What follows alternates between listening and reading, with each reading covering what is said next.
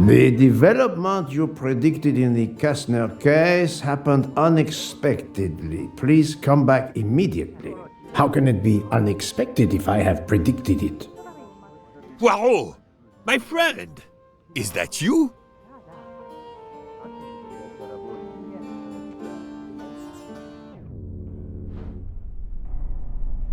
Over here, Poirot!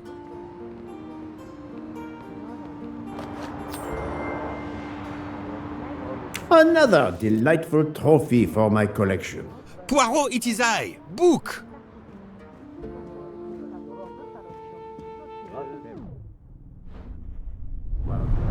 Book, it is indeed me. What brings you so far from home? A little affair in Syria. An affair of the heart? No, a modest affair of recovering stolen artifacts. But now I am summoned home to England and must leave immediately. This evening? You travel on the Orient Express, I hope. I have made no arrangements yet, as I just learned that an emergency has arisen, and I must return to England immediately. Very well. It will be my pleasure to secure you a sleeper on the Orient Express. If the director of the line insists, I accept with pleasure. And we'll dine together, for I too depart this afternoon. We'll have plenty of time to catch up. I'll have the hotel transfer our luggage. Excuse me, sir. You are the director of the line? The Princess Dragomirov would like to know if she may keep her mina in her compartment on the train. Good morning, Princess. It is an honor to welcome you aboard. There is absolutely no problem for your pet. You will ask about his food? Oh, yes. The Princess Dragomirov would like to know if there is food for miners on board. Insects, small amphibians, baby rodents. Baby rodents?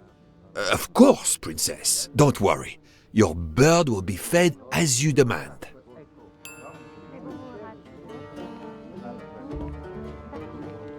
You there, desk clerk. One moment, sir. Listen to me. Call the police. My train ticket has been stolen. Stolen? Oh dear. Oh dear. You travel by the Orient Express, monsieur? Arbuthnot. Captain Archibald Arbuthnot, formerly British Army, now retired. And yes, I'm taking the Orient Express to Paris. But what business is that of yours? My name is Book. I am the director of the line at your service. And perhaps this gentleman could assist you. He is Hercule Poirot. But I must make that train. A train ticket. Yesterday I recovered artifacts worth several millions. Please, my friend. It's not just any ticket. It's an Orient Express ticket. Very well, I will investigate. Thank you, Poirot. I will arrange a car to Circecchi station for us.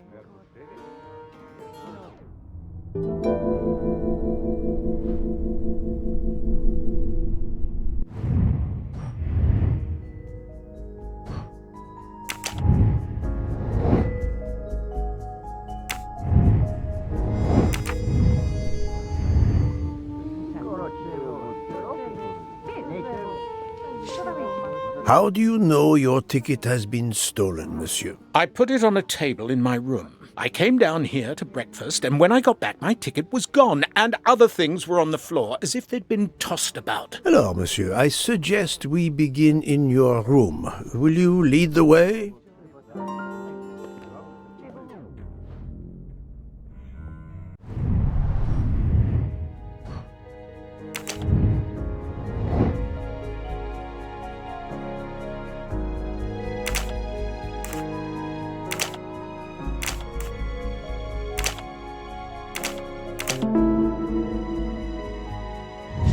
My little grey cells did not let me down.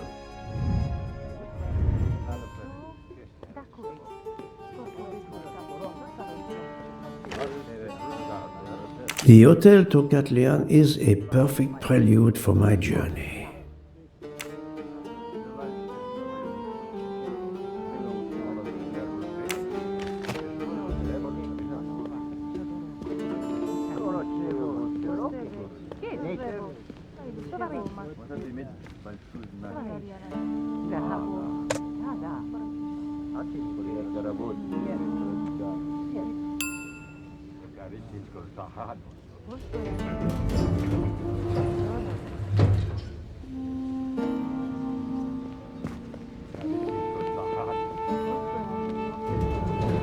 Floor, Captain Arbuthnot? 4th floor.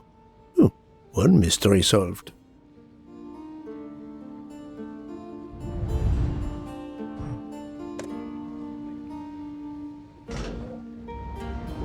I suppose I can exercise my powers of observation while we wait.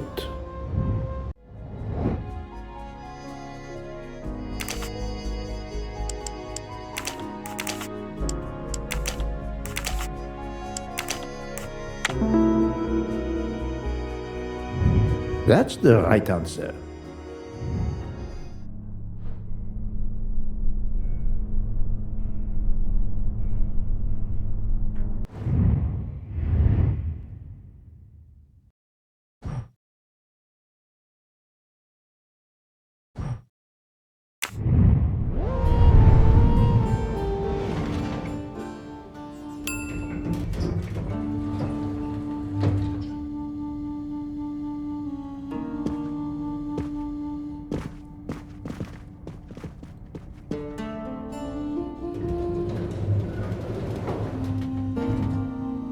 My room's along here.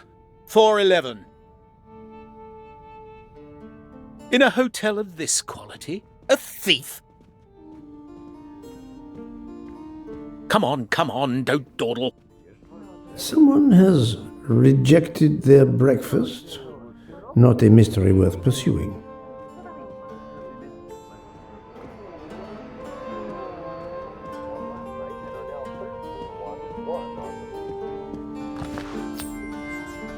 Ha ha!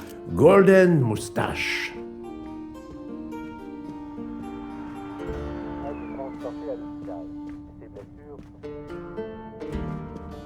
You have locked the door, monsieur? Naturally. This is a foreign country. You have the key card? Of course. We will enter.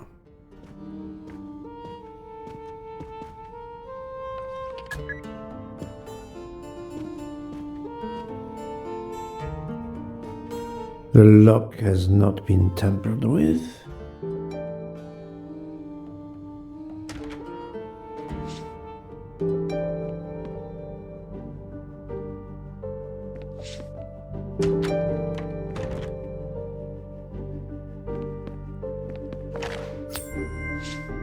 You can never have too many of these.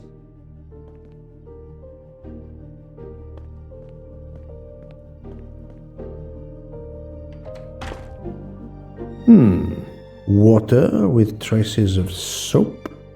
The water is scented.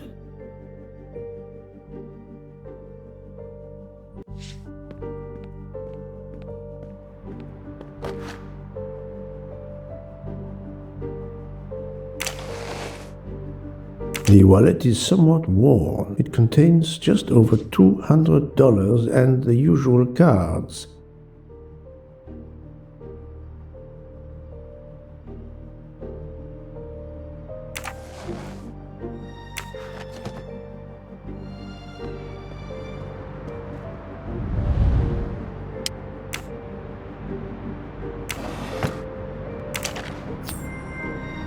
Another golden moustache to treasure.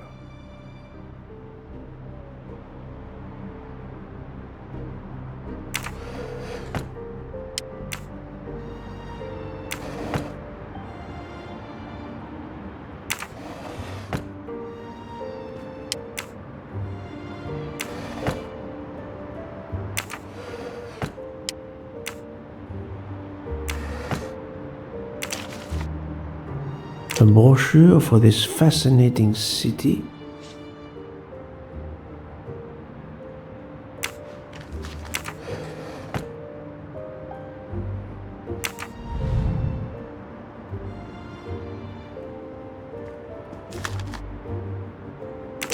A fact sheet from a tour of Saint Sophia.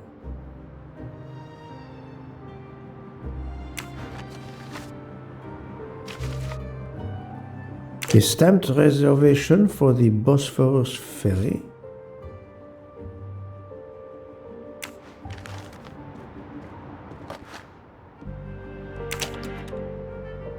The Conspicuous Gallantry Cross for meritorious service in Iraq, yet he only retired as a captain.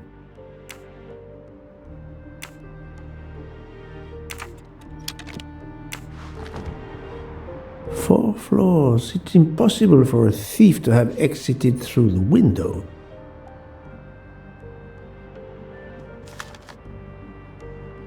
A list of travel expenses. But how did these papers end up on the floor?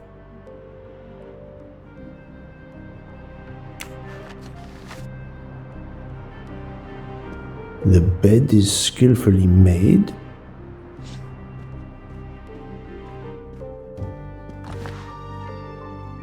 This earring, it is not the first time I've seen it, but where?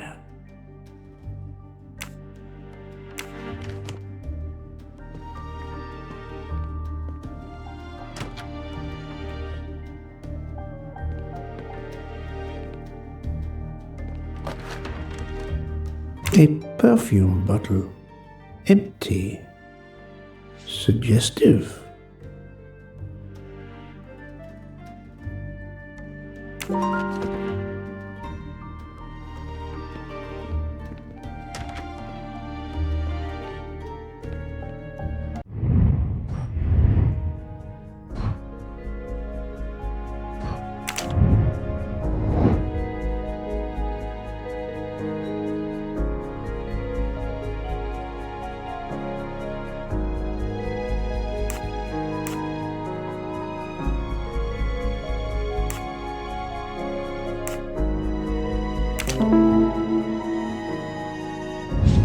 Et voilà.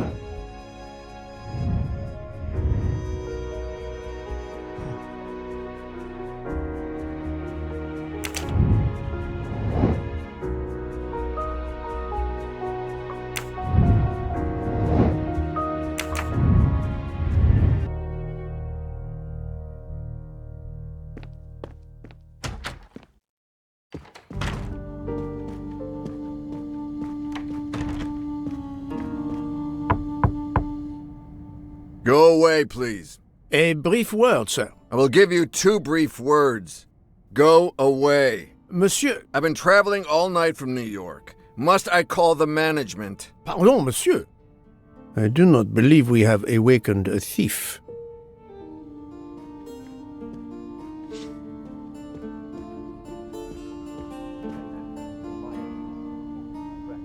The room is apparently empty. I will leave it for the moment.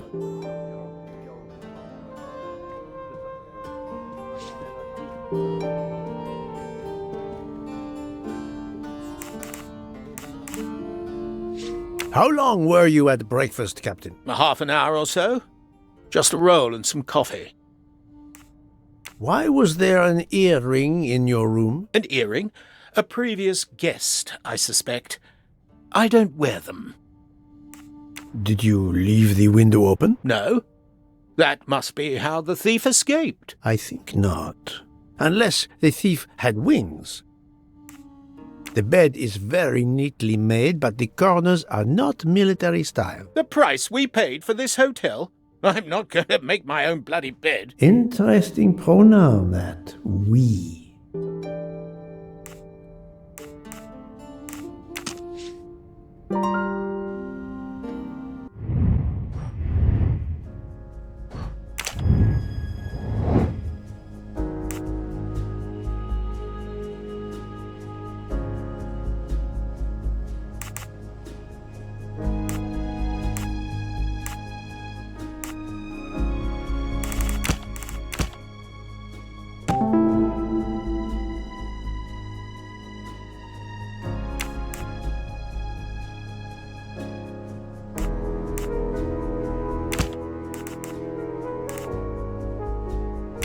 I do not think that's the right answer. This is wrong, but I'm never far from the truth.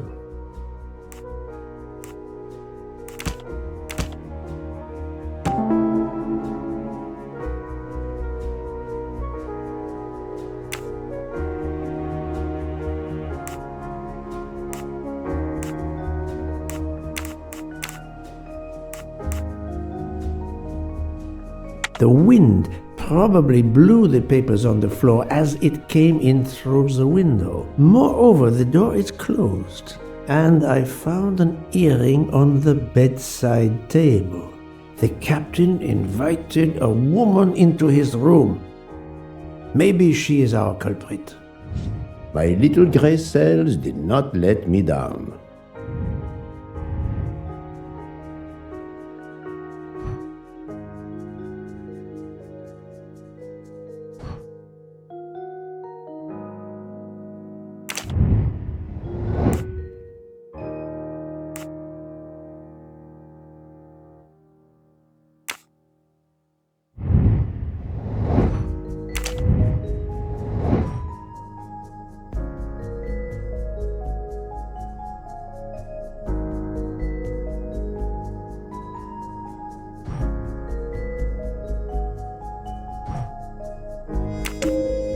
This is the most likely answer.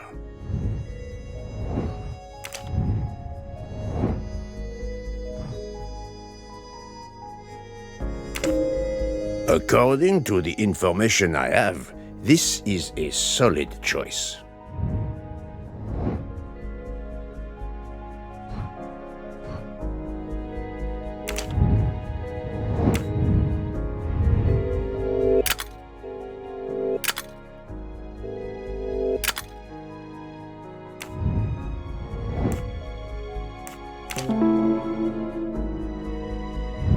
I'm right again.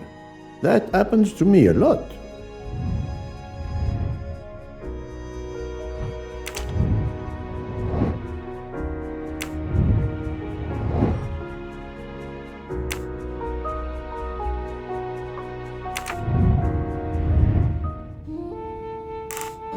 Captain Arbuthnot, I have examined your room. Much was revealed, possibly more than you expected. Rest assured we will soon find your ticket. It's about bloody time.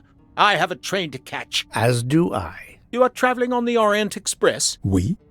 If you will be good enough to answer a few questions, we may both make our train. Ask away. Please give me an account of your movements yesterday. I spent most of my day in Istanbul, sightseeing. I returned to the hotel as the sun was setting. The desk clerk can confirm I was alone when I picked up my key. I spent the night alone. I had no visitors in my room.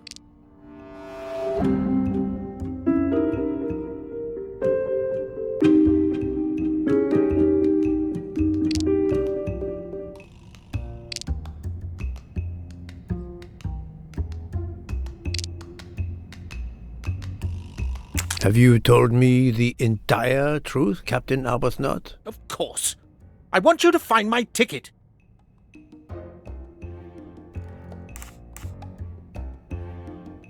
Can you explain the earring I found on the bedside table? An earring?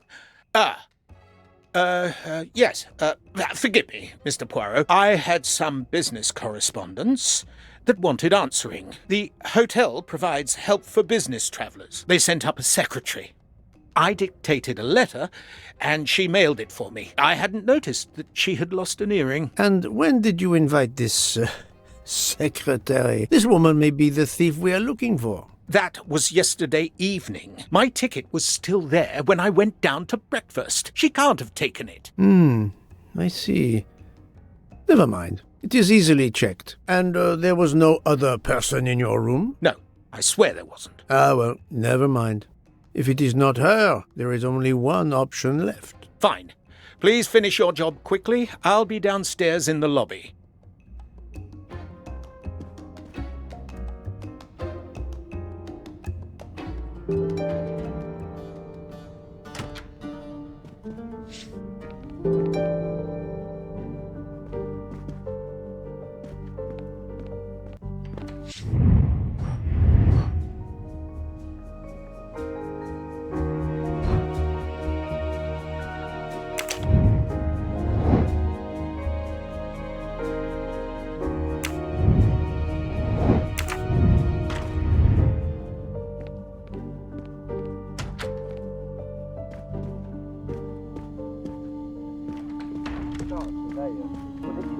Федеральная резервная система может быть...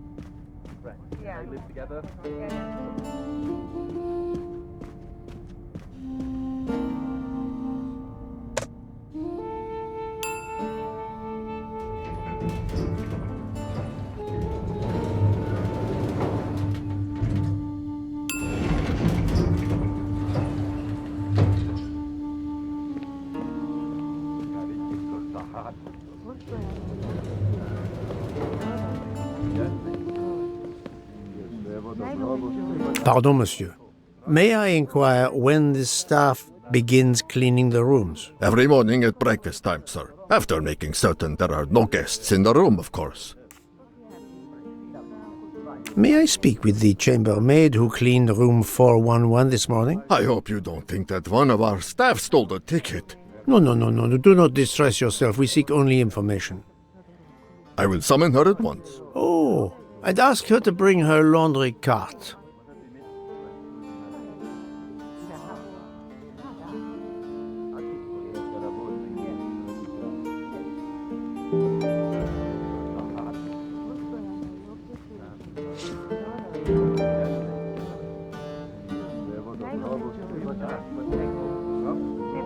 Poirot is not going to touch the dirty laundry. Do not be frightened, mademoiselle.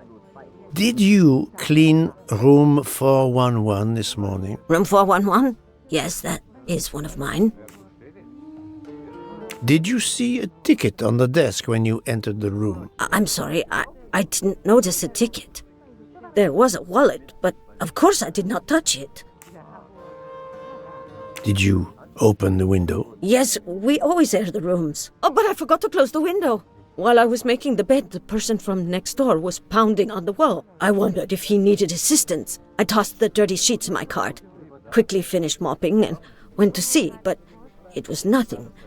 But I'm afraid I left the window open. I'm so sorry. A window left open, papers scattered on the floor.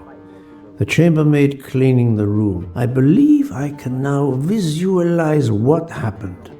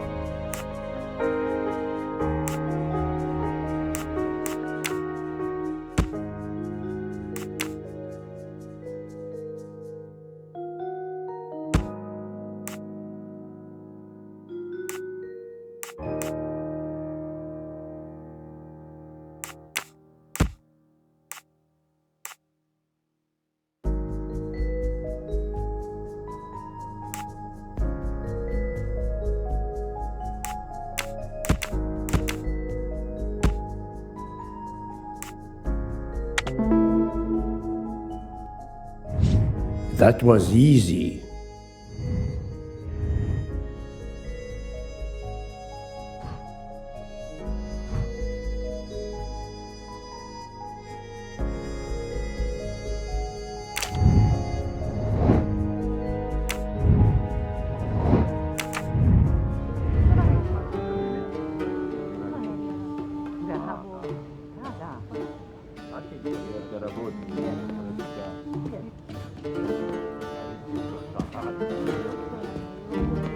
Mademoiselle, would you be so kind as to look in the sheets from room 411?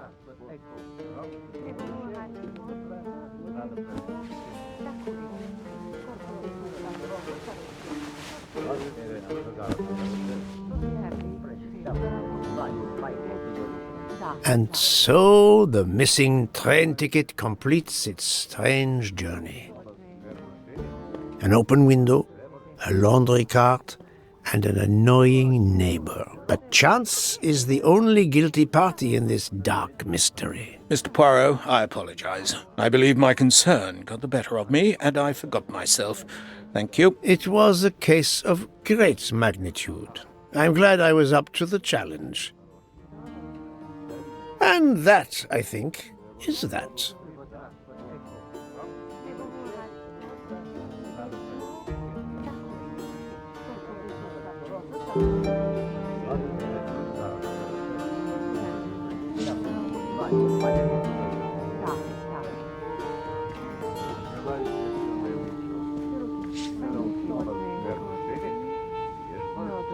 Our bags are all packed. I have my ticket and papers. If you give me yours, I'll hang on to mine. but as your secretary... As my secretary, you see to the bags, Hector. Yes. Yes, sir. That man, I have a curious impression of him, as if I were observing a wild animal, uncaged.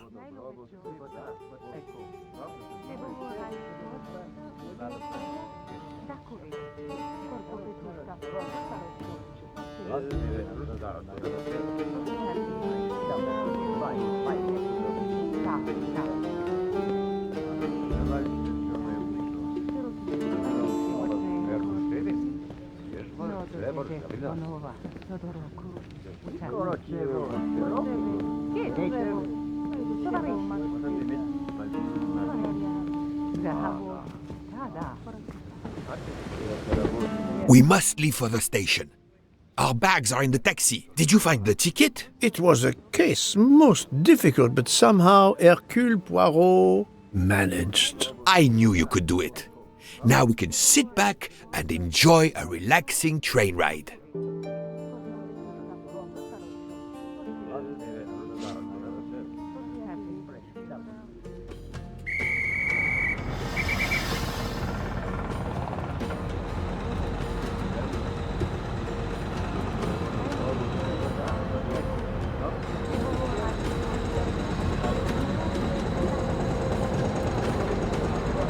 You are in luck, Poirot. Of course, no journey on this train is ever ordinary, but this is a special occasion.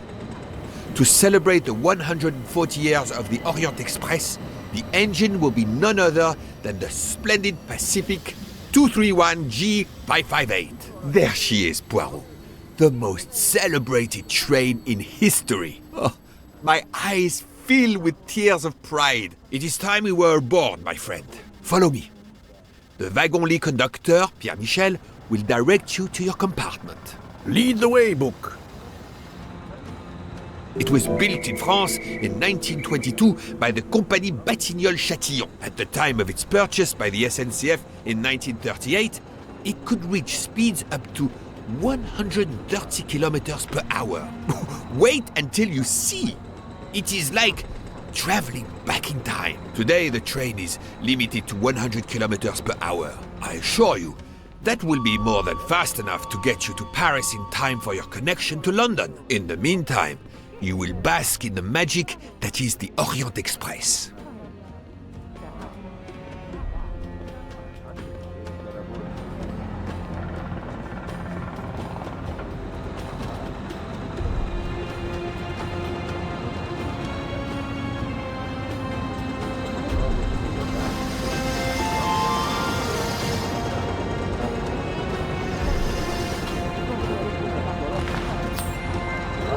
Come to Poirot, my exquisitely sculpted friend.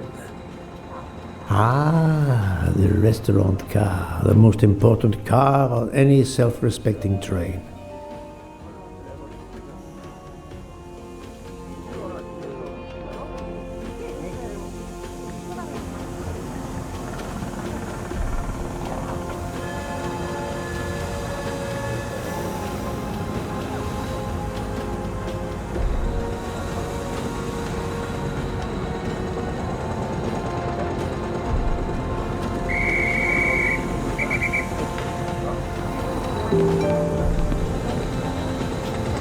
Good evening, monsieur. Your compartment is number 202. However, I am afraid that all the others are already full. Full? But how can that be? It is incredible, monsieur. All the world elects to travel tonight. All the same, you must find room for this gentleman here. I can exercise my powers of observation while they try to find me a bed. He is a friend of mine. He can have number 201. It is taken, monsieur. What? Number 201? Yes, monsieur. We are full everywhere. The 140th anniversary. Is everything aboard the train, Hector? In your compartment, Mr. Ratchet. I'm having them disinfect the room again as you instructed. I also got a call from the Indians. The sale is going through as you expected. There was never any doubt. No other phone calls, Hector? From Geneva or Venice? No, sir. Who were you expecting? Never you mind. Check our tickets. We're not going in until everything is confirmed. The young man seems quite agreeable, but the older man is something quite different.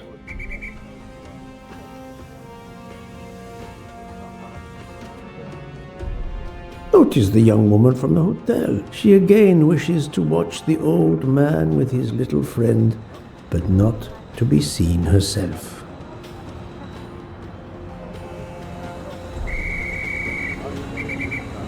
Darling, we have to get aboard. I know. I have heard of the phobia of fear of flying, but fear of trains? Now you're making fun of me. Never, my love. We'll board shortly, once our compartment is ready.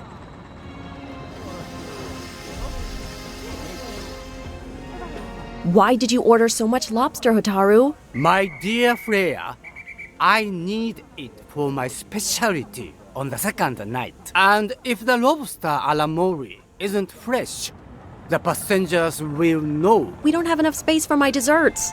Tonight, molten chocolate cake. Tomorrow, my specialty. That is not my concern.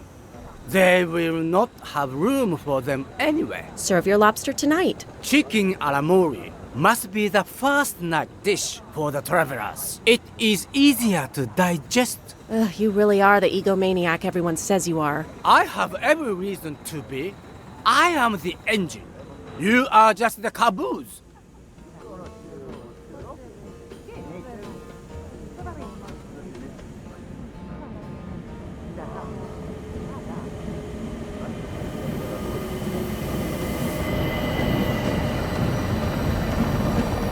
Mary. Not now. Not now. When it's all over, when it's behind us, then.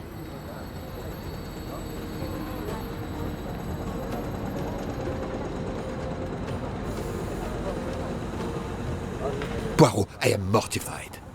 The 140th anniversary, perhaps, but such a plague of passengers.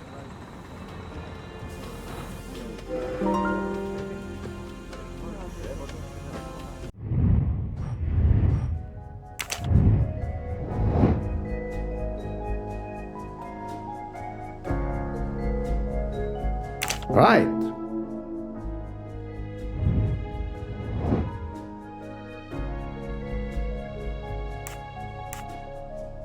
Good job.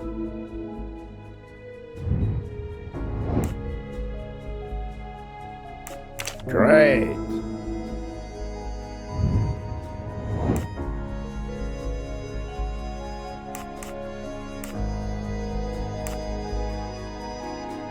I do not think that's the right answer. Why did you order... Good job.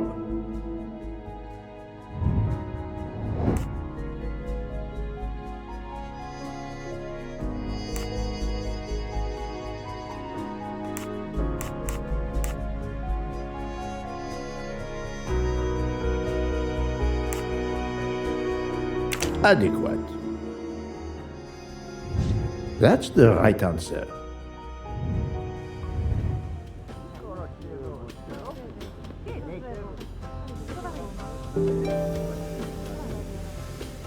Poirot, we have a solution. A gentleman has not yet come. An Englishman, a Monsieur Harris. A name of good omen. It is already time to leave. What do I care for Mr. Harris? As Monsieur pleases. I had your things sent straight to your compartment. Unfortunately, you will be with another traveler. No. Only for the first night. It cannot be helped. I will survive, mon ami. Monsieur Book, we can't find enough space in the kitchen refrigerator to store all of my ingredients. How is it possible? His recipes are extravagant. We need to leave something on the platform. If my lobsters don't go, I don't go. And have the passengers on the Orient Express go hungry? Never! Must I intervene? The problem is unworthy of Poirot, but I do not intend to starve on the most luxurious train in the world. Thank you for coming to help us. It is impossible to fit everything into the Gary's refrigerator. Obviously, my entrees are more important than dessert. If Mr. Mori delays his lobsters for a day or two, we can restock at another station. Delay? You ask me to delay? Priya? Calm yourself, my friend. I'm sure we can find a solution. Is that a diagram of the refrigerator? May I see it? Yes. He refuses to look at it.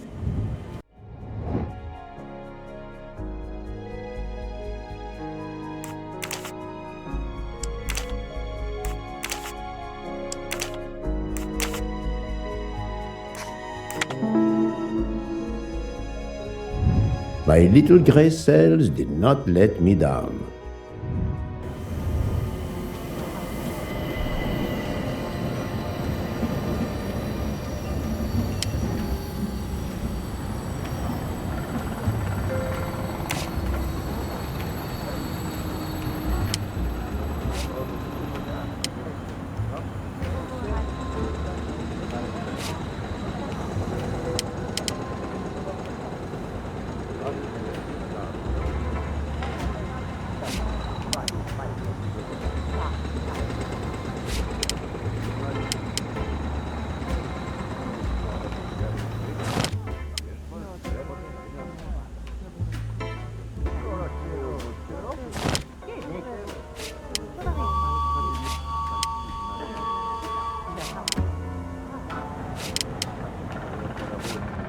Et voilà. You saved tomorrow night's dinner. Mr. Poirot, I will reserve the finest lobster just for you. I look forward to it, monsieur. And to the dessert, mademoiselle. Hopefully.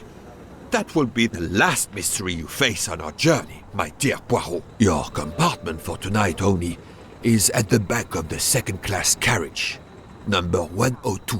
Tomorrow, you move to a private compartment.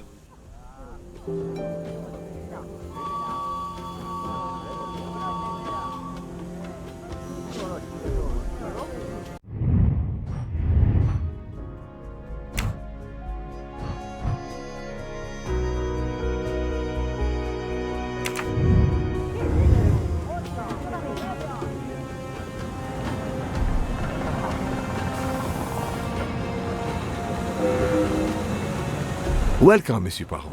I apologize for the delay. Thank you, Monsieur Michel. I am delighted you could accommodate me.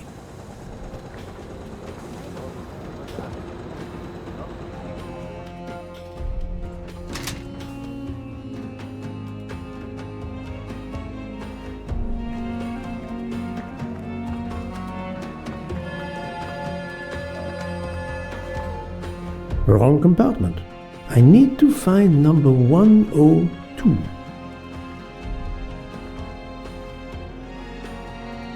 These first-class rooms are very spacious and luxurious.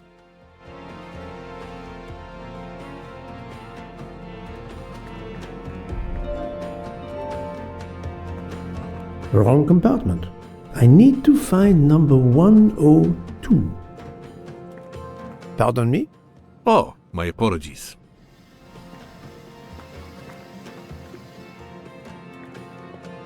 Wrong compartment.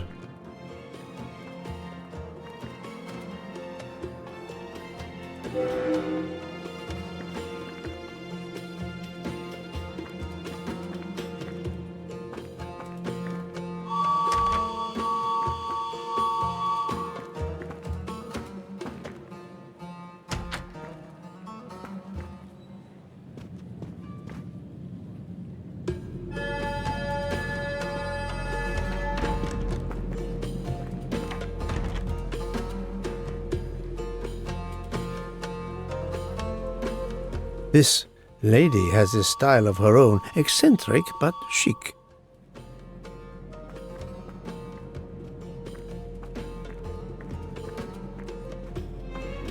Wrong compartment.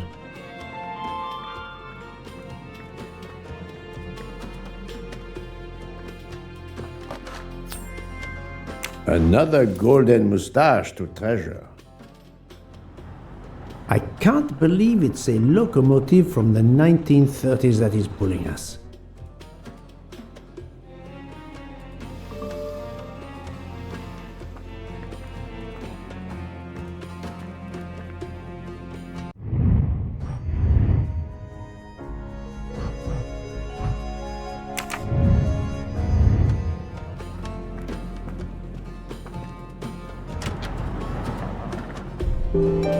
Excuse me, I think you made a mistake. You are Mr. Harris? No, my name is McQueen. There is no other berth on the train, monsieur. All is arranged. Yours is the upper berth. We start in 1 minute. The train's remarkably full. En voiture! Listen, sir, if you'd rather have the lower berth, easier and all that, well, that's all right by me. No, you are too amiable. It is for one night only, at Belgrade. Oh, I see. You're getting out of Belgrade. Not exactly.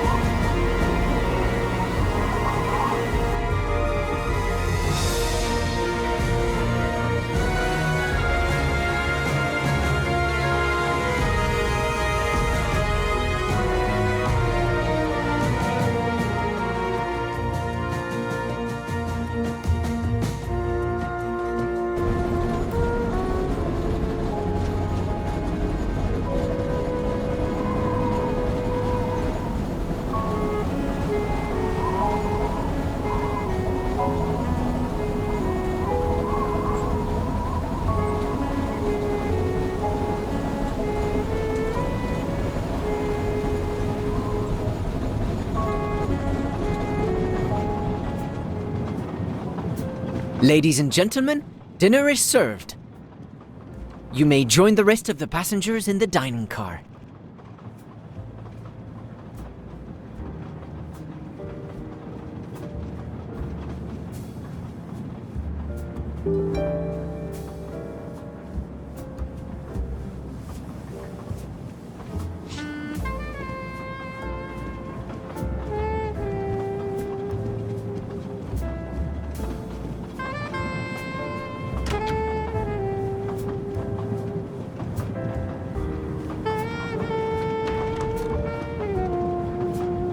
Excuse me, monsieur.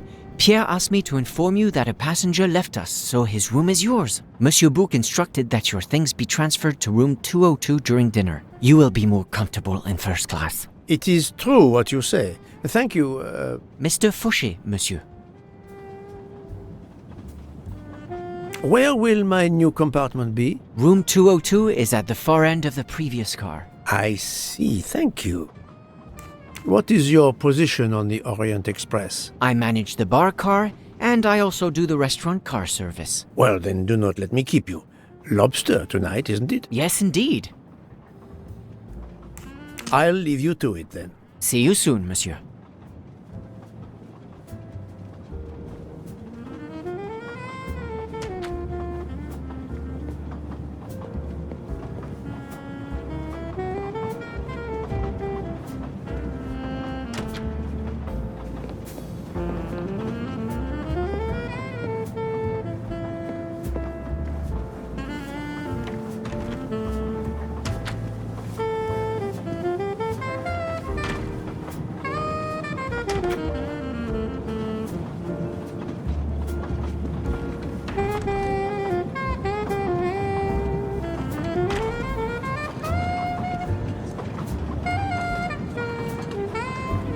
Please, my friend, join me. I have taken the liberty of ordering you your lobster. Thank you. It appears our fellow passengers are all gathered here again tonight. Ah. If I had but the pen of a Balzac, I would depict the scene. Oh, it is an idea, that. Ah, you agree. It has not been done, I think. And yet, it lends itself to romance, my friend. All around us are people of all classes, of all nationalities, of all ages. For 3 days, these people, these strangers to one another, are brought together. They sleep and eat under one roof. They cannot get away from each other. At the end of the journey, they part. They go their several ways, never perhaps to see each other again. Certainly it interests us, inviting us to watch and wonder about their lives. Ah, I know you, my friend. Even now, your mind, it is at work. Let us test it. For example, what do you make of those two?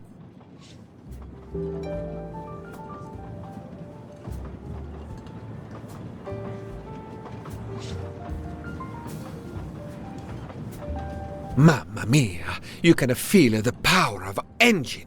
We climb into the mountains with ease. I know something about the power, and this baby has it in spades. There's something special about a train, I'll give you that. I sell toys, and model trains are one of our biggest items, and not just for children either. You sell model cars too? Sure, but give me a train any day. Oh, my friend, what do you have against the cars? Now I work at Fortuna in Italy as a spokesperson. We are producing the next generation of electric cars, the Fortuna Firenze. Like the city, it is beautiful.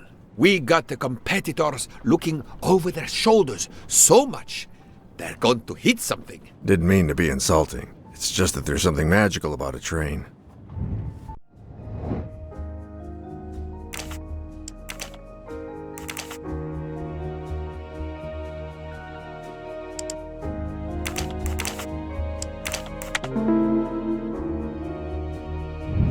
Et voilà.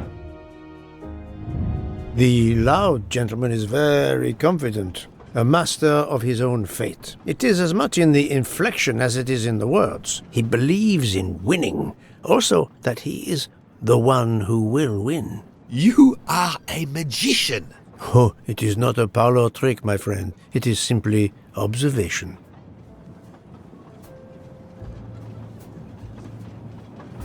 I was visiting my daughter. She works at the American Embassy in Istanbul. I told her she'd never find a husband there. Since I wanted to see Paris on my way home, she told me I should take this high-class train.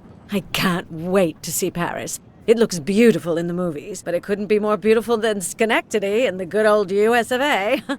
That's where I'm living now. And you, Miss Debenham, was it? Where do you hail from? I was born in the UK. Oh, that's in England, isn't it? What do you do for a living? I teach English to children in other countries. I see. Oh, I wish I spoke a foreign language. My daughter speaks several languages. Let me tell you about her work. It's very important.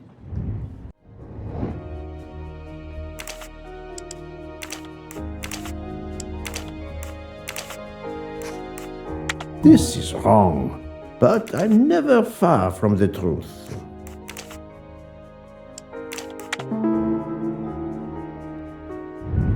That was easy. There is much you can learn about someone just by observing them and listening. For example, that lady is reserved. She reveals little. She is self-contained. Some secret prompts her to allow her dinner companion to carry the conversation. I confess, in this case, what I witnessed in Istanbul suggests more, but I will respect her privacy. You will always amaze me.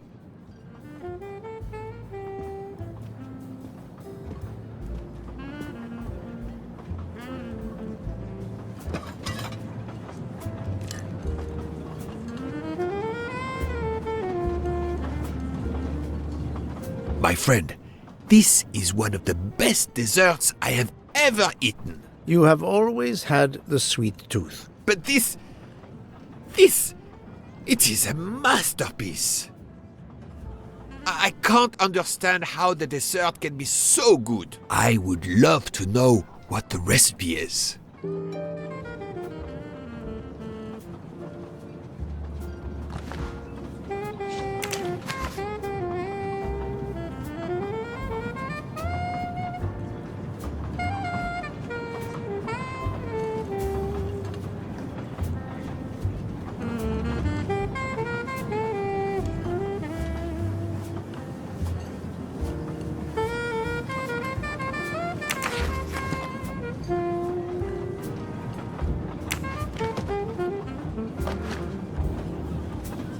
I couldn't tell what flavor the ice cream is.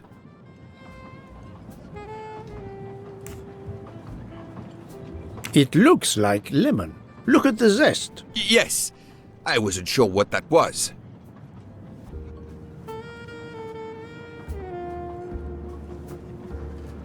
What is the red fruit?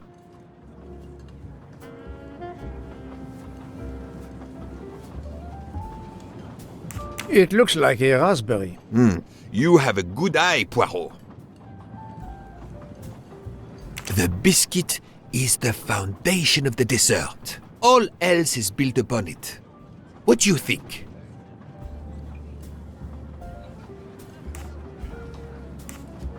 It looks like crushed biscuits, my friend.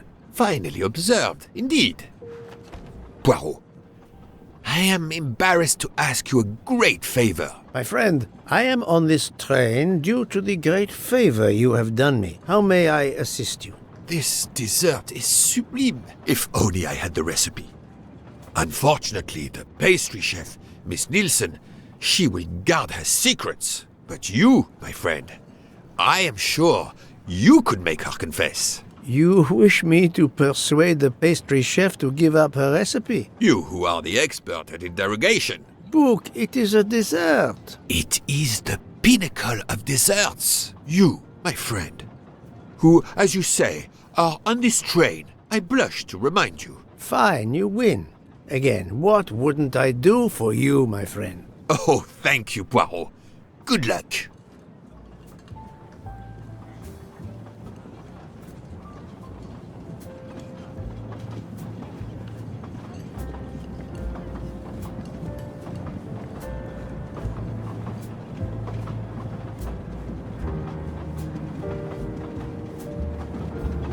Good evening, mademoiselle. Good evening, sir. How can I help you? That was a magnificent dessert you served us tonight. I wanted to tell you personally how much both Monsieur Bouc and I enjoyed it. Thank you very much, sir. In fact, it is so good. Monsieur Bouc insists on knowing how you made it. Oh, sir, I'm sorry. You must know a chef never gives away their recipes. But, well, you helped with the refrigerator, and without space in it for me, there would have been no dessert. Very well. To prepare tonight's dessert, first I melt sugar to make caramel. Then I spread this caramel to make tuiles. Between two tuiles, I add a small scoop of lemon ice cream, and I put the whole thing on a strawberry crown. Poirot, you are suspicious even now. The pastry chef gave up her prized recipe a little too easily. I sense she wasn't entirely honest with me.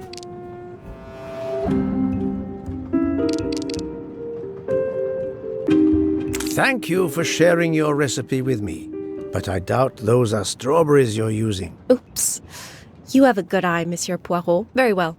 What fruit do you think I used? You used raspberries, not strawberries. I'm not fooled. You're right.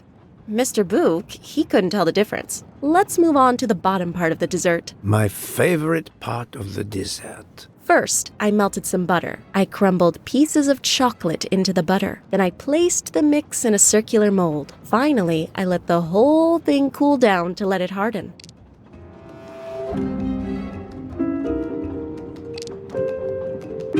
It's certainly not chocolate that you've crumbled. I see you do have an excellent palate.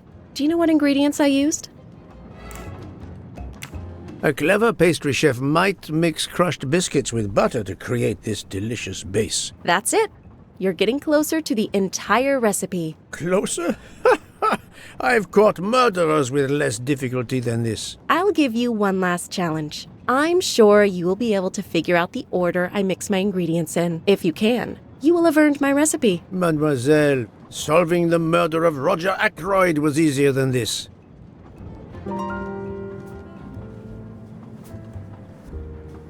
Yes, sir?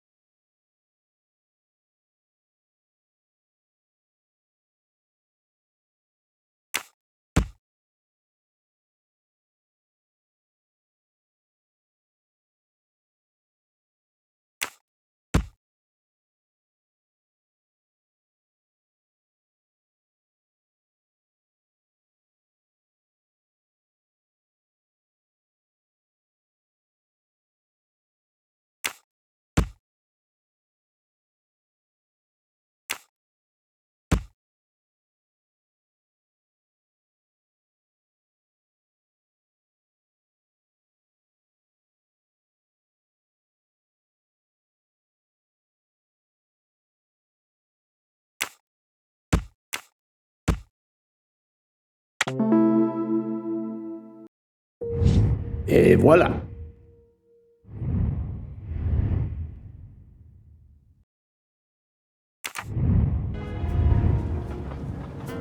As promised, my recipe is yours. Give me 5 minutes to write it down for you. Thank you. I am in your debt.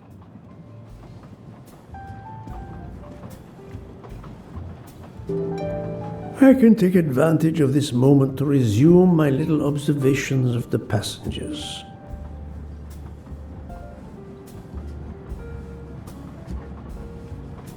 Did you enjoy the meal? I'm not used to meals like this. You do not have good restaurants in Kenya? Actually, we do. This isn't the 1930s. I did not mean to offend. You didn't like the meal? The lobster, it was undercooked, and the potatoes were too dry. I expect, being Princess Dragomirov's assistant, you must be used to eating well. Cooking is an art. You do not need to wear the chef's hat to be an artist. What is your favorite dish? Currywurst. It is a specialty of mine.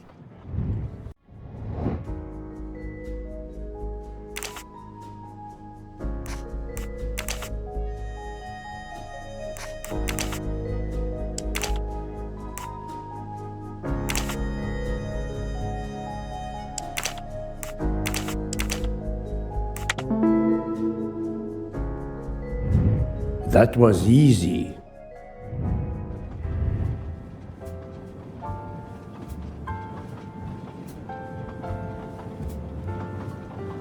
I made a lot of progress on the expenses last night, sir. I should be done by tomorrow morning. You're supposed to be a fast worker, Hector. Sorry, sir. Working here is not as comfortable as in our office in Boston. You're lucky to ride in a train like this.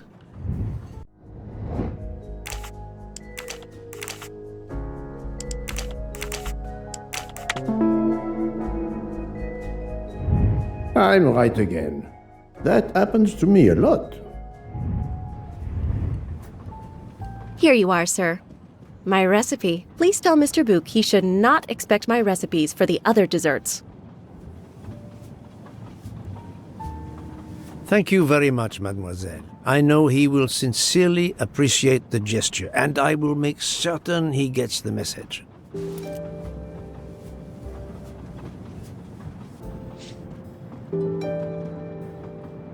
Yes, sir?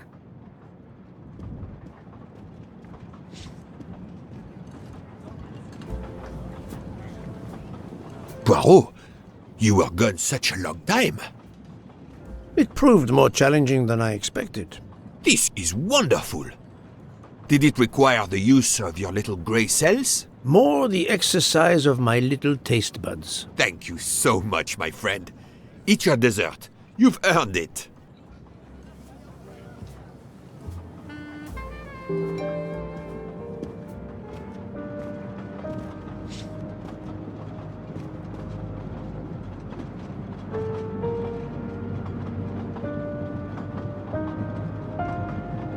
Good evening. My name is Ratchet. I think that I have the pleasure of speaking to Mr. Hercule Poirot, is that so? You have been correctly informed, monsieur. Your exploits are well known on my side of the Atlantic. In my country, we come to the point quickly. Mr. Poirot, I want you to take on a job for me. Are you interested in earning a lot of money? My clientele, monsieur, is limited nowadays. I undertake very few cases. Why, naturally. I understand that. But this, Mr. Poirot, means big money. Big money.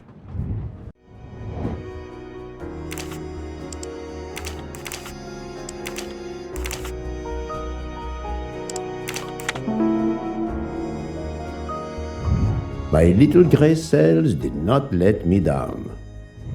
What is it you wish me to do for you, monsieur Ratchet? Mr. Poirot, I am a rich man. A very rich man. Men in that position have enemies. I have an enemy. Monsieur, in my experience, when a man is in a position to have, as you say, enemies, then it does not usually resolve itself into one enemy only. Yes, I appreciate that point. Enemy or enemies, it doesn't matter. What does matter is my safety. My life has been threatened, Mr. Poirot. Now, I'm a man who can take pretty good care of himself, but as I look at it, a little insurance wouldn't hurt. And remember, big money. I regret, monsieur, that I cannot oblige you. What's wrong with my proposition? If you will forgive me for being personal, I do not like your face, Mr. Ratchet. Now, if you wouldn't mind, I'd like to finish my coffee peacefully.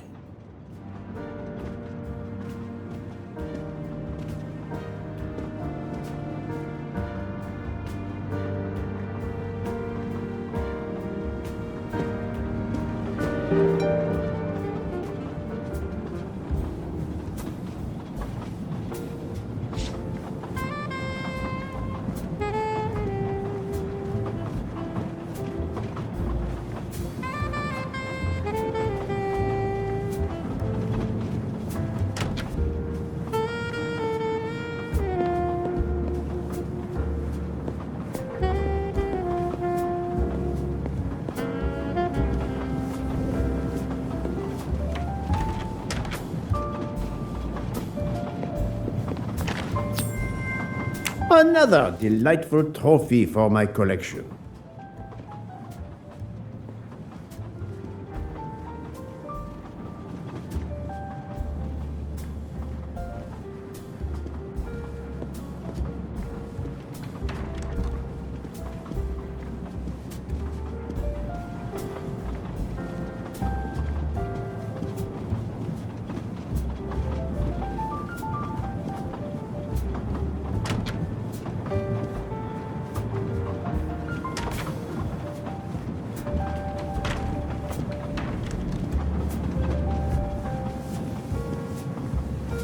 A nightcap, Monsieur Poirot?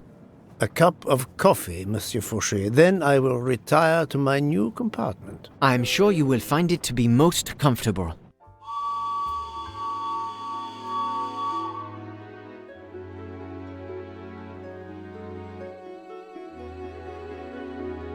We have stopped? Yes, sir. Belgrade Station. If you'd like to go out and get some fresh air, now is the time. The train leaves at 9:15. No, I see that it is snowing. I will not seek out the fresh air. Probably a wise decision. May I suggest a chocolate to accompany your coffee? It is produced by my father, the best chocolatier in Switzerland. I would never refuse a chocolate with such high recommendation. I know you will enjoy it, and please let me know if there is anything else you require.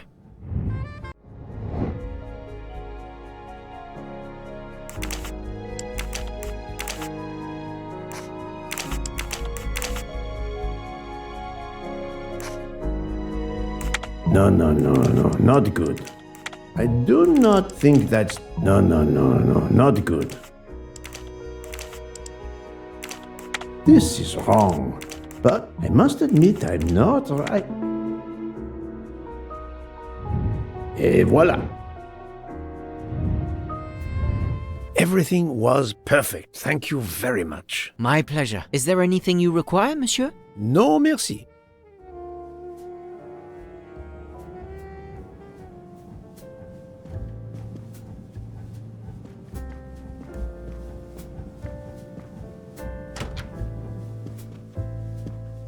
Why, I thought you'd left us.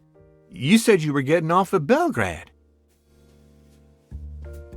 You misunderstood me. But, man, your baggage, it's gone. It has been moved into another compartment, that is all. Oh, I see.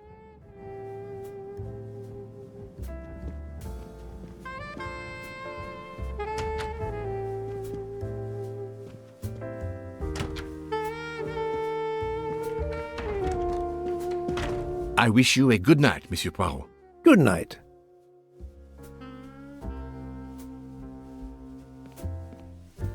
I hope you'll sleep well and that your head will be better in the morning. It is just the cold. I'm now making myself a cup of tea. I hope it'll warm you up. I hope so. Good night. Well, good night, my dear. What a brave girl. On the other hand, that man there in the next cabin, Monsieur Ratchet, he scares the hell out of me. There's something wrong about that man. My daughter always says I'm very intuitive. When Mama gets a hunch, she's dead right. That's what my daughter says. And I've got a hunch about that man. He's next door to me, and I don't like it. I put my bags against the communicating door last night. I thought I heard him trying the handle. Well, whoever you are, I'm going right to bed to read. Good night. Good night, madam. Whoever I am?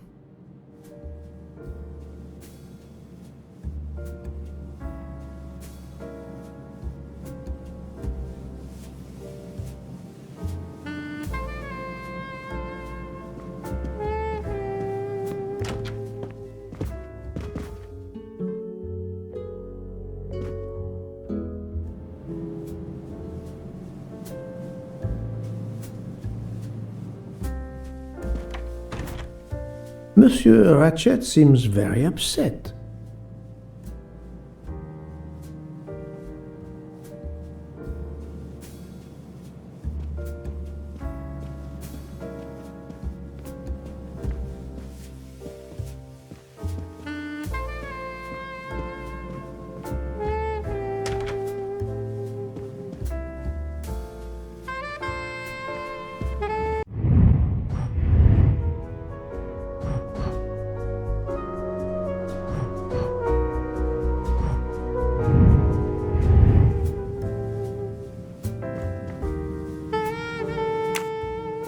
Ah, finally a real bed fit for a king or a very tired detective.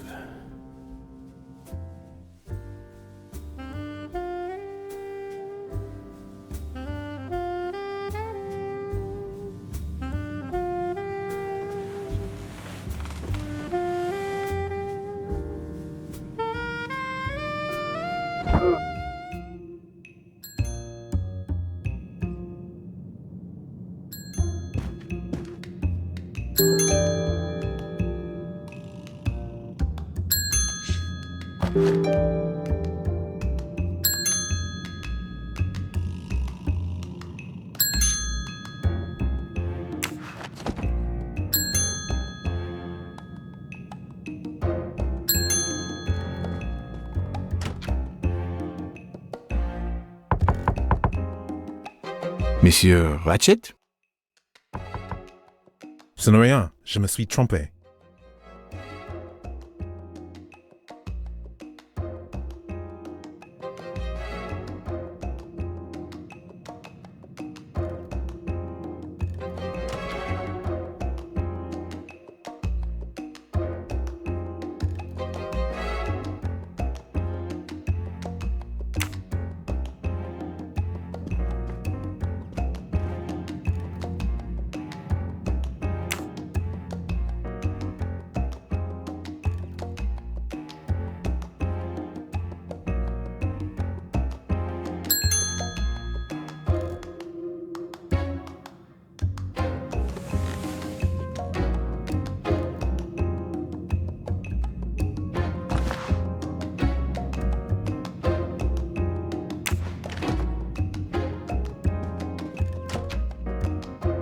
Good night, madame.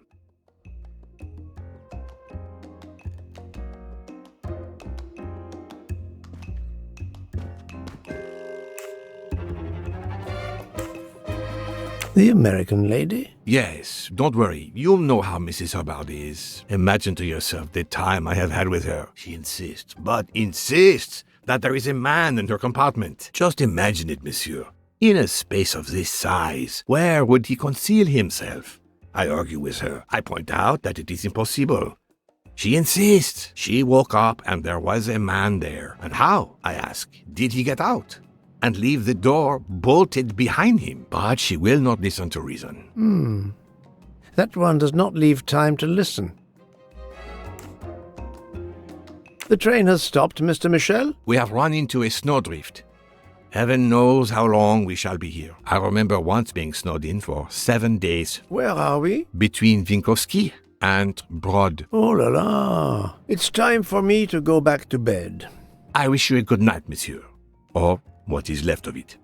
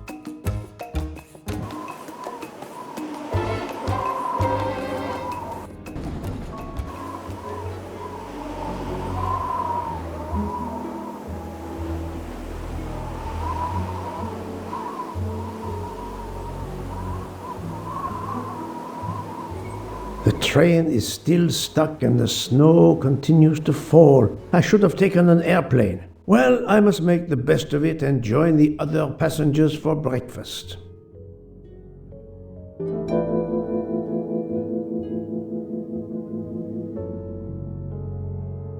The train still hasn't left.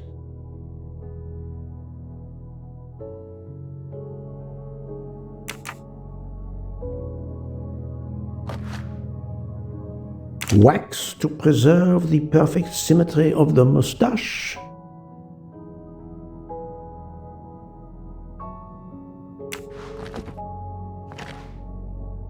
The finest of curling irons for the moustache.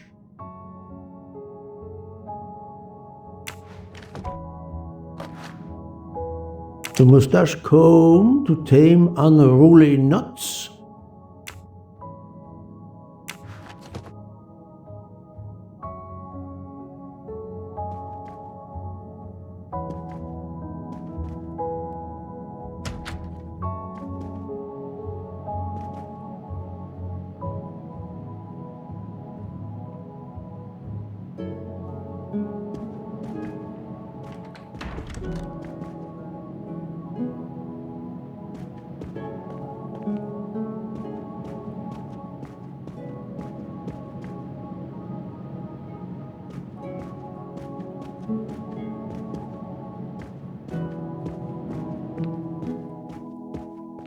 Good morning, Monsieur Michel. Good morning, sir. Please enjoy our special breakfast in our restaurant. Good morning, Monsieur Michel. Good morning, sir. Please.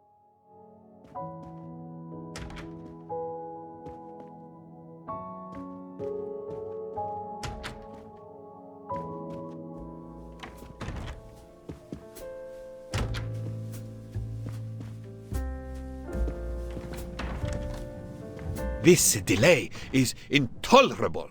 I am supposed to be demonstrating the Firenze in Paris in 2 days. Ah, your electric car.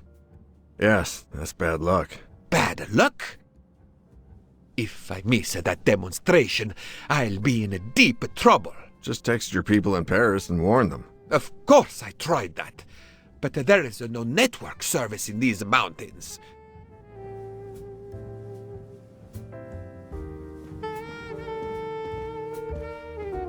My daughter said it would be the easiest way in the world. Just sit on the train until I got to Paris. And now we may be here for days, and my boat sails the day after tomorrow. How am I going to catch it now? I can't even send an email to cancel it. I'm just too mad to talk about it. My colleagues were to meet me in Paris. They will wonder what has happened to me. I can get no words to them. What will they think? We have refugees to help.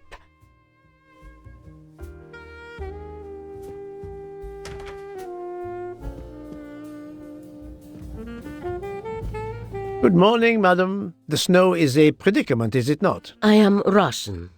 Snow is no stranger to me. Ah, the accent. Would it be St. Petersburg? You are very perceptive. Monsieur Poirot, is it not? And may I take it I have the honor of addressing Princess Natalia Dragomirov? We dispense with the old titles these days. My husband, all of my past, was taken from me by these Stalinists. When they were gone, I became director of the St. Petersburg Museum of Antiquities to restore and preserve what I can of my country's history. Still, the delay must be vexing. If I must be late for my appointments, then they will wait. I know that I would certainly wait, madame. It has been my extreme pleasure to make your acquaintance, madame. Au revoir, Monsieur Poirot.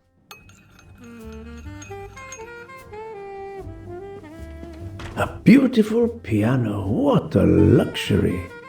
Pity there's no one to play it.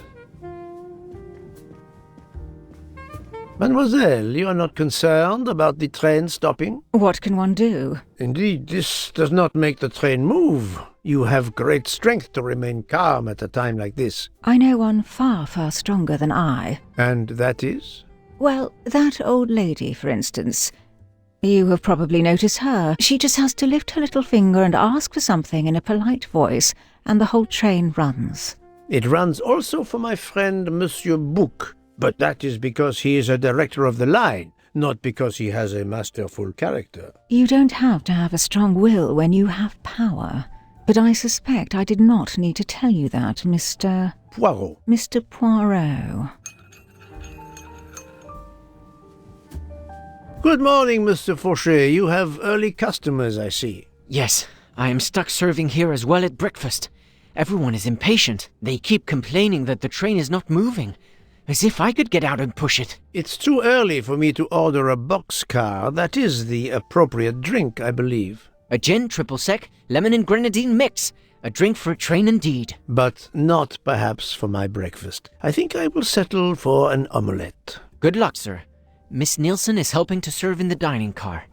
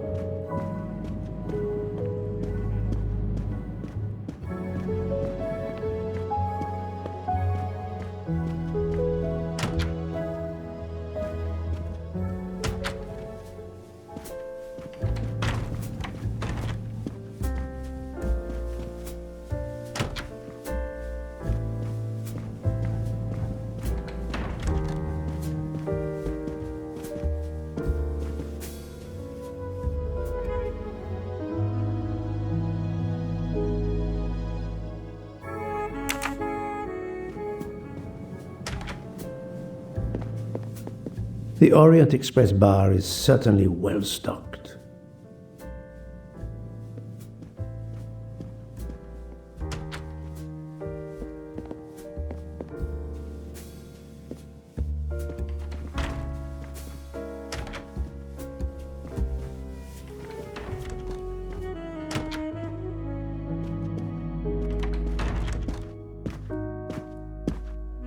How long are we expected to be stranded here? It won't do much good complaining to me. That fellow there with the moustache, he may know something. Excusez-moi, sir. Yes? Monsieur Bouc asks for you to join him in compartment 203. Look here, Poirot. Can you tell us anything? I can tell you the snow, it will not move aside on its own. Of course, but you obviously have some influence with Bouc. I am going to see him now. I will ask him if he has any information.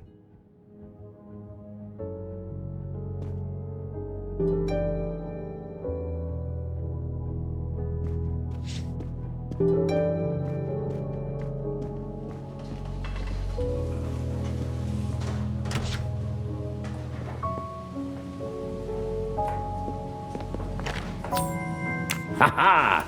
Golden moustache.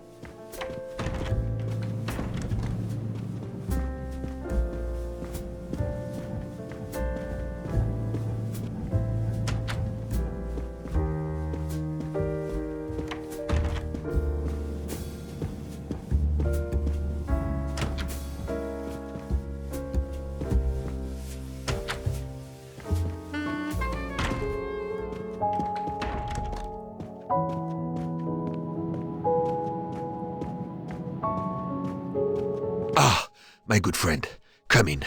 We have need of you. What has occurred? A passenger lies dead in his bed. Stabbed. A passenger? Which passenger? In there. He's an American. A man called Ratchet. It was his valet, Masterman, who was worried that Mr. Ratchet was not awake yet. Pierre Michel, the conductor, decided to break in and found the body. I see. Well, my friend, I think it is best not to touch anything and wait for the police to arrive.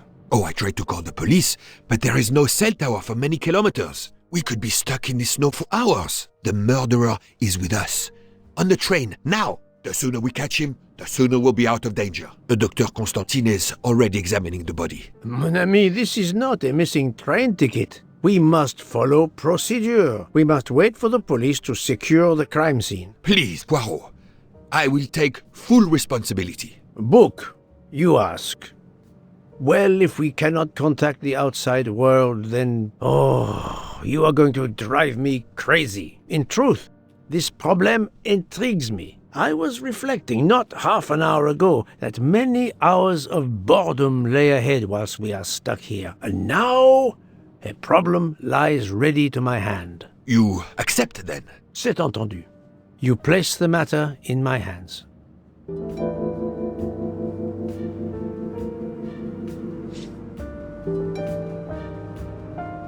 Good. We are all at your service. This is the room right here.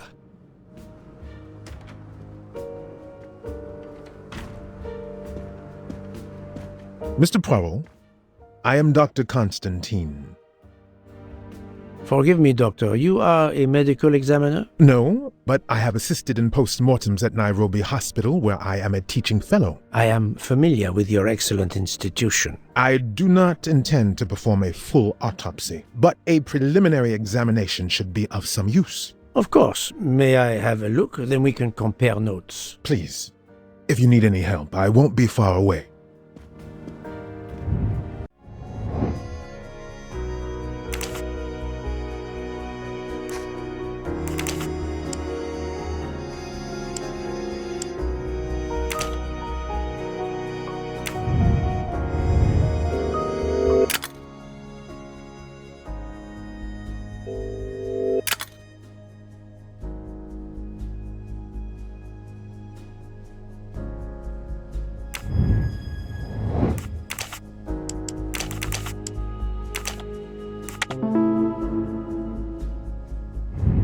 That was easy.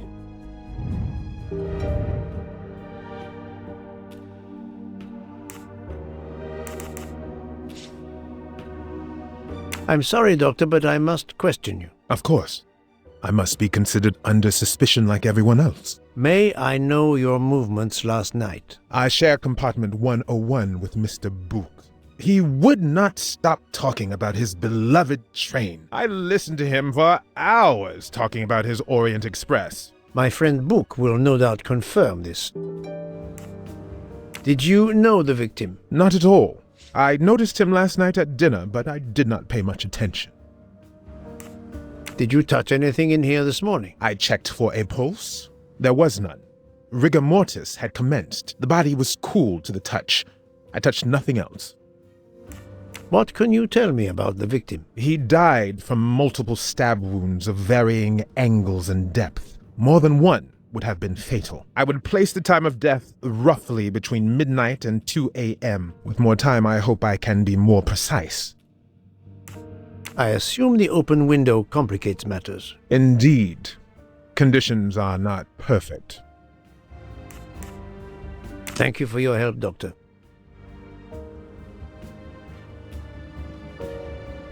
Where can the killer have gone? This door communicates with compartment 204. The latch is open on this side.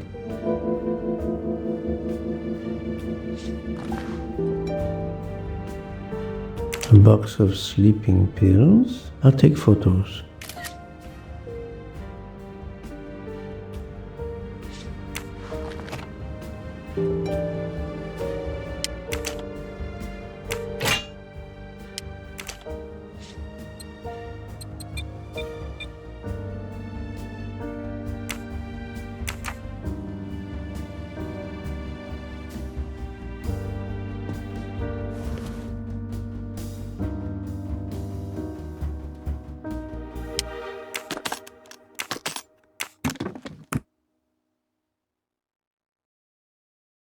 Expensive clothing, recently laundered. Not exactly the reading material one would expect of a man like Ratchet.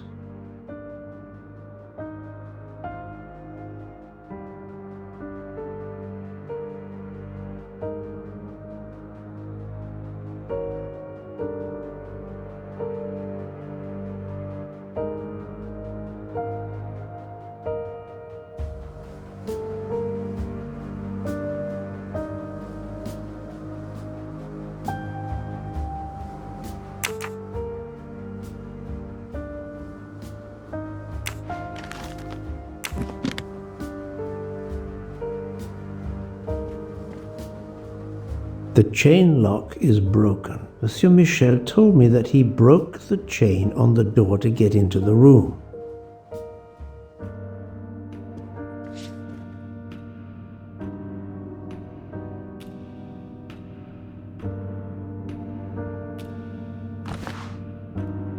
The watch is broken. The hands are stopped at 1:15 a.m. One would expect that to be the time when the attack occurred.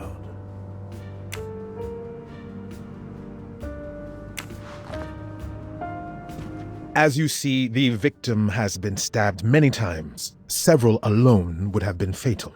Yes, I agree. An attack most savage. I will, of course, prepare a complete report on my findings. Thank you. I'll take photos.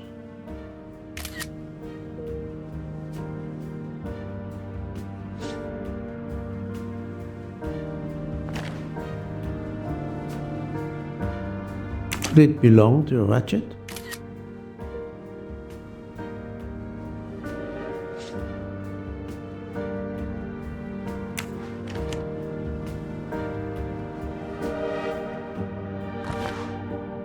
Last night, Monsieur Ratchet said he takes precautions. I see now what he meant. He knew he was in danger and wanted to be ready, yet it was no use to him. I will leave it here for the police.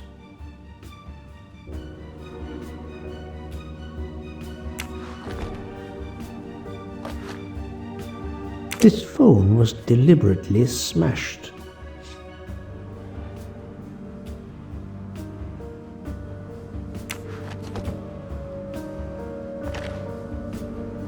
I'm sure I will find some interesting things inside.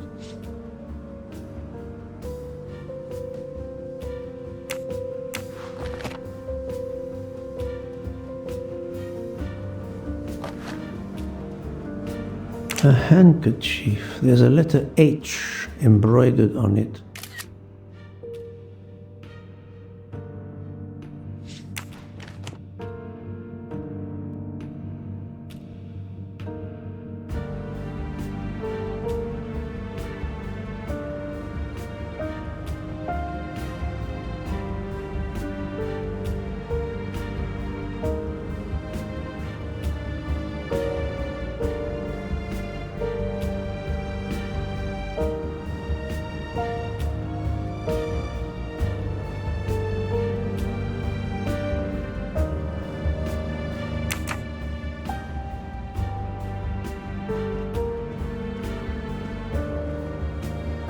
The snow is falling only lightly this morning. The murderer would have left tracks in the snow if he had jumped out the window.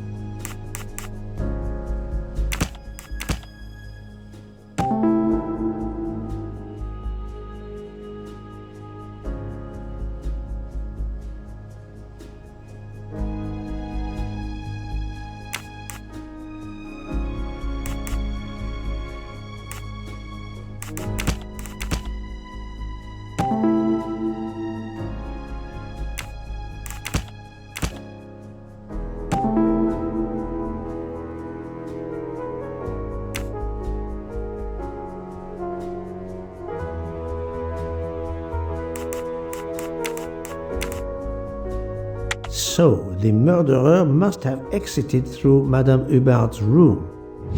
That's the right answer.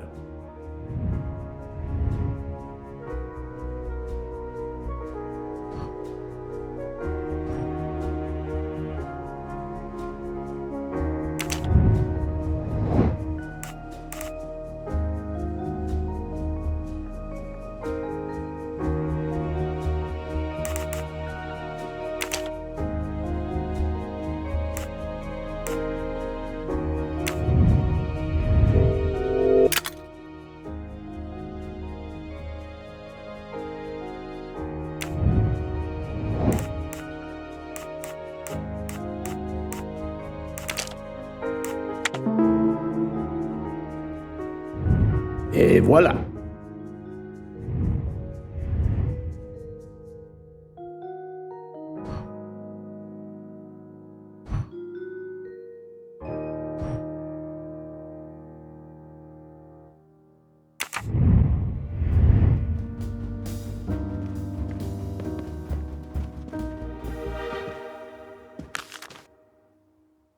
I wonder what could be in this photo.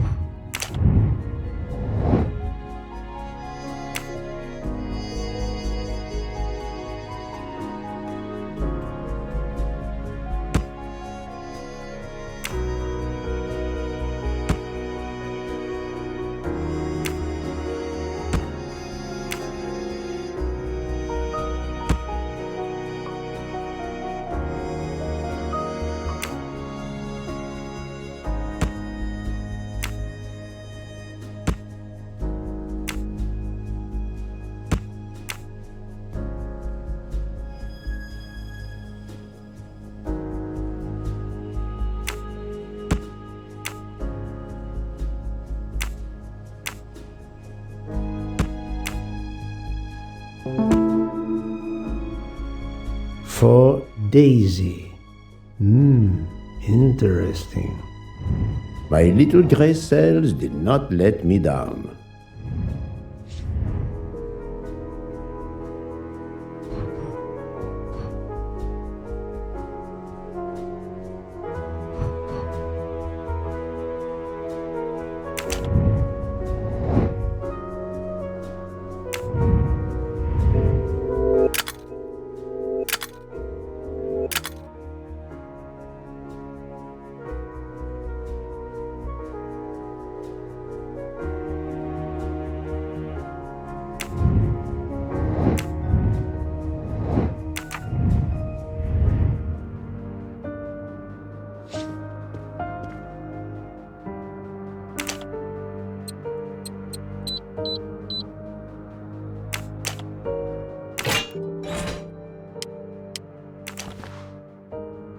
Not very surprising.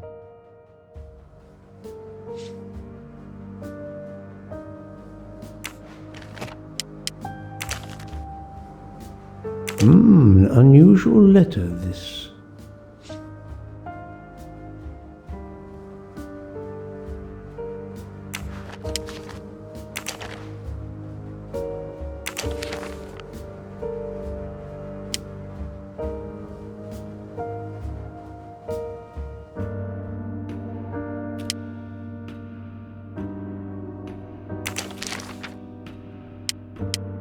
Ratchet had an appointment he will never keep.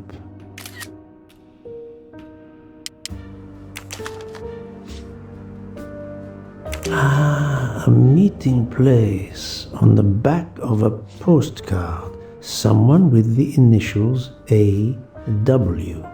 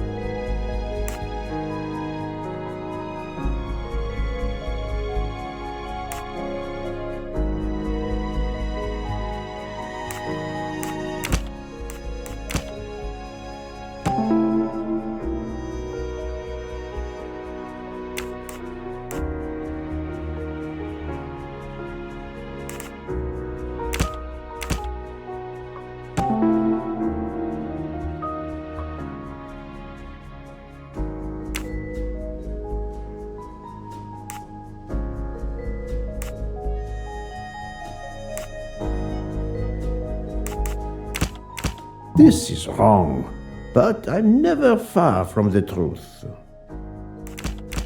Think, Poirot, that is not a good answer.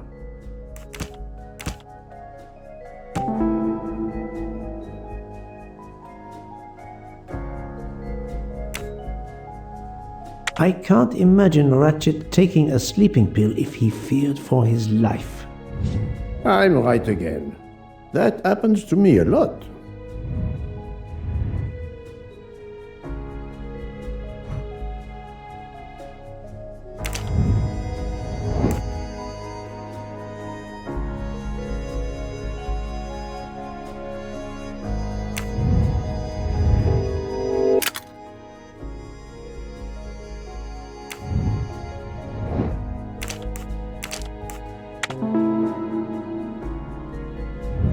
That's the right answer.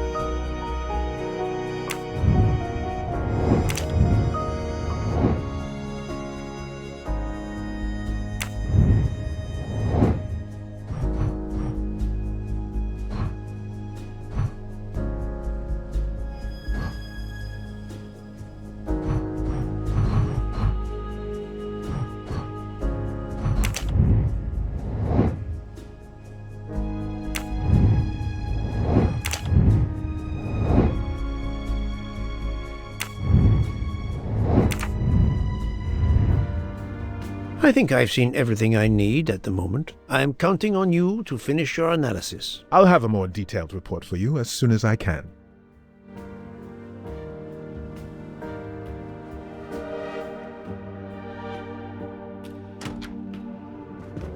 So, Poirot, did you find anything out? It's a bit early for the handcuffs, my friend. Even for Hercule Poirot.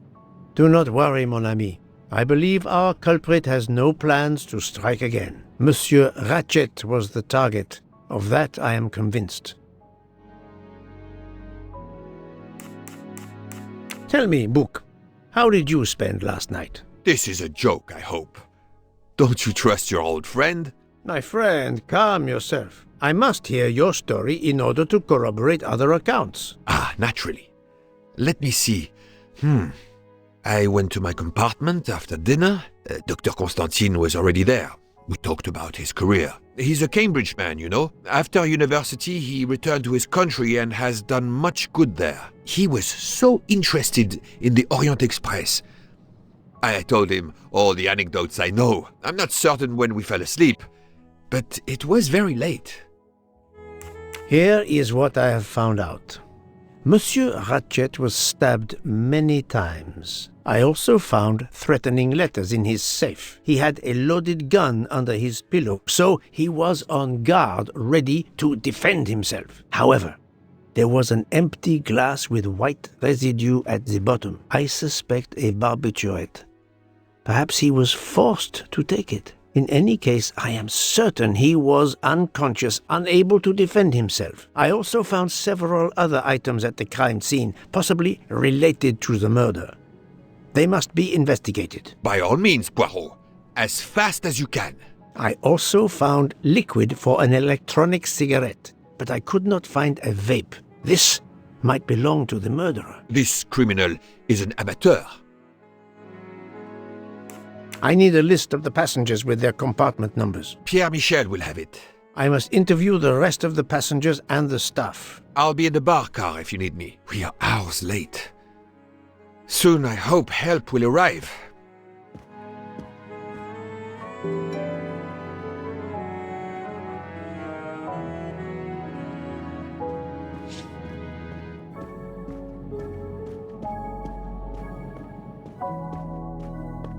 Monsieur Michel, I must ask you a few questions if you don't mind. I will do everything I can to help. First of all, tell me about yourself. Very well. My name, as you know, is Pierre Michel. I am from Calais. I've been with the company for over 15 years. Thank you.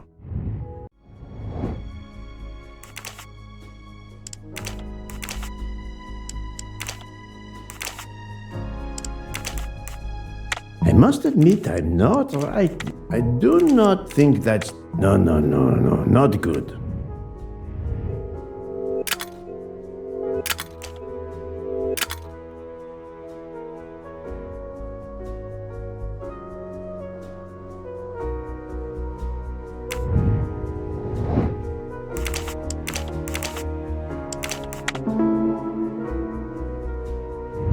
I'm right again. That happens to me a lot. Can you provide me with a listing of the passengers and their rooms, please? Yes, certainly.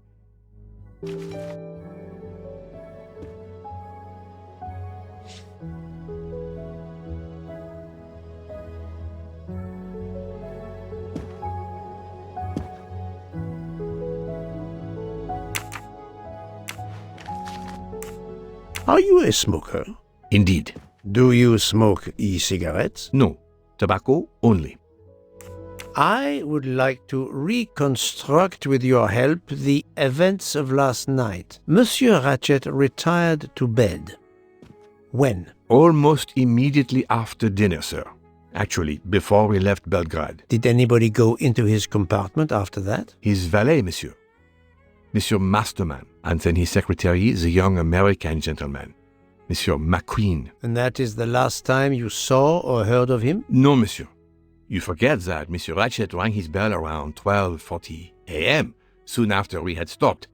I knocked at the door, but he called out in French, "Ce n'est rien, je me suis trompé." I then left to answer another bell that had just rung. Where were you at 1:15 a.m.? I was sitting on my little seat at the end of the car, facing up the corridor. Are you sure? I left a little after 1 a.m. to speak about the snow with my colleague Jean in the bar car. I came back later. There was a call.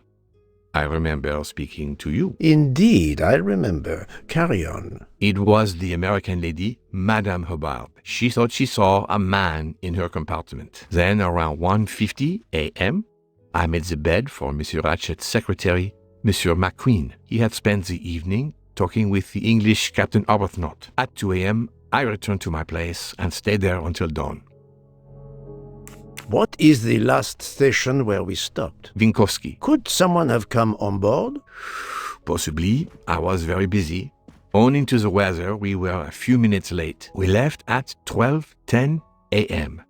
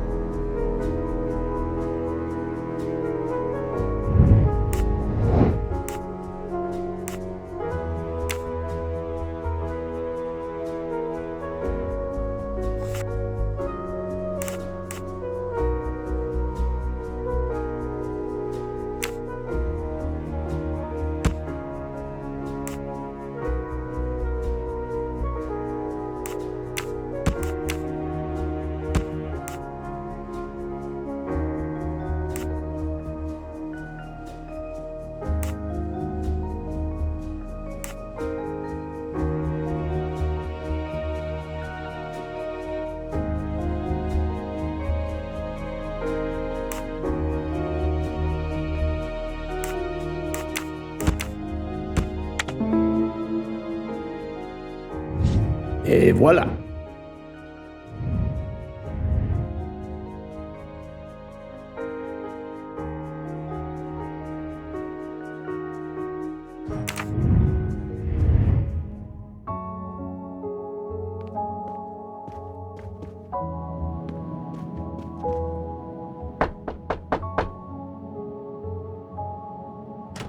Good morning, madam. I am Hercule Poirot. Caroline Hubbard. What can I do for you, Mr. Poirot? I am the bearer of unfortunate news. It's obvious with all the commotion that something has happened. Madame Hubbard, I am afraid your neighbor, Monsieur Ratchet, was murdered last night. Oh, my God. I knew it. I knew it. I would like to ask you some questions, but first, may I inspect your room? Of course, yes. You must.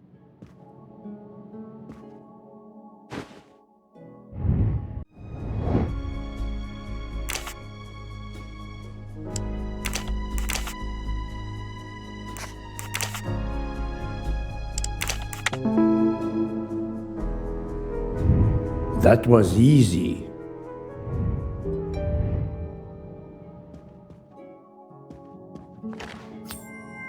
Come to Poirot, my exquisitely sculpted friend.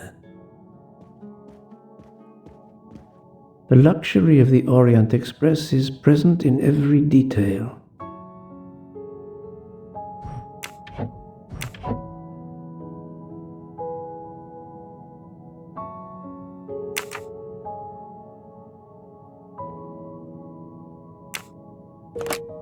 This door connects to Monsieur Ratchet's compartment. It was latched on this side.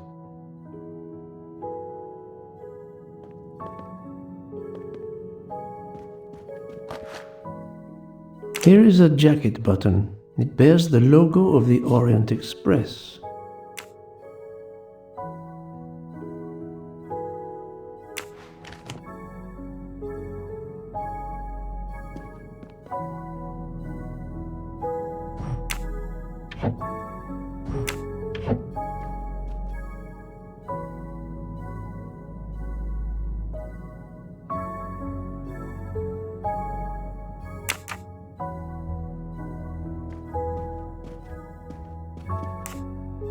Madame, please tell me about last night. The murderer was right here in my compartment. I woke up. All in the dark it was. I was just so scared I couldn't scream.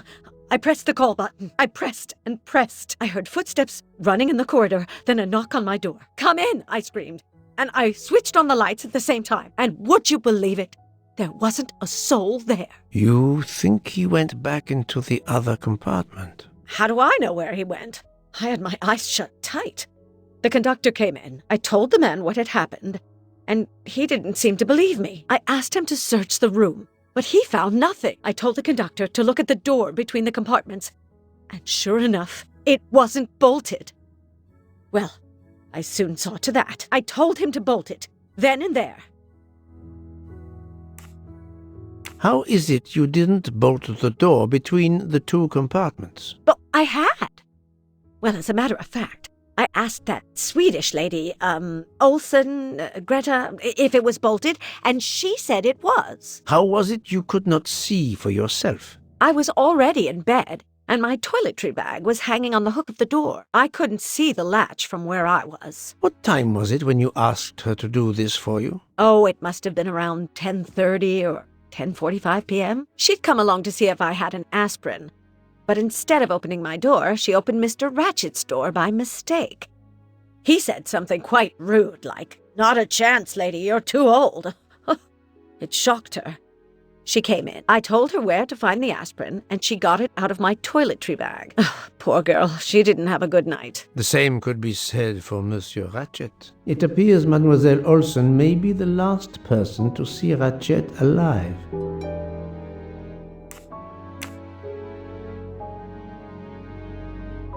Is this your handkerchief? No, not at all. Yet it is embroidered with an initial H, like your name. I don't care. It's not mine, and I would certainly never buy something so impractical as that frilly thing. Are you a smoker? No, definitely not. Filthy habit.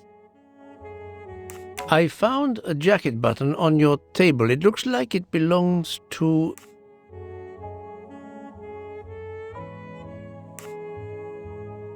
a train employee. The button bears the logo of the Orient Express. Well, of course the conductor came in last night, but he didn't go near that table. Still, it's a safe bet that it belongs to the conductor. I'll check his jacket later, to be sure. I have not finished inspecting your room. If you don't mind,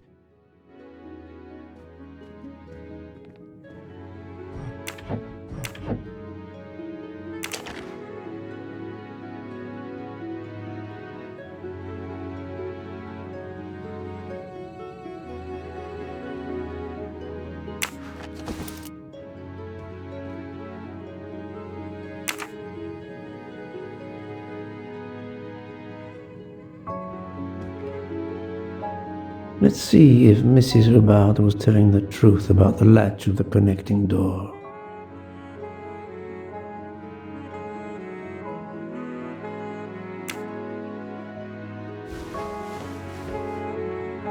This hook is probably where Mrs. Hubbard hung her toiletry bag. I can see the latch very well from here, even with the toiletry bag attached. I'll have to clear that up with Mrs. Hubbard.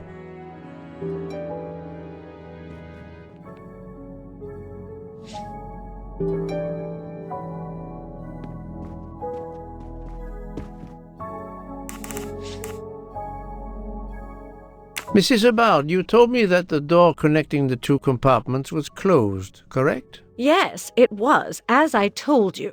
I was already in bed and my toiletry bag was hanging on the hook of the door. I couldn't see the latch from where I was. That's why I asked Miss Olsen to check if it was closed.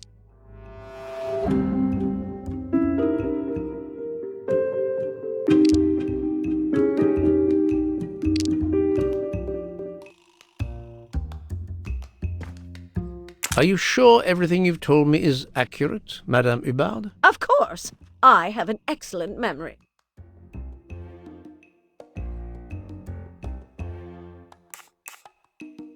Mrs. Hubbard, I tested putting your toiletry bag on the door hook as you told me. From your bed, you can easily see the latch on the door. The toiletry bag does not hide the latch at all. Are you saying I'm lying? It may have been stuck somehow in a different position, or I may not have seen it in the darkness. Or I didn't think to look, you irritating man. Details matter, madame. A man has been most savagely murdered. You will excuse me if I attempt to separate the truth from the false. Forget my toiletry bag and focus on who entered my compartment. Probably after killing Mr. Ratchet. Madame Hubbard is a force to be reckoned with, but I suspect I'm not done with her. Thank you for your assistance, madame.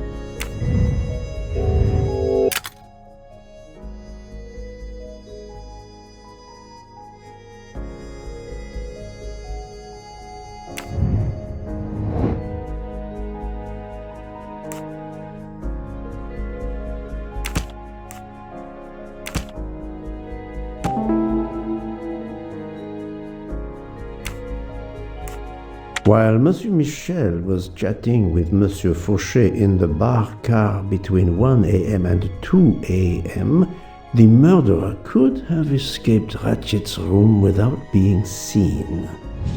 My little grey cells did not let me down.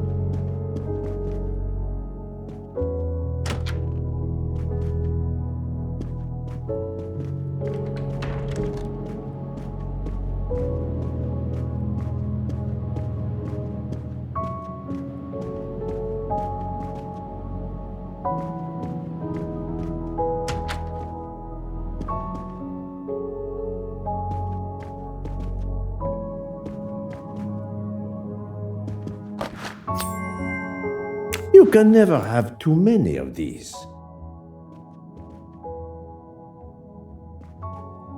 I believe I am addressing Monsieur Hector McQueen. Guilty as charged. I beg your pardon? Oh, sorry. Just an expression. My father used to say it. You must have had an interesting childhood. I am Hercule Poirot. No need to be modest. You're a detective. You are Monsieur Ratchet's secretary? I am Mr. Ratchet's secretary. Just over a year. I mainly take care of translating certain texts for him. Mr. Ratchet only speaks English. Prepare yourself for a shock. Your employer, Monsieur Ratchet, is dead. So they got him after all. What do you mean? You are assuming he was murdered? I know he had enemies. What can you tell me about Monsieur Ratchet? He was American. He was an antiques dealer. I don't know much more. Mr. Ratchet never talked about himself or his life, but I think Ratchet wasn't his real name, and he left the United States to run away from something, or someone. Yes? He started getting letters, threatening letters. Do you still have them? I have one. Did you know that Monsieur Ratchet had asked for my help? Asked you? No, I didn't know. He knew he was in danger. When did you last see him? Last night around 10 o'clock, I should say. Did you like your employer, Monsieur McQueen? No, I did not. He was, I'm sure, a cruel and dangerous man.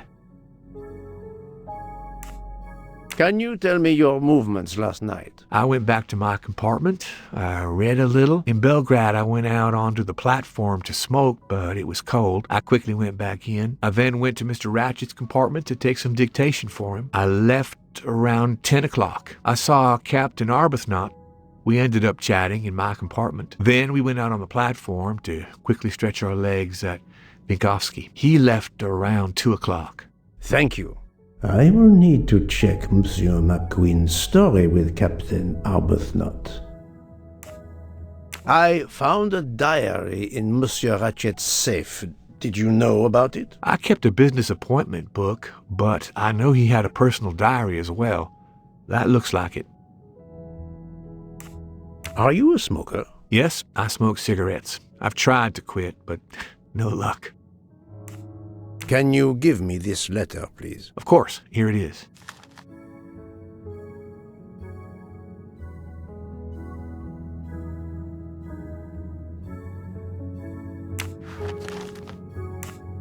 Was Monsieur Ratchet a smoker? No, he hated the smell of smoke.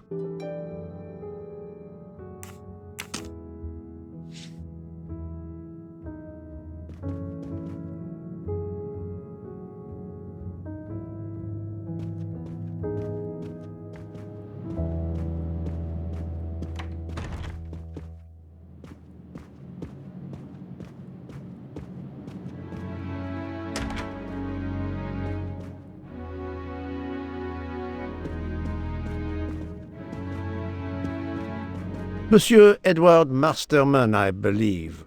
May I ask you some questions? I can barely talk. I have a terrible toothache. We have a doctor on board the train. Perhaps... I do not need a doctor. I use essential oils. If you can find my flask of clove oil in my box, I would be grateful. Fine, if you insist. I will help you. Oh, this toothache is torture.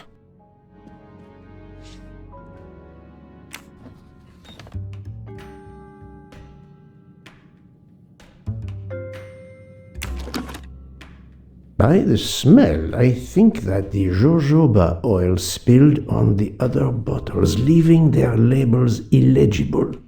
I must find another way to find which one is Masterman's toothache remedy. The weighing scale is soaked in jojoba oil. It's unusable.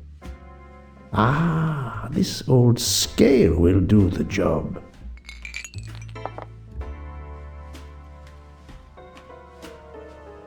To start, I must first arrange the vials from the lightest to the heaviest.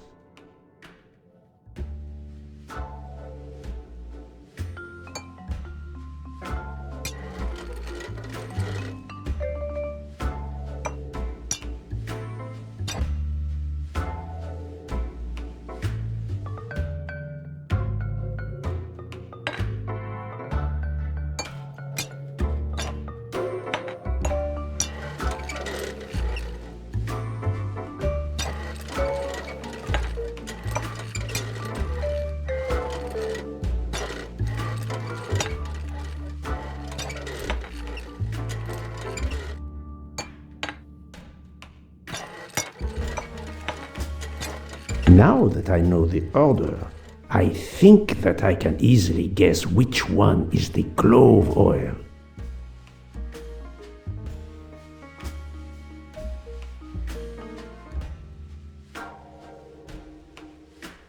Here is Monsieur Masterman's remedy.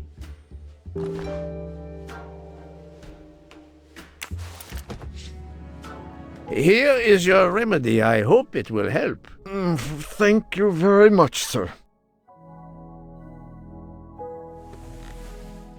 Ah, well, I can finally speak without too much pain. I'm ready to answer your questions. You are Monsieur Ratchet's valet? Yes, sir, that is correct. Were you told that your employer was murdered? Yes, sir.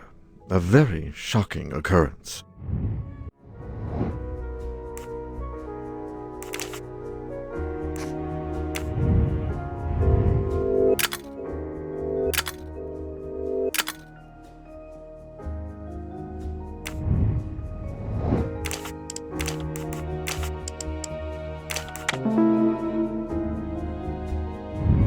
That was easy. At what hour did you last see Monsieur Ratchet? It must have been around 9 p.m., sir. That or a little after. I went to bed around 10:30 p.m., same as the person who shares my room, Mr. Foscarelli. He almost immediately began snoring. What did you do then? I read, sir, and I spent a while soothing my toothache with clove oil and listening to the snoring. Did you hear anything during the night? Yes, my roommate's snoring. Are you a smoker? Yes, sir. I have a cigarette now and then to relax. Tell me about your employer, Monsieur Ratchet. I've been working for him for 9 months. I should not wish to speak ill of the dead, but he was not a gentleman, sir. Did you know that he had enemies? Yes, sir. I heard him discussing some threatening letters, sir, with Mr. McQueen. Did he mention these letters to you? He had been reading a letter when I came in. He asked me if I was the one who put it in his compartment. I told him that I had done no such thing, and he should report it to the police at the next station. How did he respond? He laughed, sir. You're joking. I do not joke, sir.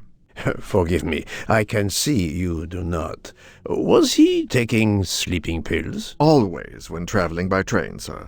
He said he couldn't sleep otherwise. Last night he asked me to give him 2. I did so, along with a glass of water. He dissolved them in the water. Did you see him drink the water? No, sir. I left right after I gave him the pills. Was Monsieur Ratchet a smoker? No. He finds smokers disgusting. Can you tell me again why you gave sleeping pills to Monsieur Ratchet? Yes, I gave him the pills because when he takes the train, he has trouble sleeping. The letter must have worried him. He specifically asked me to prepare the sleeping pills. I didn't see him drink the water with the pills in it.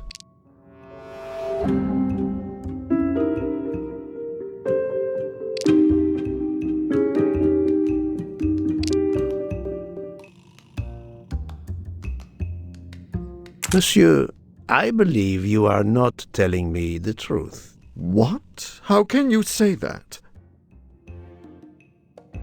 He received threatening letters. One, it seems, last night. Did you know he had a gun under his pillow? And even asked for my help to watch over him? I find it strange that he asked you for sleeping pills when he was afraid for his life and prepared to defend himself. I'm sure I don't know. Maybe to calm his nerves, maybe out of habit. It makes no sense. Wait, please. Isn't it possible that Mr. Ratchet asked me to prepare the pills, but didn't plan to drink them for some reason? It is possible. But I am a student of character, monsieur, and the Monsieur Ratchet you describe is not the man I met. If you'll excuse me, my toothache is getting worse again. I'm afraid this time you must prepare your own clove oil.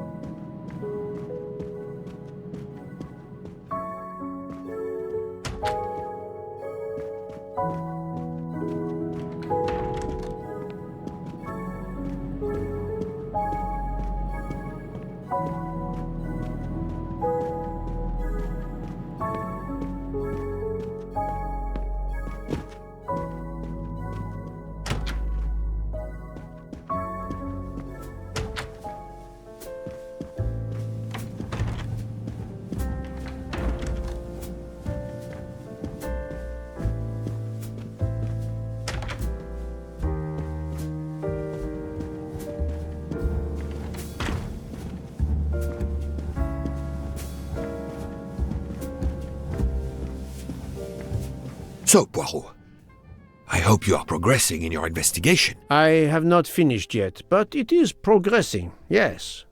I still have many questions that must be answered. I will report to you as soon as I can.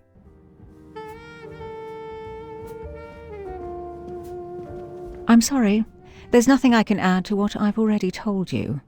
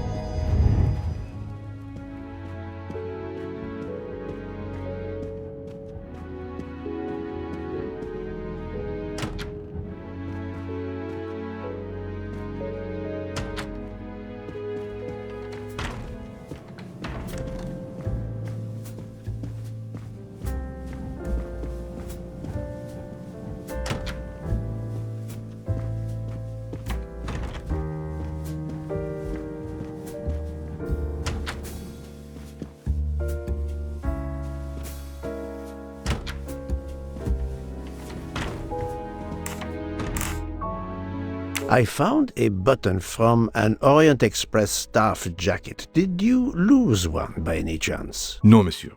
As you can see, I have all my buttons. It is not mine.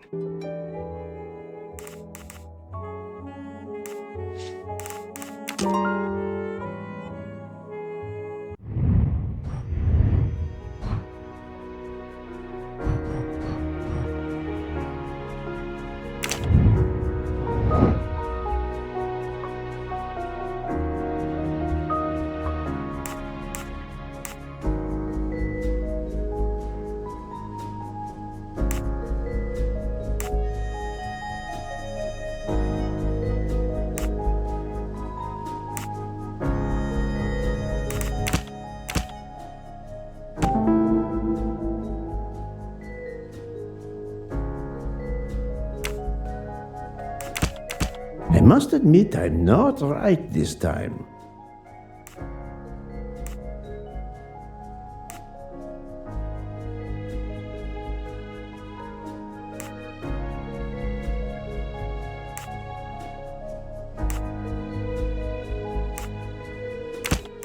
This is wrong, but I'm never far from the truth.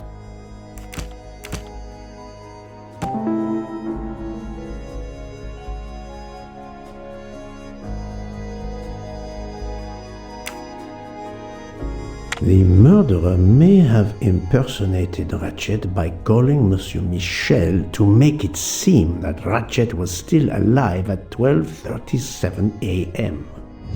That's the right answer.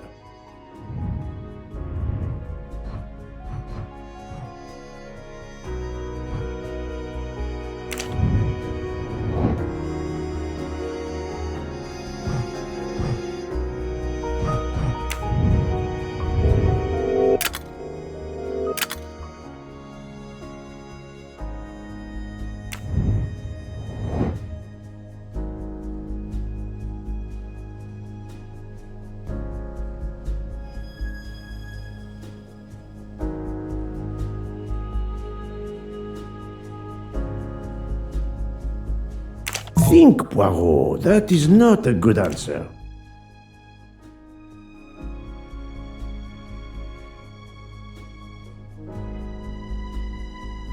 This is wrong. But I'm never... My little gray cells did not let me down.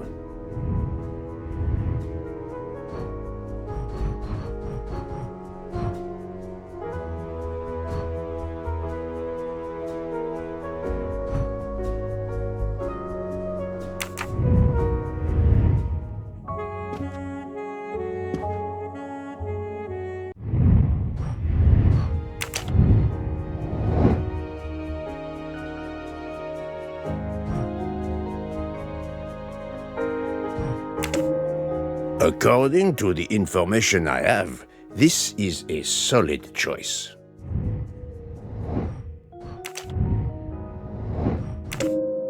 This appears to be a good lead.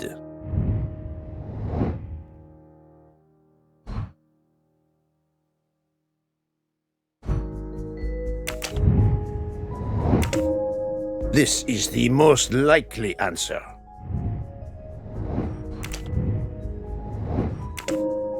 Very well, I choose to go this way.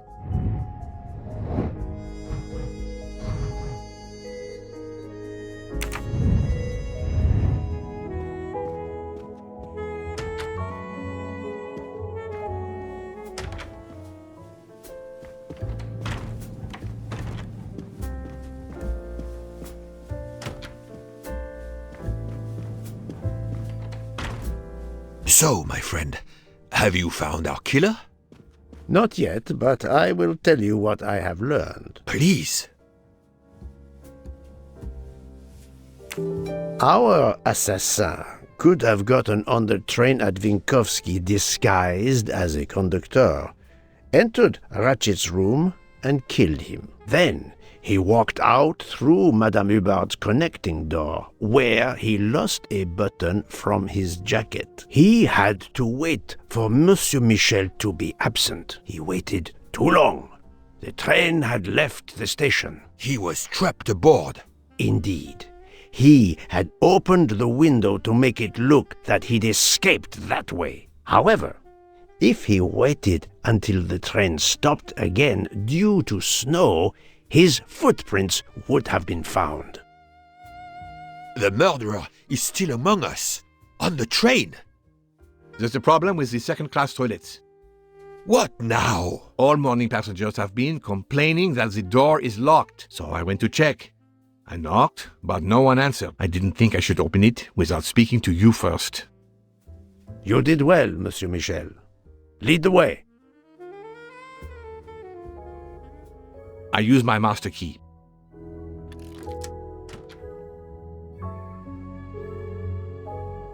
But who is she? Is she alive? She is breathing. Then if she isn't dead, isn't she our murderer? That, my friend, is what we must find out.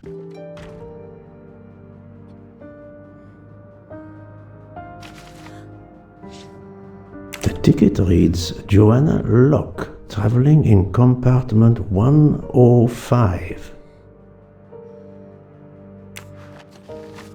Miss, can you hear me?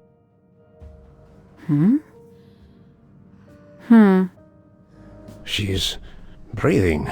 Her pulse is strong. There is no sign of physical violence. This woman is sleeping very soundly. This woman is sound asleep. Given her location, I would say she has been drugged and deposited here. Well, at least it's not another murder on my train. The train is, of course, full. Monsieur, the list I gave you indicates that Hildegard Schmidt shares her compartment. I will want to talk to her later. For now, we will concentrate on this mysterious young lady. Let's return her to her more comfortable bed. Good idea. Pierre, locate this woman's room and fetch the doctor. Yes, sir. I will question her when she wakes up. Please, let me know what you learn. Mademoiselle Locke's compartment is 105. I suggest we return her to her more comfortable bed. Yes, hopefully she will awaken soon.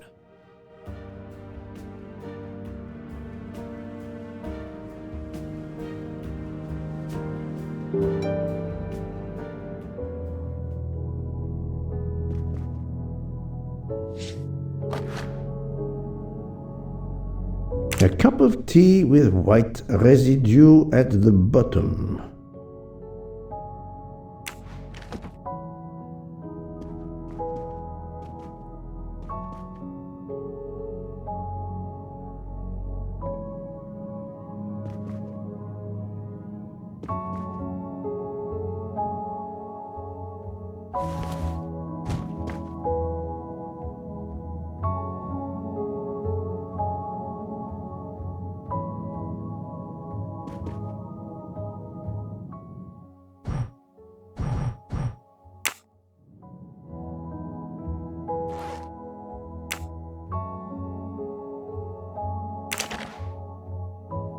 A briefcase and a wagon-lit conductor's jacket, and the button is missing.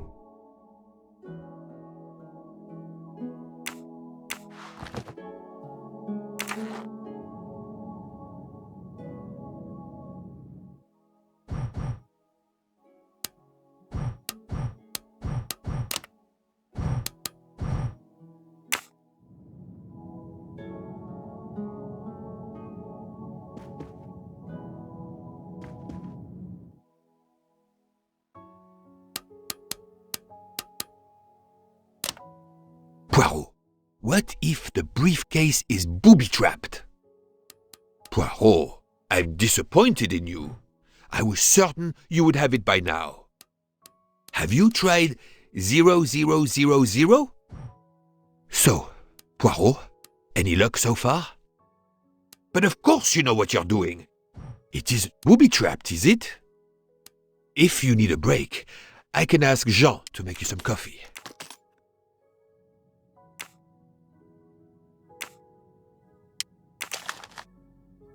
The stuffed animal is the same as in the photo found at the crime scene. What a coincidence. Mademoiselle Locke appears to have been investigating Monsieur Ratchet.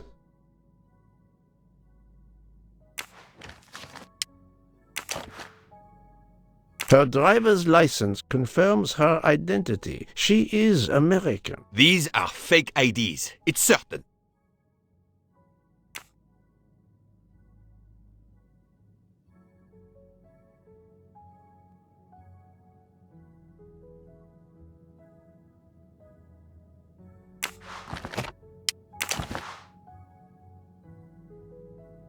Mademoiselle Locke seems very interested in our victim. Of course. She has studied her target. Possibly.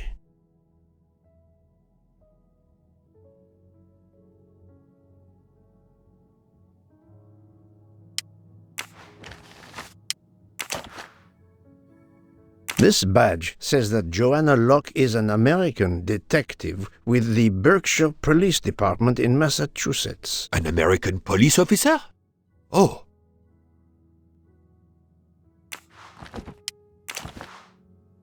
She has a gun. Come, Poirot.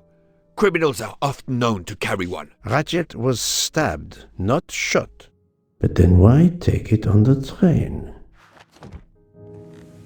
Look, she's waking up. Thanks to you, I would not be surprised if our murder victim were also waking up. What?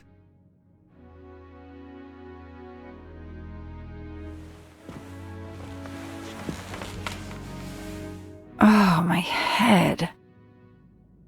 What's all the yelling about? Who are you?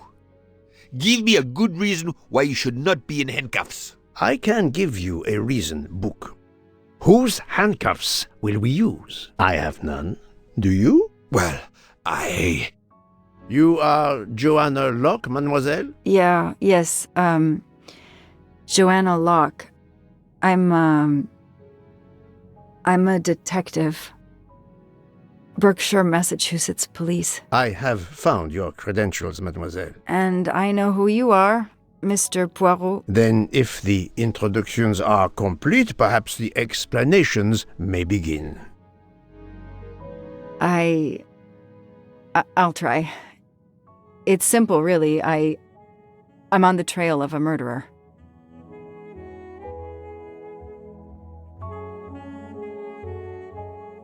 I had just been promoted to detective after 5 years on patrol.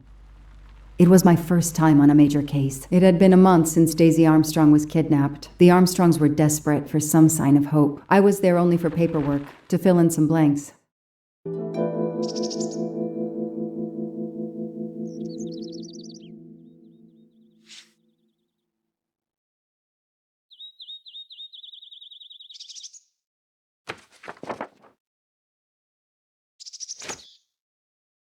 The investigation is now part of a pile of investigations, and my captain sent me here just to dot some I's and cross some T's.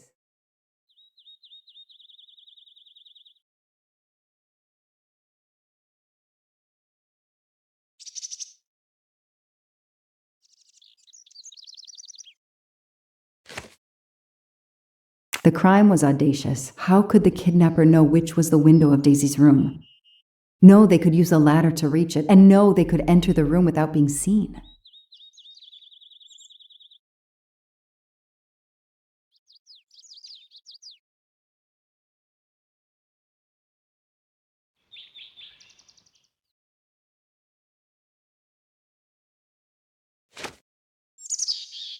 The misspellings are clearly on purpose, and they didn't return the child when the ransom was paid.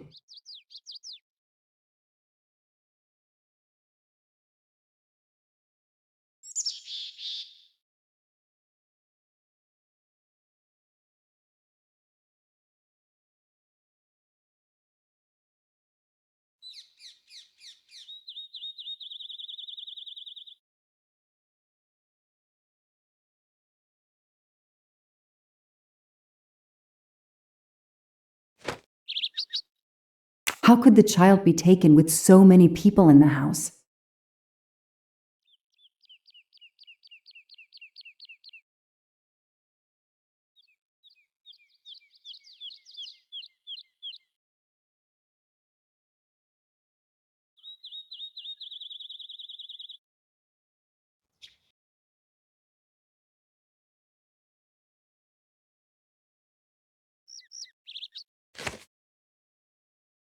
I can't imagine the pain her parents felt when they realized Daisy was gone. How are they going to feel when they realize I have no answers for them? Only more questions.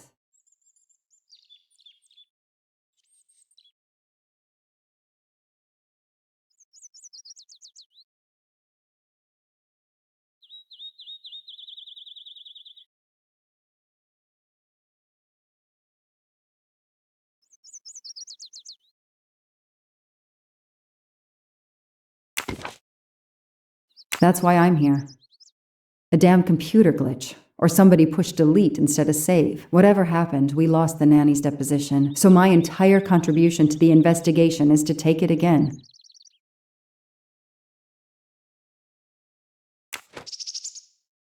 The phone record of the night of the kidnapping. The last call was for 911.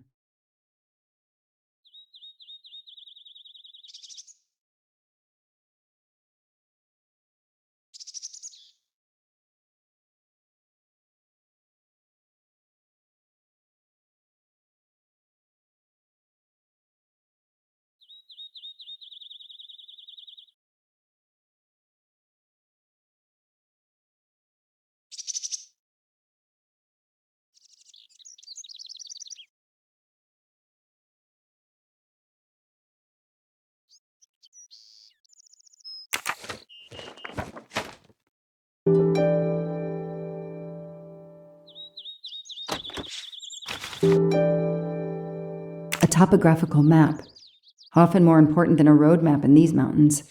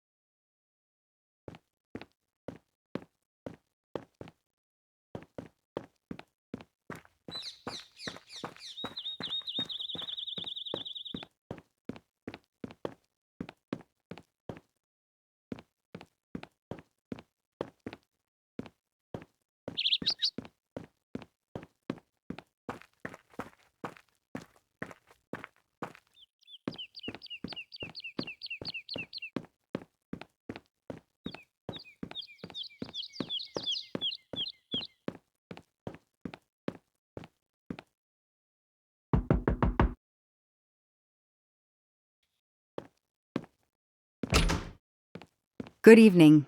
Colonel Armstrong? Yes. You're the detective they phoned about. Joanna Locke. I don't remember you. I'm newly assigned to the case. It's about time more detectives were involved. My wife, Sonia, she hasn't been herself. Every day is a waking nightmare for us. Tell me you've uncovered something new. I'm here to speak to your daughter's nanny. There was a computer problem. Her earlier statement has been lost. Oh, I see. We had hoped. Well, do as you wish. I won't be far if you need me.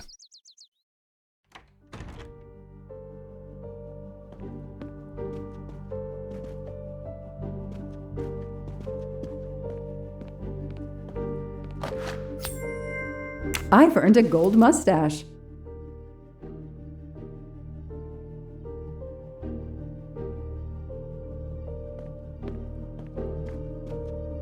Their fairy tale became a nightmare. How are you doing? Are you holding up? You know, in the military, you're supposed to have the stiffest of upper lips. The Desert War taught me that soon enough. But this, it's difficult. Damned difficult. Harder on my good lady, of course.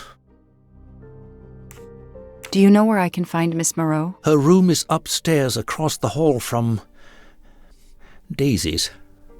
She seldom leaves it. I won't be long. Take whatever time you need.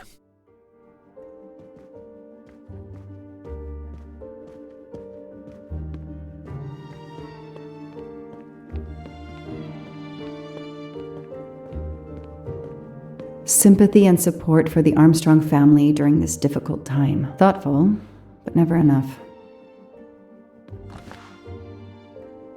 What a dear child.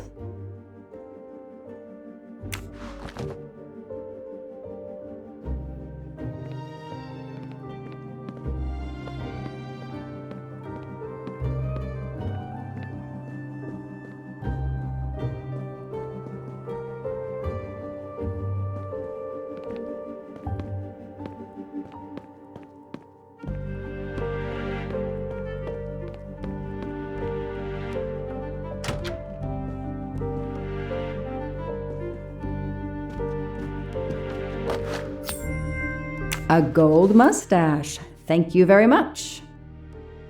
A toy castle. When I was a kid, I had a police station and a tiny squad car with a siren that really worked.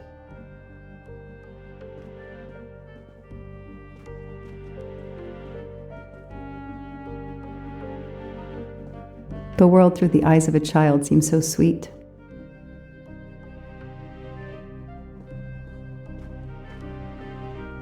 Mrs. Armstrong, my name is Joanna Locke. I'm a detective investigating the kidnapping of your daughter. May I talk to you? When is your baby due? Mrs. Armstrong?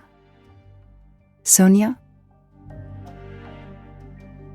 I don't want to talk. I just want to see my daughter again. That's all that matters.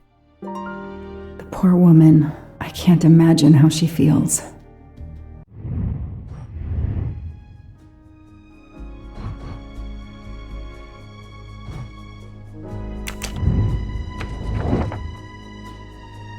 Nothing shocks me here. Hey, I'm a pretty good detective after all. Mrs. Armstrong? Let me show you this. Daisy, my little Daisy. I miss her so much. How good it is to see her face. I can't imagine the pain you're feeling right now. She loved her little stuffed animal, Fluffy. She took him everywhere with her. The kidnappers took it as well. They didn't have to. That means they wouldn't hurt her, doesn't it? Every lead will be followed up. You have my word on that. Thank you. I shouldn't lose hope. Somehow. I know it isn't my case, but I just made a promise, and I mean to keep it. Do you know where I can find Miss Moreau? She's in her room. Last door on the left. May I come back if I have more questions? Of course. Anything I can do.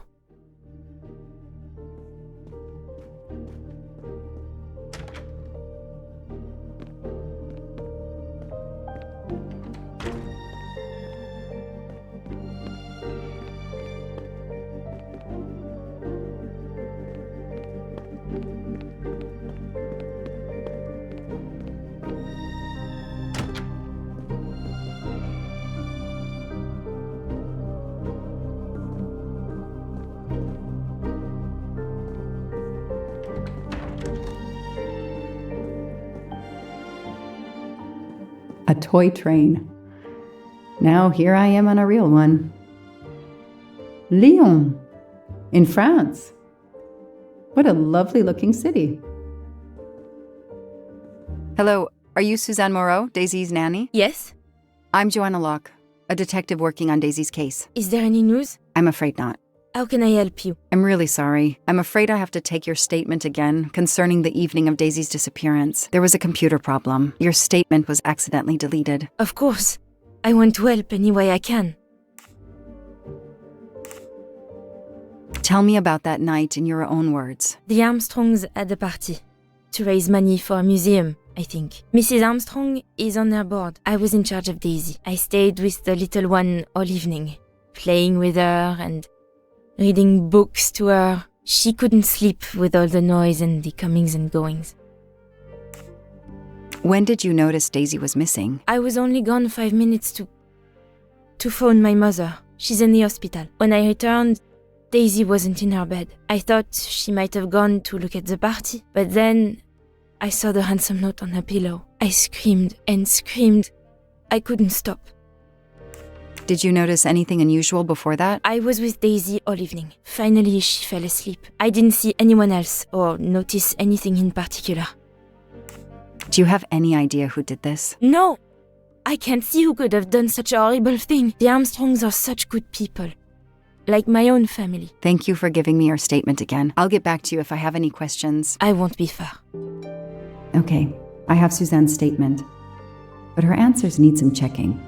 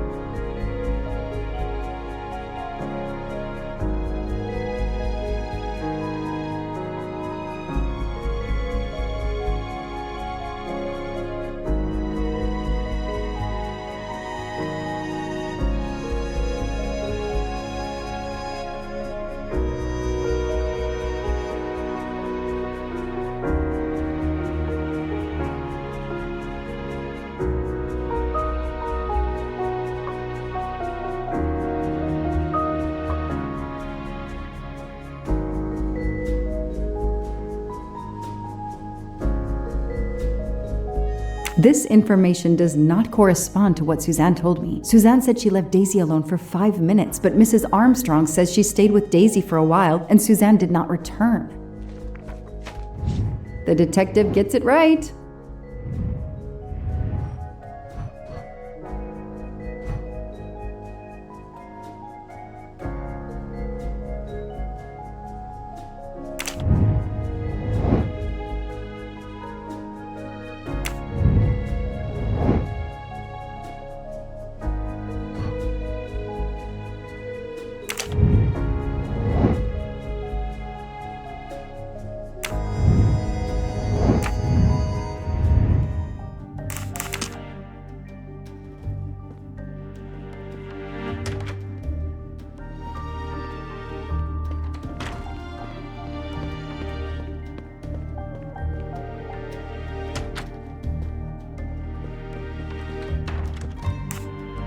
Tell me about the night Daisy was taken, especially anything about your daughter and Suzanne Moreau. Apart from seeing to our guests, I took a moment to check on Suzanne and Daisy in Daisy's room. Suzanne wasn't there, but Daisy was asleep. I sat with her for 10 minutes or so. Suzanne didn't return while I was there, but there's no reason for her to sit there all night when Daisy is asleep. I went back downstairs. Okay, the stories Sonia and Suzanne tell don't match. I should recheck my file and track Suzanne's movements.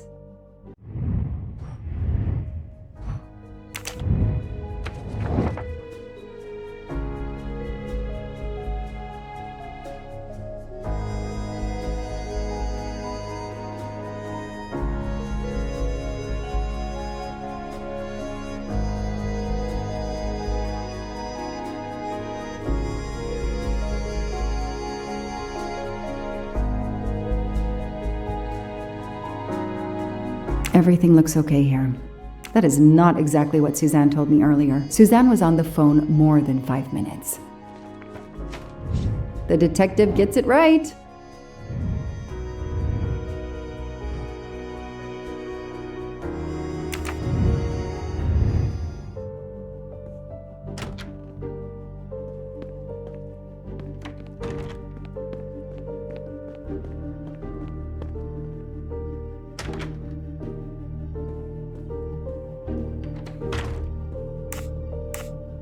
If I understand you correctly, you left Daisy when she was not asleep? The party was very loud. Daisy was too wound up to sleep. I read her a Motley Mule detective story to try and put her to sleep. Daisy finally fell asleep. Right before Motley Mule solved his case in the book I was reading her. I had to make a quick phone call. No more than 5 minutes. But when I came back, Daisy was gone.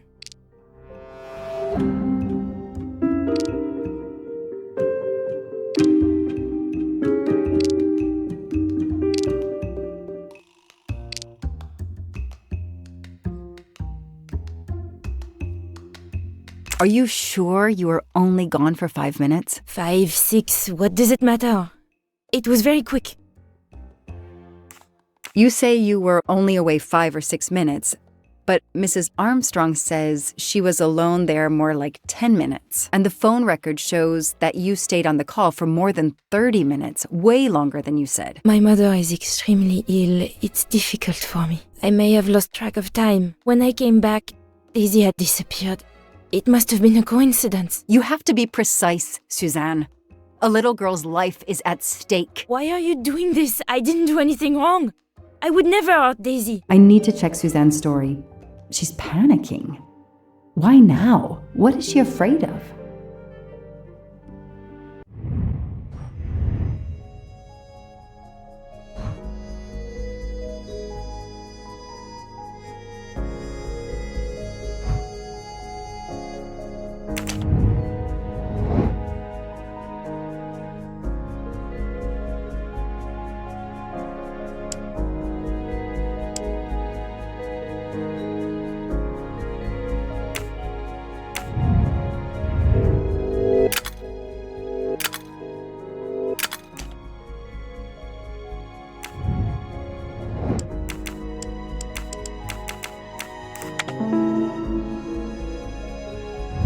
That is a great detective job.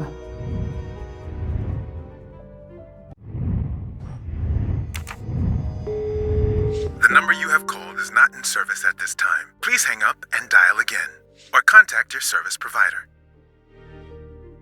The number Suzanne called is not in service? A hospital?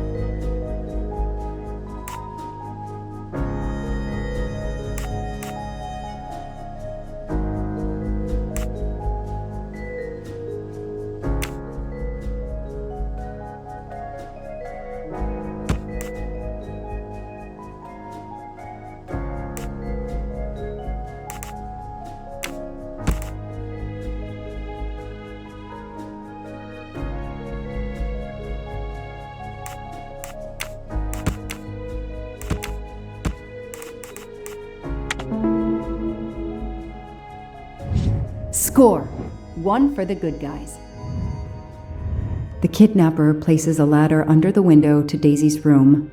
Then he joins the party, just one guest in the crowd. He somehow knows when Suzanne leaves the room, then sneaks upstairs. He opens Daisy's window, carries her down the ladder, and vanishes.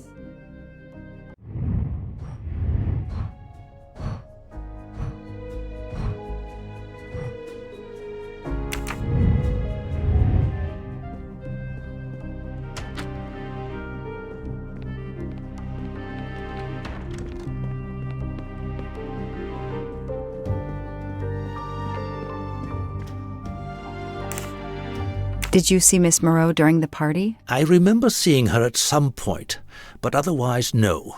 I was too busy with my guests. Wear the smile, shake the proffered hand. Ms. Moreau told me she called her mother. Well, why not? I believe they are very close, and the poor woman is not well. She needs some experimental treatment that isn't available yet in France.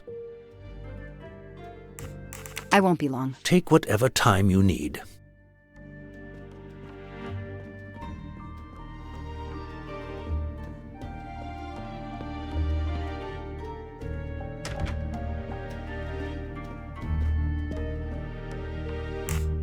I spoke with Suzanne. She was phoning her mother. That's why you didn't see her when you went to check on Daisy. Yes, her mother.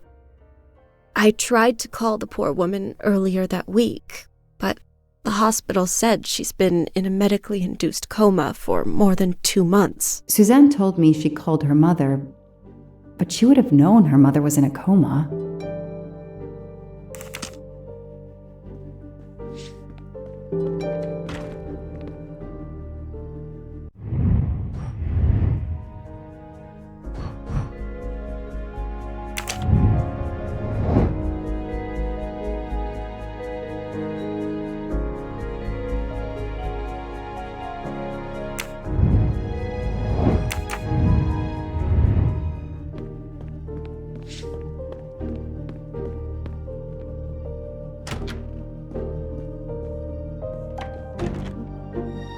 The number you called that night is no longer in service. I don't understand. That's the number the hospital gave me to call my mother's room. You told me you were on the phone with your mother when Daisy was abducted. As we said earlier, I didn't pay attention and was on the phone longer than I said. But since my mother is very ill, she had to leave her hometown, Lyon, because the treatment is not approved yet in France. She is in an hospital in Boston for a special treatment. I call her every night to check on her. When I came back, Daisy was gone. I'll never forgive myself.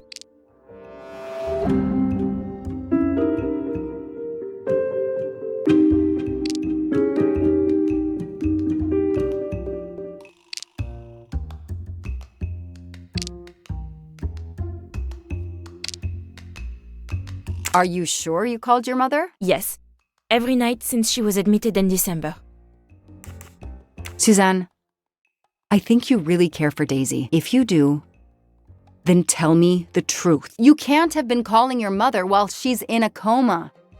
My mom really is in a hospital in Boston. She really is in a coma. I wasn't calling her. I was on the phone with my boyfriend, Noah. Why lie about it? Why are you panicking? Because he's gone. I haven't heard from him since the night of the kidnapping. I'm afraid he's somehow connected to Daisy's disappearance. That he was just using me somehow. But I swear I talked to him. Yes, for more like 30 minutes that night. So he couldn't have kidnapped Daisy at the same time we were talking. But he could have kept you talking so someone else could take Daisy. Yes, you can see why I lied. Can't you? I was afraid you'd suspect me of having something to do with it. You can understand that, can't you? Suzanne, I want to believe you, but you've made it harder to find Daisy. Do you realize that? Oh my God. What have I done? What's most important is not what you've done, but what you do now. Go. I'll be back to talk to you. No more lies, Suzanne. For Daisy, no more lies. Noah. The name might lead us to that little girl. I am on this case now, whether my captain wants me to be or not.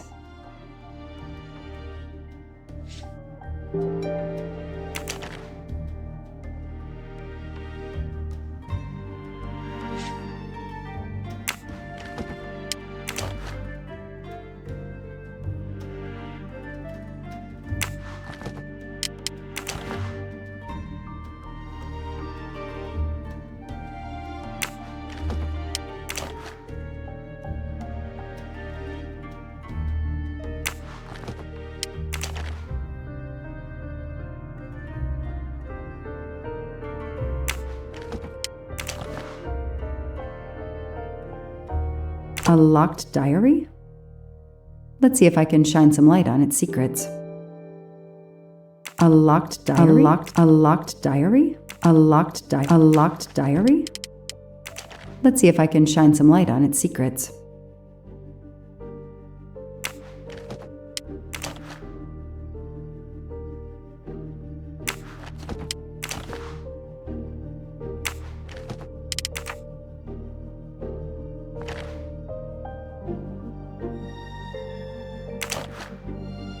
A card from the florist. It's signed N.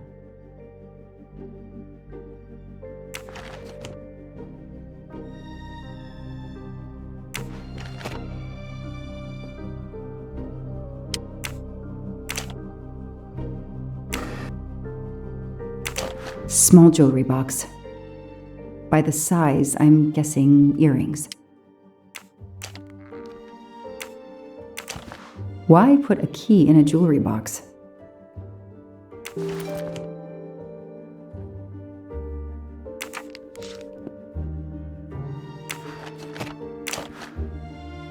I expect Suzanne must have gone through a lot of tissues these past weeks.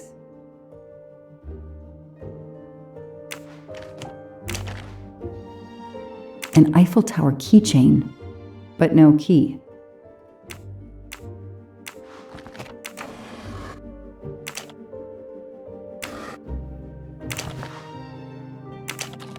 What's in the glass case? Oh, big surprise. Glasses.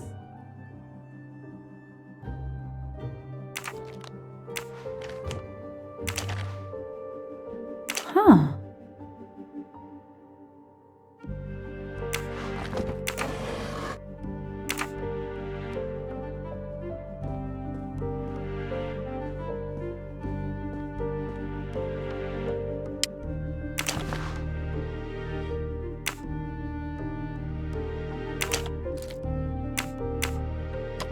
That doesn't work.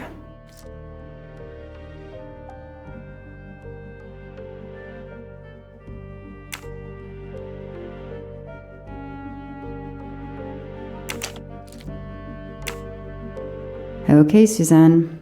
Let's see what you haven't told me.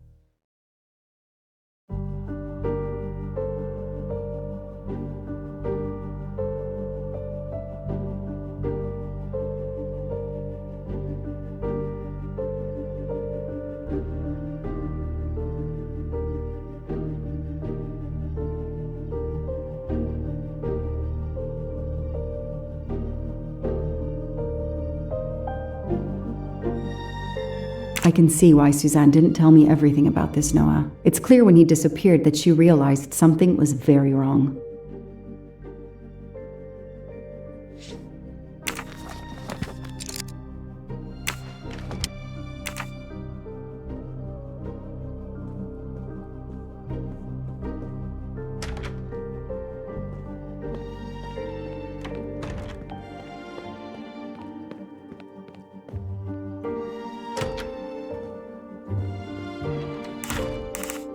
Can you tell me anything about Suzanne's boyfriend? I know she dated our chauffeur for a while. There was someone else she'd met recently, but I don't recall his name.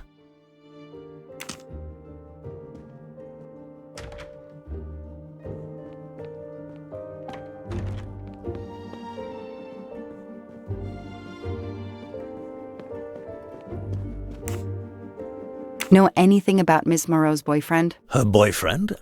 I know she went out with someone for a while there. More recently, I saw a man in a 4x4 who would pick her up on her nights off. He never got out of his car, just waited for her. She did seem to spend more time than usual on the phone these past few weeks, but she worked hard. We weren't going to begrudge her what free time she had. Since the abduction, she keeps pretty much to herself. I won't be long. Take whatever time you need.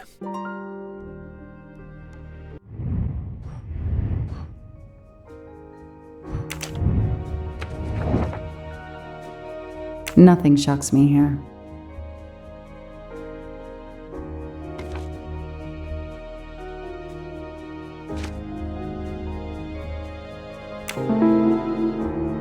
These tire tracks could well be from Suzanne's boyfriend's 4x4. Hey, I'm a pretty good detective after all.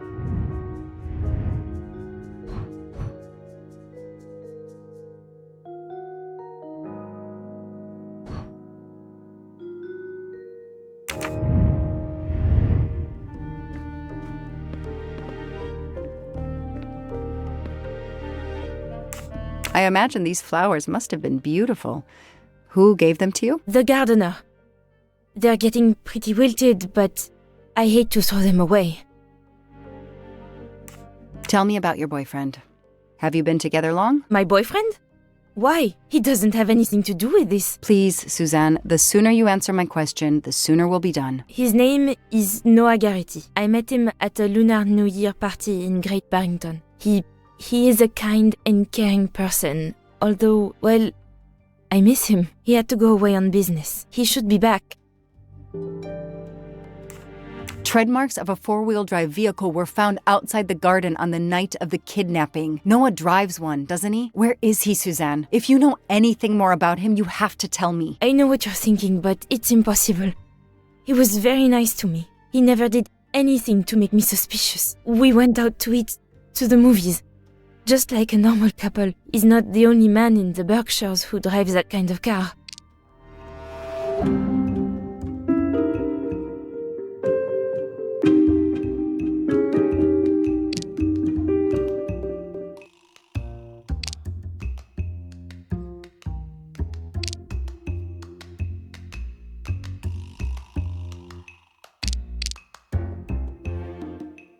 You really didn't notice anything strange about Noah until he vanished? He could get moody at times, as if he had a lot on his mind. In your diary, you say that Noah took you to a cabin in the mountains on Valentine's Day. You read my diary? I'm sorry, but we have to find Daisy. We both want that. So yes, I looked in your diary. You're right. He took me to a cabin in the woods. I waited for him in the car. He came out after a few minutes. He was very sweet and apologetic, but he never explained. We went back to the restaurant for dessert. Did you ever go back to the cabin with him? No, never. So what made Noah drive all the way to a cabin in the middle of nowhere? He left her in the car. Why was he there? This is important. I know it is. I can use Suzanne's directions to the cabin and compare them to the map of the area I have in my car.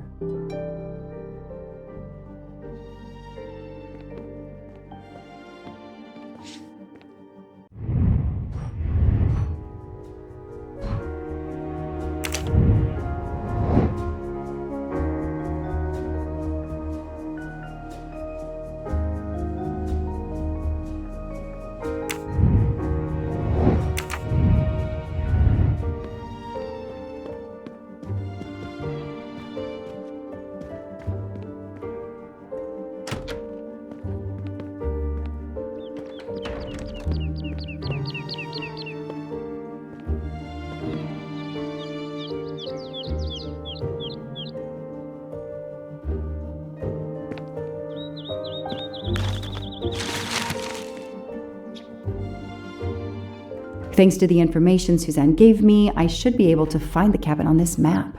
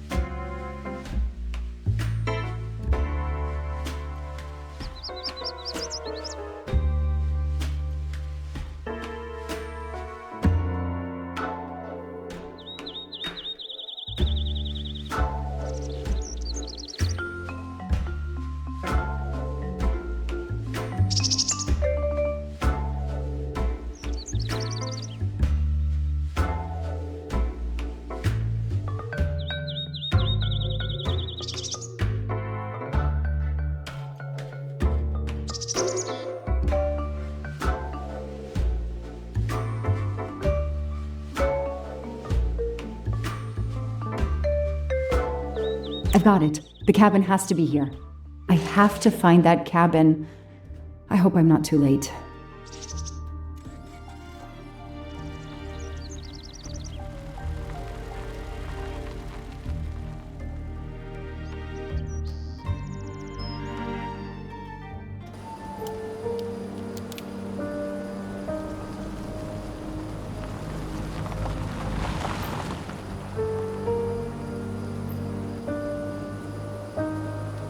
Okay, here is this famous cabin. Let's investigate.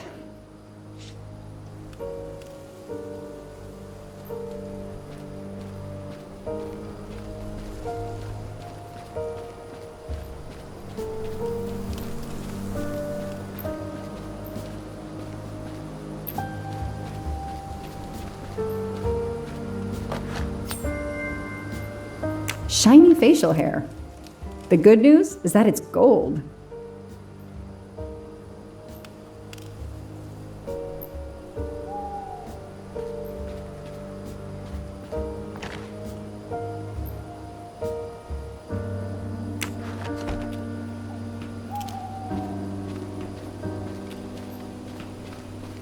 If only I could see what's inside.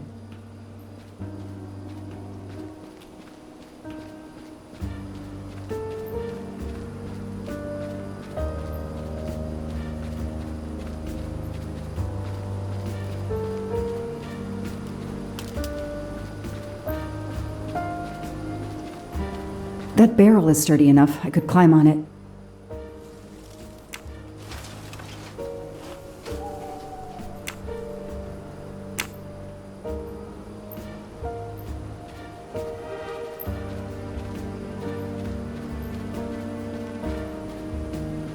Noah brought Suzanne to this dump on Valentine's Day? What a romantic.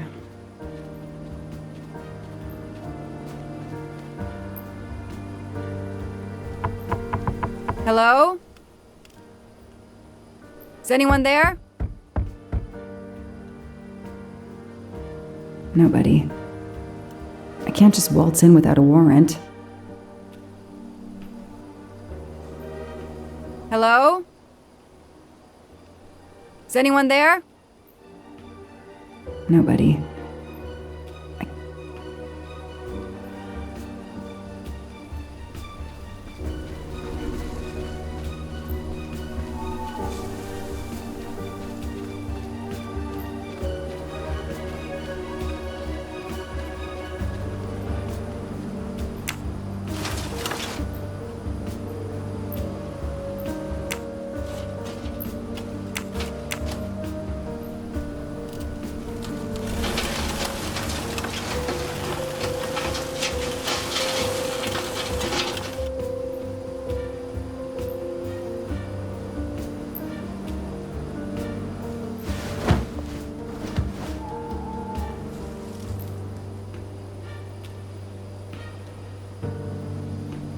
It's Daisy's plush toy. If Fluffy is here, the kidnapper has been here. I have to get inside this cabin. Empty wine bottles. Somebody has been here lately. Ugh, an old hunting trophy starting to molt.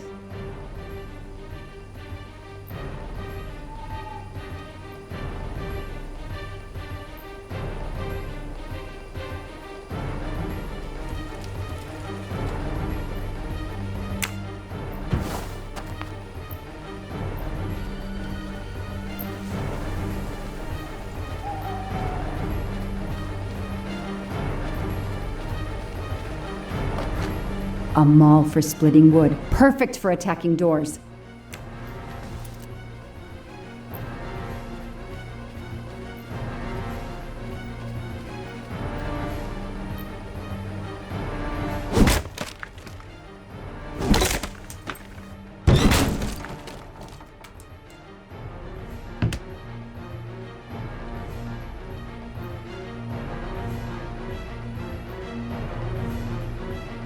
Look at that. A broken door to investigate. No need for a warrant.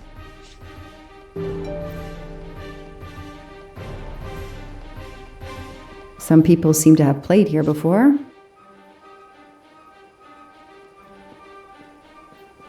Some boxes. I wonder what they were used for.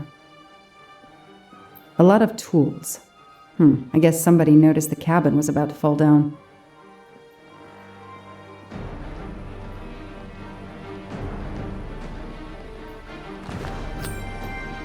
Help yourself, Joanna. You earned it. This bottle comes from the Blue Lagoon.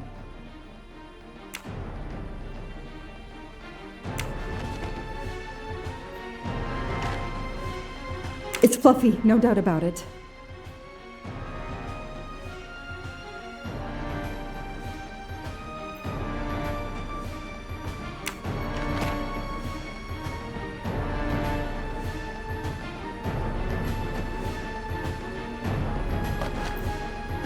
That's a woman's hairbrush.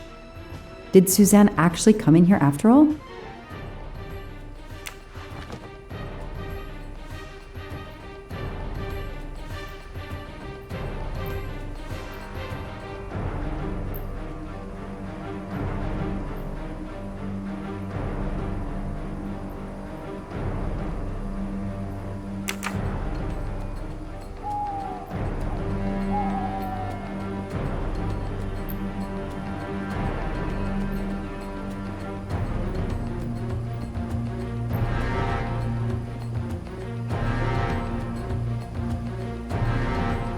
The stove is cold. Nobody's been here recently. The floor is scratched and worn in this area. The sofa must have been moved a lot.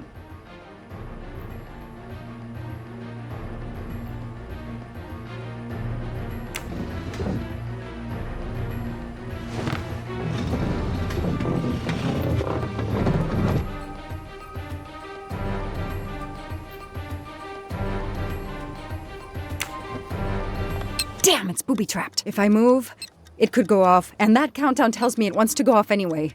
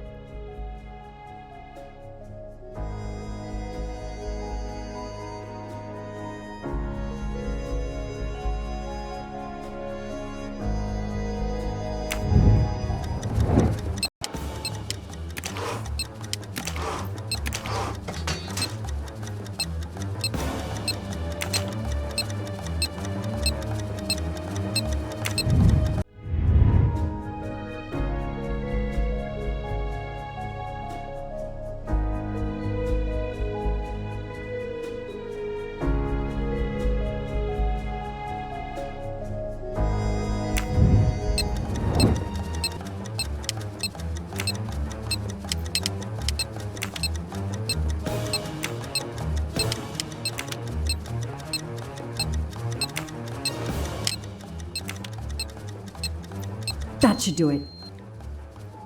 Wow, I wonder if that's how close it was. This would have ended my investigation right here. These rods are heading towards the canisters. It must be the trigger for the explosion. I smell a strong, sweet smell. Damn. I think these are filled to the brim with diethyl ether. Incredibly flammable. It looks like the kidnappers wanted to utterly destroy this place and whoever opened this hatch. A wooden crate? I have to open it.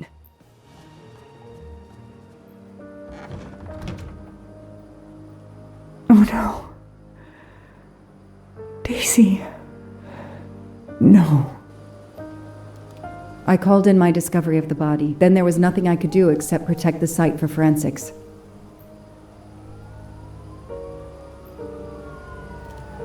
The forensics team arrived an hour later, cordoned off the cabin with crime scene tape, and went to work, looking for physical evidence, fingerprints, testing for fluids, DNA, any clues science can uncover.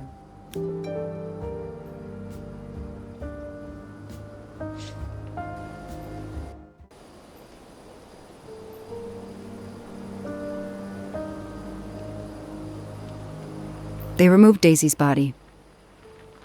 The autopsy would take place in the morning.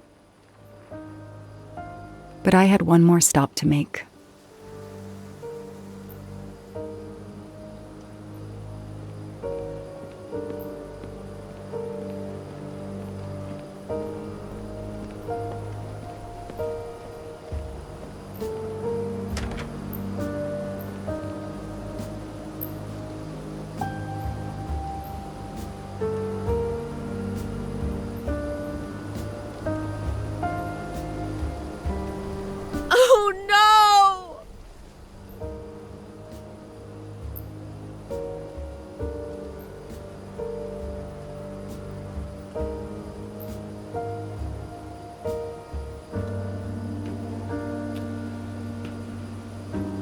That night, I swore to find the monster who killed that child.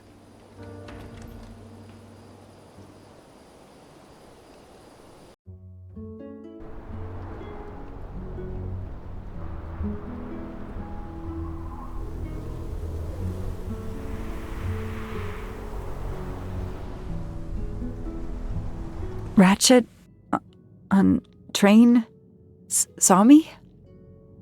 How? Daisy.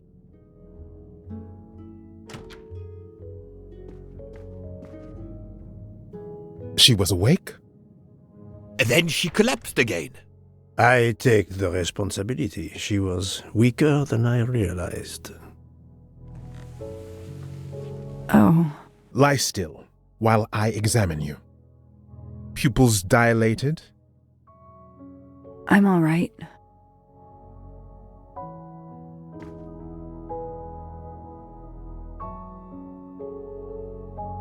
You are far from all right. You have been heavily sedated. Your pulse is very weak. I have to finish my story. Ratchet can't escape again. Can't escape. Have no fear of that, mademoiselle. Ratchet will not escape. We must hear her story. This woman needs rest. I will let you know when she is recovered enough to continue. But I warn you, it will be some time. I understand, Doctor. Thank you. I have completed my preliminary examination of the deceased. I think that it will interest you. Indeed it will, and I have other witnesses to interrogate. You are right. Let's not put this poor woman in danger. There will be plenty of time for her to finish her story when she has recovered. By all means, tell me the results of your examination.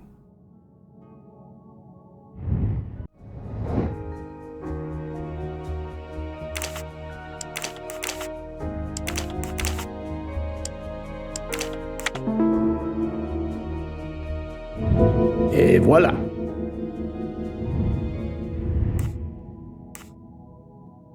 Can you estimate the time of death? Rigor mortis was advanced, but not complete. I estimate the death occurred between midnight and 2 in the morning. That tallies with the witness statements I've collected so far.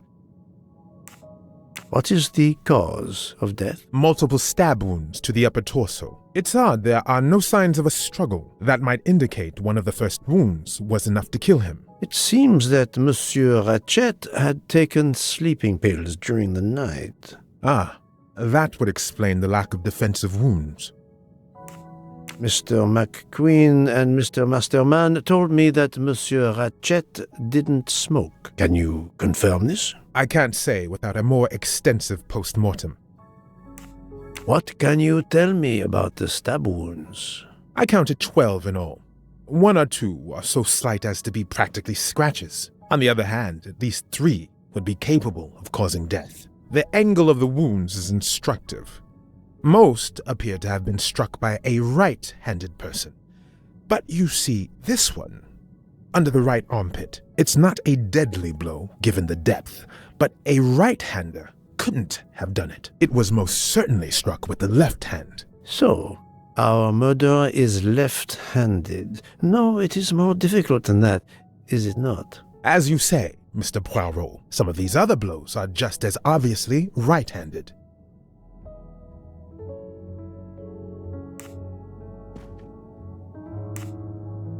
Do we have a first and second murderer, as the great Shakespeare would put it? The first murderer stabs his victim and exits left, turning off the light. Then a second murderer comes in the dark, does not see his or her work has been done, and stabs a dead body. Magnificent. You think so? I'm glad. It sounds to me a little like nonsense. Thank you, Doctor. Excellent work under difficult circumstances. Please let me know when I may speak again with Mademoiselle Locke. Of course.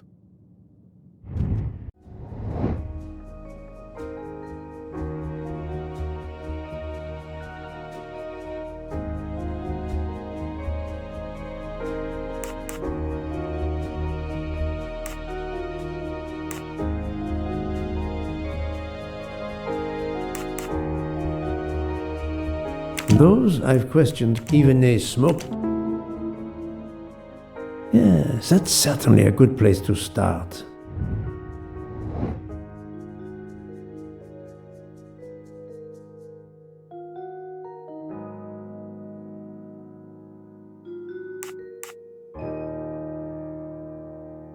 I don't book. Yes, I have personally seen some passengers smoking. I just have to remember who they were.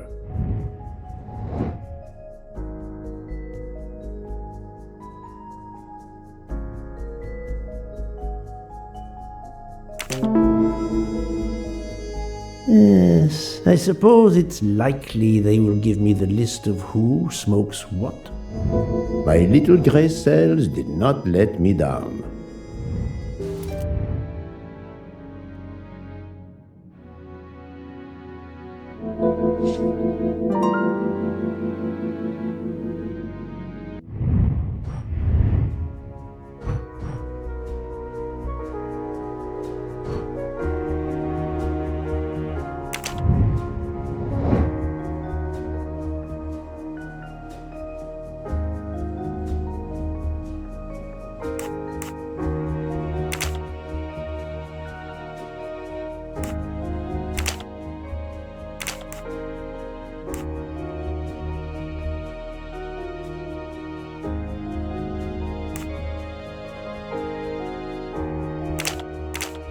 No, not good.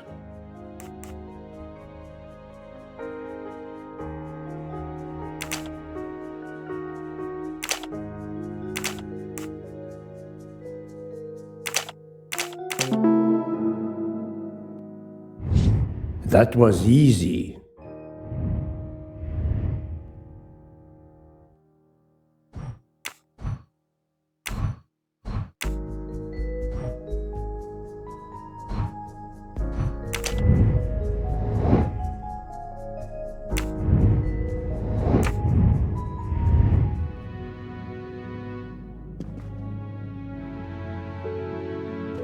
How is Mademoiselle Locke, Doctor? Her vital signs are improving, but she is still unconscious. I understand. Thank you for looking after her.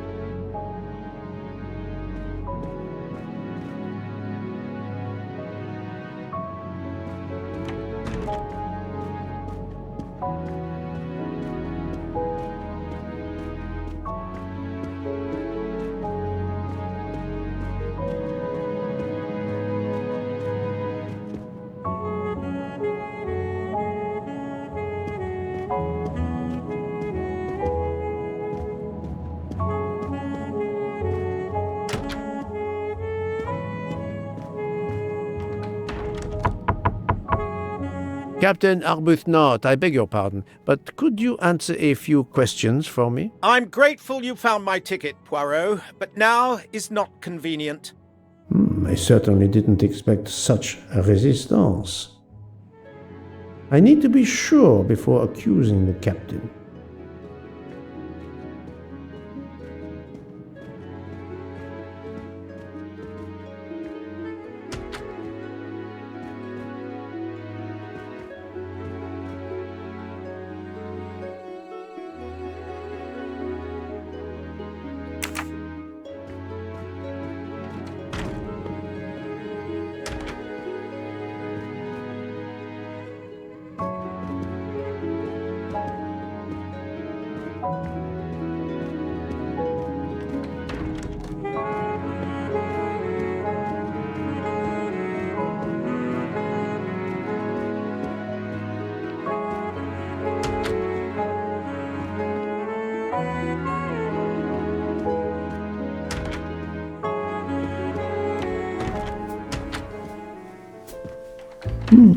Most of the passengers pass by the bar during the day. They eat, drink, write.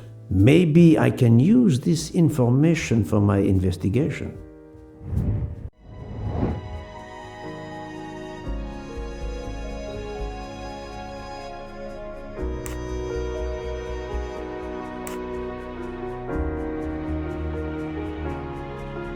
I must admit I'm not right this time. No, it is adequate. Yes, it could work. He appears to be an observant young man and serves the passengers regularly.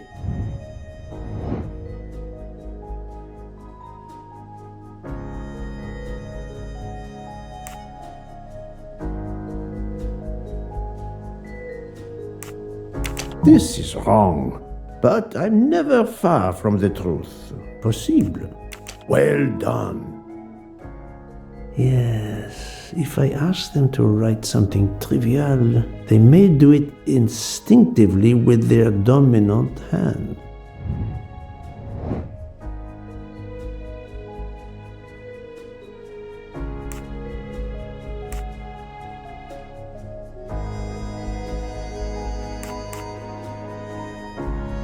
Think, Poirot, that is not a good answer. Given all, I must admit, great. Yes, I will remember which people use their right or left hand. Et voilà.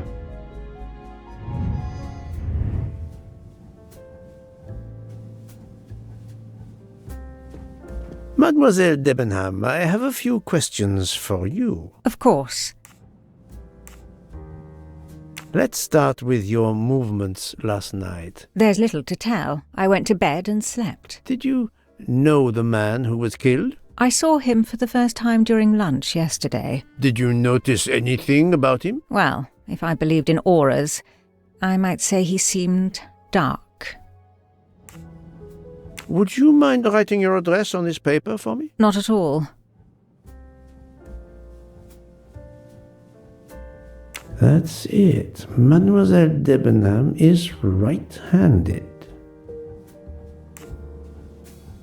Do you recall what time Mademoiselle Olsen went to get some aspirin from Madame Hubbard? I remember glancing at the clock. She left our room just after 10:30 p.m. Was she away for a long time? About 5 minutes. That confirms what Madame Hubbard told me. Do you smoke by any chance? No, I never have.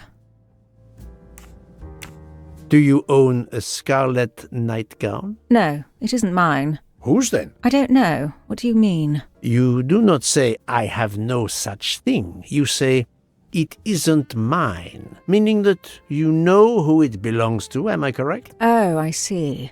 No. I woke up this morning about 5 a.m., with the feeling that the train had been standing still for a long time. I opened the door, and I saw someone in a scarlet kimono some way down the corridor. Her back was turned. It was impossible to see who it was. I understand. Thank you for your assistance, mademoiselle.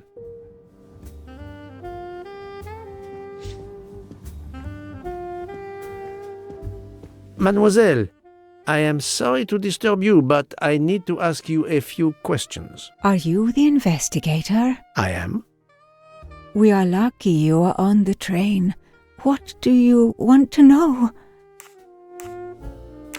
I hear, mademoiselle, that you were the last person to see the murdered man alive. I do not know. It may be so. I opened the door of his compartment by mistake. I was much ashamed. It was a most awkward mistake. You actually saw him? Yeah, he was reading a book. And what did you do after that, mademoiselle?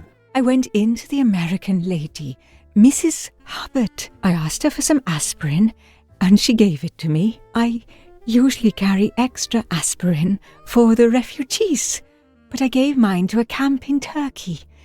They needed it more than me.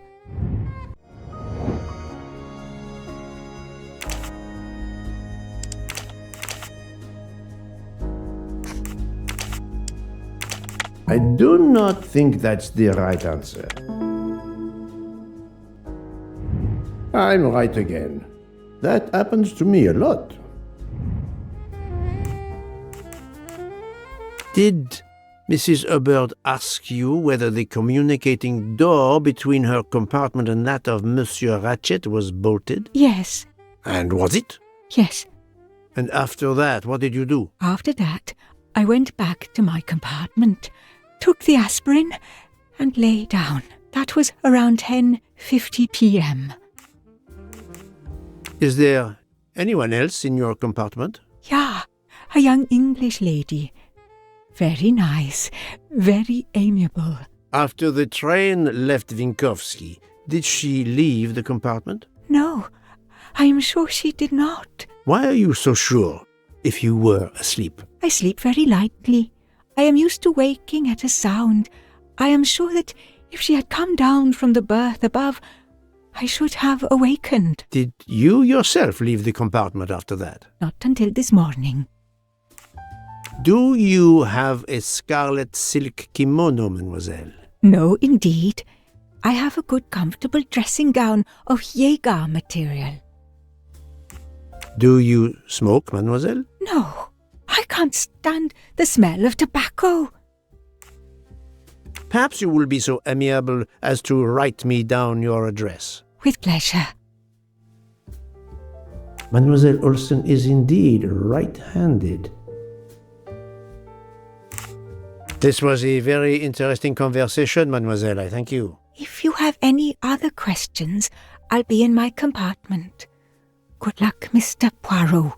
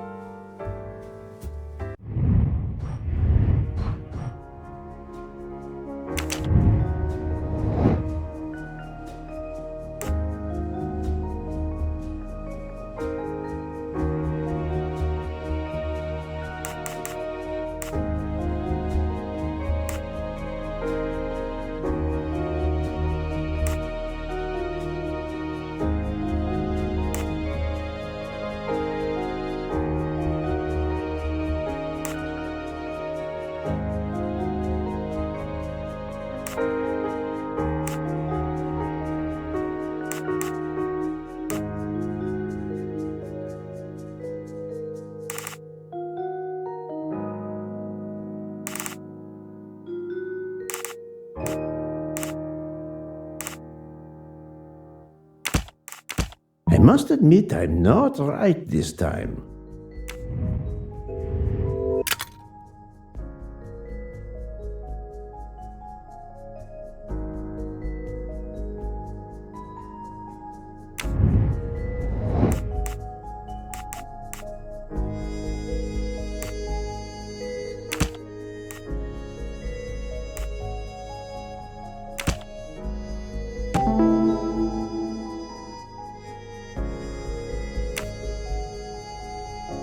Strange, this story.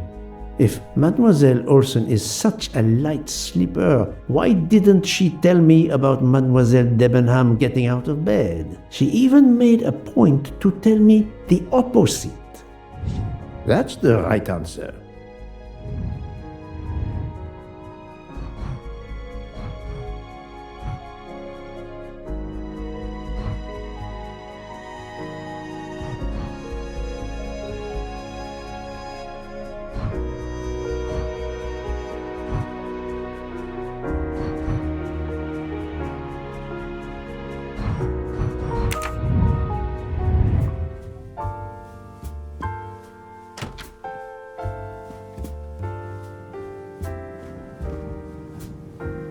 I'll observe her instead.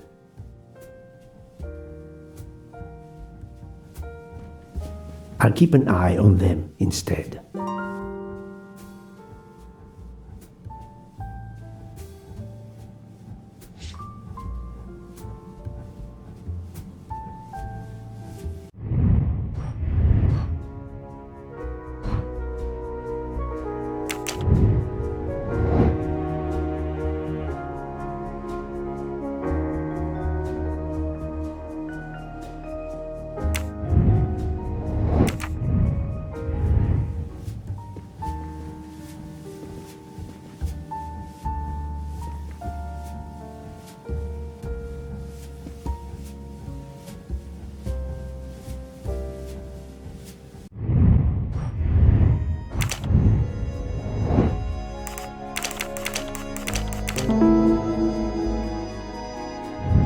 My little gray cells did not let me down.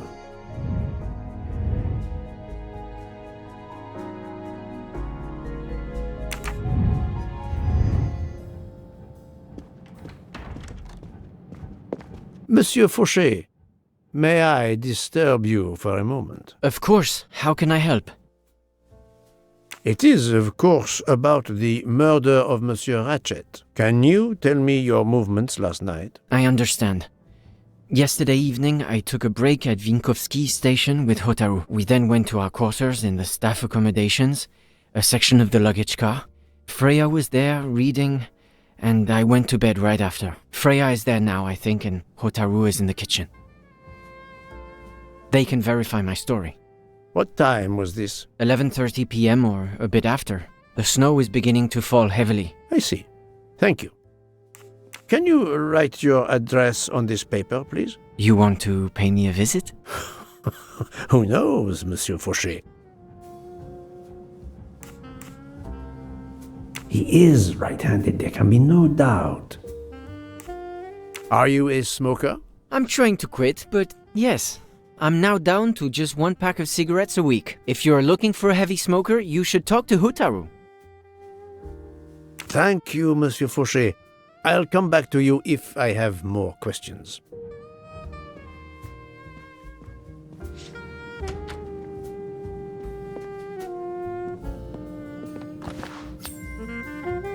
Another delightful trophy for my collection.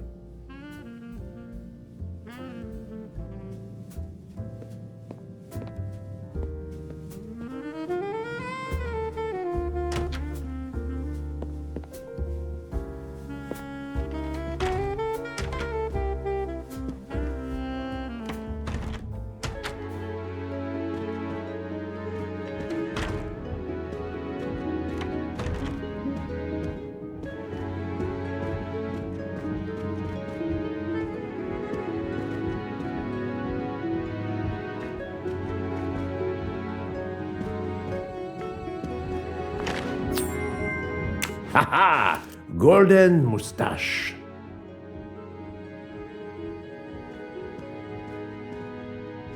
So, Poirot, I hope you are progressing in your investigation. I have not finished yet, but it is progressing, yes. I still have many questions that must be answered. I will report to you as soon as I can.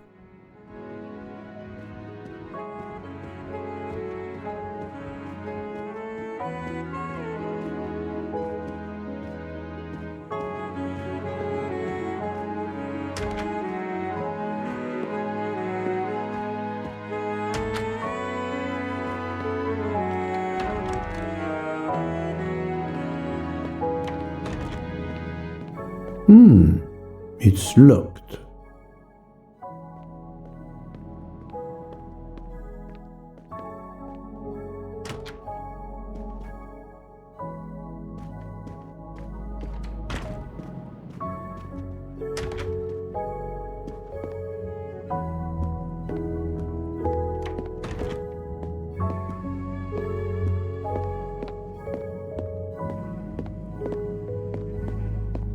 Ah, Monsieur Maury, would you have a few minutes to give me? I have some questions to ask you. Do I look like I can answer questions?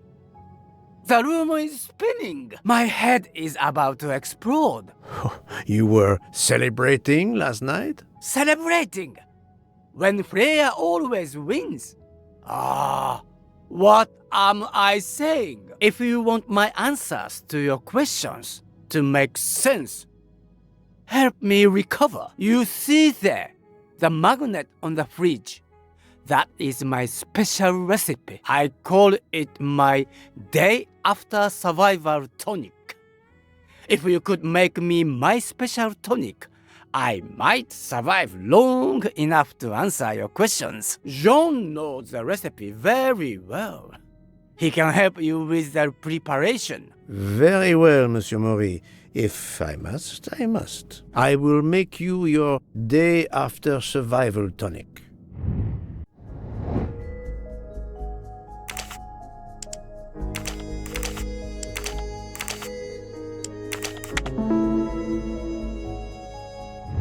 I'm right again. That happens to me a lot. How are you feeling, Monsieur Maury? Do you have my tonic? I can barely think.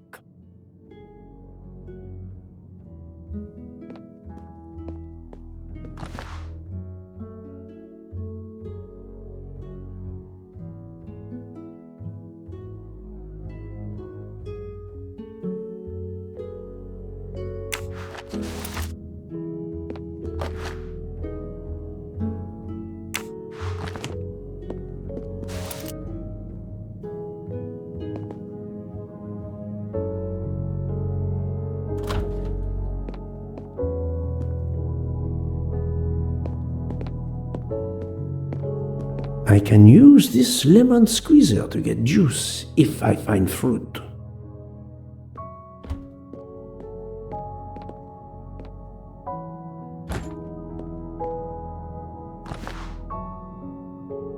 I'm missing half of the tonic ingredients.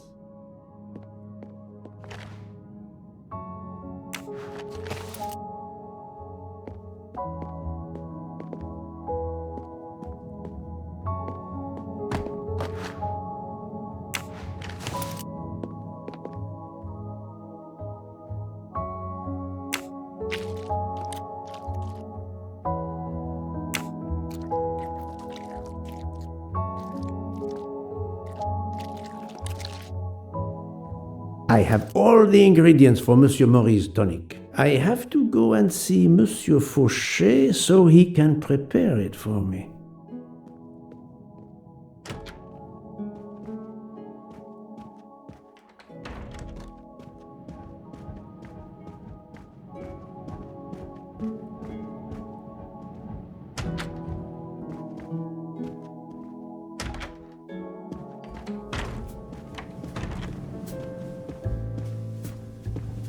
Monsieur Fauchet, may I disturb you for a moment? Of course. How can I help? Monsieur Fauchet, I need your help to prepare a cocktail. What is this phrase? This is music to my ears. What can I fix for you? A mojito? A gin and tonic? Or perhaps a martini? Shaken, not stirred? It's not for me, but for Monsieur Maury. Ah, his day after survival tonic. Unfortunately, I know it well. Here is everything that was listed on the magnet. Excellent! I can take it from here. Mr. Poirot, I'm uncertain about the lemon juice. Is it half a lemon or a full lemon for the recipe?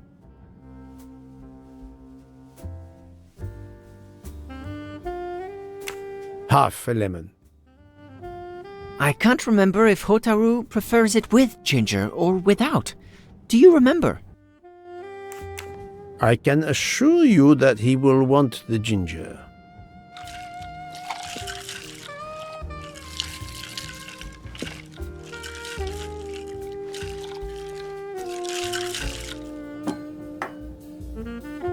There you are, sir. Hotaru will be himself again. Excellent. Thank you very much.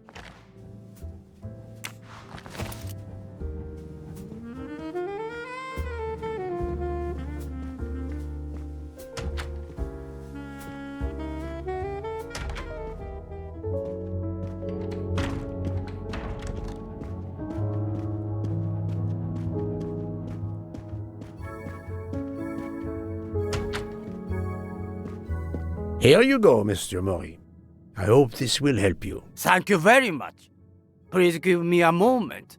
While this takes effect, it will be a while, I'm afraid.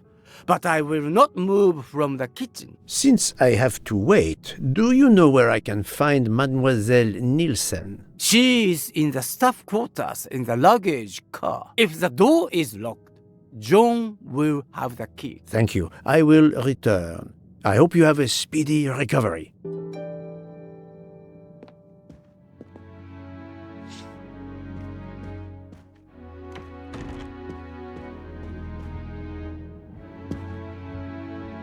Monsieur Mori told me that you are the one who has the key to open the luggage car door.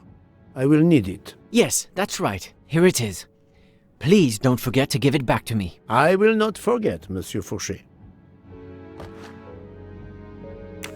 I have a favor to ask. Could you visit the passengers who are in their rooms and explain there has been an error with their allergy and diet form? But, Monsieur Poirot, I made no errors. Of course not. Call it a computer error. Yes, it is possible, but even if I can see this is part of your investigation, I do not understand it. I would ask that you observe which hand each passenger uses. Ah, you wish to know if they use the right or left hand when they write? That is my intention. I will take on this mission for you. Excellent.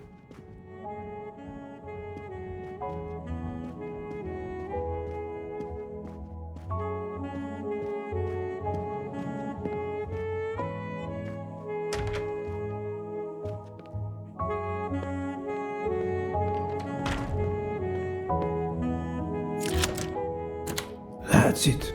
It's open now.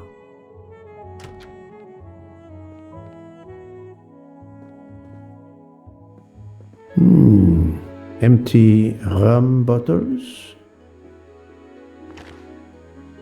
A deck of cards. I suspect they were reading diamonds and spades instead of books.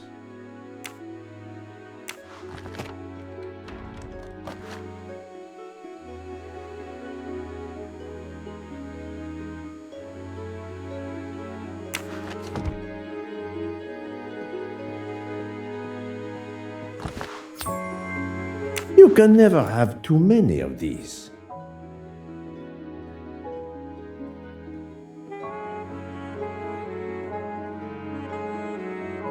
Hello, Mademoiselle Nielsen. May I ask you a few questions? I don't have a minute. My career is ruined, and it's not my fault. But how did this terrible thing come to pass? My supplies, passenger luggage, our living space.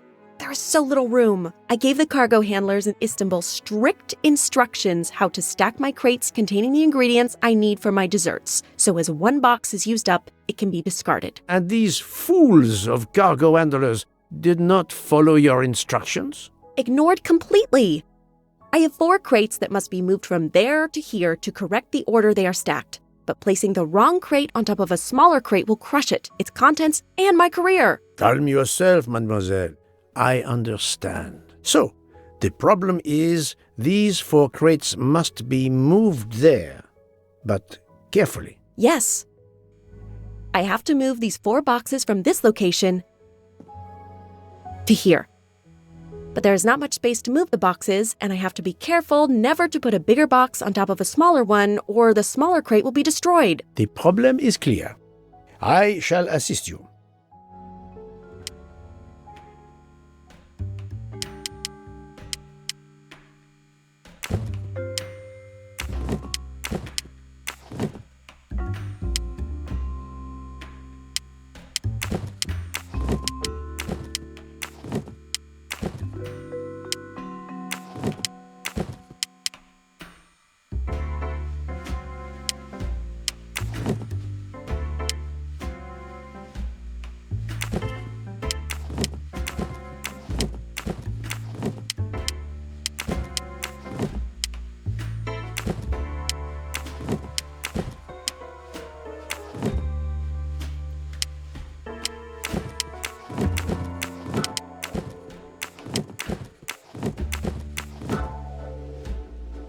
Et voilà! You are a lifesaver. Or at least, a dessert saver. Thank you, thank you.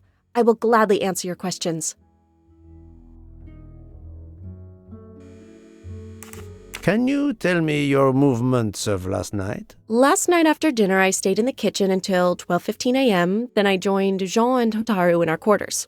Then all of us read quietly in our beds until we fell asleep. A very studious staff. However, Monsieur Maury doesn't seem to have followed the same literary pursuit as the others. And these rum bottles, do they have something to do with his hangover?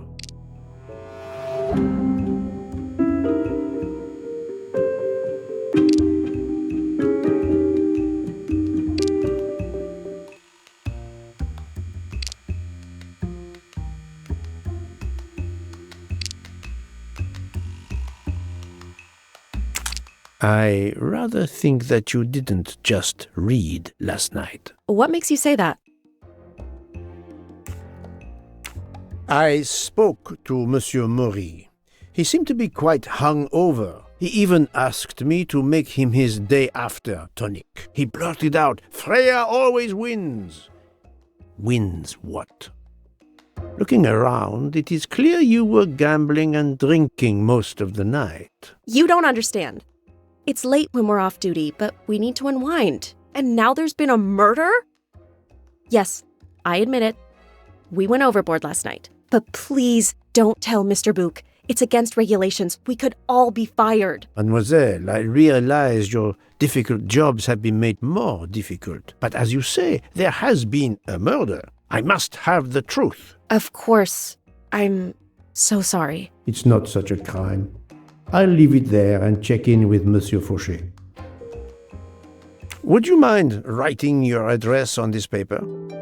I'm asking everyone on the train for addresses, in case I need to contact them once they leave the train in Paris. I understand. Yes, that's it. Mademoiselle Niersen is right-handed. Do you smoke? No, I never have. Thank you. Thank you for your answers, Miss Nielsen. You're welcome.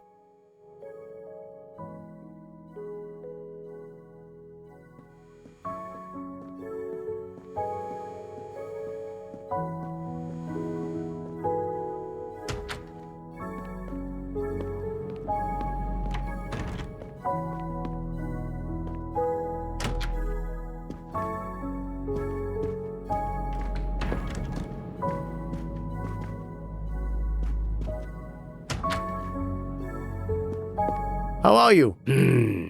It's better. Thank you. Then may I ask you some questions? It will not take long. Quickly, please. I have hungry passengers to feed. Très bien. Can you tell me your movements last night? Oh, nothing special. When I went off duty, I joined John and Freya in a compartment. I read for a short while, then went to bed early. Reading?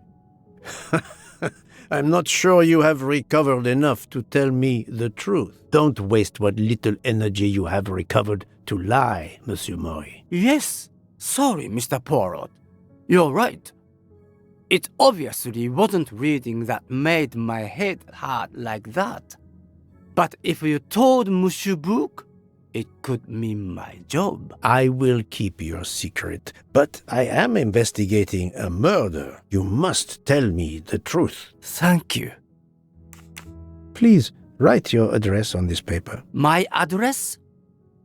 I don't see why. I think I hear Monsieur Book approaching. My address? Yes, of course. Another right-handed person. Not surprising, most people are. You are a heavy smoker. My job.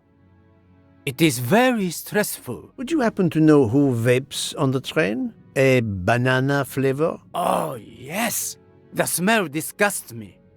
What is wrong with the good tobacco? I do not have time to answer that. Who is it? I've only seen one person who vapes. It's Captain Arbuthnot. Captain Arbuthnot, I see. Your testimony was invaluable to me. Thank you. Take care, Monsieur Maury. My palate depends on your good health.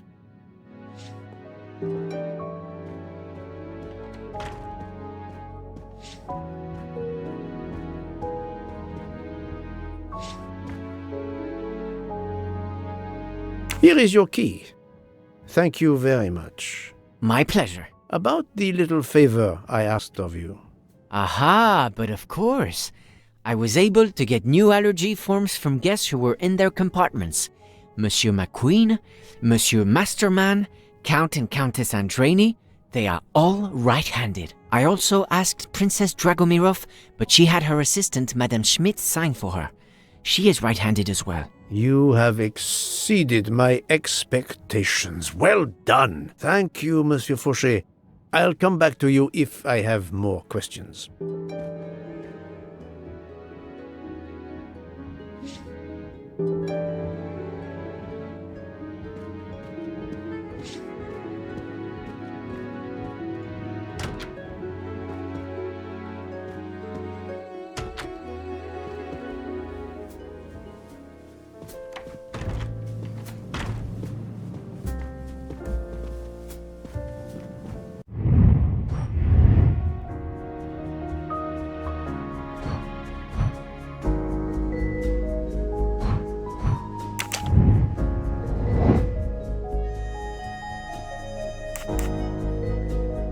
Think, Poirot. That is not a good answer. Are you... Good job.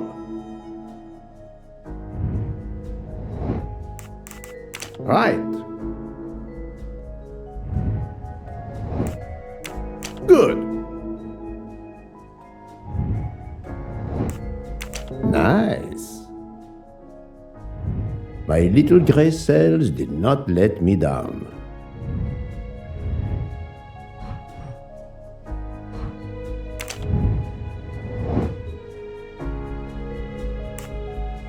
Adequate. Brilliant. I'm right again. That happens to me a lot.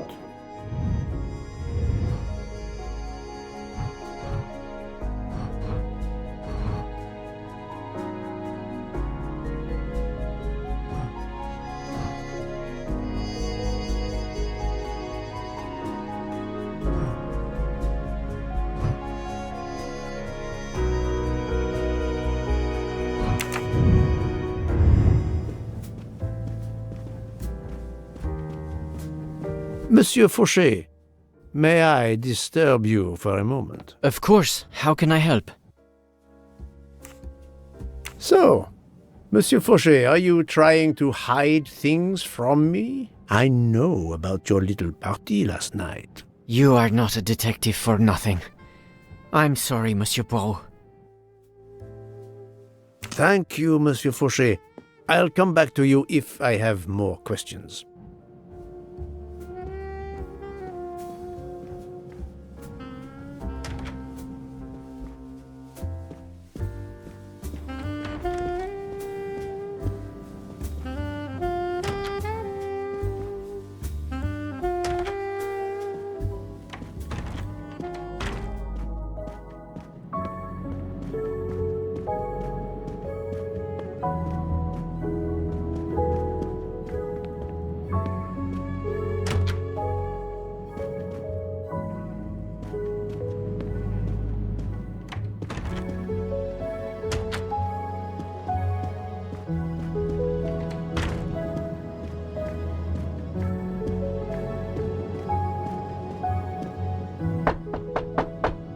Captain Arbuthnot, I know that you are the only person on this train to smoke e-cigarettes. We found a vial of e-liquid at the crime scene.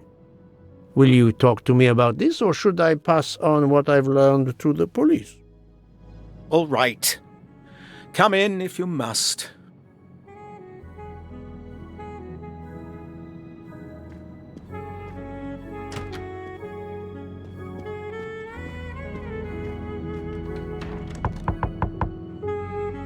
Pardon this intrusion, Mademoiselle Olsen, but something you told me earlier confuses me. Oh, Please, come in.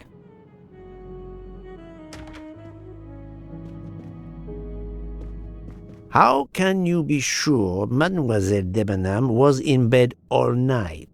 As I told you, I am a very light sleeper. The slightest noise wakes me up. If Fraulein Debenham had gotten out of her bed, I would have heard her.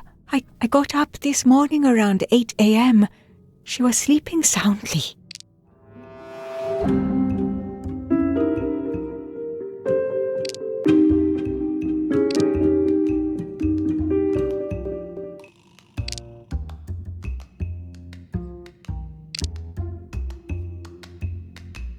Are you certain you would have heard her? Yes. Why are you asking? I spoke to Mademoiselle Debenham, and she told me that she got up around 5 o'clock in the morning. She opened the door and looked down the corridor. It was then that she saw a woman in a red kimono. How do you explain that? I think I must have been sleeping very soundly not to have heard it. Oh, but does that make me a suspect? I am not accusing anyone, mademoiselle. Do not worry. I am just trying to determine what happened last night. Thank you for your testimony.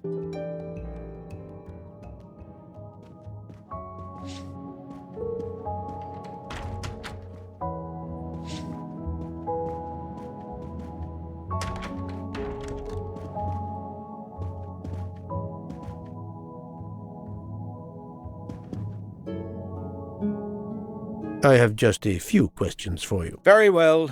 Let's hear them. The young English lady, Mademoiselle Debenham, was at the Tokatlian Hotel. Perhaps you met her there? We exchanged a few words. Fellow Brits abroad, that sort of thing.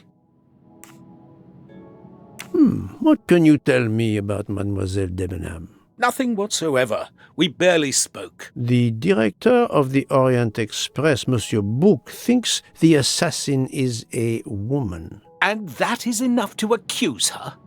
She had nothing to do with this murder. How can you be so certain? The idea is absurd. Ratchet was a perfect stranger to her. She'd never seen him before. Ah, did she tell you so? Well, yes, maybe she did. She may have commented once upon his somewhat unpleasant appearance. If a woman is concerned, as you seem to think, to my mind, without any evidence, I can assure you that Miss Debenham could not possibly be implicated. It is clear that the captain is defending Miss Debenham, a woman he supposedly doesn't know very well. What were you doing last night around 1:15? 1:15? I believe I was still talking to that young American fellow, Mr. McQueen, the secretary of the man who was killed. We were in his compartment. He was a friend or acquaintance of yours? No, I never saw him before this journey. We'd hit it off at dinner, and the conversation continued into the early hours. Until what time was that? Until 1:45 or so. Then I retired to my room and went to sleep. There is nothing you can recall last night that in any way struck you as suspicious? It's nothing. A mere detail. Allow me to be the judge. Well, before returning to my room, I went to the lounge car to get a glass of water. When I was passing through the first-class corridor, I noticed that the door, which is just after your room, 201, was not quite closed, and the person who was inside peered out, in a furtive sort of way. Then he closed the door quickly. I know there's nothing in that, but it was the furtive way it was done that caught my attention, struck me as a bit odd. I understand. Thank you for letting me know. Could you write down your address here, please? My address? If you insist.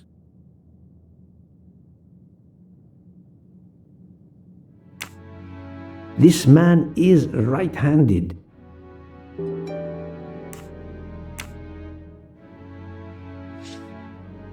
Is this e-cigarette liquid yours? What flavor is it? Banana. Well, that is awkward. That's my flavor of choice. But I have no idea what it was doing there, whatever. Can you explain how it ended up there? I have no idea. I never entered the man's room, Poirot. That's the truth. Thank you, Captain. You're welcome.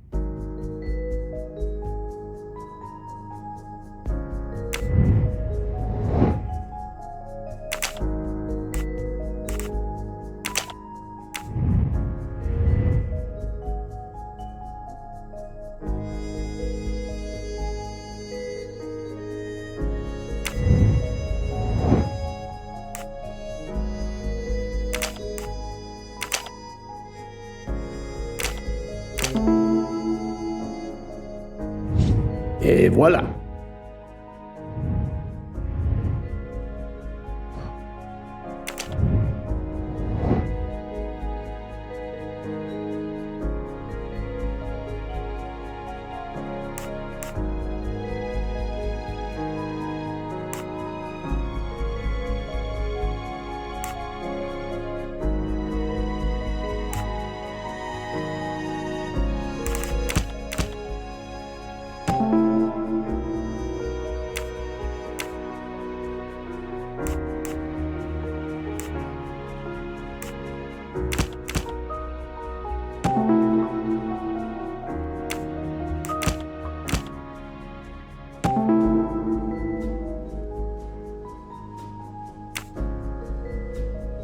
Captain Arbuthnot is the only passenger to smoke an e-cigarette.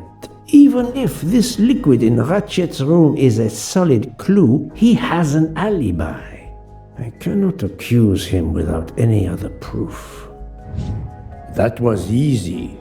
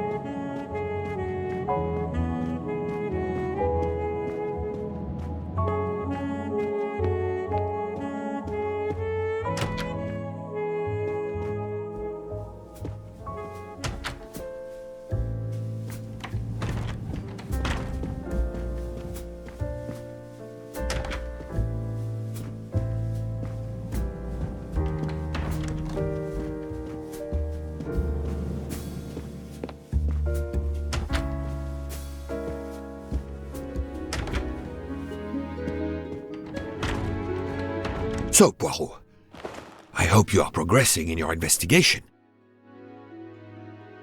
There is no trace of the murder weapon on the train, as yet. The killer could have hidden it anywhere. It must be somewhere. Indeed, as you say, it must be somewhere.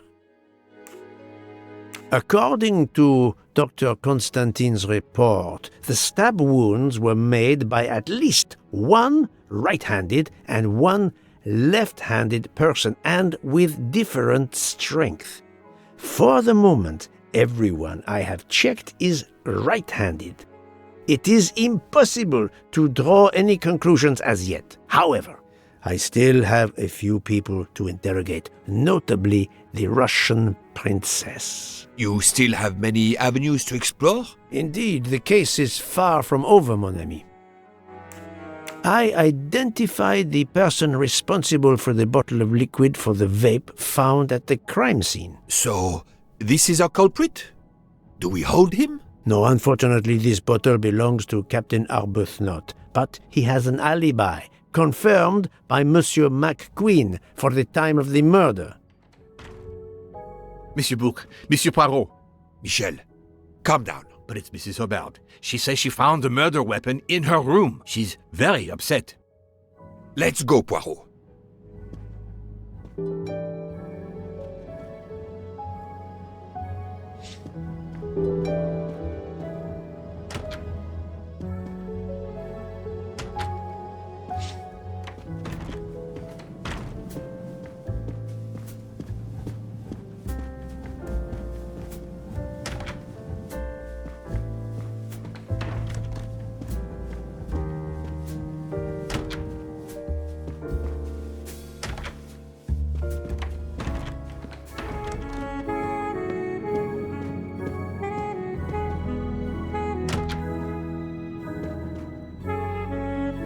I demand to be allowed to leave this train! Madame, we are in the mountains, trapped in a snowdrift. Stating the obvious, there is a murderer among us. He had the audacity to hide his weapon in my room. Please, Madame Hubbard, take a deep breath and tell us what occurred. Where did you find the knife? I wanted to get a handkerchief from my purse, and when I opened it, I saw it! A bloody knife! Am I next to be murdered? I very much doubt the murderer would give you his weapon. What do you mean? Madame, he would have used it. Oh, I haven't! Did you touch the knife? Of course not! What a question! I will take that as a no.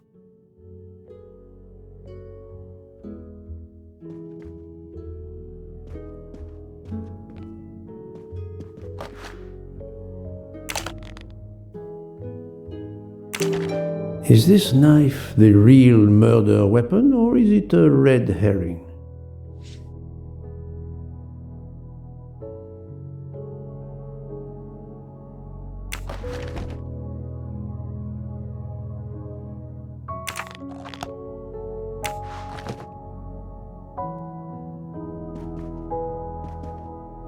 Mrs. Hubbard is distraught, Poirot. I should stay with her. Please go on without me. I have every right to be distraught. Thank you, Mr. Bouc.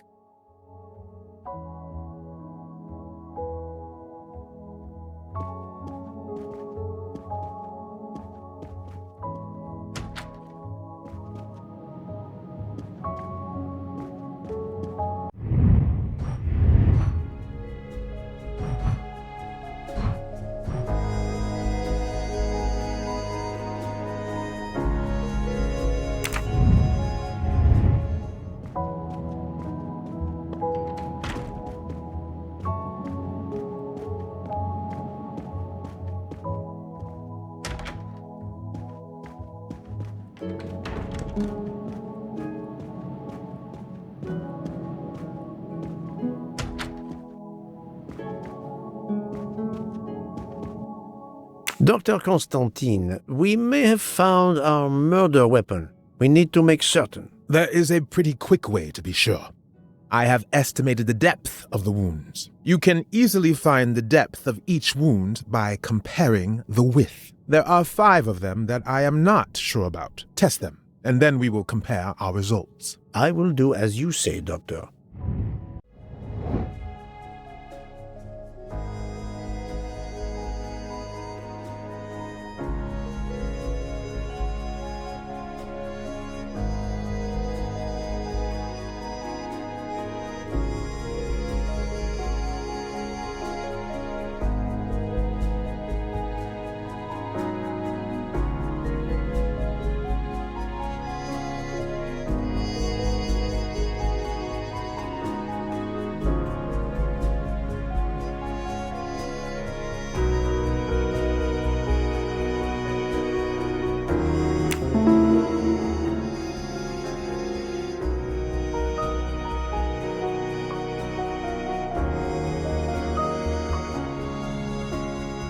I must admit I'm not right this time.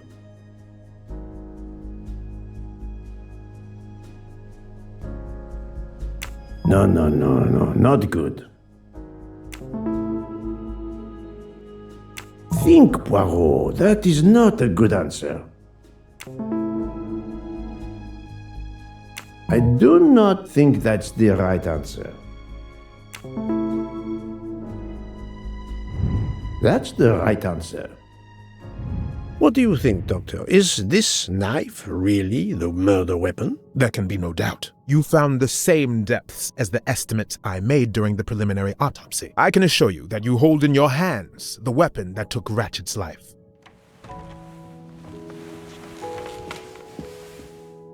Thank you. I feel way better now. The rest gave you time to sleep off most of the effects of the drug. I'm still a bit groggy. That's understandable. Are you able to continue your story now? Yes. Yes, I think so. Where was I? You were explaining how you returned to the Armstrong house to tell them their poor little child was dead. Yes, that's it. I felt helpless. My part in the case was officially over, but I knew I couldn't let it go. Daisy deserved justice.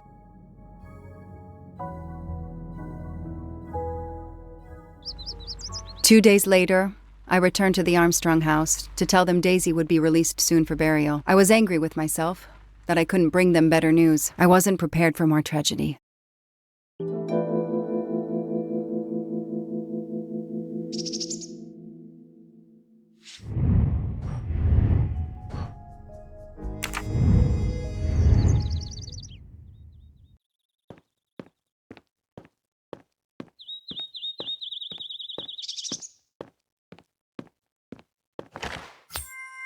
Not really my style, but I'll take it.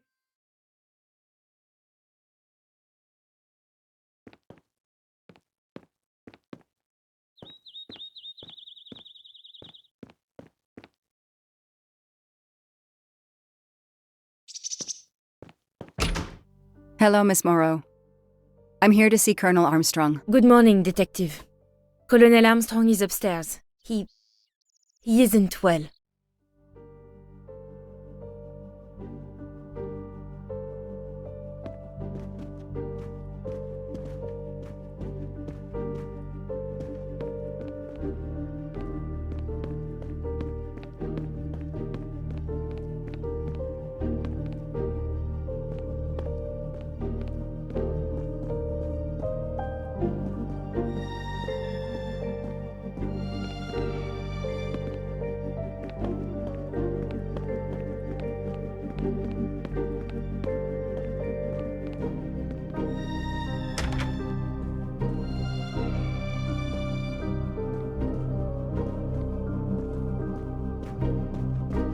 Nothing's been touched. It's as if Daisy might walk in at any moment and begin to play.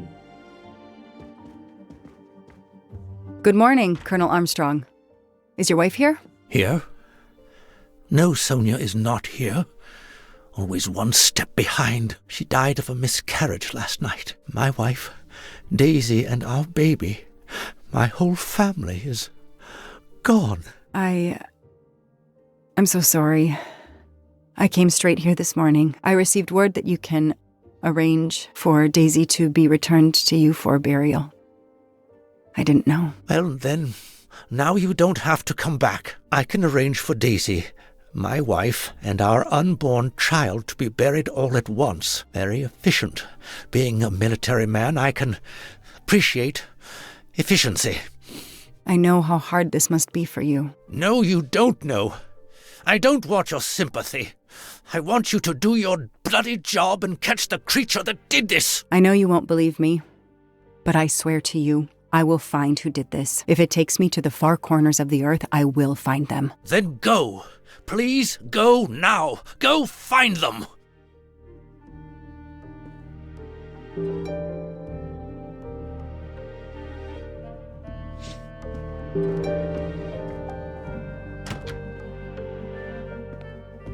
The house that once held the laughter of a child now feels so empty.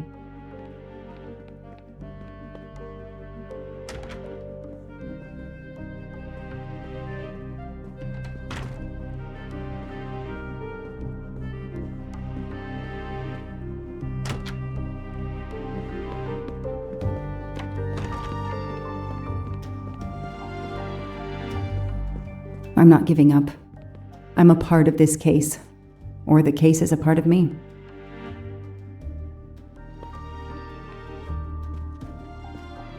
The Armstrongs have a taste for modern art.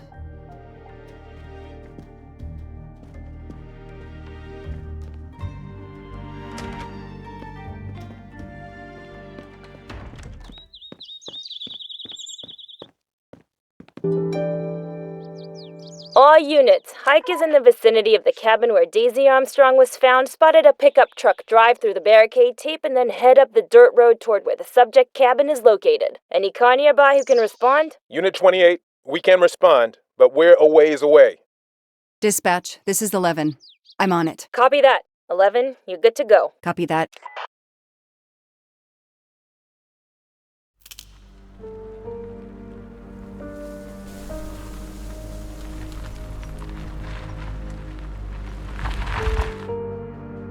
Okay, there's the pickup. Let's see who ignored our barricade tape. 11 here. I'm at the cabin. Someone has broken in. Are you requesting backup? Not yet. I'm going to take a look around. Copy that, 11.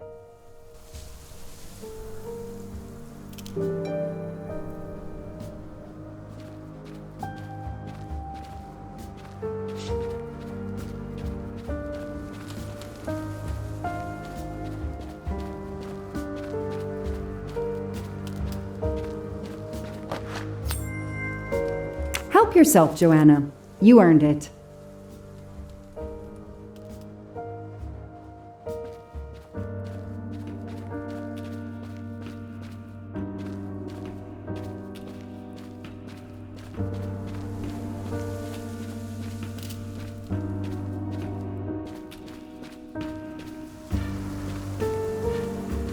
An individual has entered a police-secured area. I have to stop him first.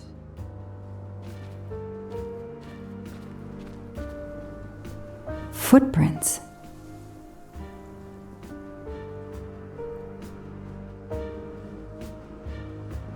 A forensics evidence identification marker.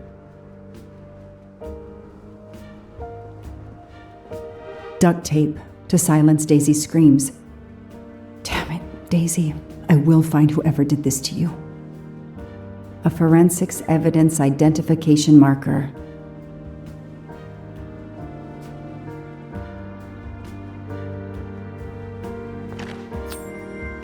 Not really my style, but I'll take it.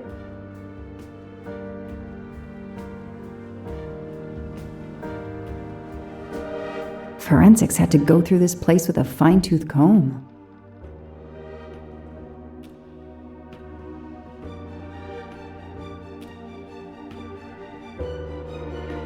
He's not here. 3/8/92. Oh, when the poor dear was killed.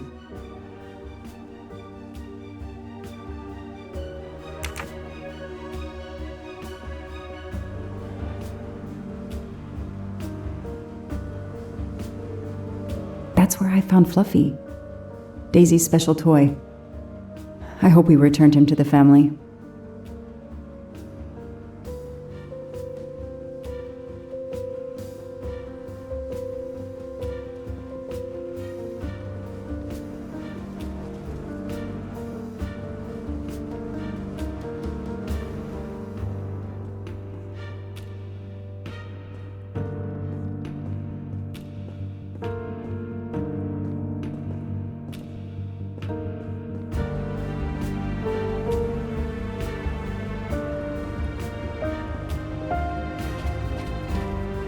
An individual has entered a police-secured area. I have to stop him first.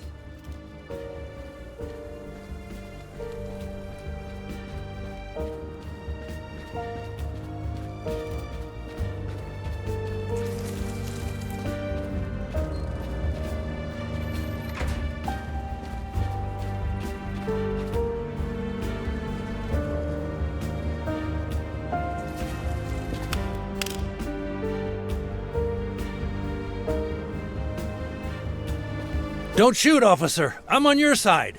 Sir, keep your hands where I can see them. Sure, no problem. Sir, this is a crime scene. Who the hell are you? I'm a reporter.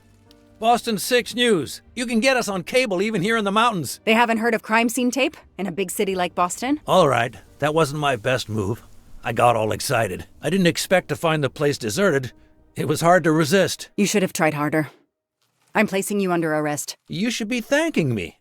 Look what you apparently missed and I found.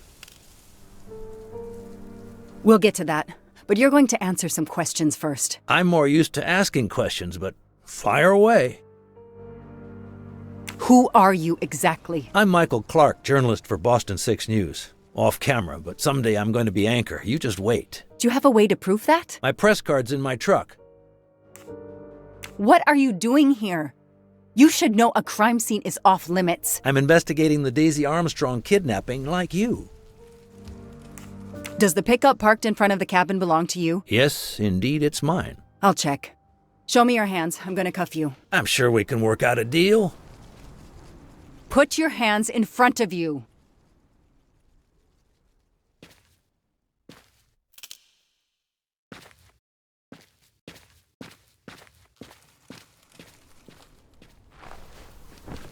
Aren't you going to read me my rights? You have the right to remain silent. I really wish you'd exercise that one. Dispatch, this is 11. I intercepted a suspicious individual at the crime scene. I'll check to determine how badly he's compromised it. Then I'm bringing him in. Copy that, Detective Locke.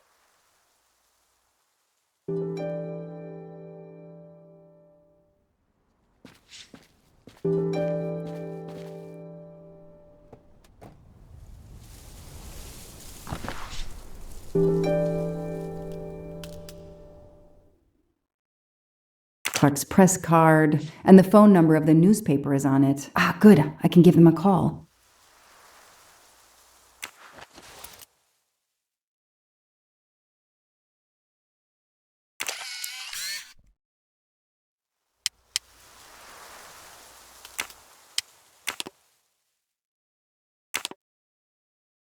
Candid photos of the entire Armstrong family. A reporter just doing his job. Or something else?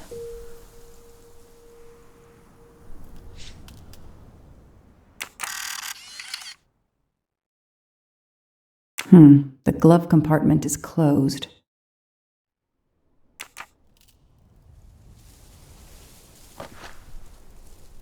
Telephoto lens. Not so surprising for a journalist.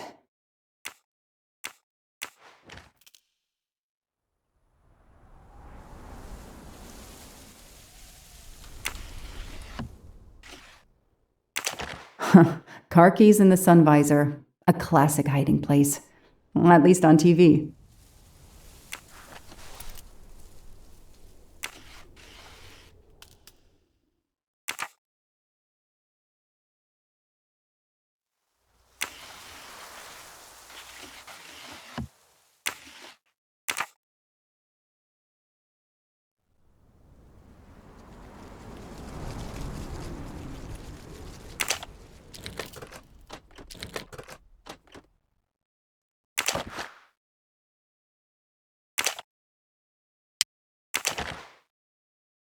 Clark's driver's license seems to be in order.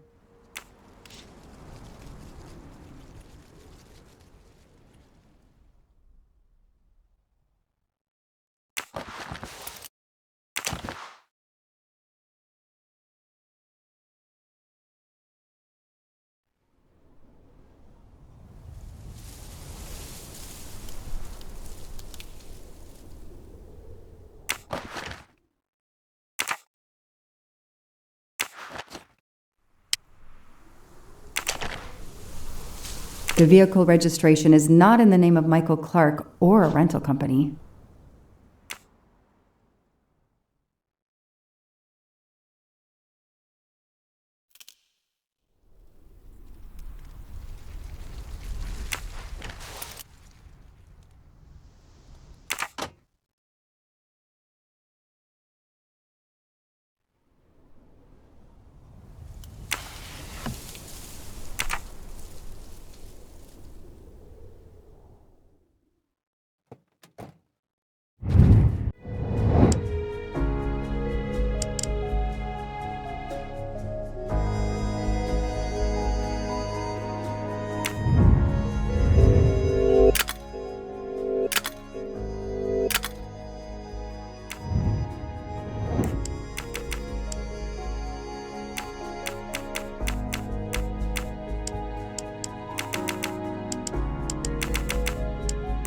No, this isn't it. Think!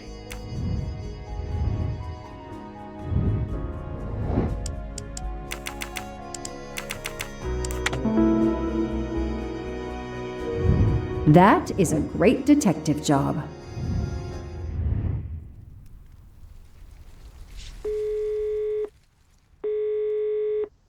Hi, I'm Detective Joanna Locke, Berkshire Police. I'd like to speak to an editor, please. One moment, please. Hello, Detective Locke? This is Abby Wilson. I'm a senior editor. What can I do for you? Does a man named Michael Clark work for you? Yes, he does. Why?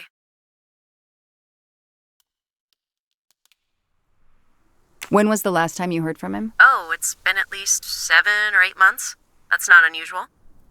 He works in the field? Yes, Michael Clark is what we call a stringer. He works as a freelancer, comes up with a story we can use, we pay him, and we don't hear from him again for several months. What kind of stories does Mr. Clark write? Mr. Clark is an investigative reporter. Mostly crime stories, to tell you the truth. He comes up with some pretty macabre stuff some of the time. Is there a problem? Or a story? Do you remember what the last case he investigated was? It was a murder case. The victim was a millionaire named James Miller. He was called the Frozen Fish King of Gloucester, Massachusetts. His body turned up in one of his nets. Or, rather, most of it did. Ah, well, thank you, Ms. Wilson. You've been a great help to me. Pleasure. I hope he's not in trouble. He can be a little pushy, but he's a good guy overall. So what's he working on now, Detective? Are you sitting on a story? Thanks again.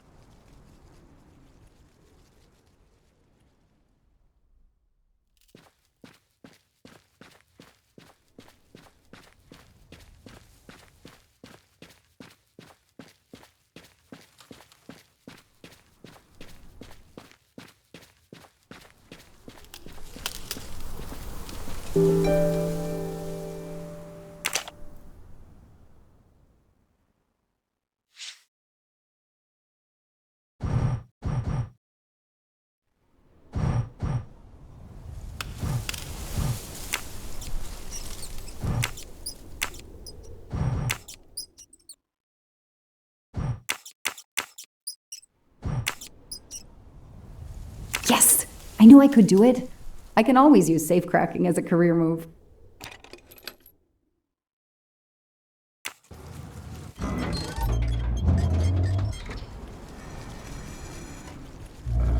There. Now let's see what secrets you're hiding.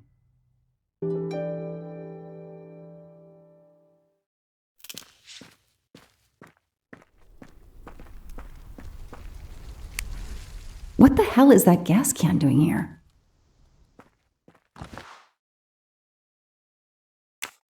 The cap's been damaged, and some gasoline has leaked out.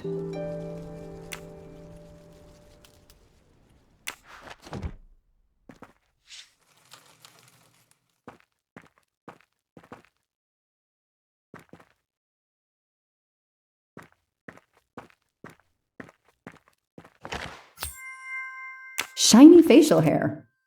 The good news is that it's gold.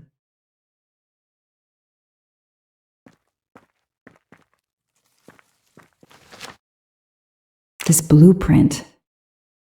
It looks like the bomb in the cabin. The kidnapper built the bomb here.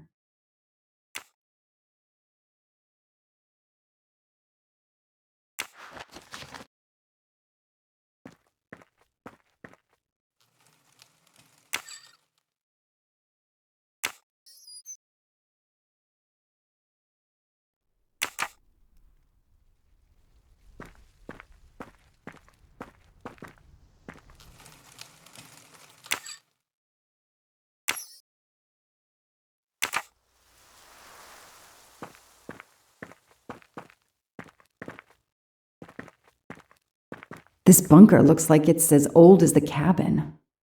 Everything is falling apart.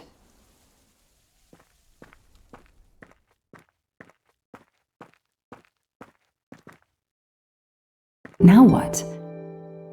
I have to turn the power back on to open this magnetic door.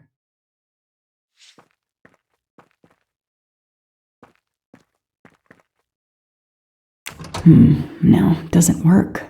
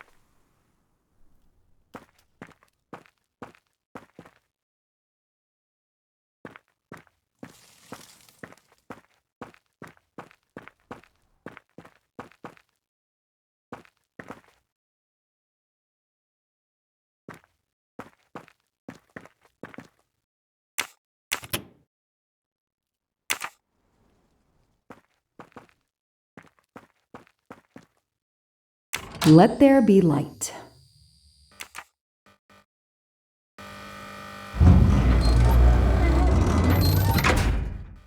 Perfect, it works.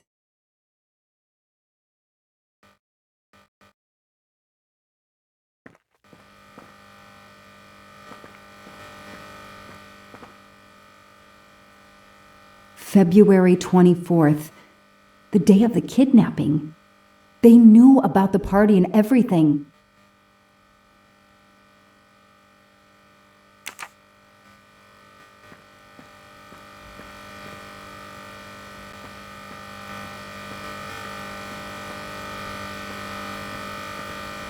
Could use a new light bulb.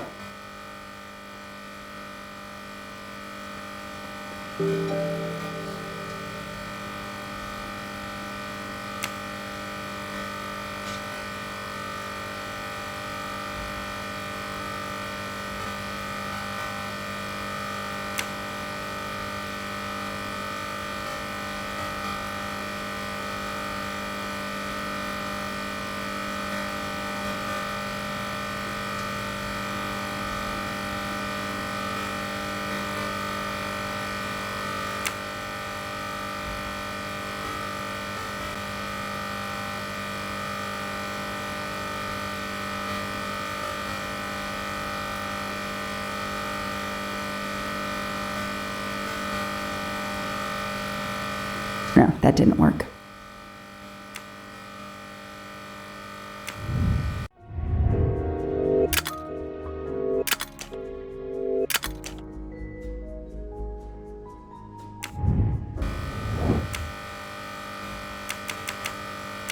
Damn, that isn't it.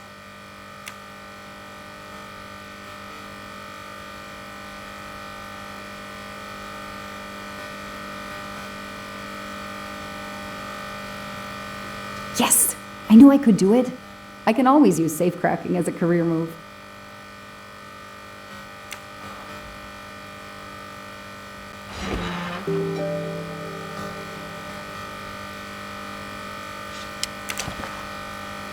An expensive-looking pen with the initials JM? What's its story?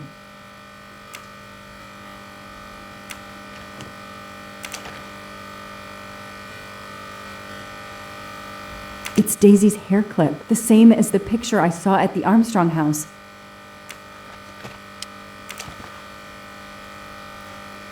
That looks like a hair caught in the band around the money. Forensics will tell me for sure, but that doesn't look like Daisy's color. These get locked up again until forensics get here.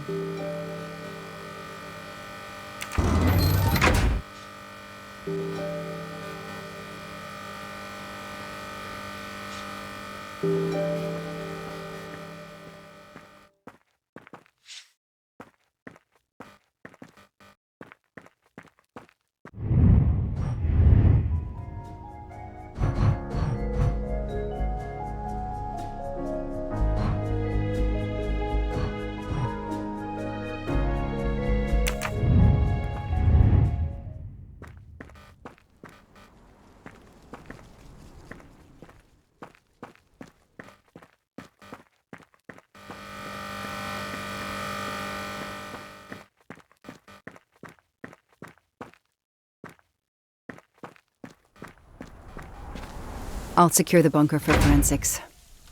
Progress at last.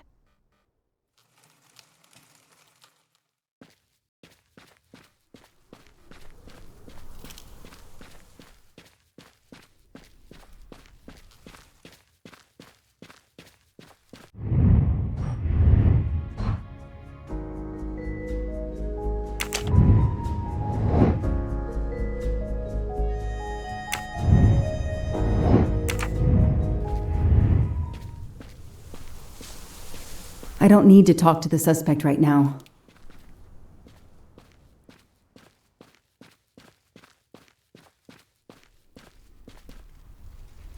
The gas can I found in the bunker would match this outline perfectly. Okay, time for forensics to attack that bunker. And Clark? He's too sure of himself. I need to get him into an interrogation room and find out what really makes him tick.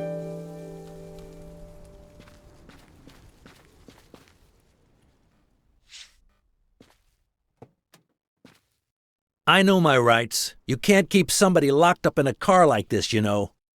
You wouldn't do it if I was a dog. Do they have bathrooms at the station?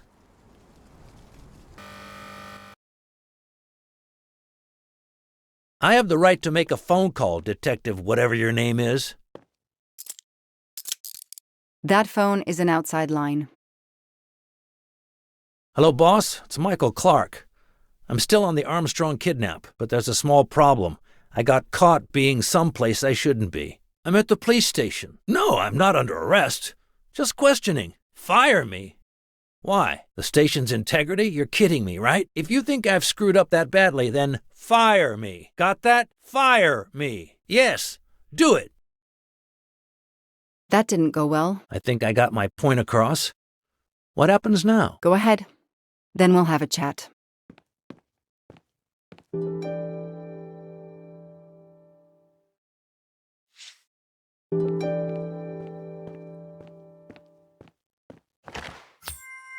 A gold mustache. Thank you very much.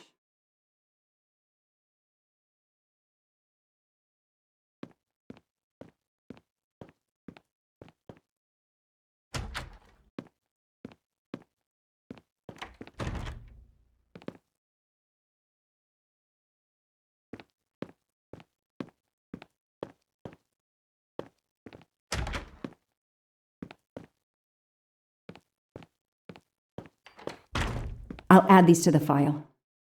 Anything that will erase Clark's smile.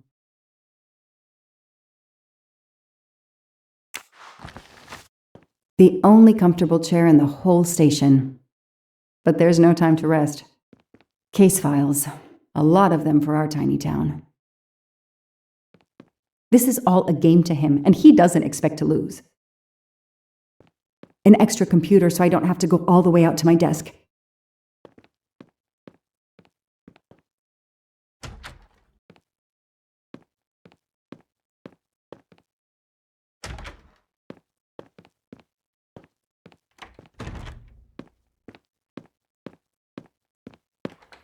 Now that we've taken your DNA, we can begin. Interview of suspect Michael Clark, 6 p.m., March 30th, 2019. This interview is being recorded. By elves behind the mirror, no doubt? You were arrested at a crime scene where you damaged police barricade tape. I'll pay for a new role. That's a Class A misdemeanor, and it carries a $500 fine. Oh, that's unfortunate. To begin with, where were you on the night Daisy Armstrong was kidnapped? I was watching TV in my motel room, but I had my police scanner on.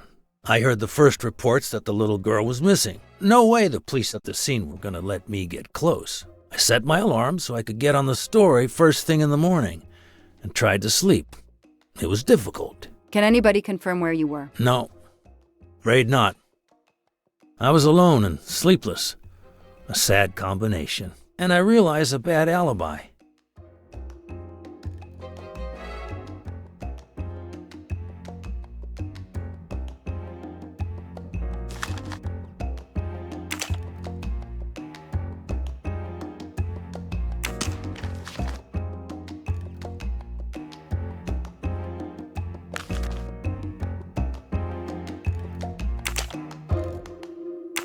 Let's start with why you went to the cabin. If the police were interested in it, I was interested in it.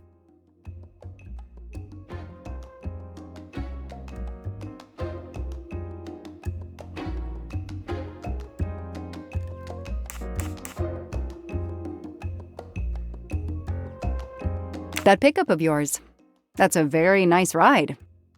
Especially for a stringer who only gets a few stories on the air. How can you afford it? When Boston 6 does use a story, they pay okay. That truck is top of the range. How much did it set you back? $55,000, $60,000? When I have to, I do what everybody else does. I take out a loan. How about you, Detective? You got a loan on your car? He's enjoying himself. I need to throw him off balance somehow, surprise him into making an error. Explain to me again how you got to the crime scene. I listened in on the police radio frequency. Anybody can do it with a scanner. I headed for the crime scene in my trusty pickup, like I've done for years. After the forensic team left, I needed to see the crime scene for myself. I got to the bunker just before you arrived.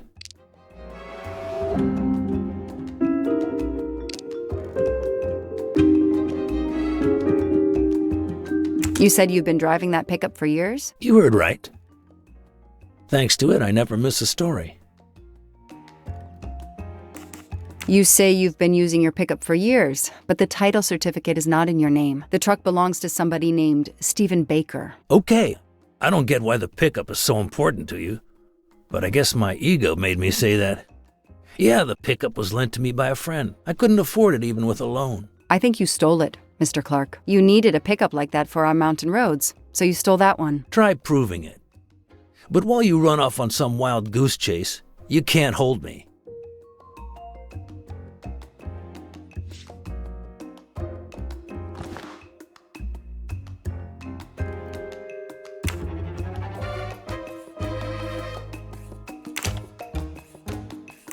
You say you're a journalist, a stringer for Channel 6 News in Boston. I sell my stuff to lots of media outlets.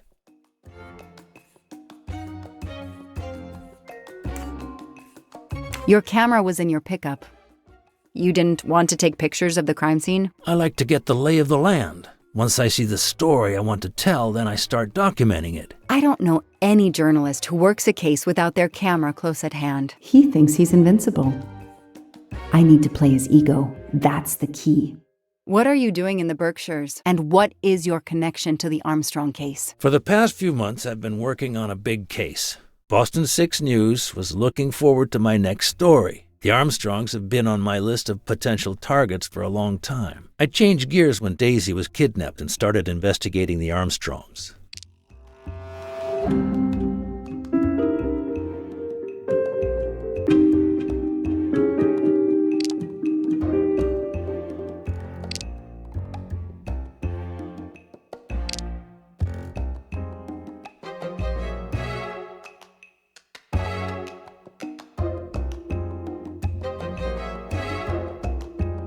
So you just stumbled on a major kidnapping story during your stay in the Berkshires? Yeah, I was researching PCBs in the river for crying out loud. Then, wow, the Armstrongs. That's not a Science Sunday report. That's a lead. Sometimes you just get lucky. Your camera in the pickup. There were photos of Daisy from before she was kidnapped. The Armstrongs are a famous family like the Kennedys or Hollywood couples. Gossip sites love them. People want to see how they live. I started out just stealing candid shots. Paparazzi live on getting that one exclusive shot. Steamy, intimate, whatever. Then when the kidnapping happened, I realized I was here first. What an opportunity. And I jumped at it. You have an answer for everything. You're not very good at this, are you? How long have you been on the job? Long enough to put you away for life.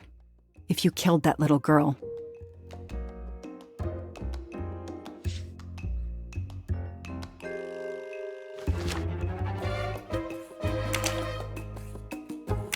Let's move on to the gas cans and what we found in your pockets when you were brought in here today. That sounds exciting.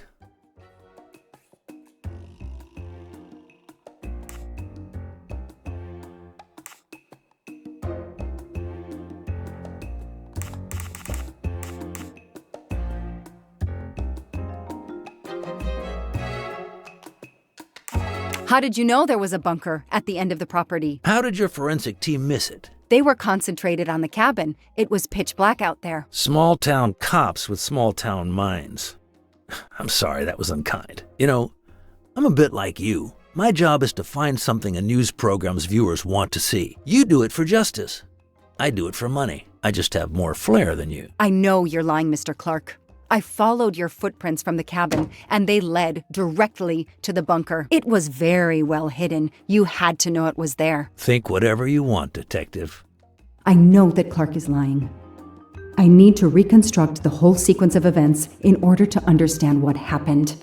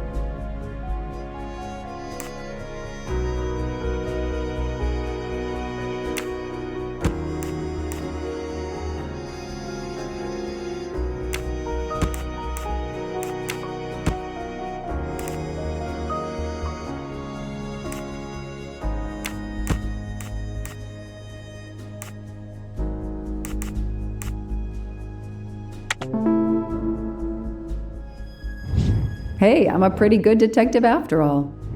I'll tell you what really happened. You waited until forensics left and arrived in your probably stolen pickup. You grabbed a can of gasoline from your truck. You then went into the cabin to check if Daisy had been found. You then went straight to the bunker to see if it had been discovered, planning to set it on fire and destroy all the evidence inside. Before you could start the fire, you heard me arrive. So you hastily left your gas can and closed the hatch. You didn't think I could open the bunker. If I hadn't found you, I expect you would have burned down the cabin too. I'm not going to make fun of you, Detective, or how you handled my interrogation. You're obviously very new at this. I swear I'm telling the truth. I didn't know the bunker was there until the moment you showed up. I seem to have trumped your entire police force. When I get the DNA results from the bunker, we'll continue this conversation. You have no concrete evidence against me whatsoever. The lab results will be in soon. You won't get away with this. See that call? That's your arrest warrant and a one-way ticket to prison. I'll be right back.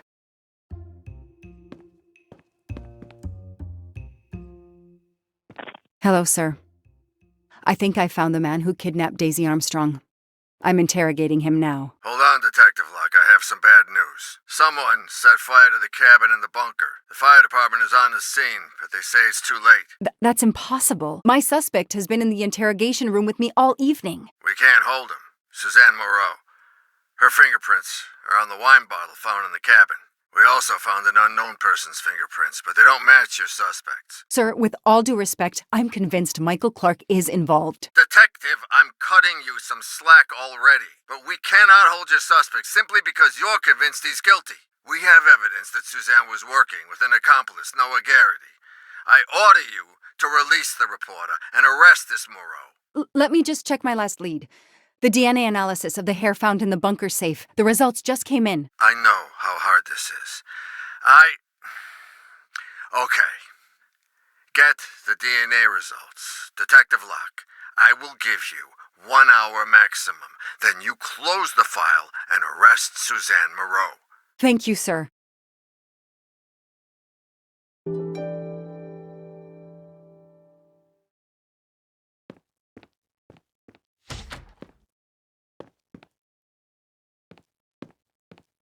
An extra computer so I don't have to go all the way out to my desk.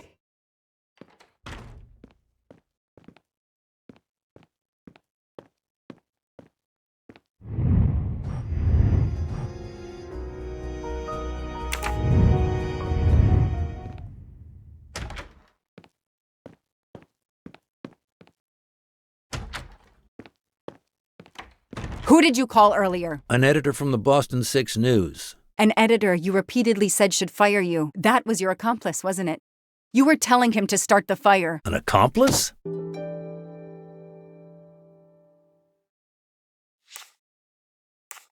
I know it was Noah you called. I'm saying nothing more without the presence of my lawyer. Stay right where you are. I'm not done with you yet. Wow. Do I hear grounds for a lawsuit? Some poor innocent woman is being accused instead of you. You set her up, didn't you? You have to let me go, Detective. All I need is one more phone call to the lab. I know it's you, and I'm going to prove it. Hello, this is Joanna Locke. I need the results of the DNA test I asked you for. Hi, Detective. Sorry, we only have the DNA sequence.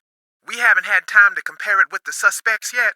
It'll take 7 more hours. I'm sorry, but you are not the only one on the waiting list. Send your analysis to my computer in the office. I'll do the comparison myself. I need authorization. I have a murderer who is going to walk free unless I get those results now. Fine, we'll send it to you right away, but I'll have to log this. It's my last chance.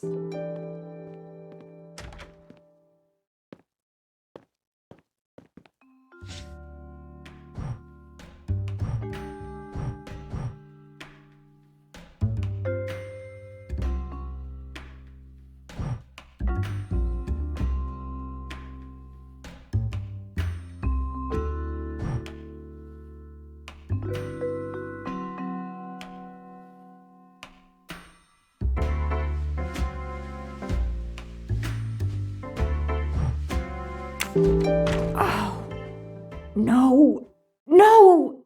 Suzanne? I don't understand. I was sure it would be Clark's hair. I'll have to let him go.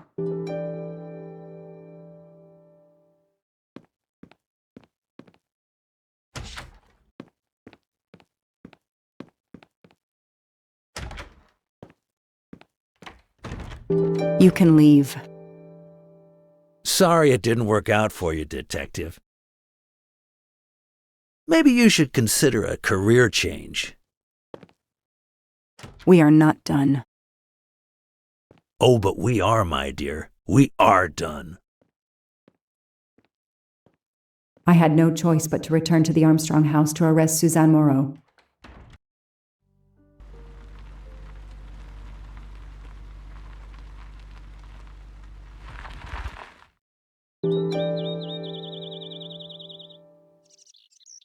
The arrest warrant for Suzanne Moreau. Suzanne was set up by Clark and Noah. They are the kidnappers, but I'm not giving up. When Suzanne comes up for trial, I will fight for her defense. But for now, the district attorney is in charge. If I want to stay a detective, he always has the last word.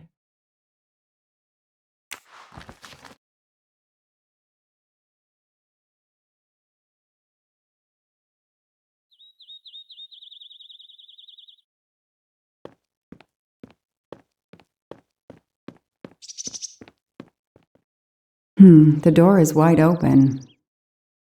How strange. Hey, is anyone there? Miss Moreau? Miss Moreau? This is Detective Locke.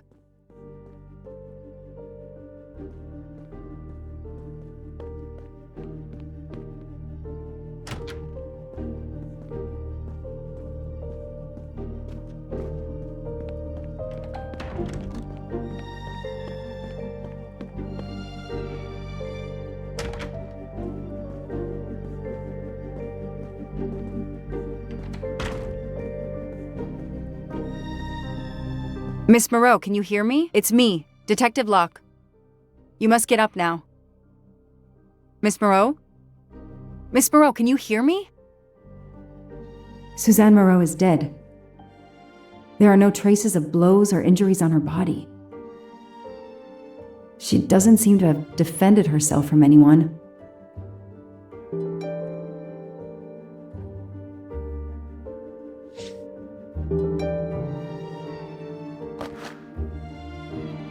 It appears Suzanne killed herself by ingesting all these drugs.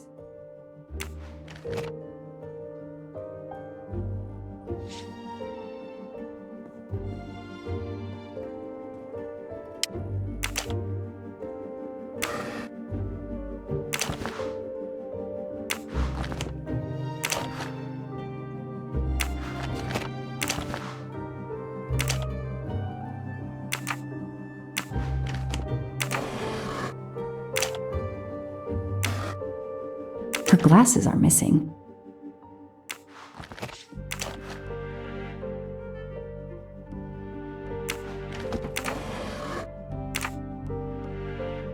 Suzanne's diary is missing.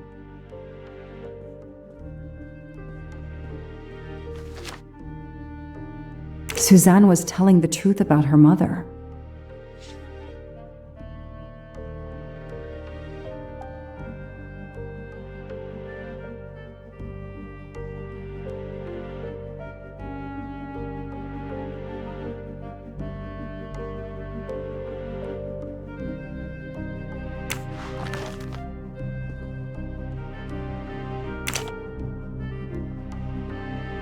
She must have realized at last how she'd been used. The death of her mother would have been an additional shock, and the self-righteous court of social media was as quick as usual to try and convict her.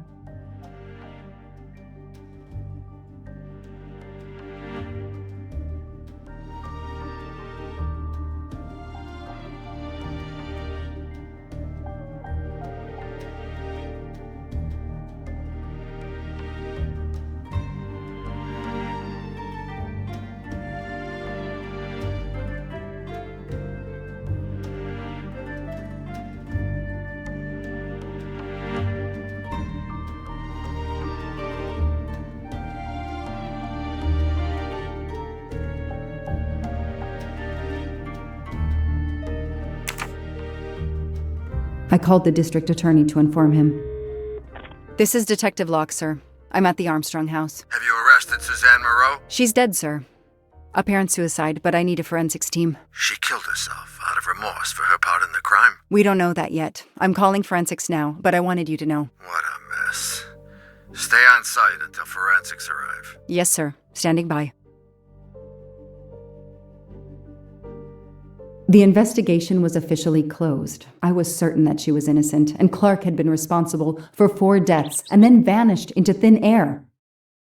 With $1 million. Dollars marked, though, and not easily spent. I didn't care if the case was officially closed.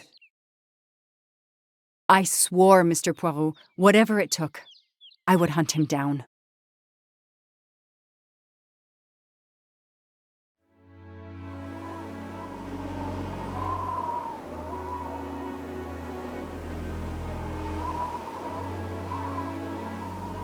I waited for the forensics team, then went into the station to write my report. I was officially off the case. Thank you, mademoiselle.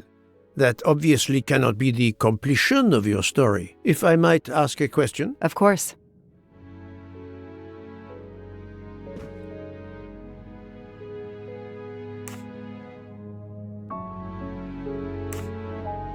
Suzanne Moreau's boyfriend, the one who manipulated her and burned down the cabin. This was Ratchet? No, he was an accomplice.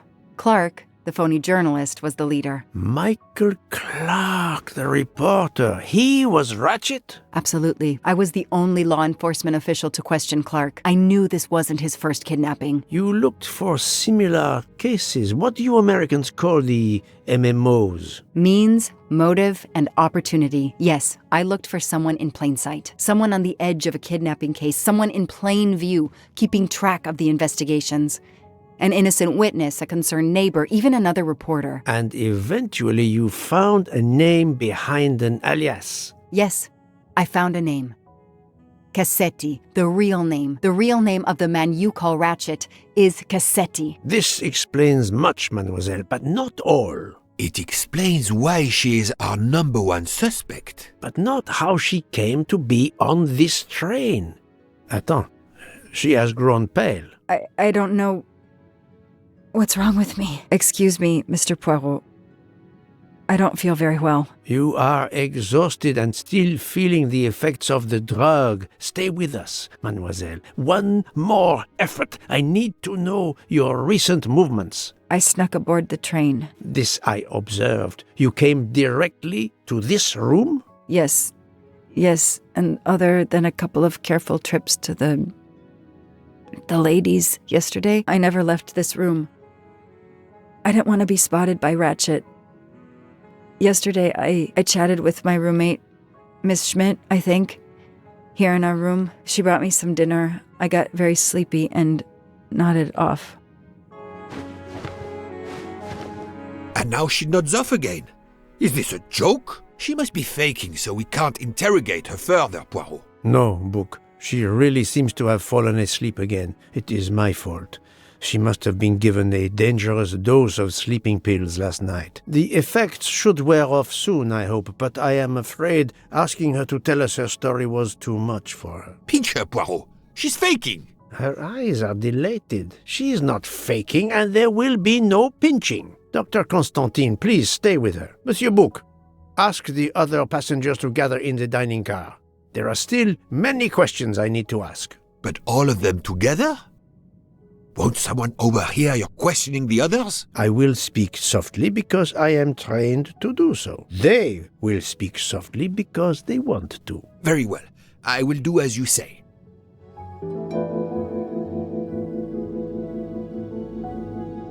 I'll stay here to watch over Miss Locke.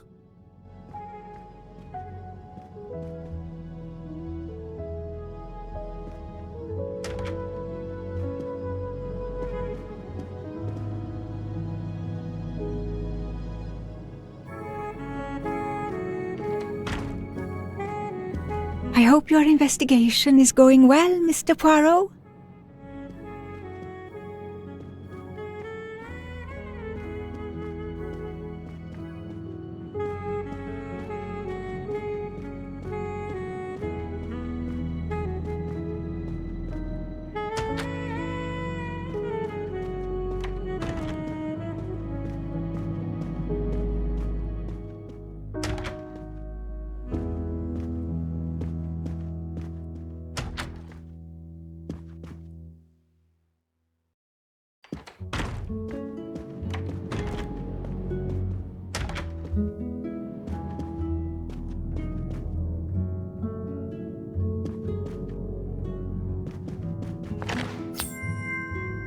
Another golden moustache to treasure.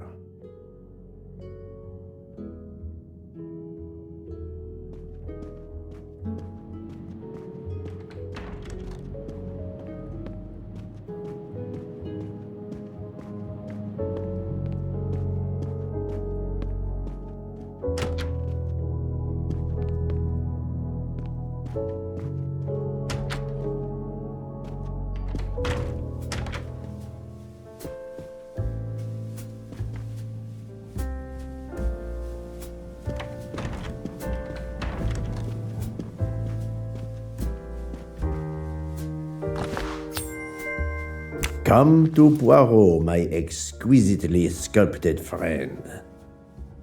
I hope we will be leaving soon. I hope we will be leaving.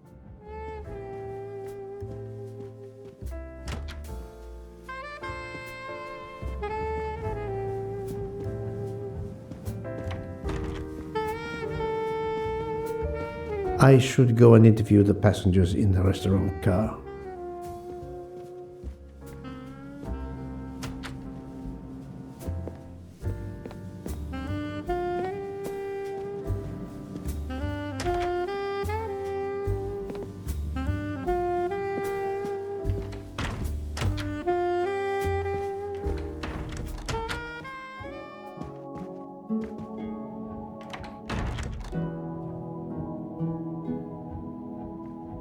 The passengers who agreed to come and talk to you are assembled, Poirot. Mr. Masterman is already here to answer your questions. Perfect. Thank you, my friend. Sit down, Monsieur Masterman, please. Thank you. Does the name Cassetti mean anything to you? No. Should it? Have you heard of the Armstrong kidnapping case? Of course. It was all over the news a few years ago. Your employer's real name is Cassetti. He was the man behind that kidnapping. Mr. Ratchet was... He murdered that poor little girl? Mr. McQueen, the man you worked for is a kidnapper named Cassetti. What? What kidnapping? He murdered his victim, a child named Daisy Armstrong. The Armstrong kidnapping? You had no idea of Monsieur Ratchet's real name? Damn skunk! Why are you so upset? My father was the district attorney who handled the case, Mr. Poirot. I saw Mrs. Armstrong more than once. She was a lovely woman, so gentle and heartbroken. If ever a man deserved what he got, Ratchet, or Cassetti, is the man. He didn't deserve to live. Madame Olson, have you heard of the Daisy Armstrong case? No, I've never heard of it. It was only 2 years ago. It was famous. Maybe so, but it was not famous in Spain, where I have been helping the refugees from Africa. You've never heard the name Daisy Armstrong? No, never. Daisy Armstrong? No. No. No! No! Yes. It was all over the English tabloids before I went to Jordan. A horrific crime that claimed the lives of an entire family and their wrongfully accused nanny. That's right, isn't it? Quite so. I thought the culprit had been punished. Some might say that the culprit was punished last night. Oh, my heavens. May I ask you a few more questions? Yes, of course.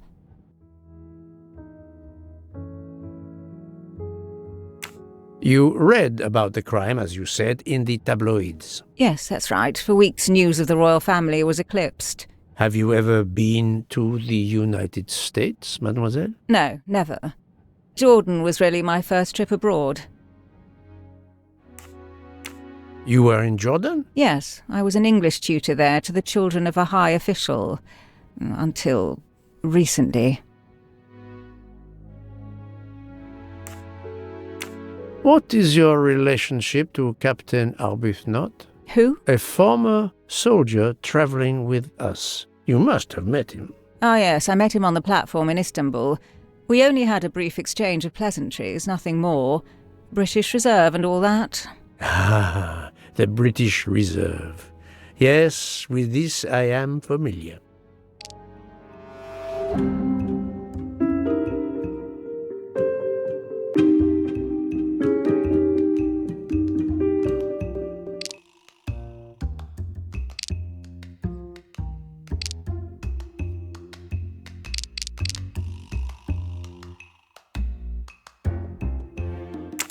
Are you sure everything you have told me is accurate, Mademoiselle Debenham? Of course.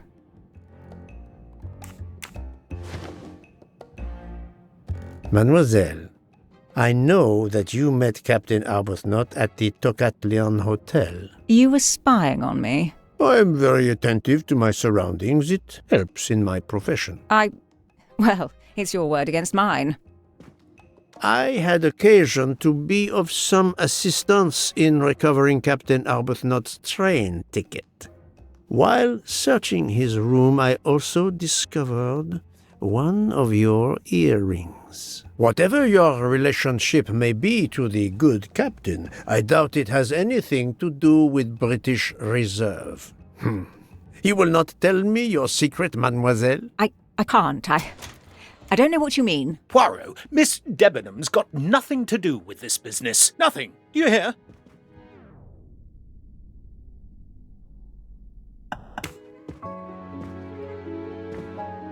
Archie, stop! Captain, no! This behavior is unworthy of an officer and a gentleman. Leave her alone! Have you no honor? Archie, we should go. Captain Arbuthnot, I am certain you are a brave soldier, but you are a poor actor. The truth is that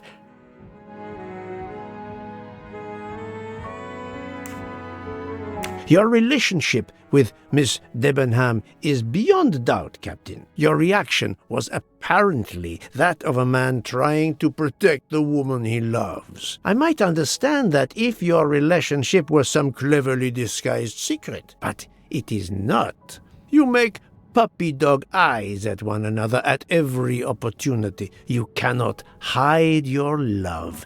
Everybody knows. I advise you to stop with your accusations, Mr. Poirot. I'm going to escort Miss Debenham back to her compartment. Make of that what you will. The captain and Mademoiselle Debenham are obviously adamant about not revealing their relationship, but this scene convinced me there is more that is not so obvious. This murder has everyone on edge. In my 25-year career, I have never seen such madness aboard the Orient Express. I understand, my friend. The more we learn, the more perplexing this train ride becomes. But we have other clues to pursue. What do you have in mind? The broken watch on Monsieur Ratchet's wrist, for example, and the handkerchief found near the body. Who does that belong to? This little drama we have just witnessed has not put you off the scent. Far from it, my friend. Will you return to your watch over Mademoiselle Locke? Yes, I will. Dr. Constantine can probably use a break. Good. Au revoir, Poirot.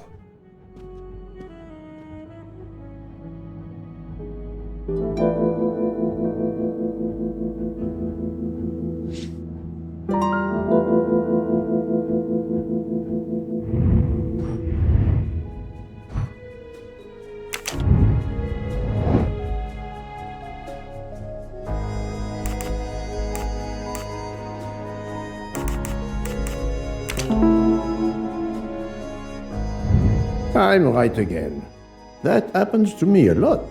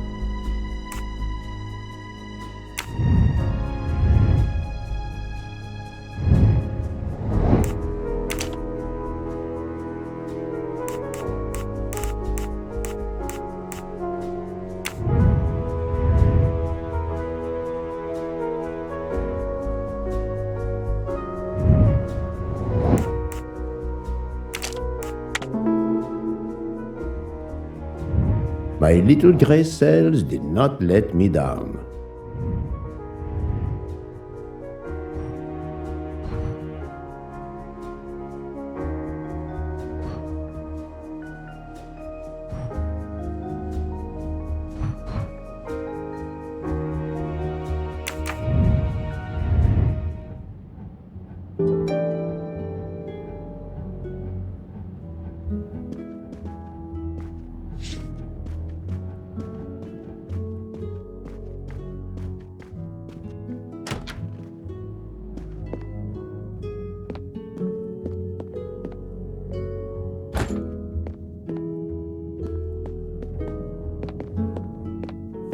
I'm sorry, sir, but I must concentrate on my baking.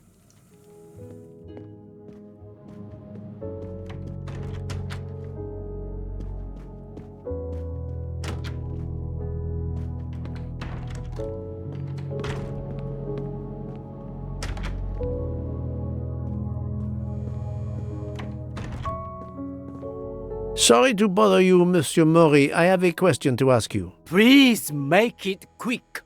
I have a meal to prepare.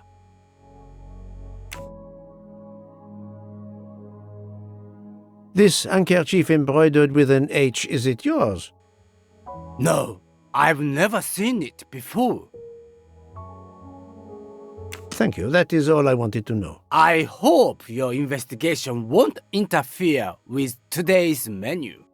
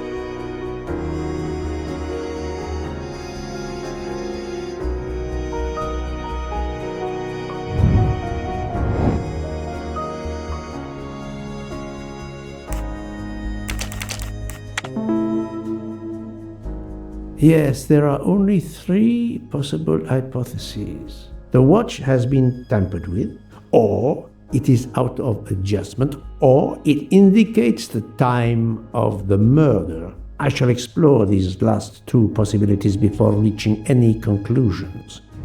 If the watch is out of adjustment, it may be broken. There may also be another reason related directly to Ratchet. Maybe the watch is set to another time zone.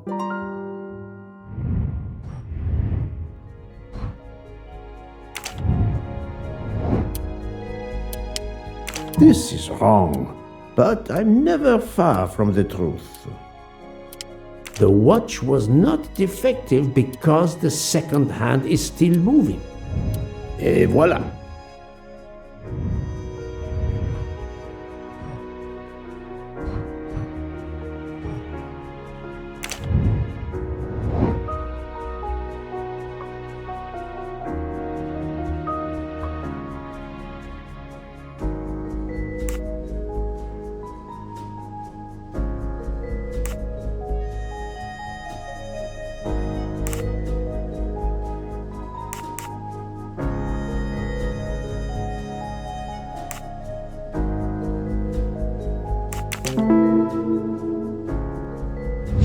That's the right answer.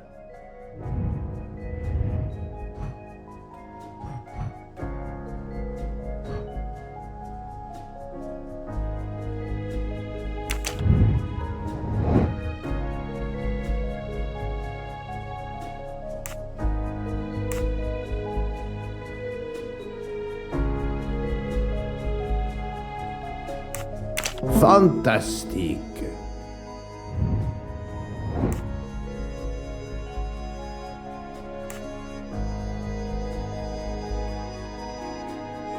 Good job. If this theory is correct, then the murder took place at 12:15 a.m.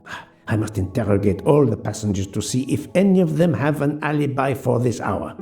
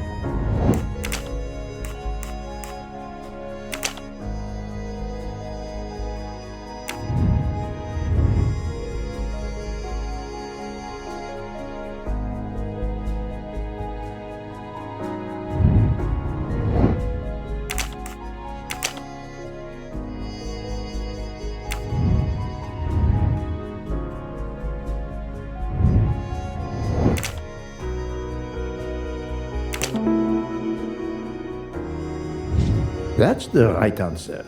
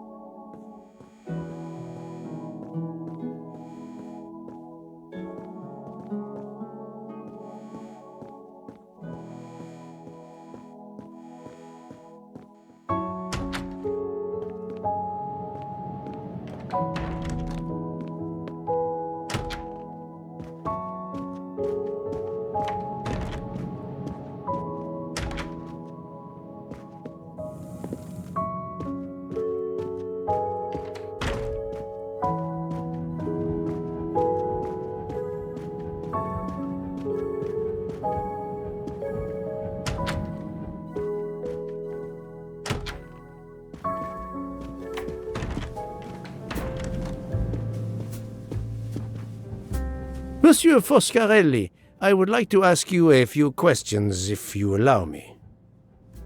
Ah, Signore Poirot, is it? I was wondering when you'd get around to me. Unfortunately, you find me on a mission of mercy. Hello, Monsieur Poirot.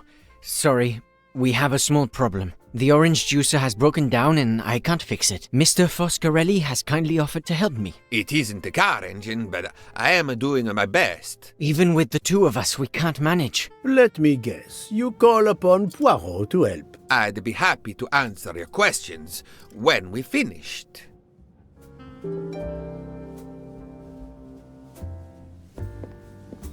It's a real brain teaser.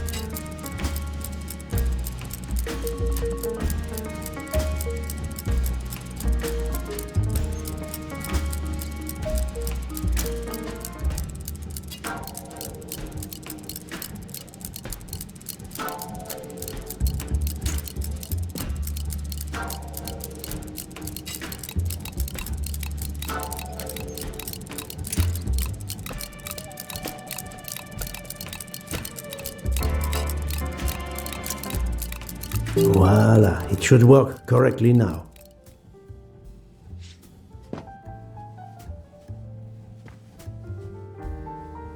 Bravo! I should stick to automobiles. Well, now we can talk calmly. Monsieur Foscarelli, is it? Antonio Foscarelli?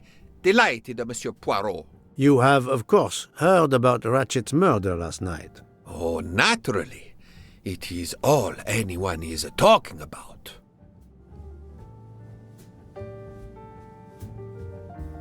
Have you ever been to the United States? Yes, it has been a primary market for our cars for the last 10 years. You remember the Armstrong case? Armstrong? The name, yes? It was a little girl. A baby, was it not? Yes, a very tragic affair. Did you know that Cassetti, the kidnapper, was actually Ratchet? Oh, no. Then he deserved to die. I mean, wouldn't you agree? Can you tell me your movements on the night of the murder? I went to bed right after dinner, but I slept very badly. My roommate, Mr. Masterman, had a toothache. Oh, he moaned all night. It woke me up several times. Did you hear anything or notice anything unusual? No, nothing that I can think of. I stayed in my bed all night. Well, thank you, Mr. Foscarelli. I'm sorry I couldn't help more, Signore. I remain at your disposal if you should need me.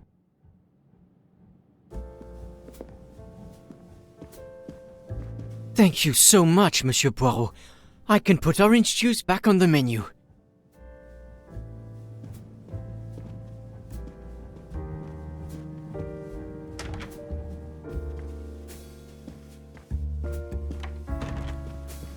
Enchanté, mademoiselle. You are Hildegard Schmidt? I am, ja voll. And you, I know, are Herr Poirot. Correct. May I ask you for a few minutes of your time to answer a few questions? With pleasure, but first may I ask for your help? Why does this not surprise me? I don't know. I am at your service, Fraulein. My mistress, Princess Dragomirov, has asked me to open this traditional Matryoshka doll. There is a trinket inside she must retrieve. Madame, in my experience, each Russian nesting doll simply pulls apart to reveal the next one inside. Indeed. Yet try it for yourself. As you wish. Ah, you are a gentleman.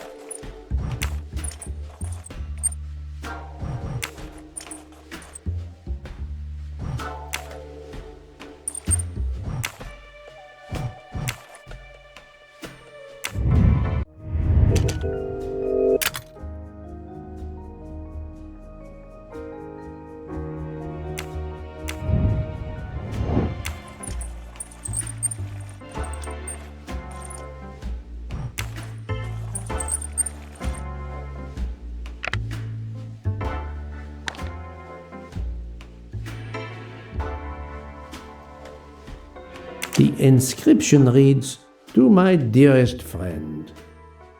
Ah, thank you very much.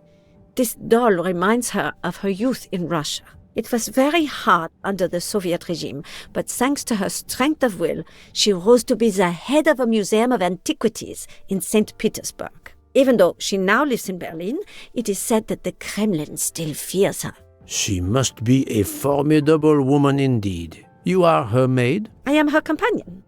I help her in her daily tasks, and I keep her company. Ah, forgive me. You will have heard of Ratchet's murder last night. Yes, of course. Everyone is talking about it. Can you tell me how you occupied your time last night? Just after we left Istanbul, I had tea with my roommate, Fräulein Locke. I went to dinner with the princess, and when I returned to my compartment, Fräulein Locke was already asleep. A little later, Herr Michel, the conductor, came to get me because Madame la Princesse needed my help. Her back troubles her. I massaged her for about an hour. Do you remember the time? I'm sorry, I do not, mein Herr. Have you lost a handkerchief embroidered with an H, madame? Oh, no, monsieur. I thought perhaps since your first name is Hildegard. It is not mine, I tell you. I could not afford something so nice. I have no idea who it belongs to. My apologies, I did not mean to alarm you. Thank you for answering my questions, madame.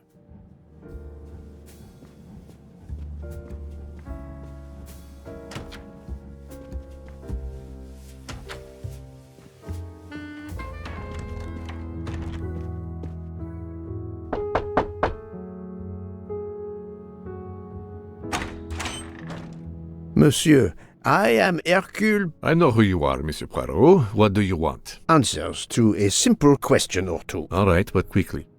My wife is quite ill. I would like to stay by her side. I promise. First of all, I imagine you know about the murder. Of course.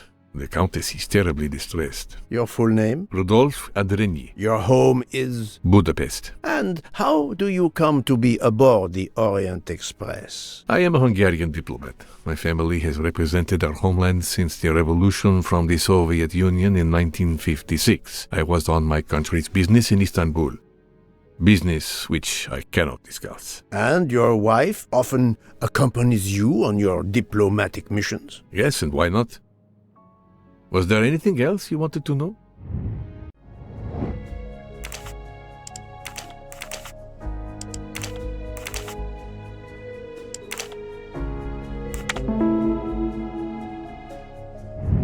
Et voilà.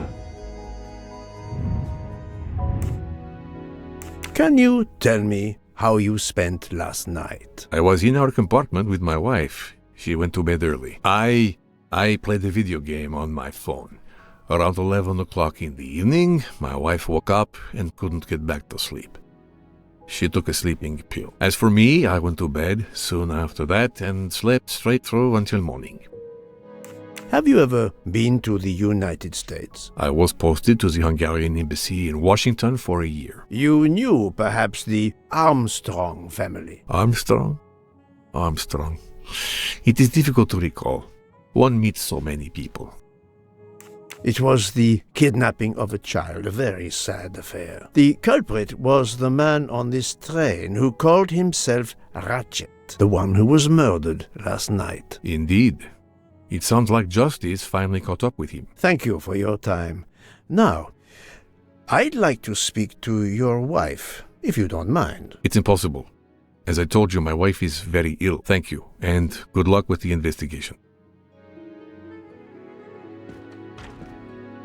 Eh bien, the good Count does not appear to want me to talk to his wife.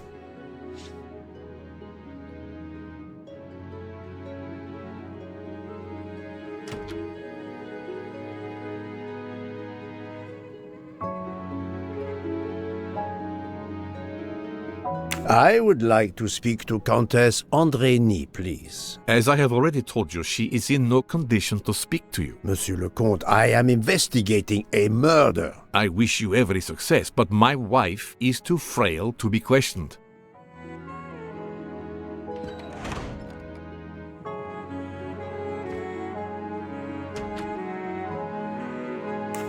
Monsieur, if I am to catch this murderer, I will need your help. My help? I am at your service, Poirot.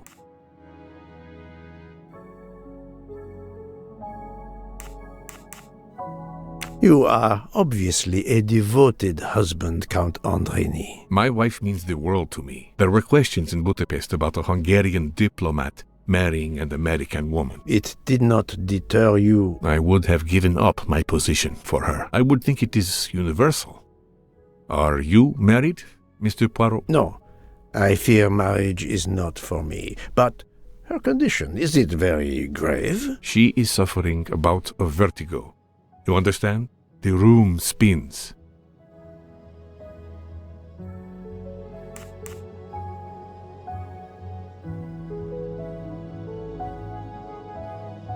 I think Dr. Constantine could help your wife. There is a doctor on this train?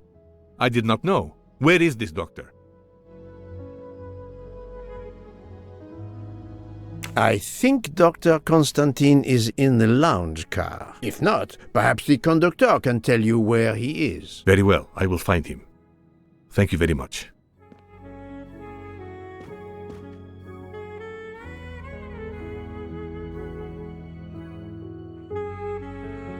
Forgive me for intruding, madame. I am Hercule Poirot. I know who you are, Mr. Poirot. I overheard you send my husband on a wild goose chase. Your husband cares for you greatly, madame.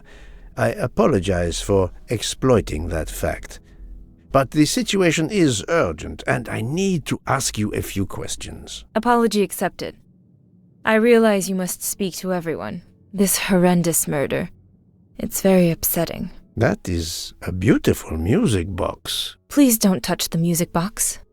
It's a fragile family heirloom. Your accent, is it American? Boston, perhaps? You have a good ear, Mr. Poirot. Yes. Born and raised in what we call the Back Bay. Are you in the diplomatic service like your husband? No, not officially. I was still in college when I met Rudy 2 years ago. I keep myself busy handling his scheduling, travel, appointments. Ah, what is the saying? Behind every great man there is a great woman. That was the saying. Today one might reverse the sentiment as well, don't you think? Of course, I stand corrected.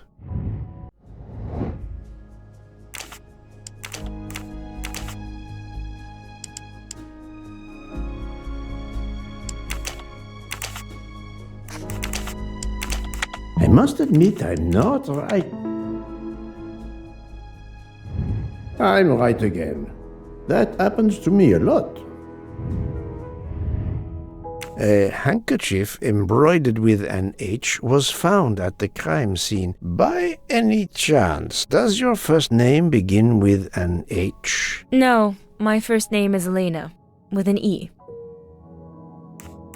Can you tell me what you did last night? Well, my husband and I went to dinner. Then we came back here. We went to bed around 10 o'clock. I tried to sleep, but I couldn't, because of the shaking of the train. I suffer from vertigo. I finally took a sleeping pill, and that did the trick. When did the train's motion prevent you from sleeping? Between midnight and 2 a.m. I know because I must have looked at my watch about 10 times. I see.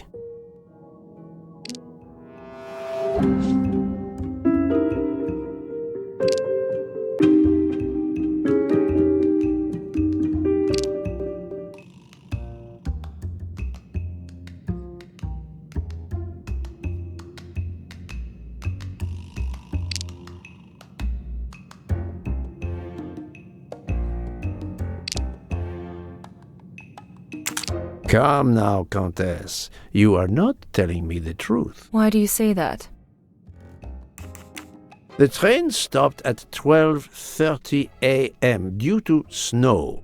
So there was no shaking of the train. But you told me that it was the shaking that prevented you from sleeping. I don't know. You're confusing me. My vertigo. Madame, a man died last night. You can't talk nonsense just because you're sick. You are hiding something from me.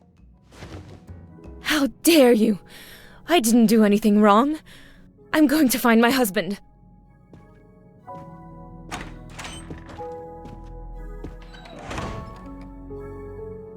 That was unkind, I know, but my strategy worked. I can now inspect this room in peace.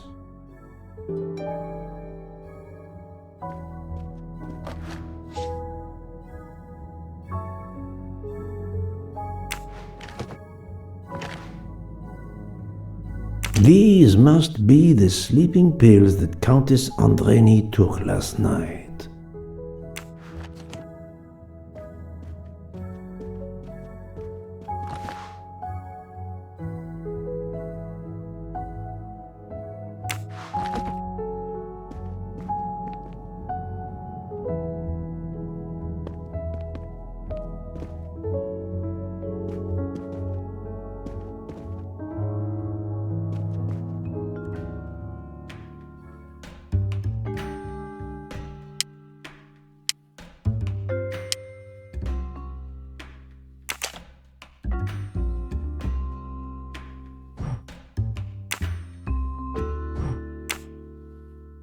It's closed.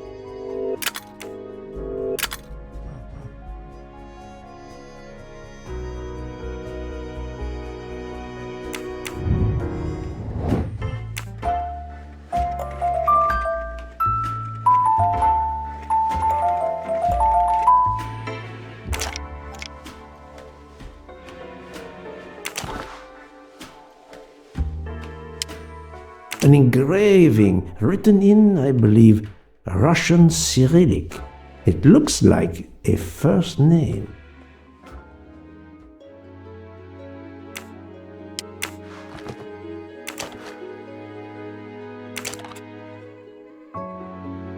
For my beautiful young ladies, Helena and Sonia. Helena with an H. It's Countess Andreni with an older girl. Poirot! Have you no shame? Monsieur, I am afraid shame is not a very helpful emotion for a detective trying to get at the truth. What are you doing in our compartment? I am investigating a murder, Count Andreni. My wife is ill. My apologies, monsieur, but your wife seemed in perfect health when she left the room to find you. I do apologize, but I needed to search your compartment. You will regret this, Poirot. Please, Count. You aren't going to challenge me to a duel, are you? Countess, I'm afraid I took the liberty of inspecting your little music box. How dare you! The message in the medallion was addressed to you and Sonia. Sonia Armstrong, your older sister? the mother of Daisy, the murdered child. I am a Hungarian diplomat. You have no official standing here. You have no right to search. No, Rudolph. Let me speak. It's useless to deny what this gentleman says. I am Helena Goldenberg, the sister of Sonia Armstrong, and Daisy was my niece. The music box is a gift from my sister's godmother, a very close friend to my mother. We hid the truth from you when we learned that the man killed last night was the person who destroyed my family. I panicked. I didn't want to be accused. That is also why you lied about the H in your first name? Exactly. Your ferreting about looking for the H is obviously part of your investigation. If I found a handkerchief in Monsieur Ratchet's room embroidered with an H, I might suspect you had been there. A handkerchief? I don't have any handkerchiefs embroidered with my initial. To be honest, that sounds awfully old-fashioned to me. I give you my word of honor that last night, Helena never left her compartment. My wife is telling you the truth, Poirot. I hope so. I'll let you rest. The matter of the H on the handkerchief still needs clearing up. But first I should check the inscription on the back of the medallion.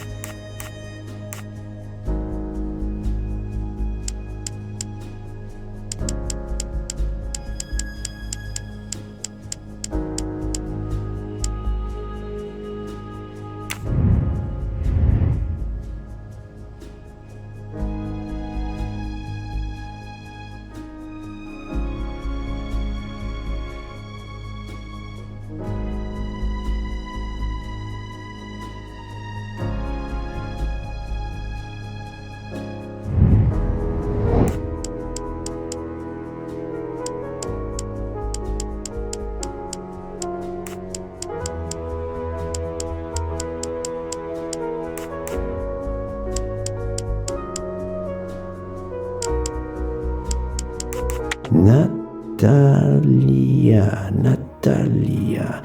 Would it be Natalia Dragomirov? She is the only Russian passenger on the train. In addition, her first name begins with an H in Cyrillic. That was easy.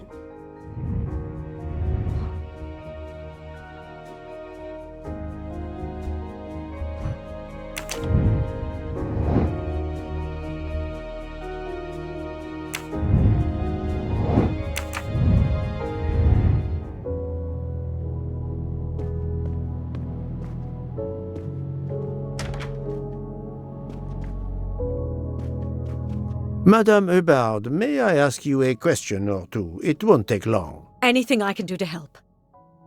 Have you misplaced a handkerchief recently? No, I don't think so. Why? We found a handkerchief embroidered with the letter H, so I thought it might have been yours. I'm sorry, but it's not. It may belong to Miss Schmidt, Princess Dragomirov's lady's maid. I believe her first name is Hildegard. It is a possibility. Anyone could be lying, of course. I thank you, madame.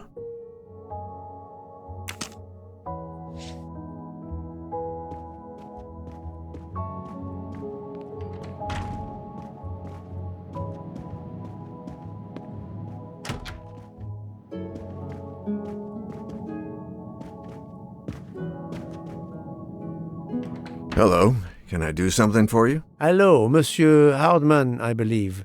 You have heard of the murder? Cyrus Hardman. Yes, and the fact that there's been a murder is all over the train. You do not seem very concerned about it, monsieur. It's not the first murder I've run across. I had no idea the selling of toys was so dangerous. I did overhear you mention at dinner that this is your profession. Toy salesman is a cover.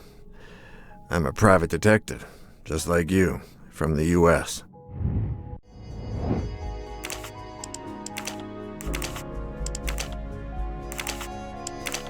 This is wrong. My little gray cells did not let me down. I did not expect to find another detective on this train. I just finished a job in Istanbul when I received an email from Ratchet. He hired me to protect him. Something you failed to do. I'm not happy about that. He'd received some threatening letters. I was supposed to watch his back, and yeah, something I failed to do. But he seemed to think he was in more danger when he left the train. He was traveling to Paris? I assume so, but I'm not entirely sure. Can anyone on this train confirm your identity? Yeah, that McQueen kid, Ratchet's secretary. Were you on duty last night? You bet. I kept my door open a crack and I watched all night. No one entered that car who didn't belong there. Did you see anything in particular? The conductor, Michel. He was there most of the time, too, except for 15 minutes or so after we left Vinkovsky. He must have answered a call from Ratchet's room. Then he was absent again for a while around 1 a.m. After that, he didn't move until 5. Monsieur Hardman, have you heard of the Armstrong case? Armstrong? The kidnapping 3 or 4 years ago? Who hasn't? Why? Ratchet's real name was Cassetti. I have reason to believe he was the kidnapper. What? He killed that little girl? No, I didn't know. If I had known, I wouldn't have taken the job. Do you have any idea who was behind the threatening letters? I don't know his name, but Ratchet told me he was a small man. Dark hair, with a womanish kind of voice. Oh, thank you for your help.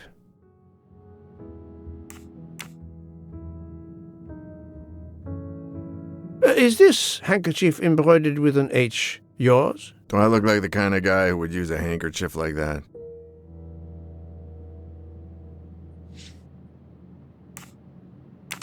Thank you for answering my questions, Monsieur Hardman. Listen, Poirot. I know I fell down on the job, but if you need help, any at all, let me know. I'd like to make it right.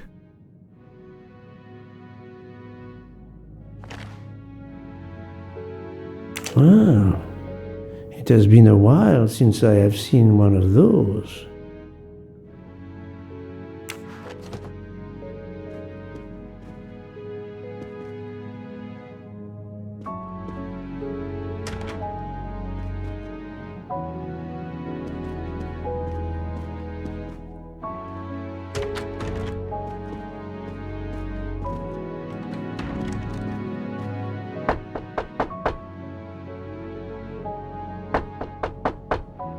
I am not prepared to receive anyone. Come back later. I'm sorry, madame, but a man has been murdered. I must ask you a few questions. You must have misunderstood me. I cannot speak to you just now. Madame, I know that Sonia Armstrong is your goddaughter. Come in, please. Please forgive my intrusion, madame, but I really must ask you some questions. Then ask. I'll answer if it pleases me. We have not been properly introduced, yet I have observed her a couple of times, so I can already deduce some things about her.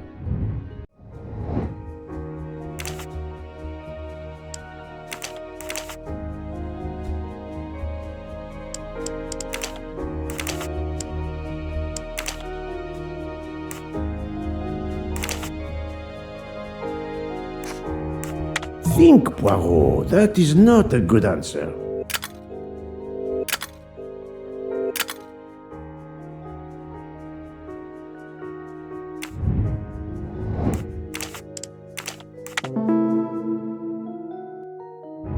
That's the right answer. I will first ask you about last night. Will you tell me your movements? I went to bed just after dinner. I read until 11, then tried to sleep. Later I woke. What caused you to awaken? I suffered from back pain, a consequence of old age interfering with an active life. I called Schmidt around 12:45 a.m. to give me a massage. She did so until I fell asleep. How long was she with you? A good hour, I would say. I see. The first initial of your first name, Natalia, in the Cyrillic alphabet looks exactly like the letter H in the Latin alphabet. I'm Russian, Monsieur Poirot, and I was the head of a museum of antiquities in St. Petersburg for decades, until I moved to Berlin recently. I'm familiar with Cyrillic. This handkerchief is yours, isn't it? Yes, indeed. I lost it. It was found in Monsieur Ratchet's room. Can you explain to me why Madame Schmidt didn't identify the handkerchief? She must have known it was yours. Possibly to protect me. She is very loyal. Your next question will be, how did my handkerchief come to be lying by a murdered man's body? My reply to that is that I have no idea. That is not an answer, madame. It is all I am able to give you. I must tell you, Princess Dragomirov, I have discovered something astonishing. And that is? You are Sonia Armstrong's godmother. You make that sound like a revelation. I have never hidden the fact, monsieur. You knew Colonel Armstrong well, then? I knew him slightly. But his wife, Sonia Armstrong, was my goddaughter. I was on terms of friendship with her mother, the actress Linda Arden. Linda Arden was a genius, one of the greatest tragic actresses in the world. I was not only an admirer of her art, I was a personal friend. Very well. But this links you to the Armstrong kidnapping case. Helena Andreni is the sister of Sonia Armstrong, the late mother of Daisy Armstrong, kidnapped and killed by the man who was murdered on this train, Ratchet. Indeed. Was it he? Then justice has at last been served. Allow me to summarize. Do I have a choice? First coincidence, I shall call it. You are close to the Armstrong family, and the presumed assassin of Daisy Armstrong was killed while you were on board the same train. Second coincidence.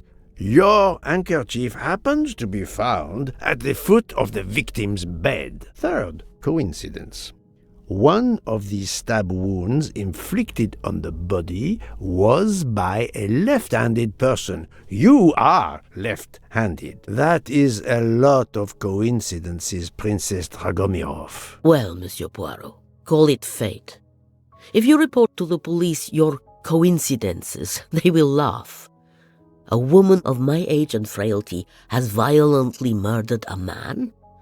With how many potential witnesses who saw me doddering along the corridor in the middle of the night like Lady Macbeth? You are right, Princess. You could not work alone, which means you have one or more accomplices. And it is only a matter of time before I find out who they are. I would appreciate it if you would remove yourself from my room and take your fantasies with you.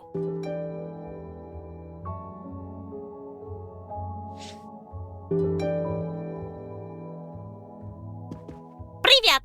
Привет!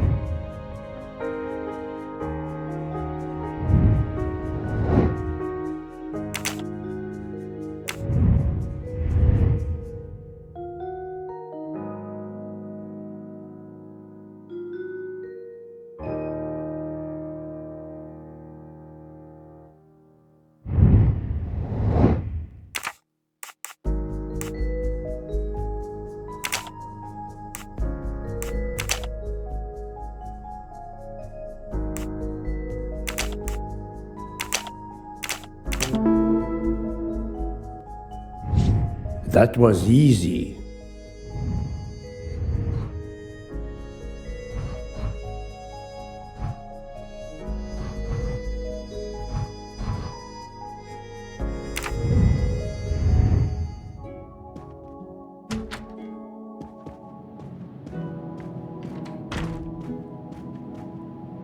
Oh, Poirot, you're there.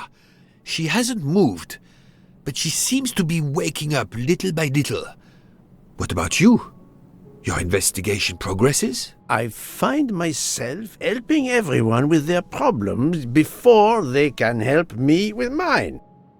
I have shifted boxes, helped with hangovers, repaired an orange juicer, unlocked some Russian dolls, all so my investigation can proceed. Don't forget the dessert recipe. How can I? Truly, the labors of Hercules. My friend, I would rather clean out the Orient stables. Yet, I have managed to solve a few mysteries. Oh, tell me everything. The embroidered handkerchief belongs to Princess Dragomirov. I also found out that she was Sonia Armstrong's godmother. On the same train with the little girl's murderer? Exactly. Also, Elena Andreni is the younger sister of Sonia Armstrong, Daisy's mother. Another passenger connected to the Armstrong case? Yes, Book. What are the odds, do you think? But I cannot see either woman stabbing Ratchet over and over again in a frenzy. And they apparently have alibis.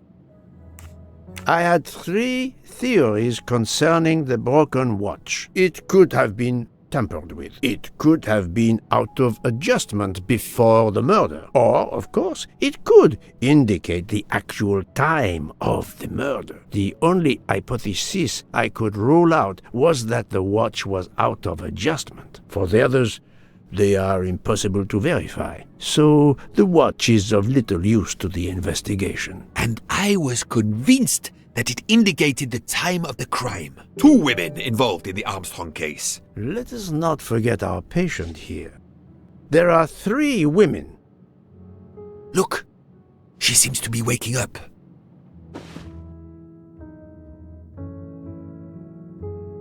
What's happening to me? Did I fall asleep again? Indeed, Mademoiselle Locke. Did you take any medication? Sleeping pills, for example? No, I never use sleeping pills. I inspected your cup. You can clearly see that there is a residue of something at the bottom. I'm sure a lab test would confirm you were drugged. Most likely an overdose. That would explain your battle to shake off the effects. You think Fräulein Schmidt did it? She certainly had the most opportunity, but why would she? But no one knew who I was. It's impossible that someone deliberately targeted me.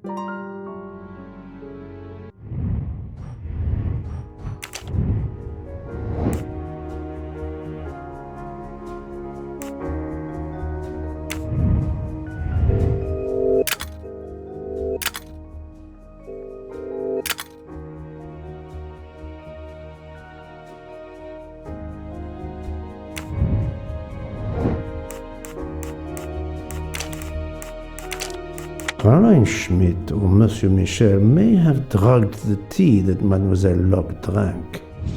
Fräulein Schmidt or Pierre Michel could have drugged your tea. They are really the only two people on this train who could have done it. But why would either one do it? Mr. Poirot, I'm feeling much better. I'd like to bring you up to date to why I ended up on this train. If you are able, I would very much like you to finish your story. Very well then. After the Daisy Armstrong case was officially closed, I put out a standing request to the police departments in the Boston area for anything on Michael Clark. But he didn't turn up on their radar. I even set up an anonymous tip line for news about Clark. That's how I met Braid, a sketchy contact on the dark web, but they found nothing I could use.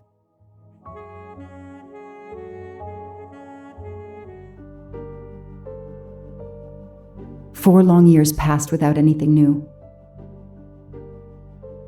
Every day I looked at the evidence board I put up in my apartment bedroom.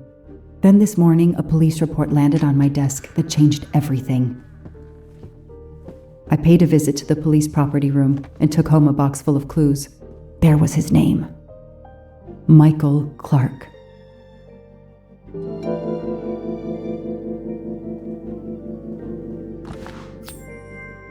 I've earned a gold mustache.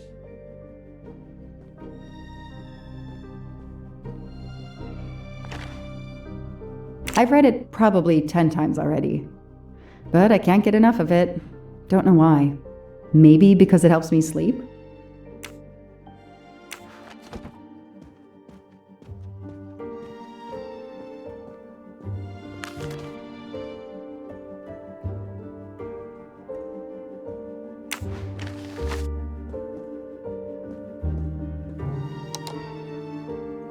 I don't have time to check the latest crimes. I need to focus on Daisy's case. I know I have to stop printing. It's bad for the planet.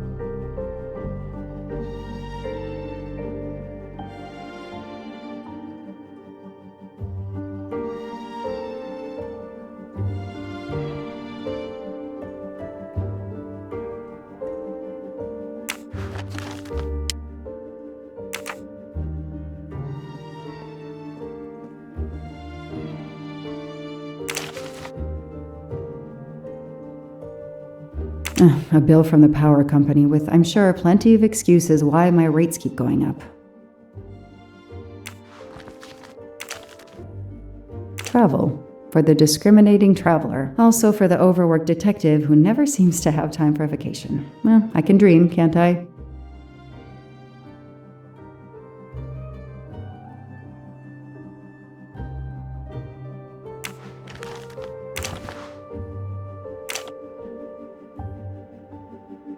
Years of no new leads in the Armstrong case, and then this. Michael Clark, the sarcastic reporter, my prime suspect in the kidnapping, murdered 4 years ago?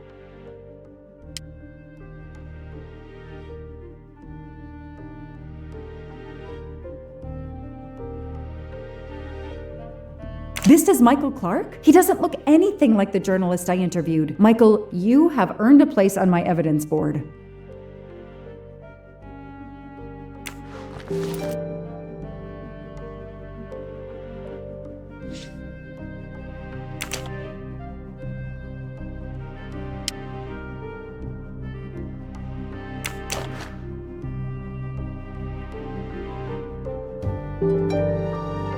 The lab team found this keychain in the cabin, but they wouldn't have bothered to examine the keys once the DA shut down the investigation. The keys were just tossed in the evidence box along with everything else. It's too unusual not to demand a closer look.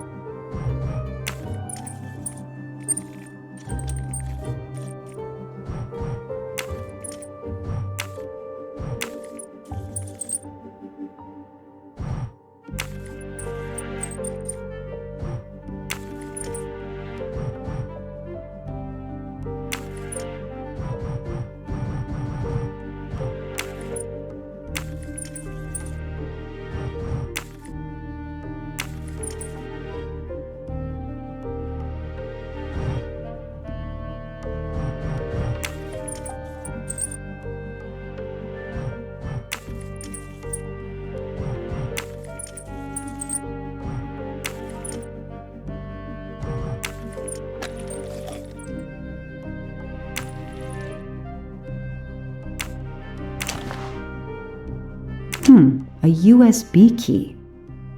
Let's plug it into my PC and see what nasty little secret it contains.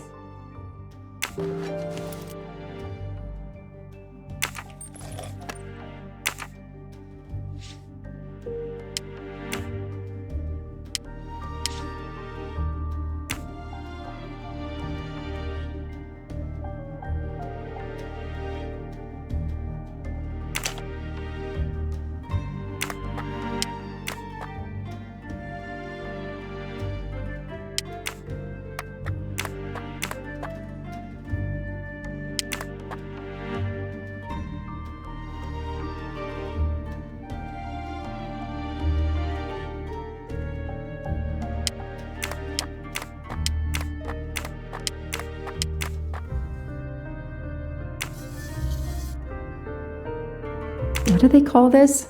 Brass knuckles? Knuckle dusters? Illegal in Massachusetts. Possession alone can lead to serious jail time.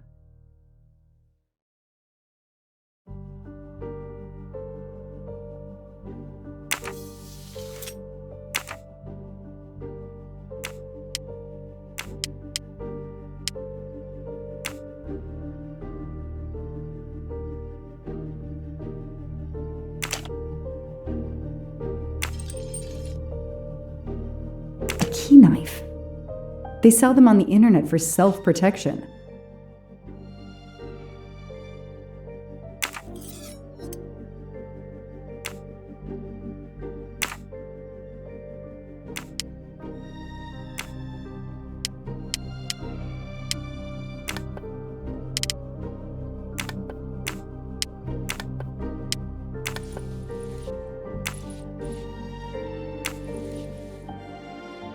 What do we find?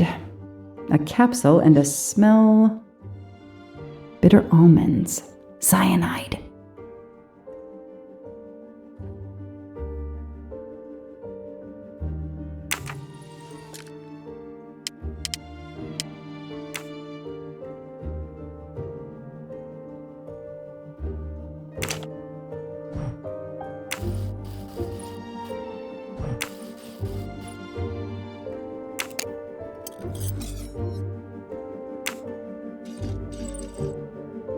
What do we have here? A flashlight. They can also conceal knives, but in this case we have lockpicks.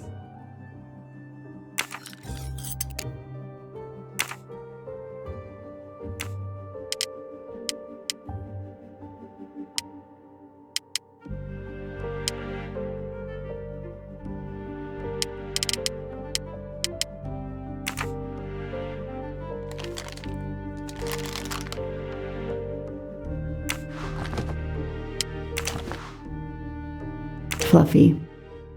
Daisy's plush toy.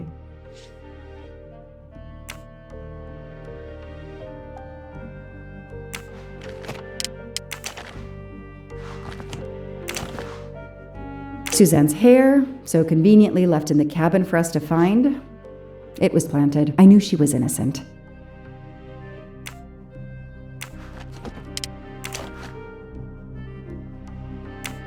The only fingerprints found on the bottle were Suzanne's.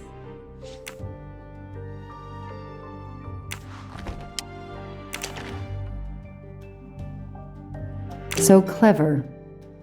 All that evidence, and yet no DNA found.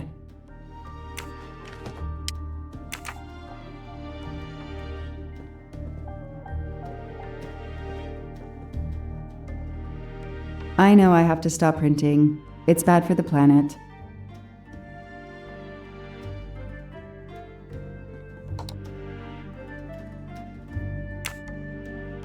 Shaved off the Metro beard.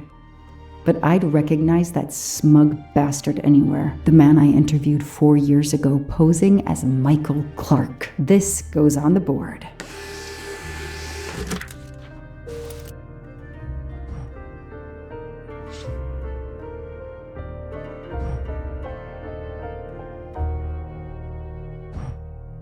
Maybe they needed to show the ransom to someone, to check if the serial numbers were still on record. I'll print them, and on the wall they go.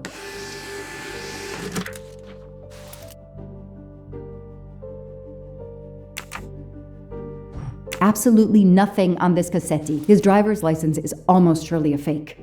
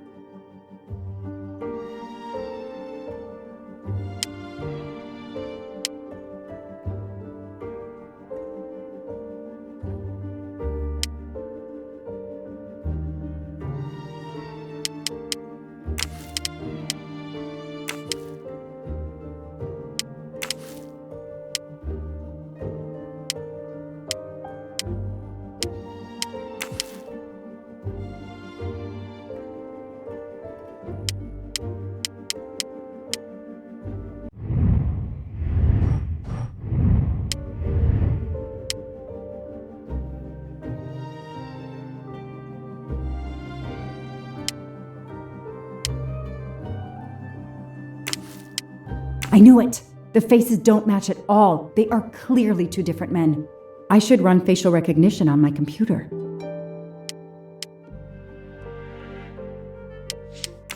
This tattoo is the same on both pictures.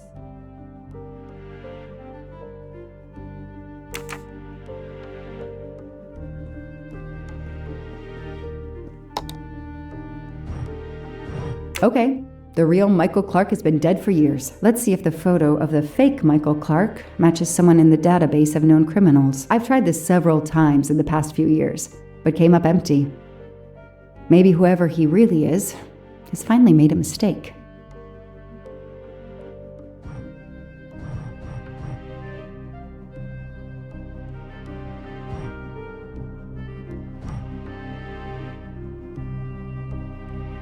That could be him.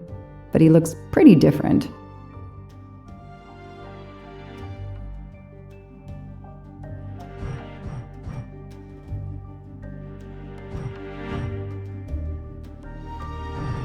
Yes, he seems different at first glance, but still it's the same person. No, Joanna, that doesn't track. No, this isn't it. Think! No, I did something wrong. Okay. That's it! He's changed his appearance a lot. Probably had some plastic surgery on his nose, but there is no doubt it's the same person. Let's see why he was arrested.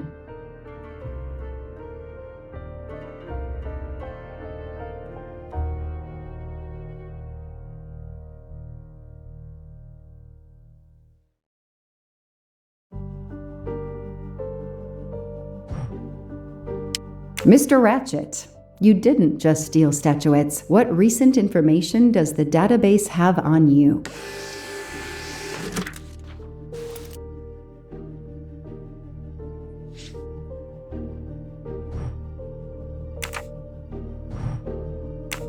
It's so frustrating. I have a name, but I can't find anything about him. But I know just who to call.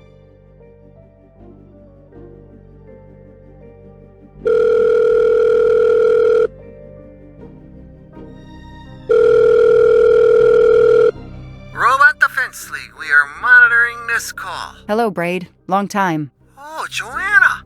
Hey, how may I assist you? I need you to search the dark web. Yeah, can you narrow that down a little? Cause, it's pretty big and pretty dark out here. Could you find intel about a Samuel Ratchet? Samuel Ratchet. Got it. Bad dude? They don't come worse. Send me what you find by email. Alright, hang on. Okay. Yeah, okay, nope, and okay. Oh, this might be something. I gotta do a deeper dive, but you should find this interesting. Could be coincidence if I believed in them. Emailing details. Domo arigato, Mr. Roboto. We're here to save mankind. Oh, it's a cookbook!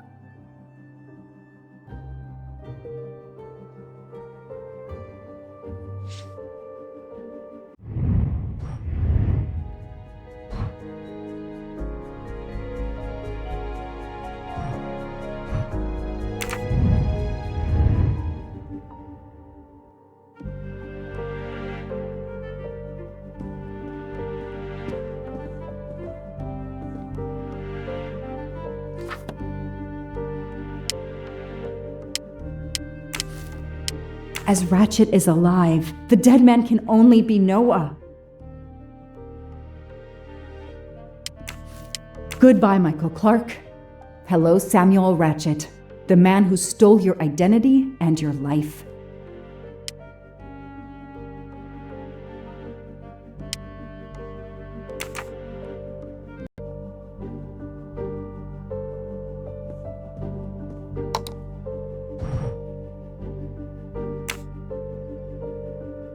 The Orient Express.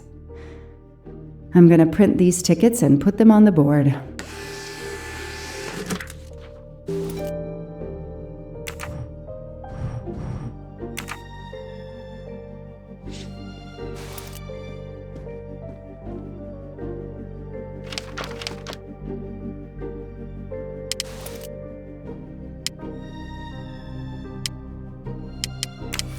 The person traveling with Ratchet has the same last name as my district attorney during the Armstrong case?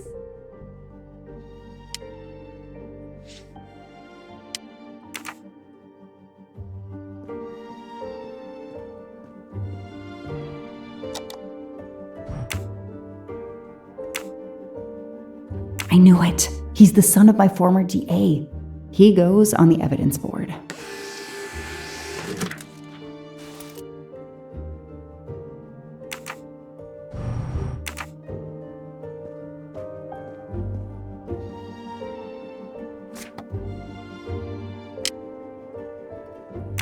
Hector McQueen is the son of District Attorney McQueen.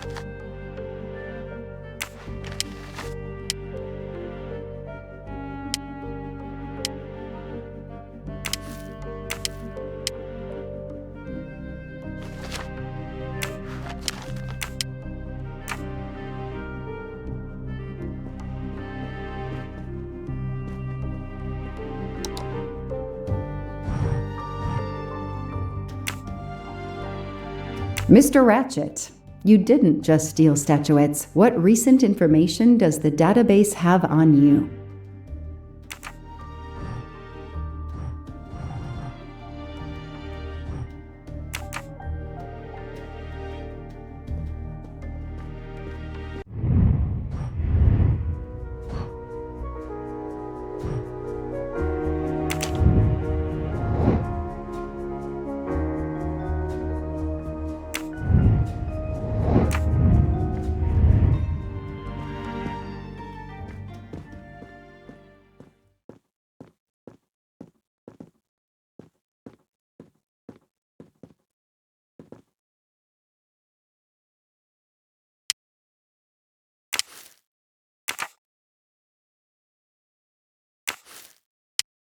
These tickets were all booked by McQueen.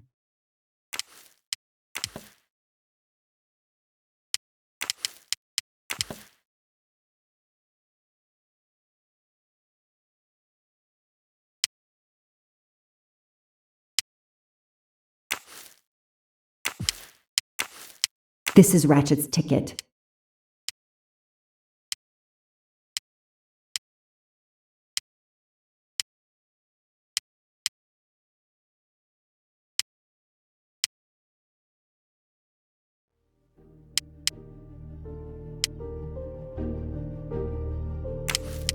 Here's what Hector McQueen looks like.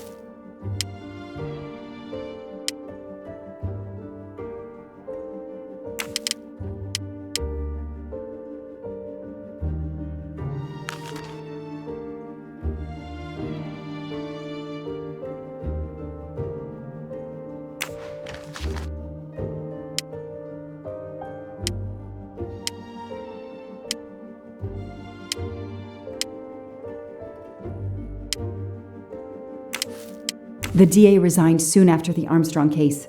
It haunted him just as it has haunted me.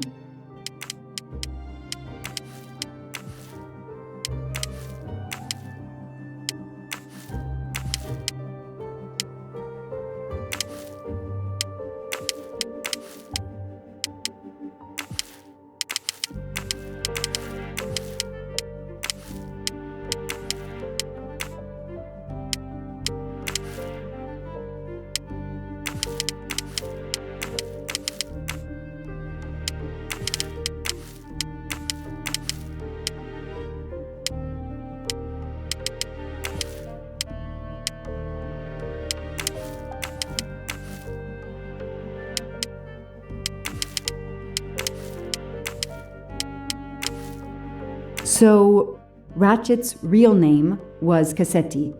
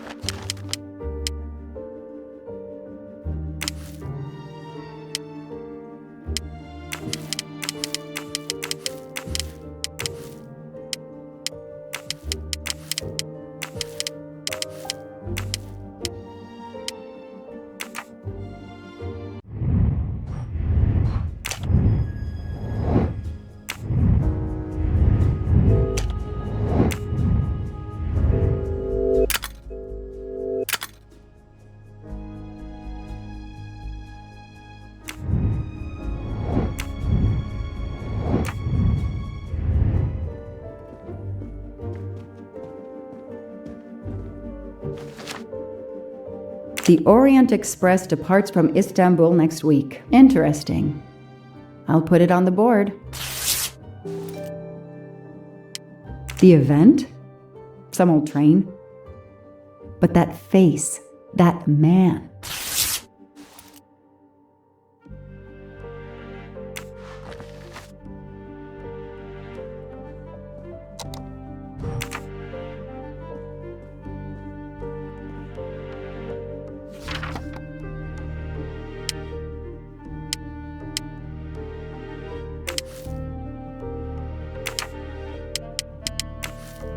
Foscarelli will be on the Orient Express next week. I know that face. That's John Armstrong's driver. Ratchet will be traveling on the Orient Express in a week. Hector McQueen will be on the Orient Express next week. Damn, Ratchet is taking the Orient Express next week. McQueen, the district attorney's son, is too. Foscarelli, the Armstrong chauffeur, is too. It can't be a coincidence. McQueen and Foscarelli must have decided to take revenge and will undoubtedly attack Ratchet on this train. I have to be on the Orient Express to stop them. And above all, I must stop Ratchet. But I can't do it in Istanbul because there's no extradition treaty with the United States. Ratchet can never be judged in the US without an extradition treaty. I'll have to wait until he's in Paris to have him arrested.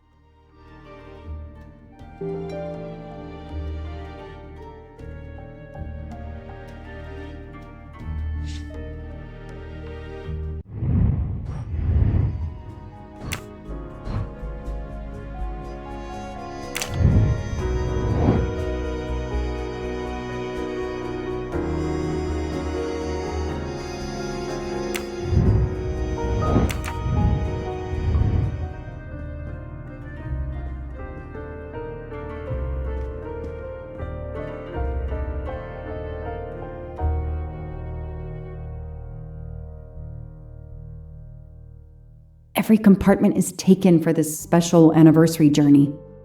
It's impossible to find a ticket. What can I do?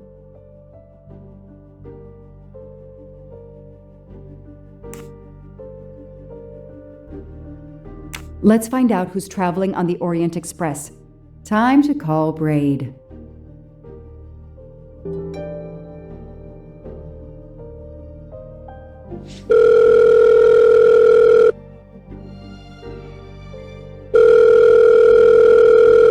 Braid! It's me again. I haven't found anything useful yet.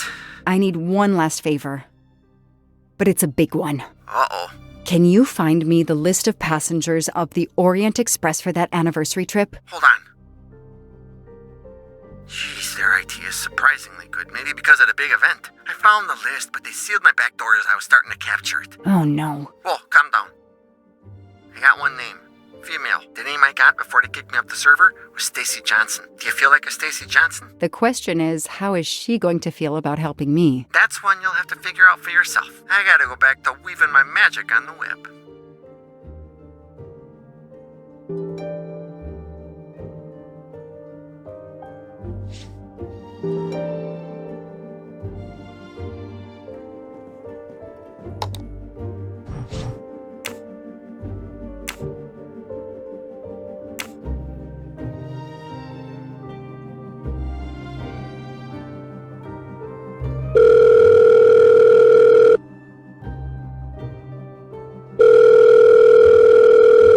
Hello, is this Stacy Johnson? Who's asking?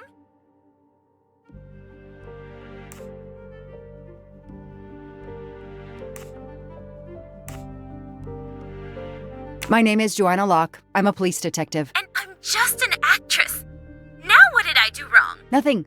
I need your help. I need to take your place in the Orient Express. Is this a joke?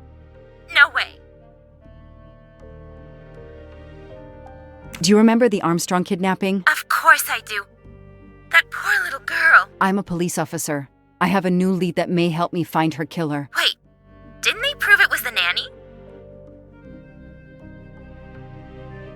I have found compelling new evidence. I've reopened my investigation. You know, I had my doubts doubts about the murderous nanny. I played a nanny a couple years ago in a slasher. I was killed in the first episode, but it got me interested in helping kids. Stacy, please, you say you help kids? Well, I joined a couple of associations who are trying to help underprivileged kids. If this little girl's real killer is still out there somewhere, I'd do anything I could to help. Getting me on that train will help more than you can imagine. So, you want my ticket for the Orient Express? But I booked it months ago. I was so much looking forward to this trip.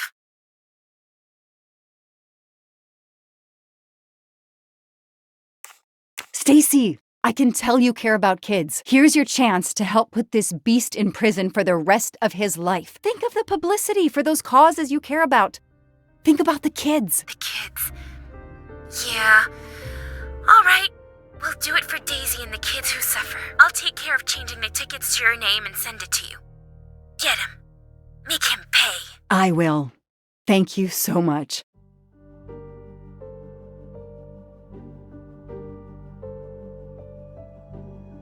Stacy was as good as her word. I received the ticket. I called my chief to let him know I was taking my vacation time. I had coming. I flew to Istanbul. I was finally going to nail the monster responsible for Daisy Armstrong's death, Michael Clark's death, even his accomplice, and, I suspected, so many others as well.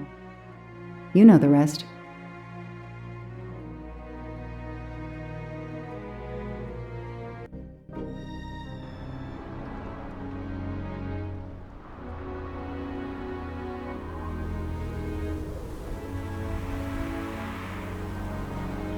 And that's how I found myself on this train. On Ratchet's trail. The rest, you know. My identity is easily checked with the Berkshire Police. Thank you for your detailed account, Mademoiselle Locke. In addition to giving us crucial details of the investigation, you have made it clear that there are many who might wish to see Ratchet dead.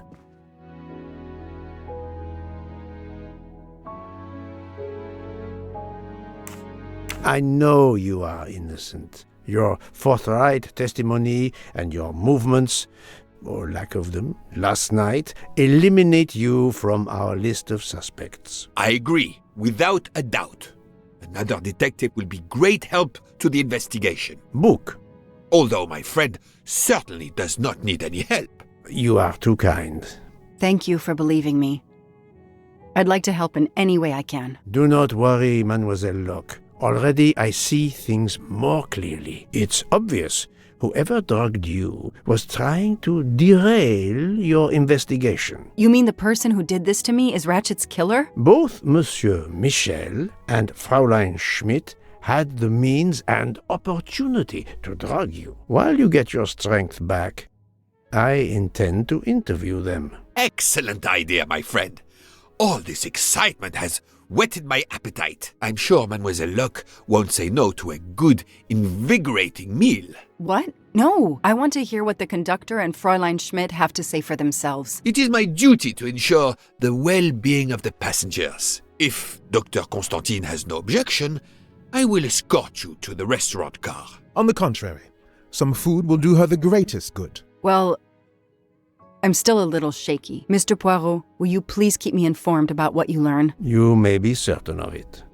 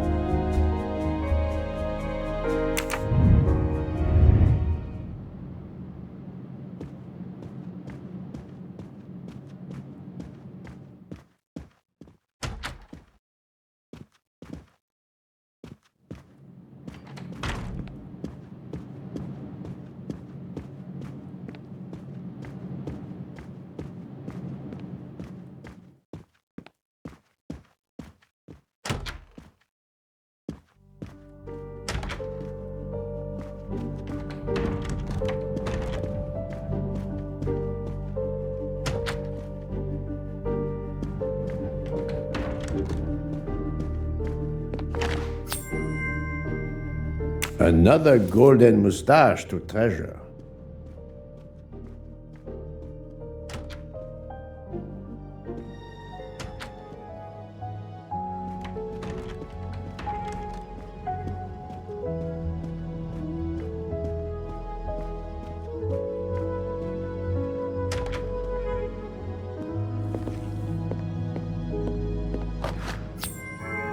Another delightful trophy for my collection.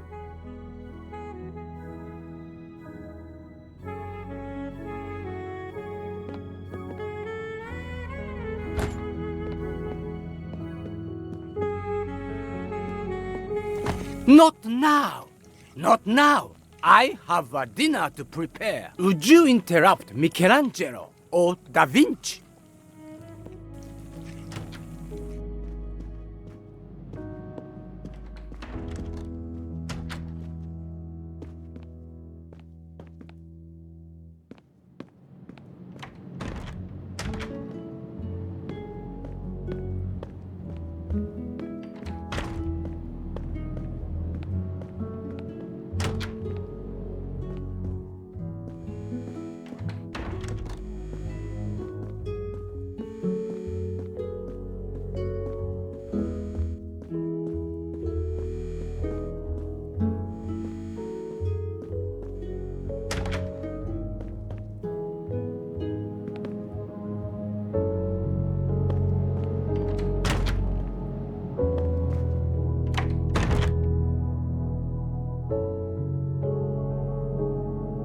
Good evening, Michel. Am I bothering you? You seem stressed. With everything that's going on, I must admit, it's difficult to be relaxed. Of course, I understand. Especially since we know that Detective Locke's tea was drugged before it was served to her. Detective? Come now, Michel. Surely you would have taken the opportunity to search her things and found her badge. Luckily, she woke up and was finally able to tell us her story. Otaru boiled the water, Jean made the tea.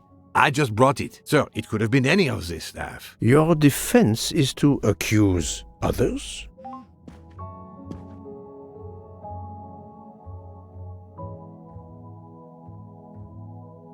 You have a network connection? No, unfortunately. It's just an automatic reminder to pay my rent. I always forget, and my landlord complains. Pierre Michel had to be involved in the murder. The drugged tea, his post at the end of the hall, and now I know why I know more than one of those people on the screen.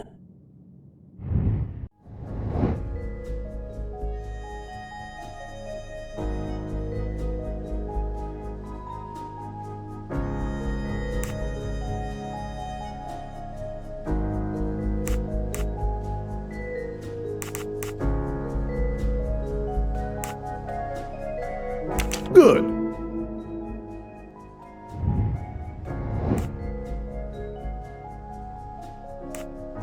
Great.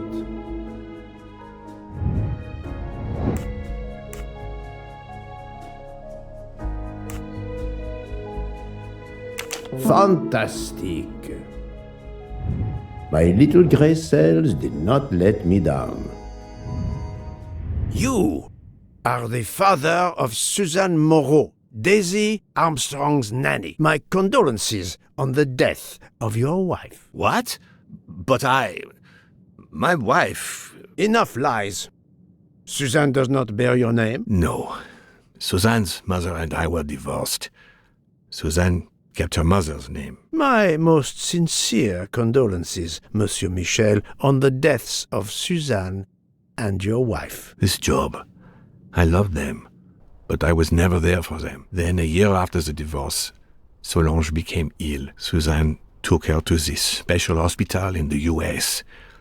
Got that job as Daisy's nanny.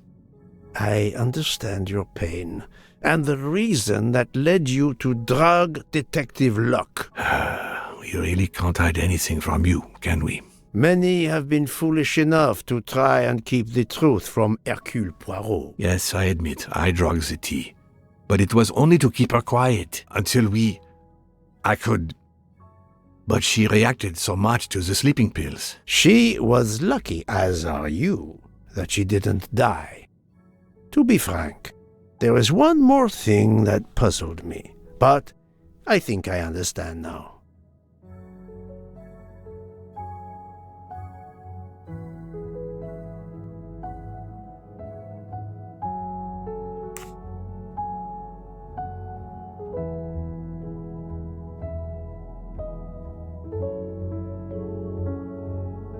Monsieur Hardman was Suzanne's fiancé. Huh. I have the impression my whole life to you is an open book. Yes, Cyrus was my daughter's fiancé. I almost consider Cyrus as my own son. Of course, much more is clear now. I have been patient long enough. It is time to go and see what all the commotion is next door.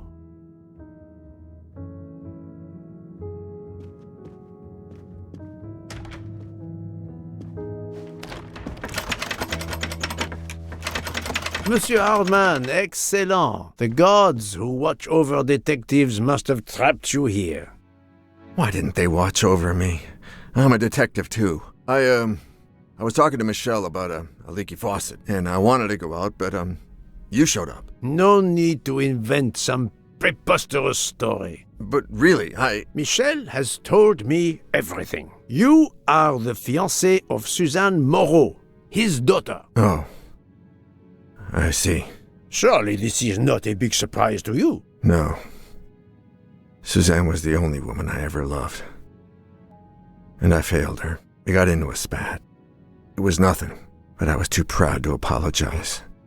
We weren't speaking at all. Suzanne never really cared for that guy Noah. She would have forgiven me. If only. If only. If only. A common refrain between lovers who quarrel.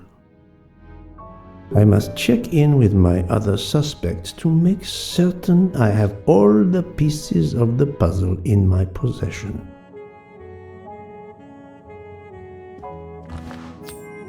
Ha ha! Golden moustache.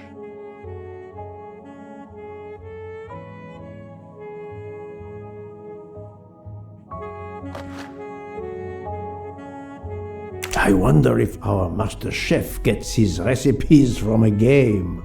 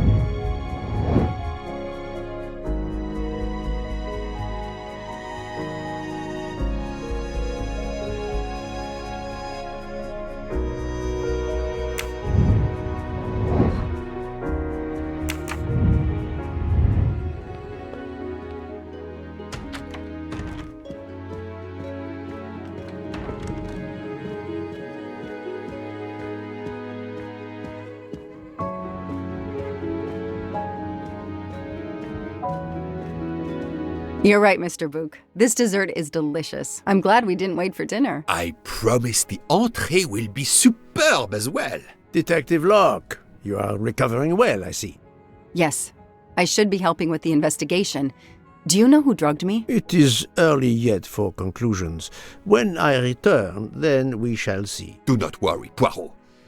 She is in good hands. Hotaru, Freya, and yours truly are looking after her. You're right, Mr. Book. I'm glad we... I did... Yeah. Do not...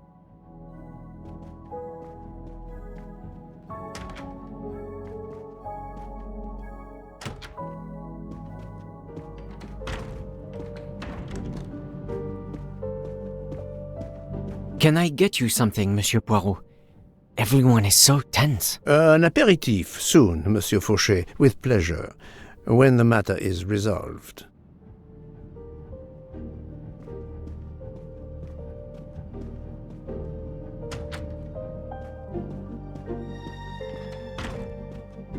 Good evening, Fräulein Schmidt. May I disturb you for a moment? You asked so politely, mein Herr, but I do not think I have a choice.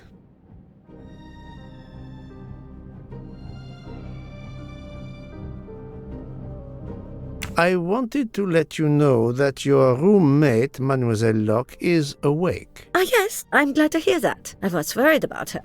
Did she tell you what had happened to her? Unfortunately, she doesn't remember much, but we found a residue of a sleeping pill in her cup of tea. Since you two were alone together in your room when she drank it, who else but you could have dragged her? Must I point out I do not make the tea on this train? You should question the conductor or the kitchen staff.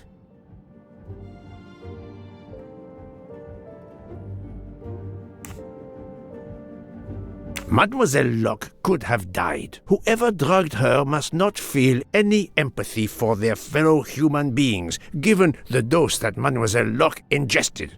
She was close to death. Oh my God. What did I do? I didn't want to hurt her. Just have her sleep for a few hours while we had time. We? Time for what? Time for what, Madame Schmidt? You think I feel nothing? Nothing? That poor little girl. Indeed, that poor little girl. Fräulein Schmidt is somehow connected to the Armstrong case.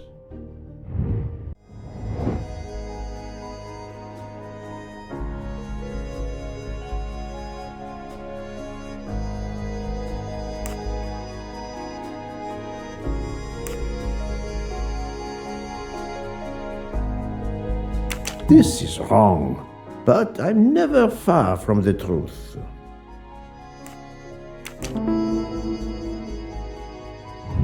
Et voilà.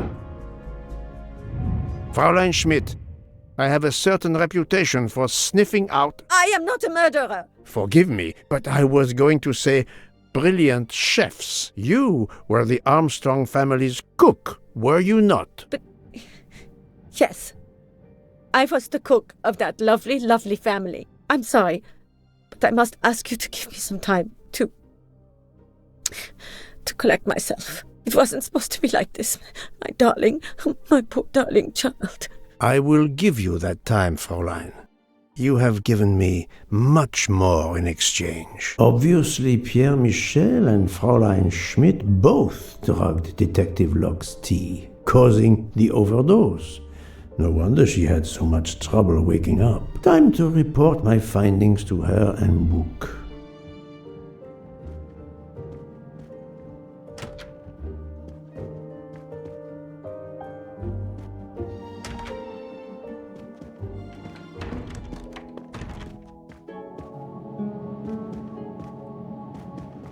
I have nothing to ask them at the moment. I should leave them alone.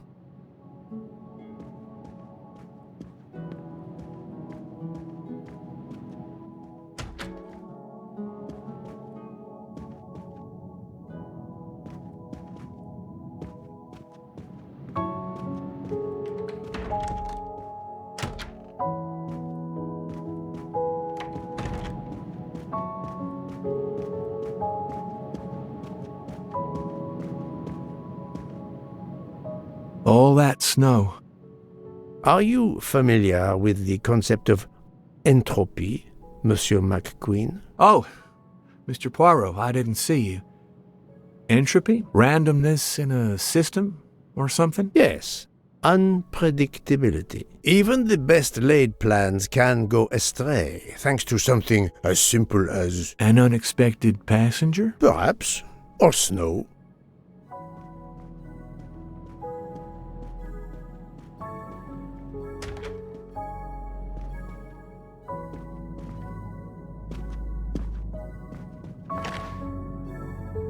Book is a collector, and not surprisingly, he collects trains.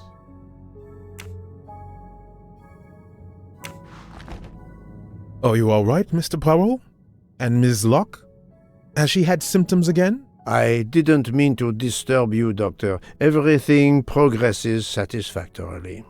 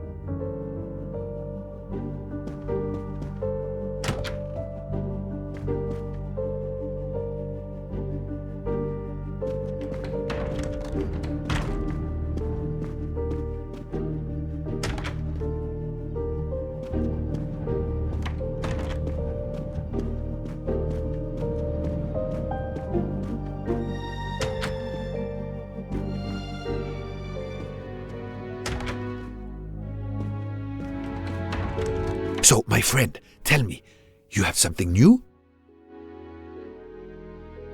Mademoiselle, look.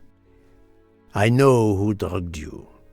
Fräulein Schmidt and our conductor, Pierre Michel, both admitted putting sleeping pills into your tea. This explains your overdose. They are relieved you are recovering. Michel drugged a passenger? On behalf of the company, I offer my apologies to you, Mademoiselle Locke. Michel will answer for this outrage. Both of them? I was pretty sure about Fräulein Schmidt, but I admit that I did not suspect the conductor. I have uncovered multiple connections with the Armstrong case. Pierre Michel is the father of Suzanne Moreau, little Daisy's nanny, and Monsieur Hardman was Suzanne's fiancé. As for Hildegard Schmidt, she was the cook of the Armstrong family. What a coincidence, don't you think? But it's incredible!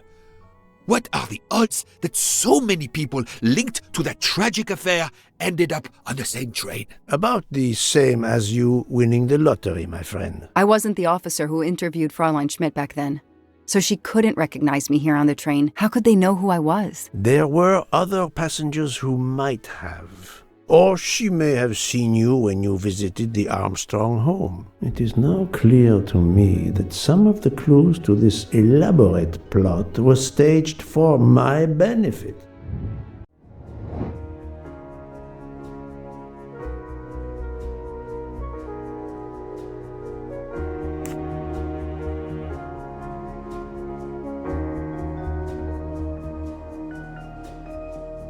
I do not think that's the right answer.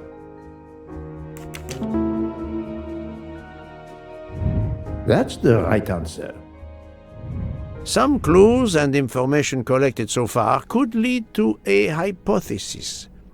The murderer boarded the train in Vinkovsky, killed Ratchet, and then left the train immediately. How did you come to that possibility? Monsieur Hardman told me about a short man with a high-pitched voice who threatened Ratchet. Imagine for a moment that this man, wearing a wagon-lit conductor's jacket, killed him while Michel was on the platform at Vinkovsky. This murderer then hid the conductor's jacket in Detective Locke's room, then fled before the train left. Why choose Detective Locke's room? Why, indeed. Let me re-explain from the beginning.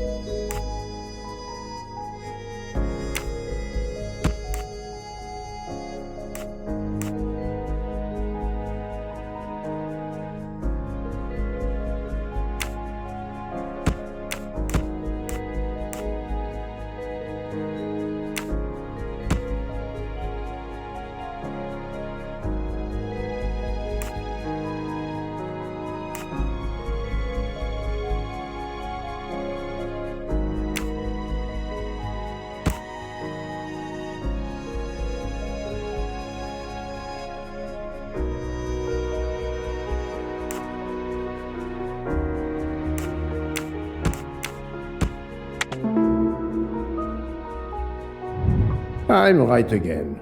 That happens to me a lot. Mon Dieu! Oui!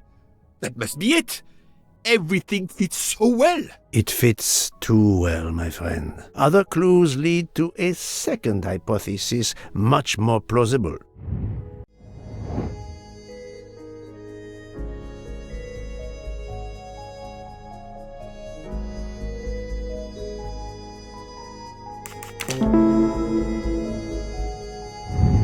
That was easy. So, we have multiple murderers, all related to the Armstrong case. The murderer from Vinkovsky was a fabrication to turn suspicion away from those on the train. They expected the investigation to be led by some small-town official who could easily be misled. Mr. Poirot? Detective Locke, forgive me. You are an obvious exception. You tracked Ratchet with the tenacity of a bloodhound. Unfortunately for the killers, they not only had you to deal with, but now they had, and I say this with all modesty, the world's greatest detective, Hercule Poirot, dropped into the midst of their meticulous planning. Multiple murderers? Multiple detectives? Poirot, please take pity on me. Who is linked to this case, and who is not? My poor friend, I have gone speeding out of the station without you. I will continue.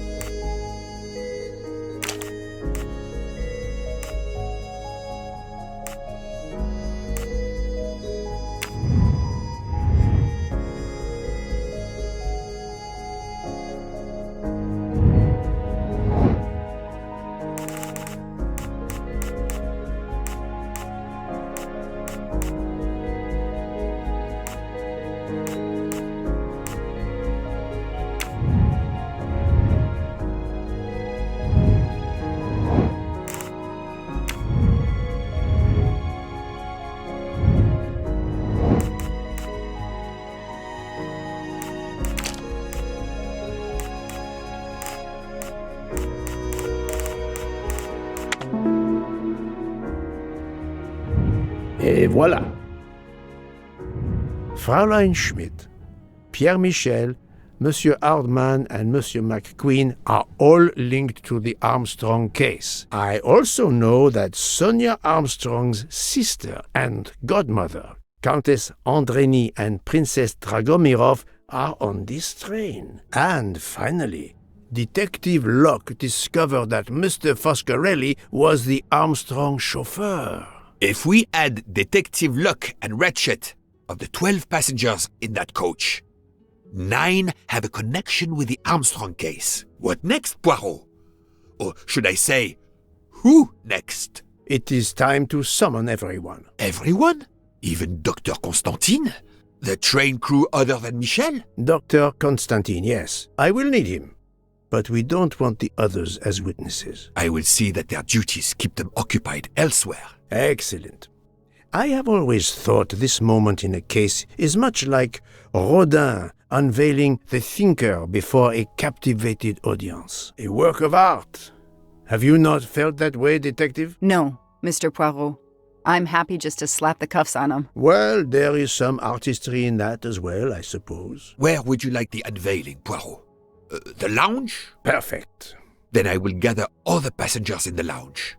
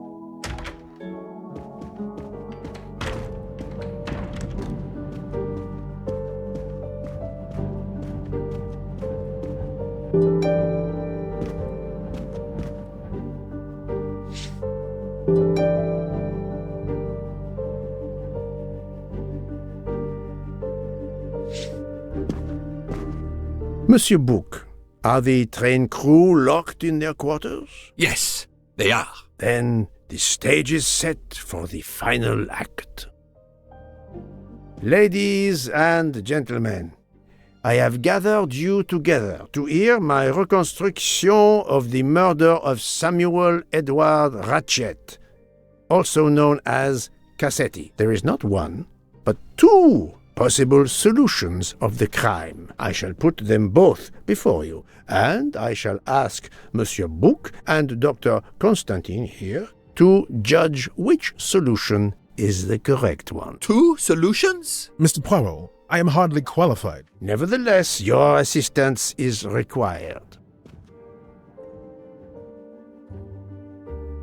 Now, you all know the facts of the case. Ratchet was found stabbed to death this morning. He was last known to be alive at 12:37 a.m. last night, when he spoke to the wagon-lit conductor through the door. His watch was found to be badly dented, and it had stopped at 1:15. Dr. Constantine, who examined the body, puts the time of death as having occurred between midnight and 2 in the morning. At half an hour after midnight, as you all know, the train ran into a snowdrift. After that time, it was impossible for anyone to leave the train. So, here is my first theory.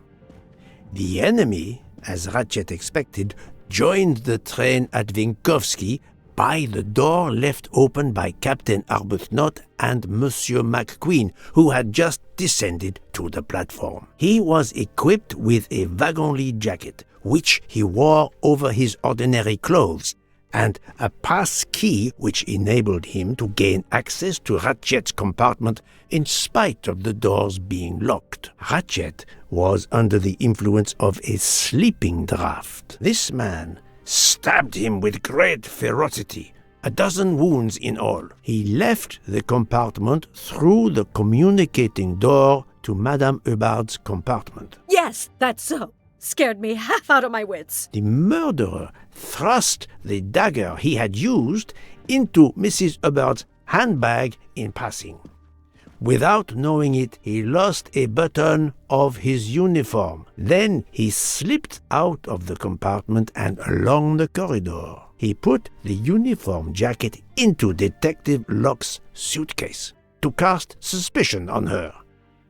And a few minutes later, dressed in his ordinary clothes, he left the train just before it started off again, using the same means for egress, the door near the dining car.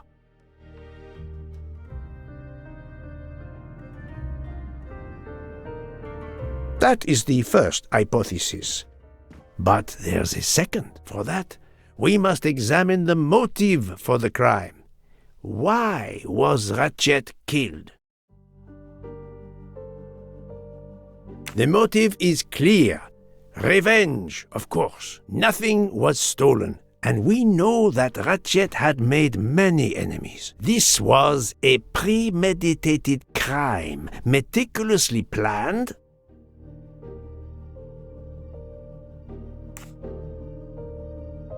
Since the kidnapping and death of little Daisy Armstrong, which traumatized many people close to the family. Even when the police concluded that it was Suzanne Moreau, questions remained. Detective Locke continued her investigation, as did others. They became convinced the truth lay elsewhere. We now know who the real murderer of Daisy is. It is clear now that Daisy's killer was Ratchet, also known as Cassetti and Michael Clark and how many other names. But of course, many of you have known this for a long time. It is obvious that the 12 stab wounds are not a random number. Dr. Constantine's analysis revealed that some stab wounds appeared to have been caused by a right-handed attacker. Others indicated the knife wielder was left-handed. Some wounds were deep, more than one fatal. Yet others were not much more than mere scratches. What can explain these discrepancies? This leads us to an obvious conclusion. They are symbolic. 12 stabs. 12! The same number as a trial jury in the United States. But not just a jury of 12 members condemning him to death, but 12 executioners as well. This self-appointed jury had meticulously planned for everything except snow. Snow.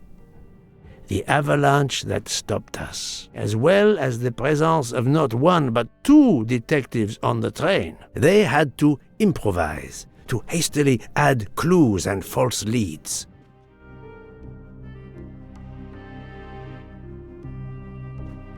This woman in a red kimono does not exist. I don't know which of the passengers it was. It does not really matter. It was just a performance, a charade to introduce another possible culprit to muddy the waters.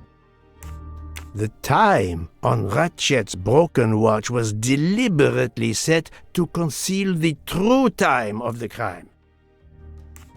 The vial of vaping liquid incriminated Captain Arbuthnot. However, he had a solid alibi confirmed by Monsieur McQueen. Impossible then to suspect him. The conductor's jacket, found in Detective Locke's suitcase, was put there only to cast suspicion upon her. All these false leads were intended for me. But I am Poirot. I understood the truth. We have a train full of suspects. It's time to identify who the real culprits are. Let's start with Detective Locke.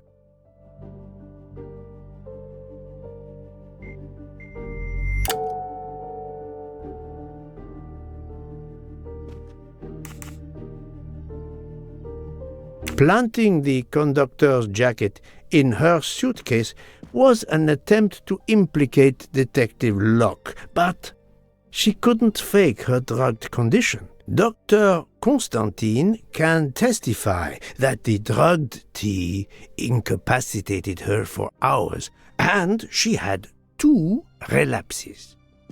Let us move on to Monsieur McQueen. When I told him about Cassetti, he looked very surprised that I managed to make the connection between him and the Armstrong case. He told me, "But I thought we had..." I think he meant...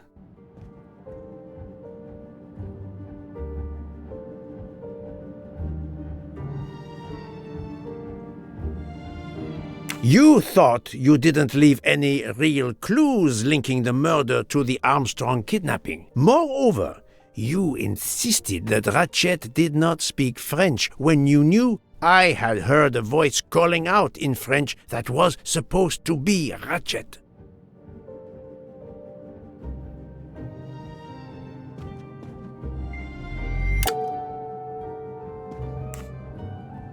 You took some pleasure in leaving me false clues, I think. It was quite annoying.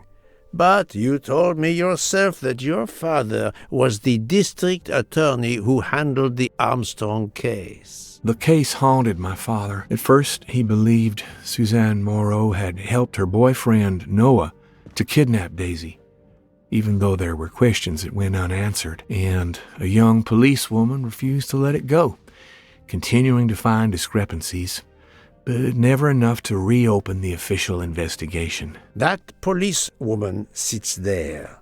Her name is Joanna Locke. Then tell him. Tell him how in the end my father believed you, how he resigned a job that he loved, racked with guilt that he may have let that monster go free. He died young, broken, his faith in justice broken. That's what Ratchet did to him. Thank you for your honesty, Monsieur McQueen. Your father is one more victim of the man who called himself Ratchet. Now, I will turn to Ratchet's valet, Monsieur Masterman.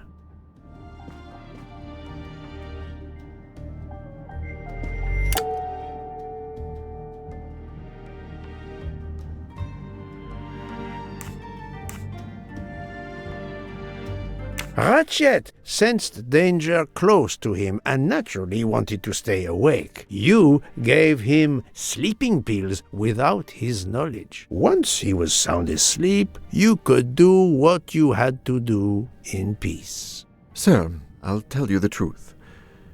I was Colonel Armstrong's adjutant in the war, sir, and afterwards I was his valet in New York. I'm afraid I concealed the fact this morning. It was very wrong of me, sir, but I knew how suspicious it would look. Is that all you have to say? That's all, sir. Now, to leave no suspicious stone unturned, let us move on to Monsieur Bouc. What? Me? A suspicious stone?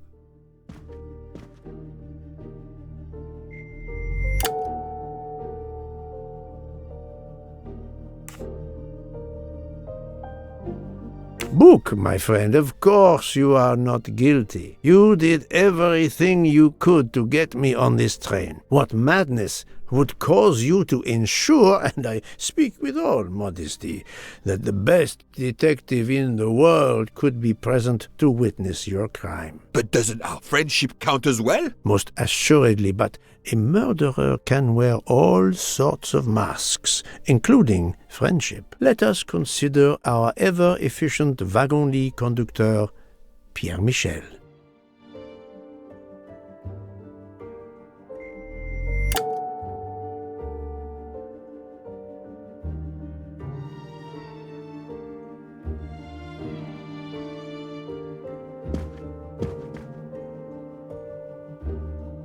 Your admission that you drugged Detective Locke immediately incriminates you. But the murder could not have been possible without your very capable assistance. Your knowledge of train procedures made the murder possible, and your position in the corridor of the train allowed you to be the perfect alibi for several passengers.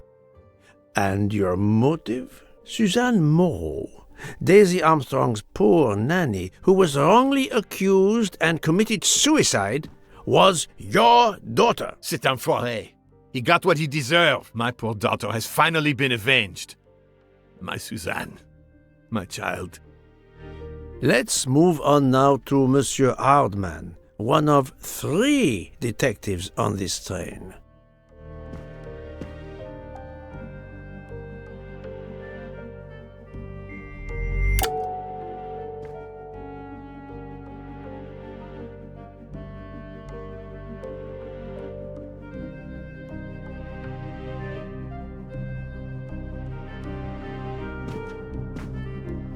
Monsieur Hardman, I think you are a real detective. But you were never hired by Ratchet. Your alibi was that you were watching the corridor to protect Ratchet, which, of course, you never did. You protected Pierre Michel. However, we just saw that his alibi doesn't hold up, so neither does yours. I don't know about the conductor. Being Suzanne's fiancé, you had a substantial motive to punish Ratchet. You used your detective skills, just as Detective Locke did, to hunt him down and finally avenge the death of your beloved. That's right, Mr. Poirot. I do have some detective skills. I never doubted it. Now, Fraulein Schmidt, the lady's maid with the soul of a cook.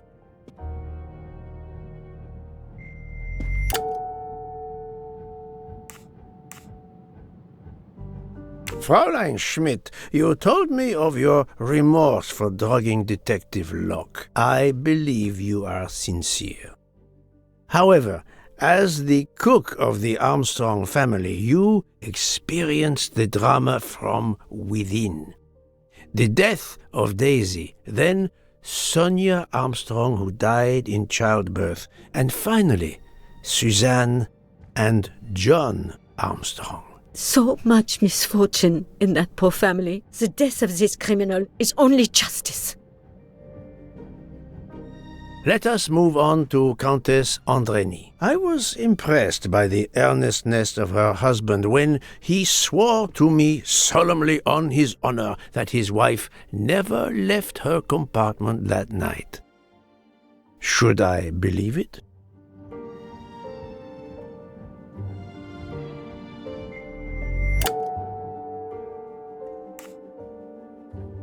Countess Andrény, being Sonia Armstrong's sister, you had every reason in the world to want to avenge her. But you were incapable of stabbing someone, even after what he had done to you and your family. The night of the crime, you simply took a sleeping pill. I appreciate the irony that nearby, Detective Locke was also in a drugged sleep. When you awoke, you thought the nightmare was over. Rudolph? Hush, my love. Hush. Excellent transition. I was coming to you, Count Andrény.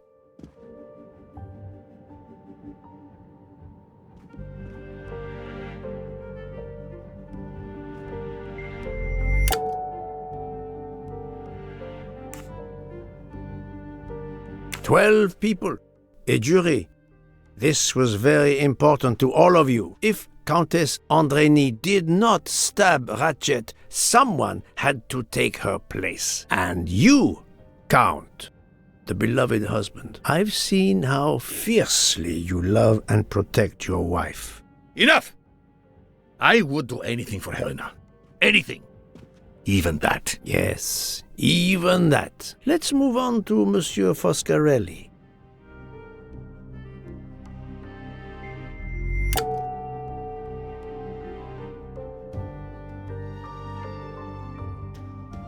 Detective Locke found out that you were the Armstrong chauffeur, and that you planned to travel on the same train at the same time as Ratchet. That is what made her decide to obtain a ticket as well. Unfortunately, she could not prevent the murder. Have you lost your tongue, Mr. Foscarelli? Oh, Daisy. She was the delight of the house. Tonio, she called me. And she would sit in the car and pretend to drive me. And you, Mademoiselle Olson, a champion for the immigrants, a worthy calling.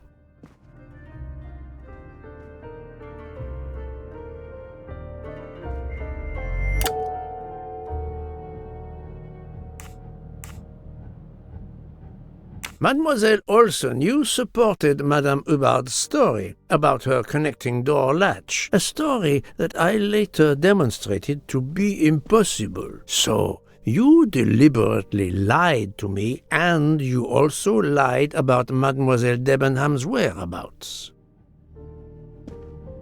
Enough! I can't take this anymore! I know what you want from me, Mr. Poirot.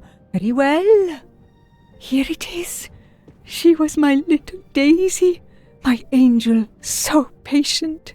When I patched a scrape or took her temperature, that was my job. But she was so much more to me. She was a shining light in an ever-darkening world. I've tried to honor her by caring for children who have lost everything.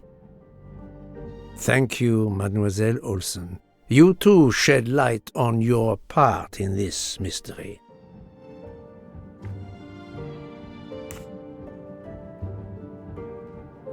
You were Daisy Armstrong's nurse.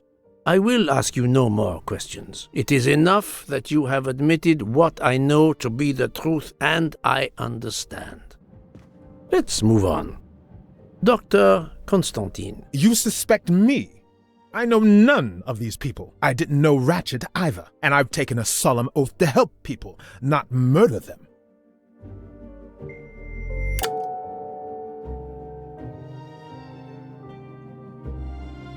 You are one of the few people in this room not to have any connection with the Armstrong case. Moreover, your alibi is confirmed by Monsieur Bouc, whom I would trust with my life. That is very kindly said, my friend. We now come to Mademoiselle Debenham and Captain Arbuthnot, whose relationship was not in doubt from the moment I inspected your room at the hotel. You have a bloody nerve. Indeed, I do. We're getting married. Congratulations. But I would rather talk about your relationship to John Armstrong.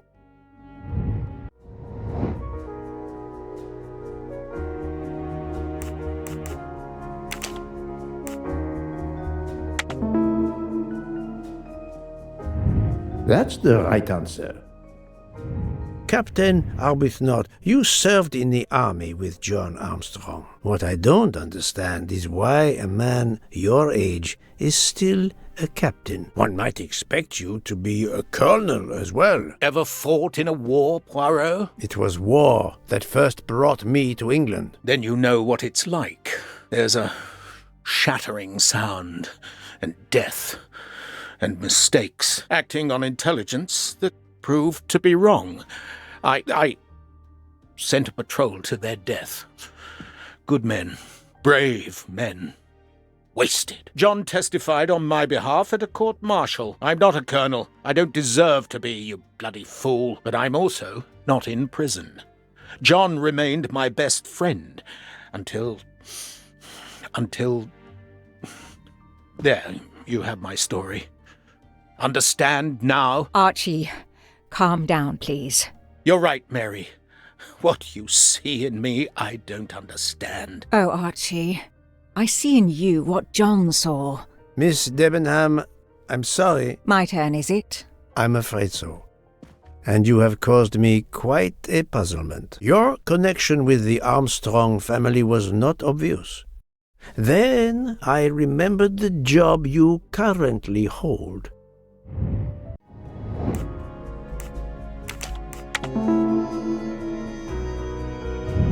My little grey cells did not let me down.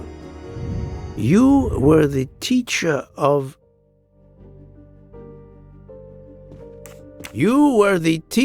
Helena Andrény, whose maiden name was Helena Goldenberg before she married Count Andrény. Yes, absolutely. Why lie to you?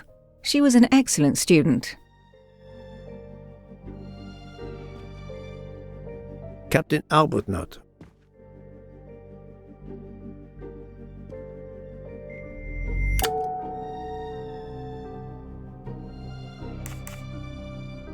You had one of the strongest alibis, thanks to Mr. McQueen, but his testimony melted like a snowflake. There went your alibi. Poof! Unless you have another one.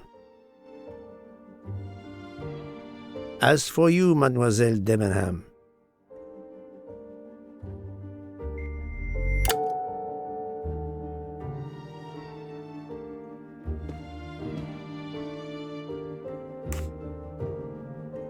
Mademoiselle Olsen was the only one who could confirm your alibi. I think you know where you stand. Very good, Mr. Poirot.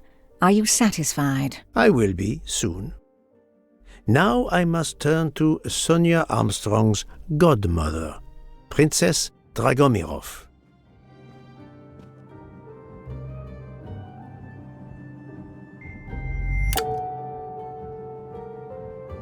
Princess Dragomirov, you weren't on my list of suspects at the start, given your social position. I left my social position in a cold country. Do you object to being addressed as princess? I deny people the opportunity. It makes a good story to tell their friends. It also guarantees a good table in the best restaurants. Princess, there is also, forgive me, your extreme physical fragility. It does not stop me when I must be strong. Indeed. Of more importance, though, is the fact that you're the only left-handed person on the train, and the single blow to Ratchet from a left-handed person was very, forgive me, weak. Finally, I'm afraid I know the alibi that you shared with Fraulein Schmidt is false. You have been very thorough, sir. I hope you will permit me to say we are much alike. I am honored. Now it is time to end with Mrs. Hubbard, or should I say, Linda Arden. If Princess Dragomirov hadn't told me about her relationship with this famous actress, I might not have made the connection. But you are a great actress, madame. Your performance as a flighty, self-involved woman was superb. I never would have guessed something entirely different. As for what ties you to the Armstrong family, it is obvious.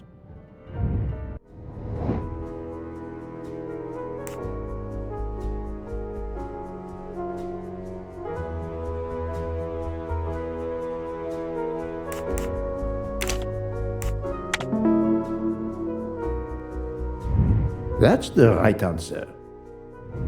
Mrs. Hubbard, you are the mother of Sonia Armstrong and Mrs. Andreni.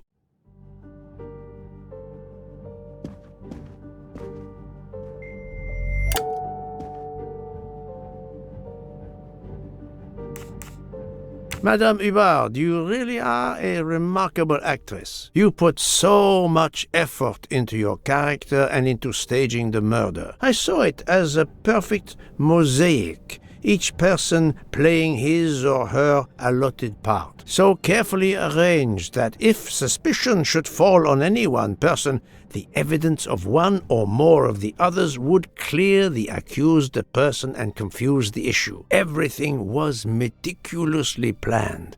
But you hadn't expected that Detective Locke and I would be on this train, and the avalanche would block it on the night of the murder. You had to improvise. But again, improvisation would be another of your skills as an actress. So you came up with the story that the latch on the door that communicated with Ratchet's compartment was hidden by the handbag. I always fancied myself in comedy parts. That slip about the sponge bag was silly. Shows you should always rehearse properly. You know all about it, Mr. Poirot. You're a very wonderful man, but even you can't quite imagine what it was like. That awful day, I was just crazy with grief. So were the servants. We decided then and there that the sentence of death that Ratchet had escaped had got to be carried out. There were 12 of us, or rather 11. Suzanne's father was over in France, of course. First we thought we'd draw lots as to who should do it, but in the end we decided on this way. It was the driver, Antonio, who suggested it. Mary worked out all the details later with Hector McQueen. It took a long time to perfect our plan. We first had to track Ratchet down. Hardman managed that in the end. Then we had to try and get Edward and Hector into his employment. Well, we managed that.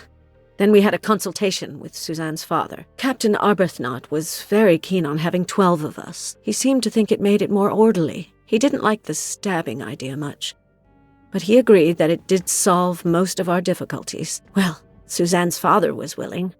Suzanne had been his only child. We knew from Hector that Ratchet would be coming back from the east, sooner or later, by the Orient Express. With Pierre Michel actually working on that train, the chance was too good to be missed. My daughter's husband had to know, of course, and he insisted on coming on the train with her. Hector wrangled it so that Ratchet selected the right day for traveling when Michel would be on duty. And then, at the last minute, you came. For the rest of the story, you worked out everything, Mr. Poirot. You were right about all of us. What are you going to do about it?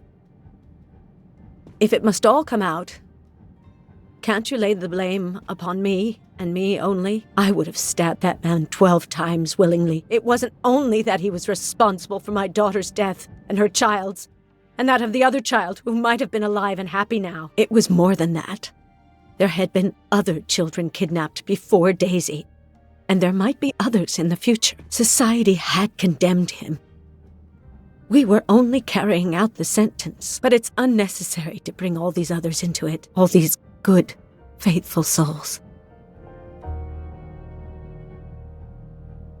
You are a director of the company, Monsieur Bouc. What do you say?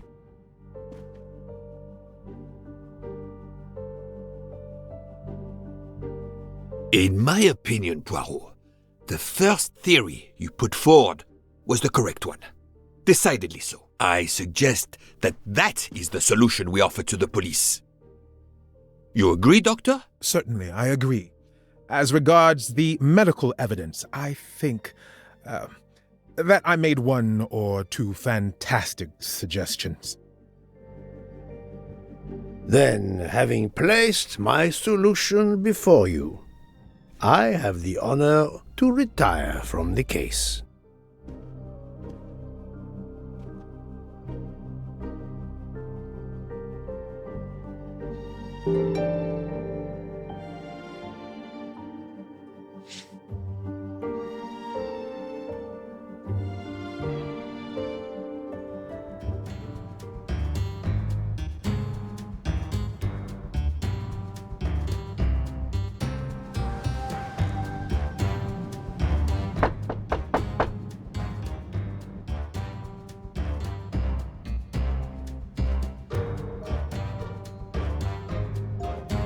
I'm sorry to wake you up in the middle of the night, Poirot, but it couldn't wait. There was a detail that bothered me in my preliminary autopsy of Ratchet's body. I went back to examine the body and I discovered a wound covered by another. The blow I hadn't seen was delivered by a thinner, sharper blade. So there were not 12, but 13 stab wounds. 12 stabs for 12 jurors. It doesn't work with 13 wounds. The symmetry is destroyed. It can't be one of the culprits who stabbed him twice? Doctor, a different knife was used. There is only one explanation. Somehow, some way, there is a 13th murderer on this train. We must tell Bouc. The case is not solved.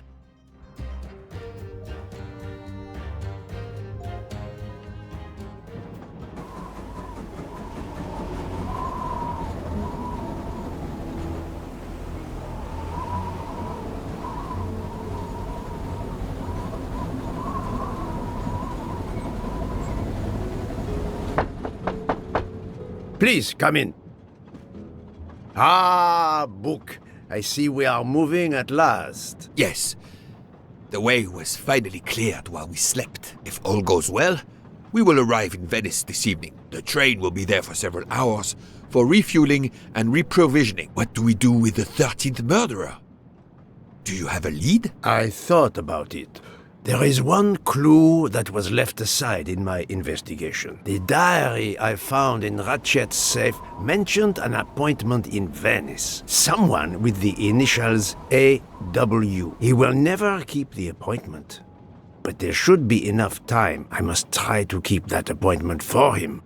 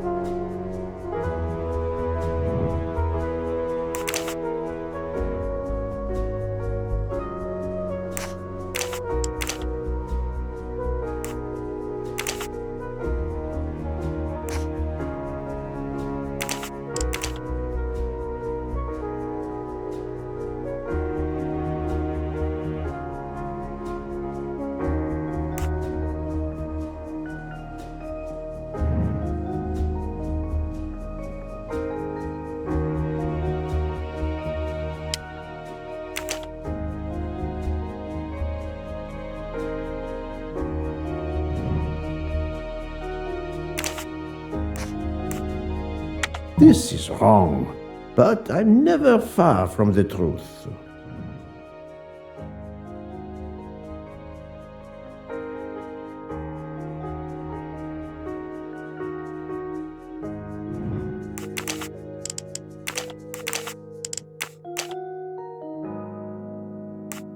I must admit I'm not right this time.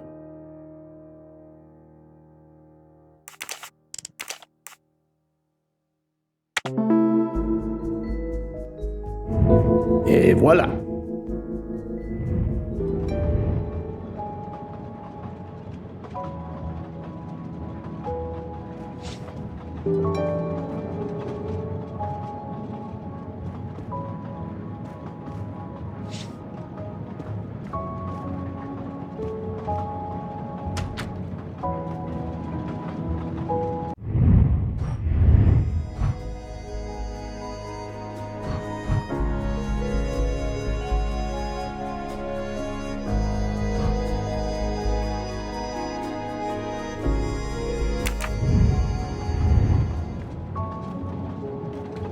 I don't have time for small talk.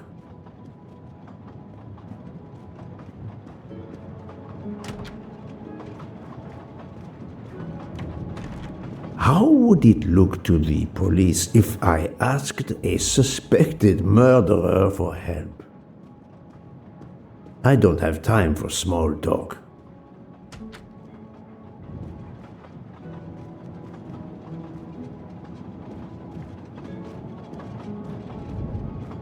How would it look to the police? I don't have time for How would...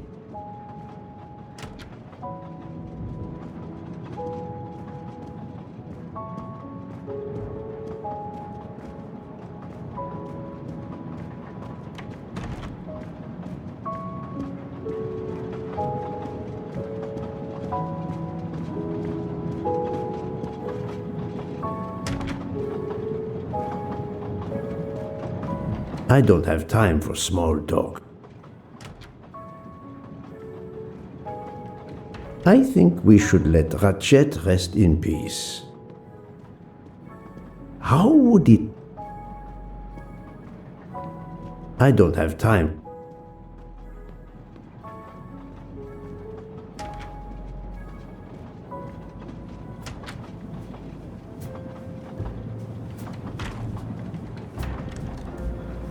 Doctor, a moment. Have you made arrangements for Ratchet's body? Yes, it will be collected by the Italian authorities when we reach Venice. The autopsy will be performed there. However, there is something odd. Oh? Since the train is French, jurisdiction must be shared. When I told them you were already on the scene, they have both agreed to support your investigation until we reach Paris. Ratchet's compartment will be sealed until we arrive there. All of those who conspired to kill Ratchet are to be confined to the train until then as well. So, thanks to you, I am the rope in a tug-of-war between two countries. Oh, but I thought you would want to be in charge. And isn't it odd we continue on our journey with a trainload of people that police consider potential murderers? Calm yourself, Doctor. It is not the first time I find myself in the middle. And, to be honest, I welcome the chance to see this case through. It is fast becoming one of the most challenging of my career.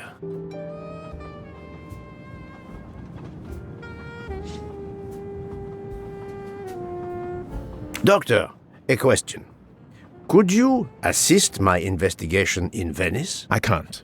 I'm afraid. I'm to accompany Ratchet's body when the Italian police take possession of it. I've been asked, commanded really, to help with the autopsy because of my earlier examination.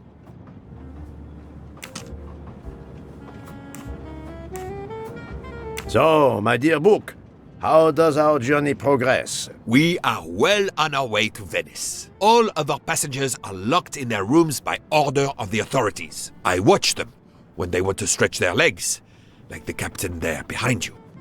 I see that you have the situation well in hand. Would you be able to accompany me to Venice to follow a lead? I'm honored you asked me, my friend. I would have loved to help you. But I have to manage the situation here. I must make sure no one gets off the train in Venice and that Ratchet's body is transferred.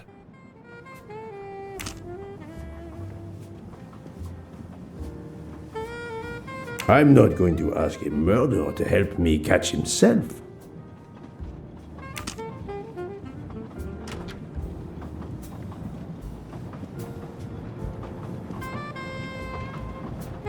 Mademoiselle Locke, you are clearly an excellent police officer. Could you accompany me to Venice for an investigation into Ratchet's activities? There is much we still need to know.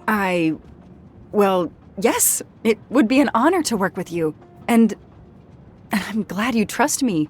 What do you have in mind? There was a notation in Ratchet's appointment book. He had an appointment. With who? There were only the initials A.W. They were to meet at 10 o'clock at the Fontana dei Conigli. I want to know who Ratchet was meeting and why. But you've already discovered the 12 conspirators. Why is this meeting important? Unfortunately, the case is not complete. Dr. Constantine has discovered the presence of a 13th stab wound. One of them could have stabbed him twice. The wound was made with another, finer blade. Why would one of them have used 2 knives? Did they want to confess they killed him more than the others? And if so, why bother to deny it when they have already confessed? No, it makes no sense. And I do not close a case until all questions have been answered. You, of all people, must understand this. You're right. I do understand. I'll help you. Thank you.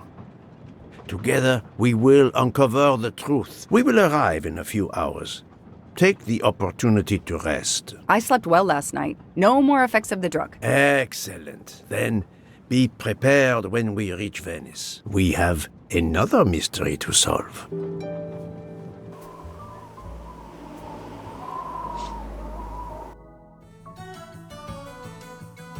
This is the 3rd embarking dock, and no gondoliers available at all. With Carnival, you can't find a gondolier to cross that damn canal. They're all booked. The worst thing is that the fountain is just across this canal. We're almost there.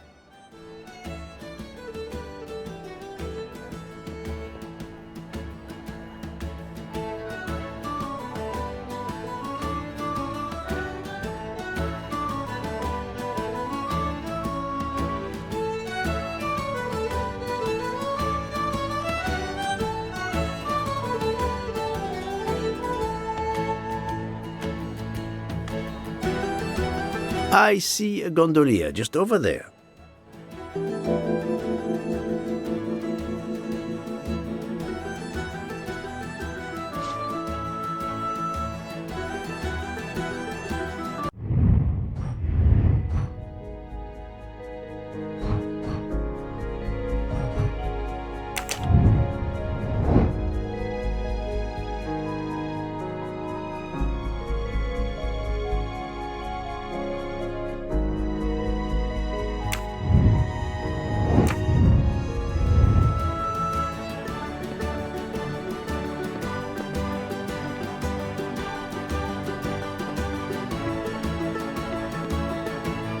Every carnival, my friends and I mask, and every carnival, we lose one another.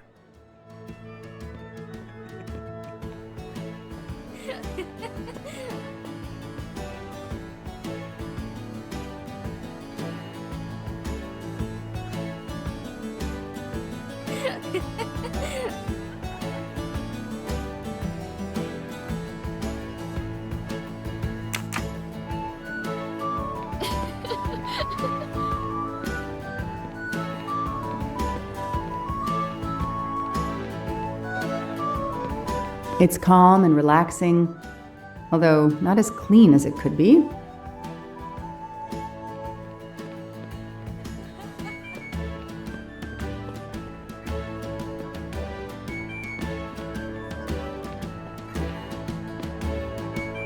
It's impossible to find a gondolier during Carnival.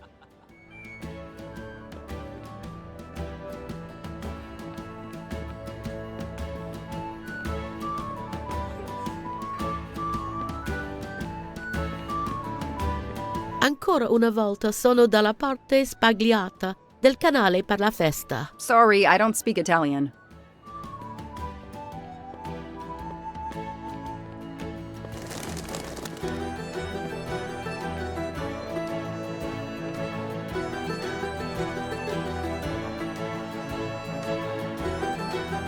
Not a picture for the tourist brochures.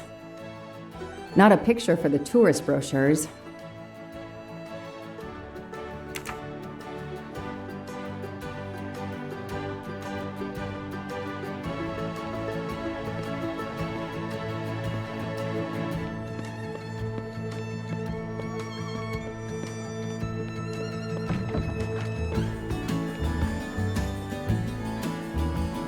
Hi there. We'd like to cross the canal, please. There is a bridge about a kilometer down the canal. Please. According to the map, the Fontana dei Conigli is just across the canal here. No, I, Gabriele, cannot help you. I'm sorry. We'll miss the 10 o'clock rendezvous if we try to get through this crowd.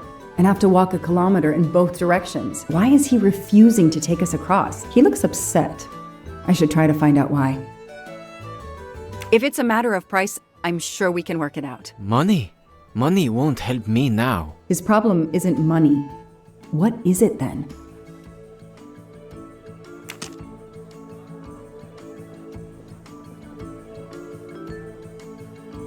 Bella Chiara, the beautiful Chiara. A beautiful name for a beautiful gondola.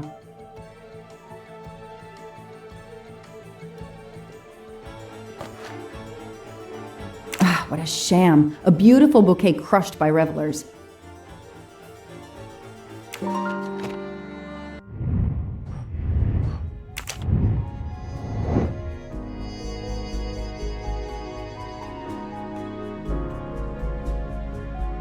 No, I did something wrong. Nice.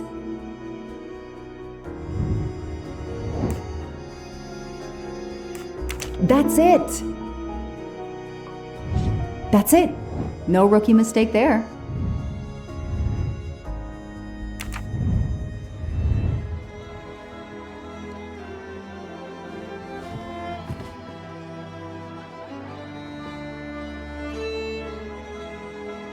I'm sorry you had a fight with Chiara. What? How did you know? I'm a detective. I'd like to help, if I can. If you have a spare engagement ring, detective, I'll take it. Ah, I see. You lost the engagement ring you were planning to give Chiara? Lost? It is worse than that. I threw it away in the canal. I bitterly regret this gesture. I now find myself without a girlfriend and without a ring.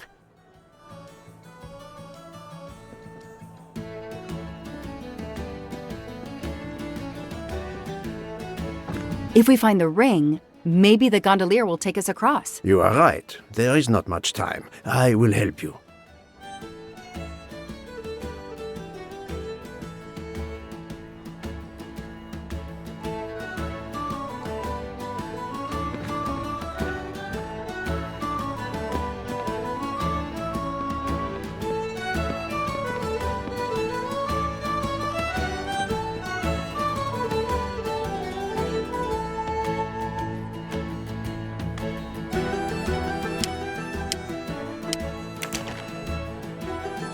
There are too many plastic bottles in the world.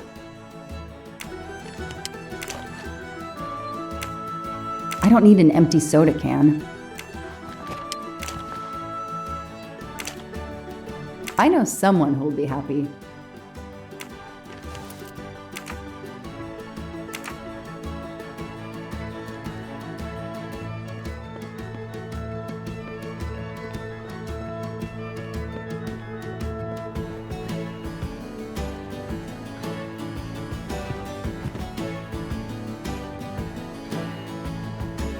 Excuse me.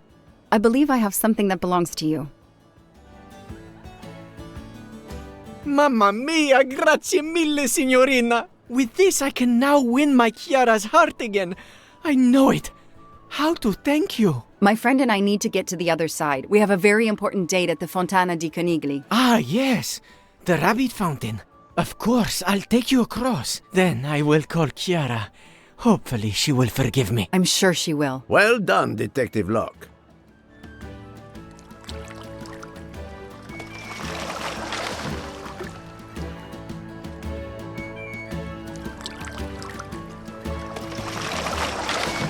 This district of Venice is very charming. You will love it.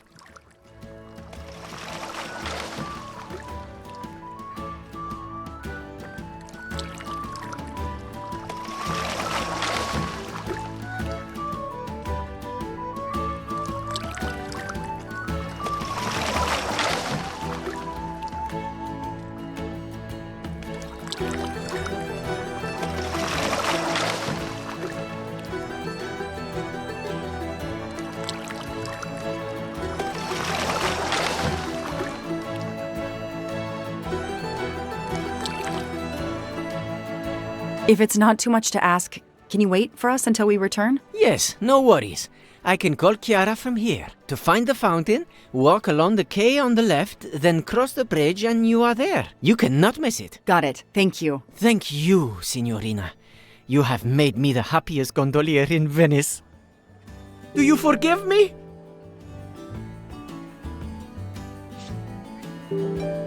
Yes, I assure you. I found your ring.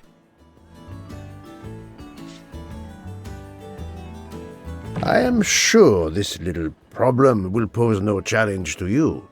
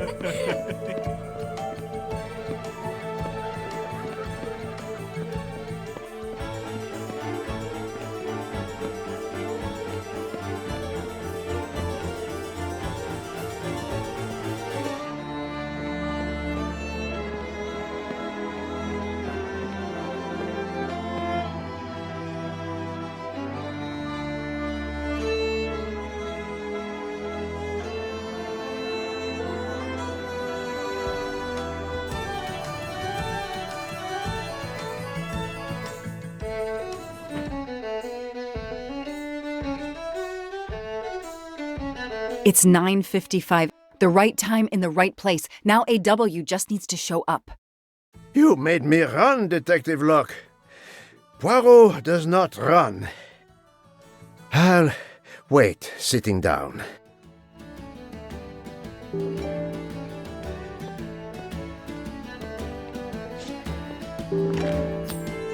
Not really my style, but I'll take it.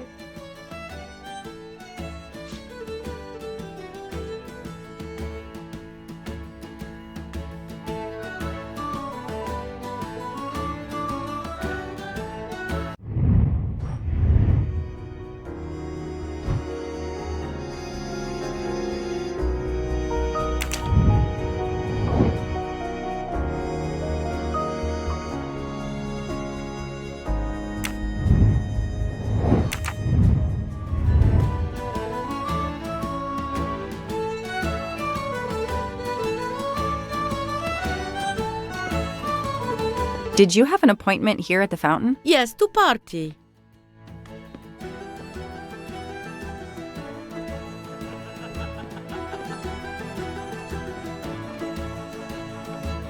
We have an appointment, I believe? I don't think so. I've never met you.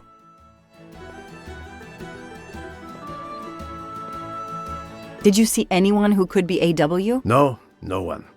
But who knows what those masks and costumes are hiding?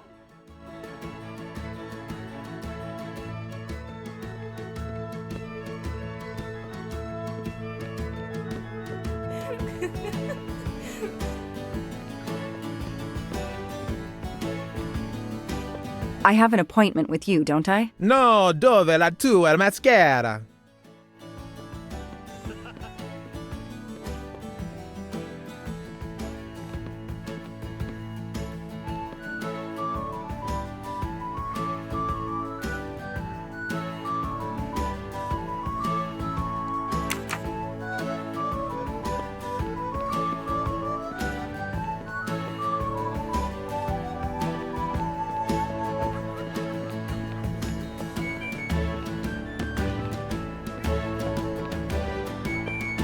I have an appointment with you, don't I? No, dove la tua maschera?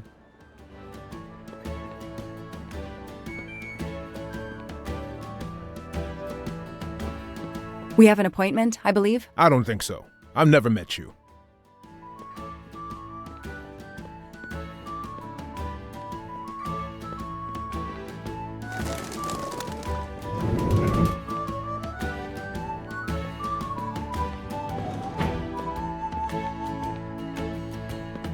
If there's no one to help me, they won't mind if I help myself.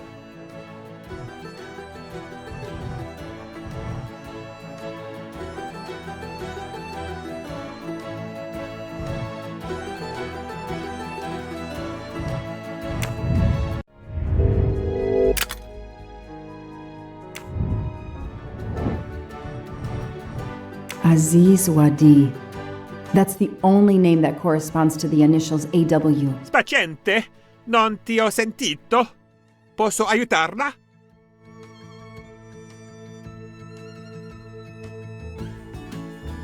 I'm sorry, I don't speak Italian. Do you speak English? Of course, signorina. How may I bother you? How? What? Oh, I have an appointment with one of your guests. What is the name? I have an appointment with Mr. Aziz Wadi. Do you know if he's here? Well, unfortunately, he left the hotel this morning. He seemed to be in a hurry, but he left a carta. You are?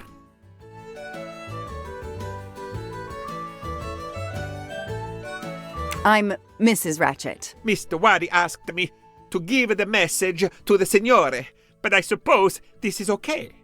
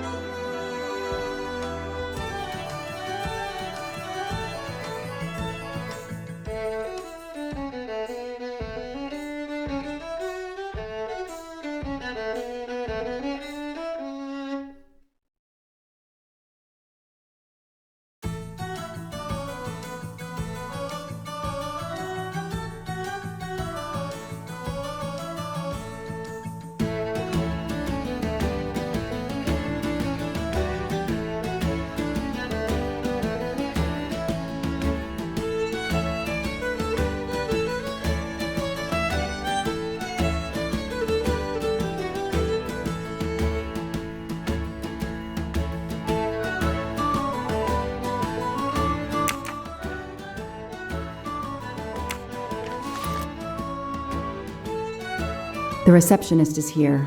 No need to ring the bell.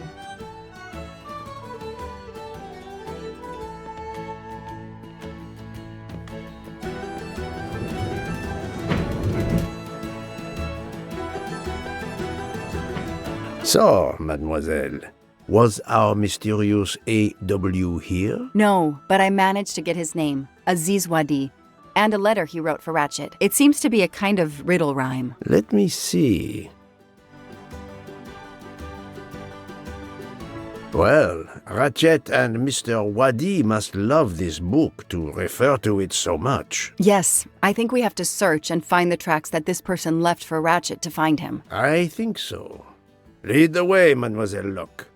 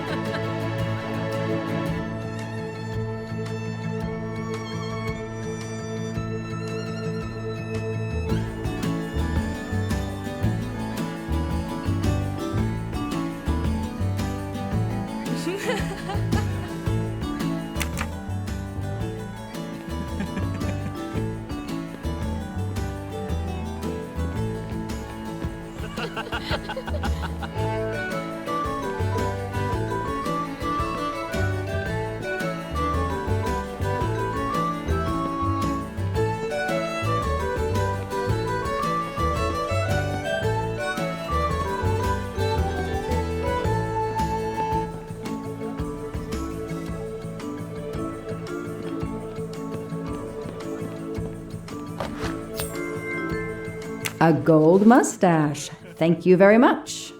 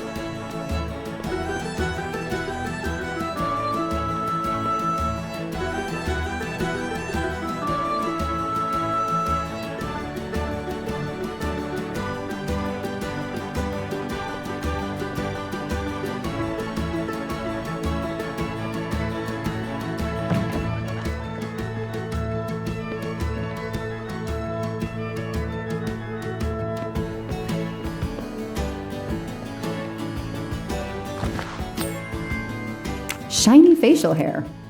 The good news is that it's gold.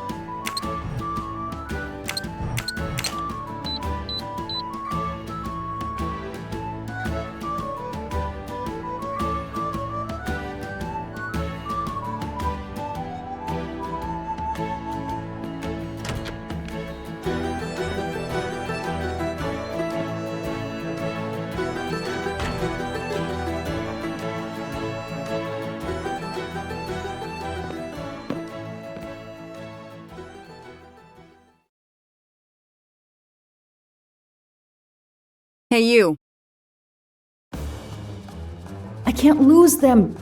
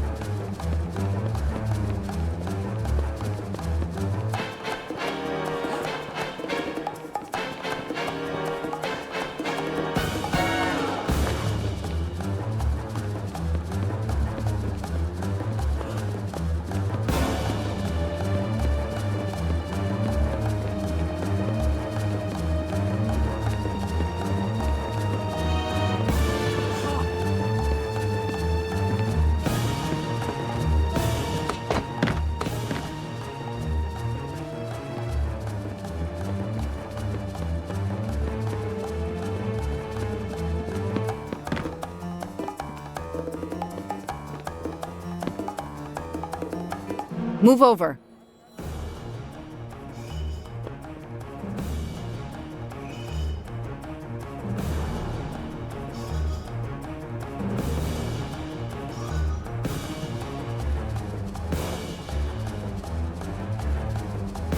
Too many! Too many masks! The murderer could be standing there watching me and laughing.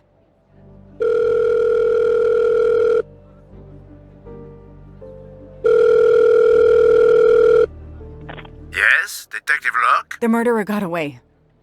I'm coming back. But it looked like he dropped something when he climbed the first wall. All right, I'll go and see. For my part, unfortunately, I could do nothing for the victim. He was already dead. I have already alerted the Italian authorities.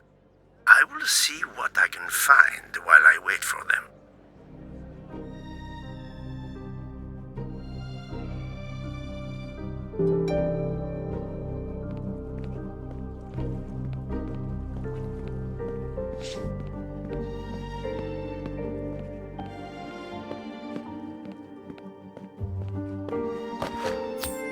Come to Poirot, my exquisitely sculpted friend.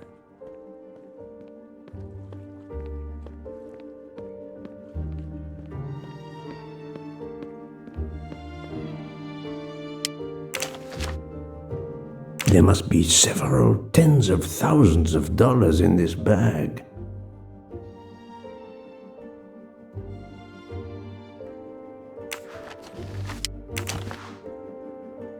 A pair of women's glasses.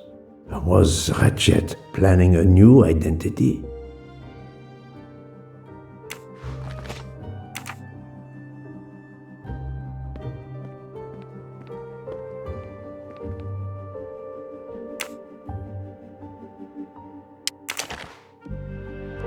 A bunch of keys. If, as seems likely, Mr. Wadi is a resident of Geneva, then one of these may belong to his home there.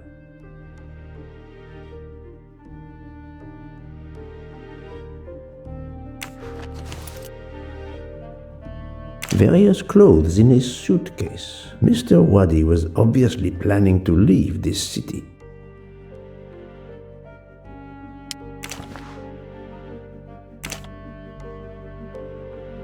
Mr. Wadi's Swiss passport.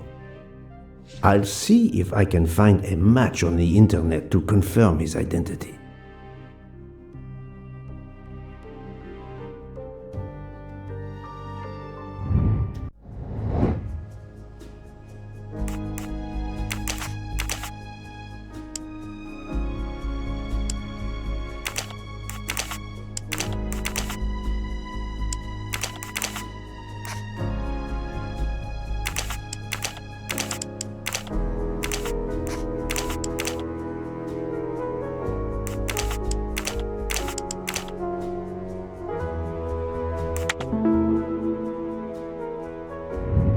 That was easy. The victim was stabbed. Apparently the method of choice in this case.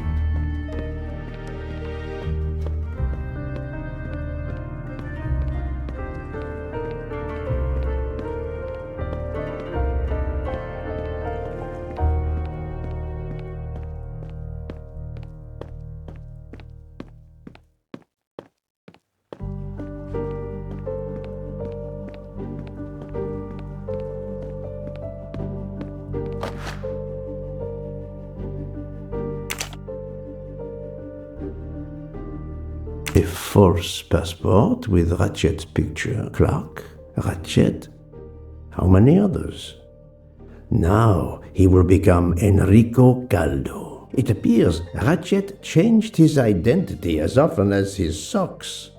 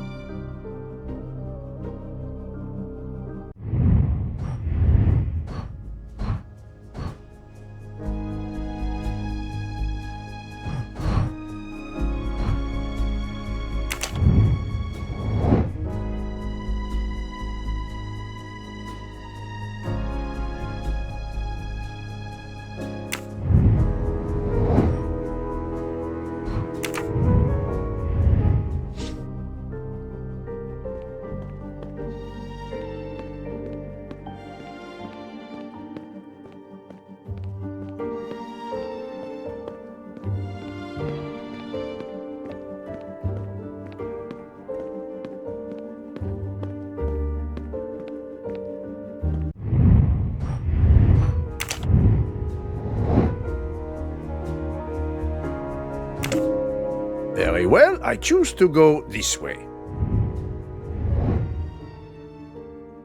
I'm sorry I couldn't catch the suspect, Mr. Poirot. There is no need to apologize, mademoiselle. Your efforts were marvelous. I found some information about Mr. Waddy. Did you access the FBI database? Don't worry, my little gray cells were enough. However, the database may confirm the origin of these banknotes. No need. I included them when I continued my investigation. Excellent.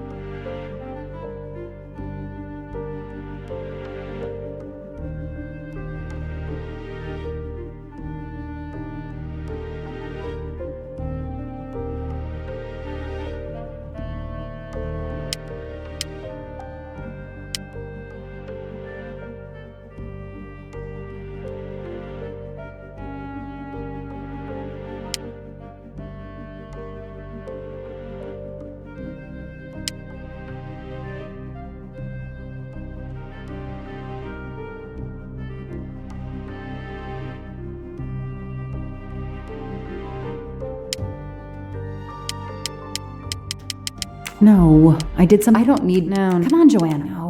No. I don't need. Come on, Joanna. No, Joanna. That doesn't track.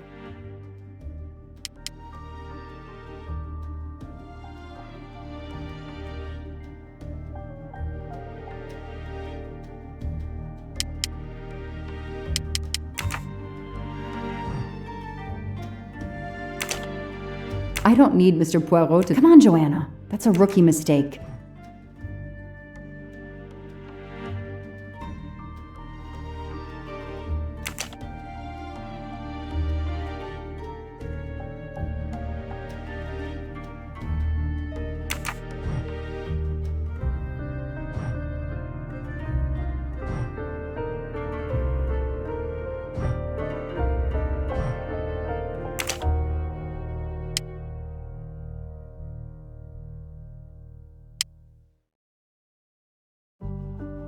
Score. 1 for the good guys. Hey, I'm a pretty good detective after all.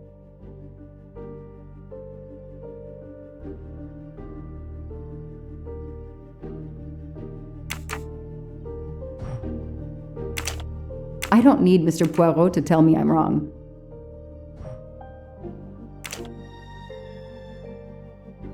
That's it. No rookie mistake there. Mr. Poirot, it's part of the ransom money from the Armstrong case. You are surprised? I suppose not. So Ratchet had it in an account at the Banque Du Lac. It would seem so. He knew the serial numbers on the banknotes could be traced, and he could not spend it. So, He stashed it there. But now he's run low, something he didn't count on. He hopes enough time has passed so he can begin to spend the ransom money. There is something else he didn't count on. What's that? He didn't count on you, Detective Locke, and your tenacity. Thank you. But we are still left with a murderer on the loose. But we progress. We know Mr. Waddy had an appointment with Ratchet. He had a bag full of money and a passport with Ratchet's photo, but a new name. What is your opinion about the passport?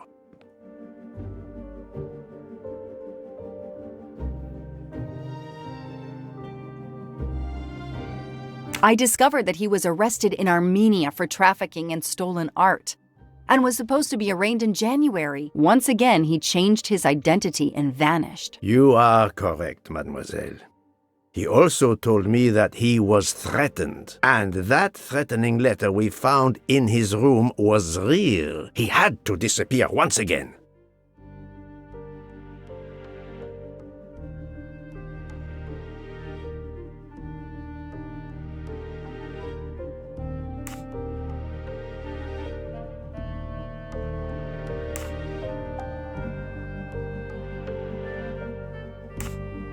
The bag isn't very big. He could have easily run away with it. If he didn't take it, it was deliberate. He wasn't interested in the money. If the motive wasn't money, it leaves passion or revenge for motive. So, Detective Locke, what do you think?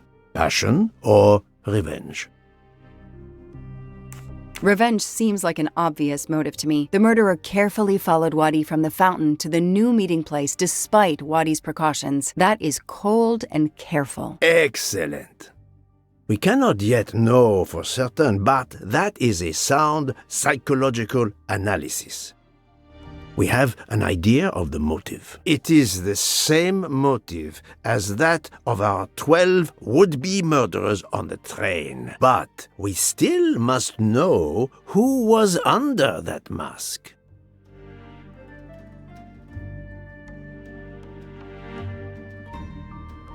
I think Waddy's killer is also Ratchet's murderer. The motive for both deaths was revenge, and both are related to the Armstrong case through the ransom money. Exactly. So our murderer is linked to the Armstrong case. The money is linked to the Armstrong case. But these glasses that I found in the bag, they must have something to do with this case too. Wait, those glasses mean something to me.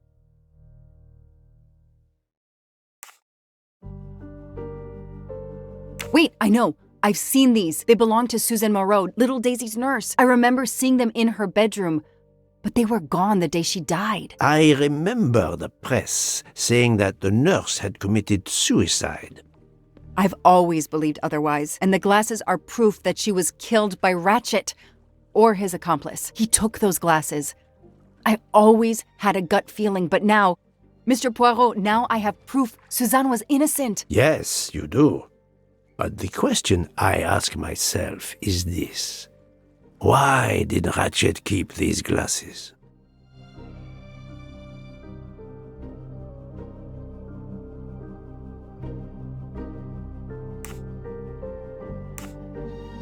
In my investigation at the time, I had already found Daisy's hair clip in one of Ratchet's hideouts, and now Suzanne's glasses end up in this bag, which was a delivery to him. 2 objects from 2 victims of Ratchet. Keeping an object belonging to his victims as a memento of the murder. He was a fetishistic killer, a trophy hunter. Okay, we managed to clear up some of the gray areas. What now?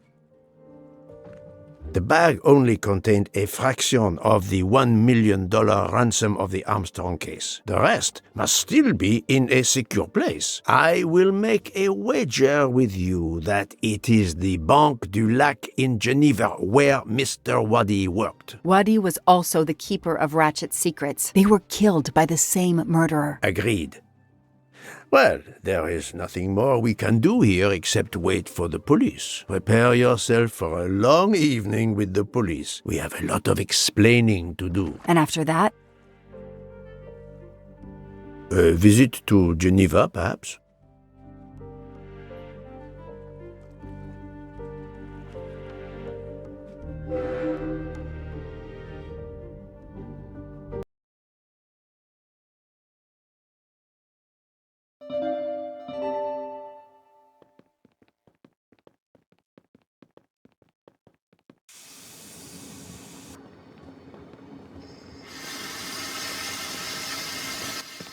Here you are at last. I was worried about you. We just left the police station. We had to explain to the Italian police that we were not murderers. What? Another murder? I'll tell you when we're underway. Are all passengers and staff aboard? Yes, everyone is here. We were waiting for you. Excellent. Let's not waste any more time. We have to make a longer than usual stop in Lausanne. What? How long? Long enough to do a little banking in Geneva.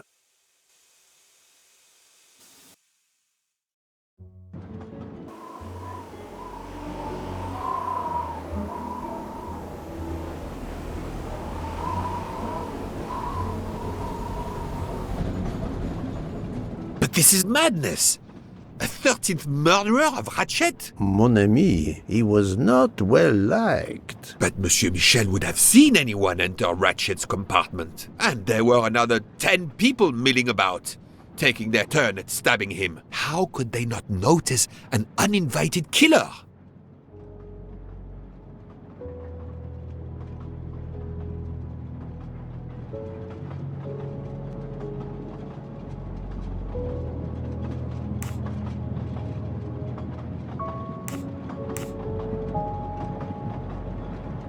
The 13th killer could have acted when Michel was smoking on the platform at Vinkovsky. But even after the train departed, Michel was absent from his post at the end of the corridor several times the night of the murder. I must know where he really was and when.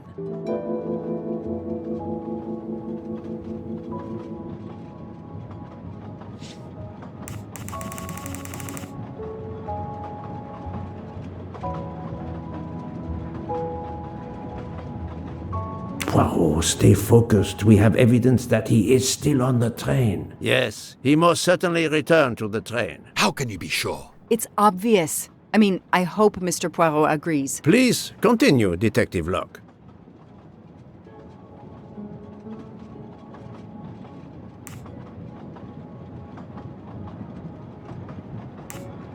All the passengers and crew are still aboard. If the killer of Mr. Wadi had remained in Venice, we would have noticed right away that someone was missing, and we could have alerted the authorities. I promise you, I made certain everyone was aboard before we embarked. Book, calm yourself. Calm myself? But we're back where we started. There is still another murderer on my train. Wait a moment. Can I change my mind about my verdict? Can we turn everyone over to the police? Everyone? Including ourselves? What? No. No.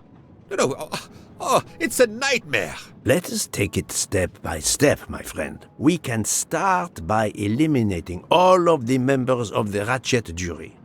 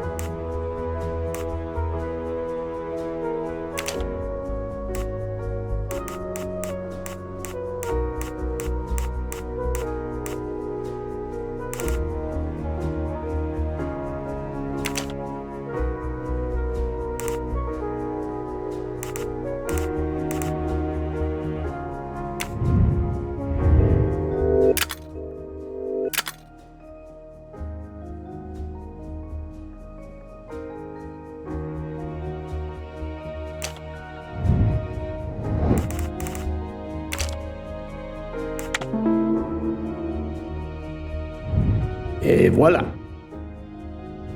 If we eliminate the 12 jurors, we are left with 7 additional suspects. 7?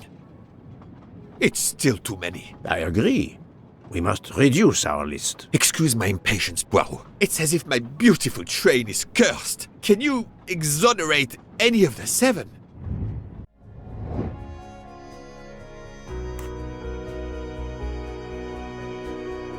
Well done.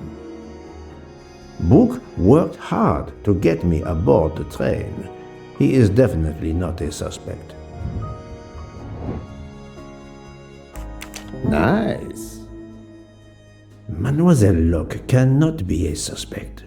She pursued Mr. Waddy's murderer.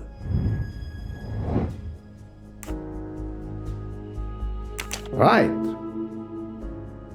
Dr. Constantine alerted me to the 13th stab wound. He is not a suspect. That was easy. I have 4 suspects left who I must now examine more closely. Miss Nielsen, Monsieur Maury, Monsieur Fauché, and Countess Andrény. One of my employees? Suspicious? All 3 got off the train in Venice to restock supplies. Any one of them might have slipped away without being noticed. I suppose. But what of Countess Andrény? You cleared her yourself. She is cleared of the first murder, but we know little of her movements here in Venice, so we still have 4 suspects to interview. Detective Locke? I can't join you, Poirot. My chief saw something on the news about the case and my involvement. He's demanding an explanation. If I want to keep my badge, I have to call him. Then you must do so by all means. I'm sorry. No need to apologize. I understand. I'll make the call for my compartment. If you're looking for me, I'll be there. I hate to say this, Poirot, but I must. There is, of course, one other suspect with a motive for murder. The ransom money. You mean Detective Locke? Then who did she chase? Who killed Aziz? We both saw the masked murderer standing over the body.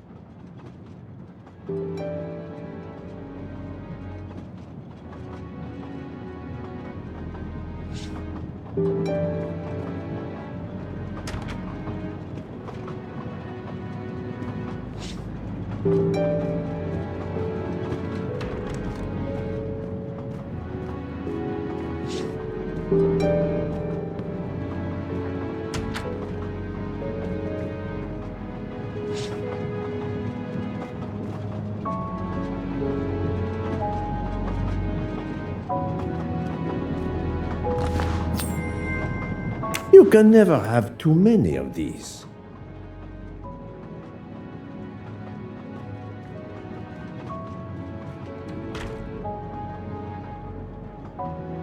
Doctor, I need to question Countess Andrény. I'm afraid that won't be possible, Mr. Poirot. The Countess had an anxiety attack when we arrived in Venice. She was terrified the police would come for her and her husband, despite how you concluded your investigation. I had to give her a sedative. She has been sleeping since.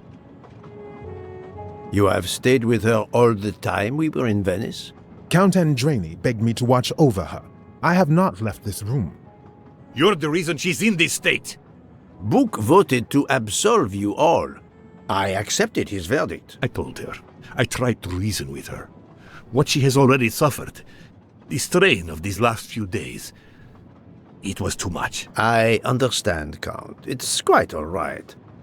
I have the answers I came for.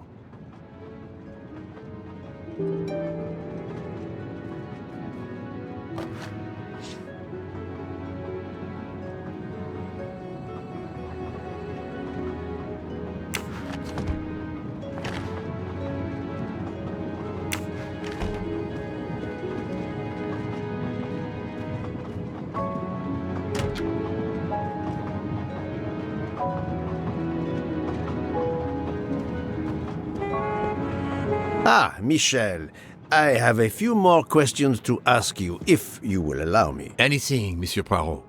We are in your debt. Please tell me your movements when we were stopped at Venice Station. Once the compartments were cleaned and the linen refreshed, I stayed in my quarters. Did you notice anything special? Comings and goings? Monsieur Bouc had asked everyone to stay in their compartments. I would occasionally walk the train to ensure everyone was comfortable. Oh, I saw Monsieur Maury was all alone loading his crates of provisions. A great chef like that, reduced to petty labor, I would have helped him. But Monsieur Bouc had ordered me not to leave the train for any reason. So, Monsieur Maury was forced to labor alone. Let us review the actual timeline of the night of Ratchet's murder, not the one manufactured to hide your crime. I left the train in Minkowski for a smoke. Then I resumed my post. That was the truth. The train departed on schedule. But then, of course, an avalanche of snow blocked the tracks. At 12:45, Madame Hubbard and I met in her compartment to discuss how to adapt our plan. Due to the snow and Poirot. The little play we had staged for you had to be rewritten. I left her compartment at approximately 1:15. Then the curtain went up. Calls in the night, the red kimono, all for my benefit. And all for nothing, as it turned out. Do not blame yourself, Michel. I am the theater critic no playwright wants to see in the audience.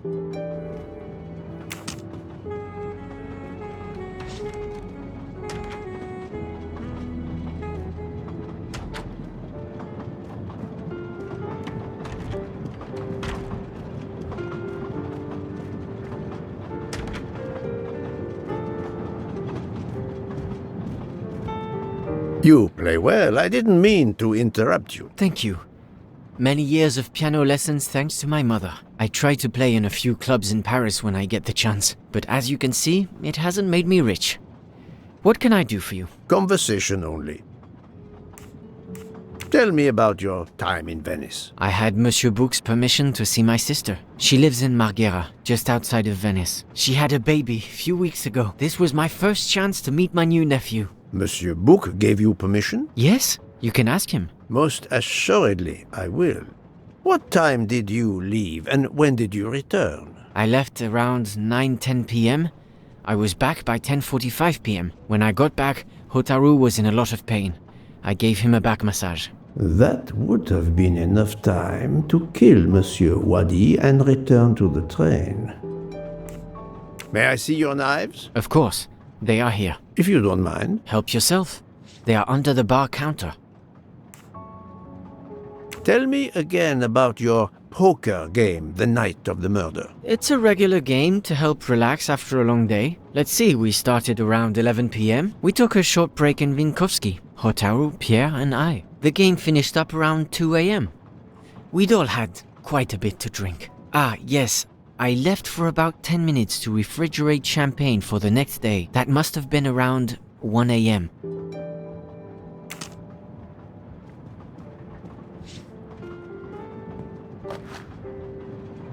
None of these come close to the wounds on either body.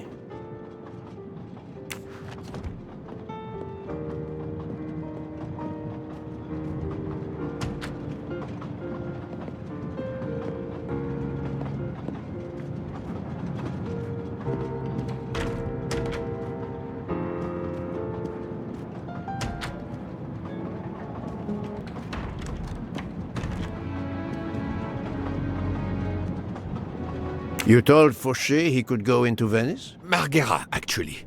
Not so far away. It was his only chance to see his sister. He's been working every trade for weeks. There is never time to see the new baby. Enough, Book. Your heart does you credit, but your common sense, it... I know. But it's fine. Isn't it? He did come back. Oh, it's fine, as you say. Unless he saw the baby, then killed someone else and returned to the train. But that's monstrous. Murder is always monstrous, my friend.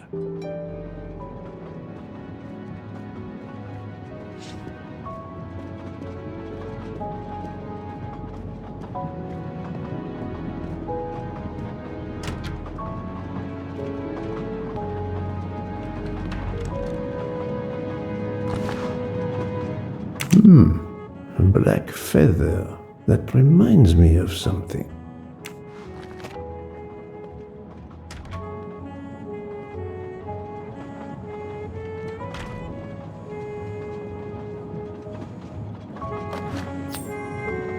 Come to Poirot, my exquisitely sculpted friend. Good evening, Mademoiselle Nielsen. May I talk to you for a moment? Of course, Mr. Poirot. I'm not going to bed right away. Can you tell me your movements while we were stopped in Venice? That'll be easy. I didn't move much at all. Let's see. I helped Hotaru load all of the food crates aboard the train. Hotaru had everything he needed, but I realized they forgot half of my order. I spent over an hour on the phone with the supplier without success. I had to change the dessert menu for tomorrow. Dr. Constantine found a stab wound on Ratchet's body that was caused by a much thinner and sharper blade than the others. Possibly a chef's knife? My thought, precisely. And you'd like to see my knives? If you wouldn't mind. I would gladly show you if I had any, but I don't. I use the regular kitchen knives. You may search if you don't believe me. I see. All the knives the staff use are in the kitchen or in the lounge, except... Except? Hotaru prefers to use his own. Monsieur Mori doesn't use the kitchen knives? Not usually. I know he keeps a set of traditional Japanese knives in a box in his room. He doesn't let anyone else use them. Although now that I think of it, he has been using the kitchen knives lately. Can you tell me exactly about your poker game the night of the murder? We started around 11 p.m. In Vinkovsky, we took a short break. Hotaru and Pierre went outside to smoke. Oh, and Hotaru got sick around a few minutes past 1 a.m. 1:10 a.m. maybe? He spent about 15 minutes in the bathroom, but he didn't want to quit on a losing streak. Did his luck improve? No, so we played to around 2 a.m. He lost every hand.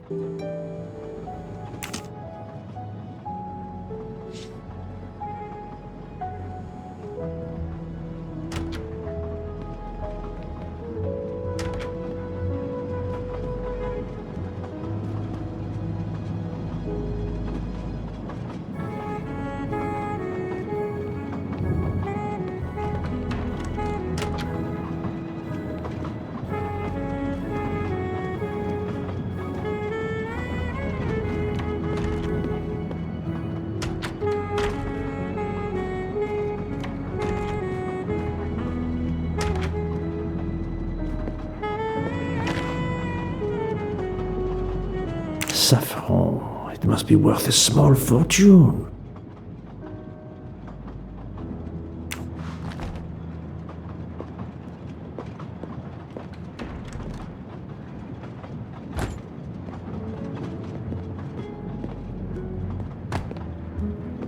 Good evening, Monsieur Mori. May I have a moment of your time? I have a few questions to ask you. Of course! As long as you don't mind if dinner is ruined. I promise to be as brief as possible.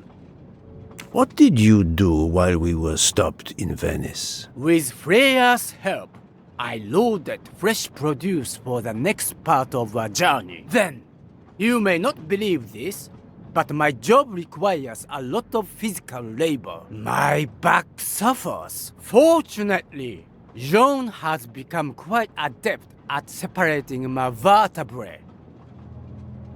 As you may know, I have solved the murder of Monsieur Ratchet. That is a shame. I beg your pardon? The bastard sent my steak tartare back, telling John I was to burn it. I will add it to the list of his crimes. One wound on Monsieur Ratchet's body was struck by a very sharp, thin-bladed knife. We haven't found it yet. You think one of mine was used? I'd like to have a look, if you don't mind. In that drawer.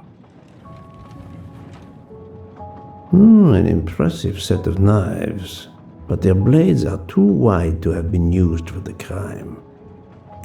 Tell me about your poker game the night of the murder. We started around 11 p.m. When John finished his shift. We played until around 2 a.m. From what I remember, it's a bit vague. You played without a break? Actually, we did break once for a smoke. John, Pierre, and I. When we stopped in Vinkovsky. When was that? Around midnight.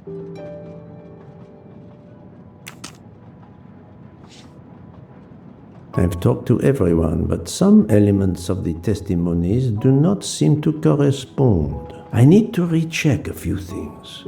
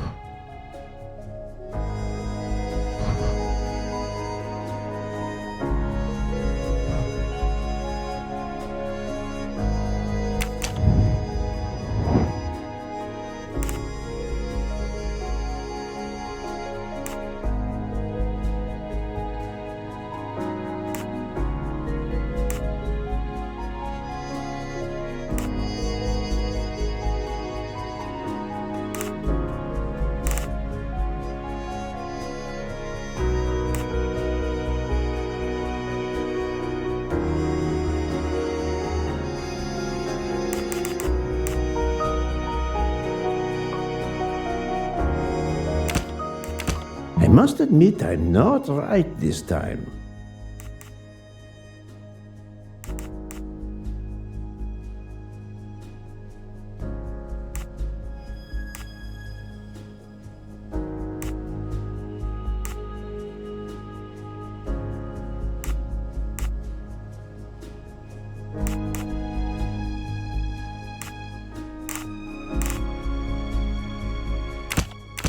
No, not good.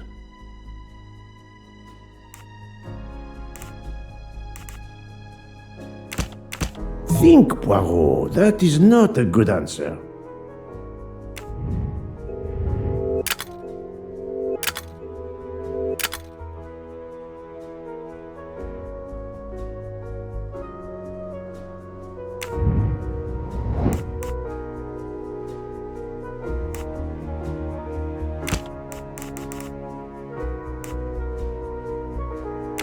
This is wrong, but I'm never far from the truth.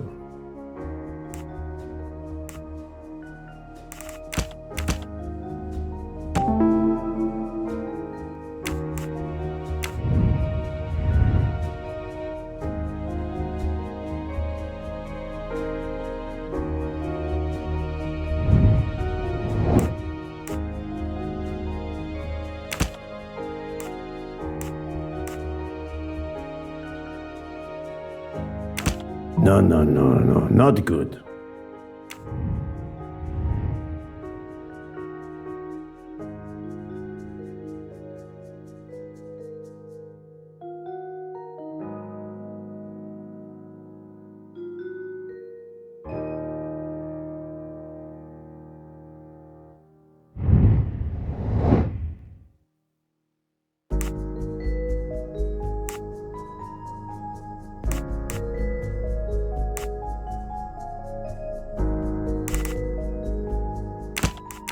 I do not think that's the right answer.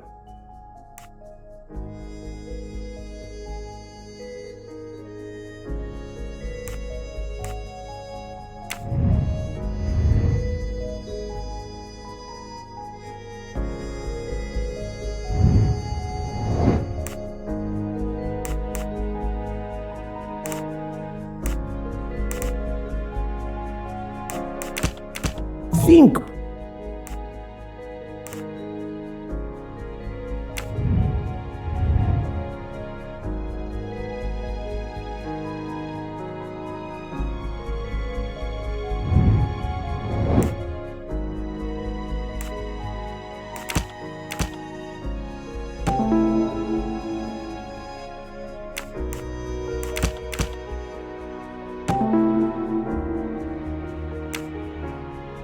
Any of the three staff members had the opportunity to kill Ratchet when Monsieur Michel wasn't watching the hallway.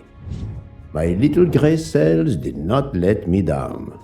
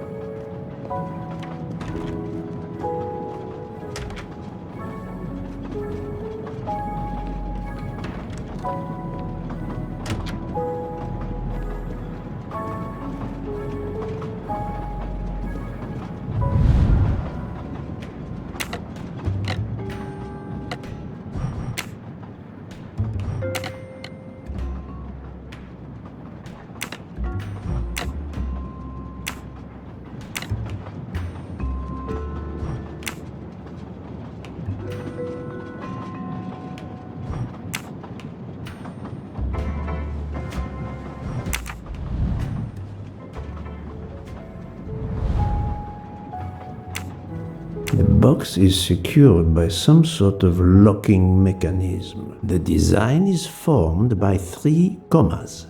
What is the word in Japanese? Tamoe. And it's obviously missing a piece.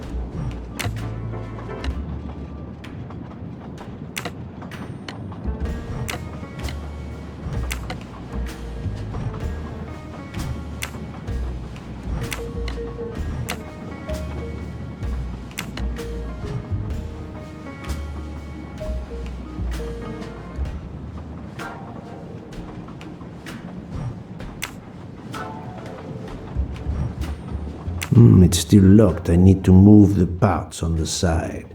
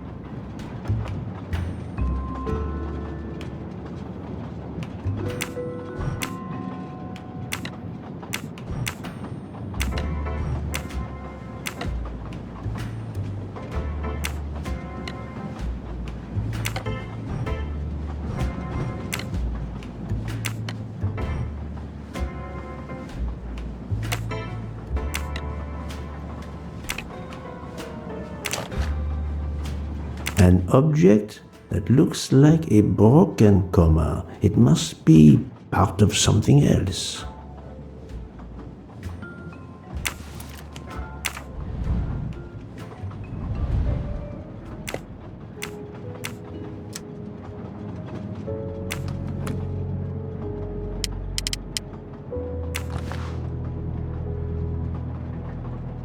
Sushi knives, razor sharp. Sushi knives, razor sharp. Sushi knives,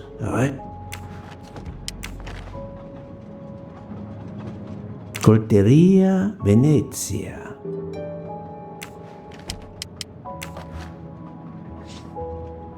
Sushi knives.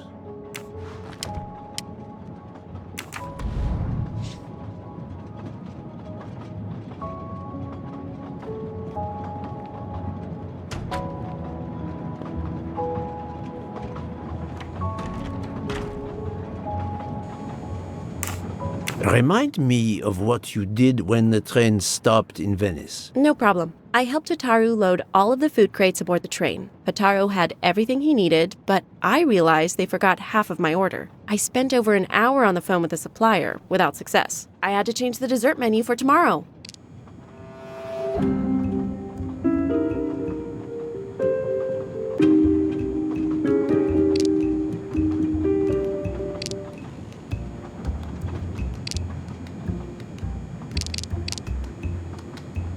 Mademoiselle, I believe you're hiding the truth from me. What makes you say that? Michel saw Monsieur Mori carrying the crates of food alone. You weren't on the platform. I did help Hotaru. The entire time? He carried so many crates, his back was sore. I'm sorry about that. Okay, I'm guilty. I did leave him before we were finished. But I had to. There was no saffron he needed for a recipe. I volunteered to go into Venice and get him some. The Rialto market would be open late because of the carnival. He gave me money. I knew we weren't supposed to leave the train, but I only wanted to help. Mr. Mori can confirm this. Ask him. I saved dinner.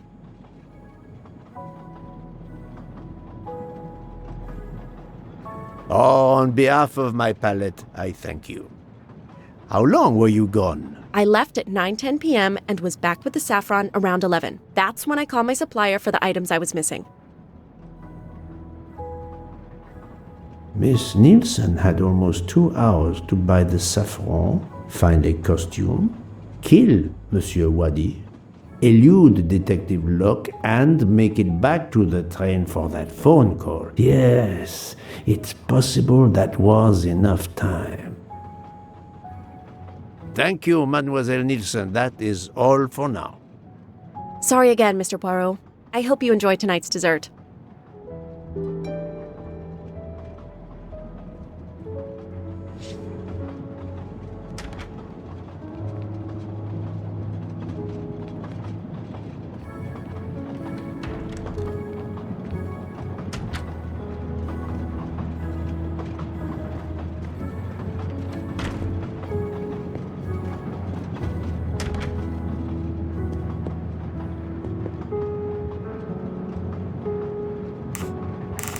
I'm sorry, Monsieur Mori, but haven't you forgotten something? You haven't told me about the knives hidden in your room. Ha!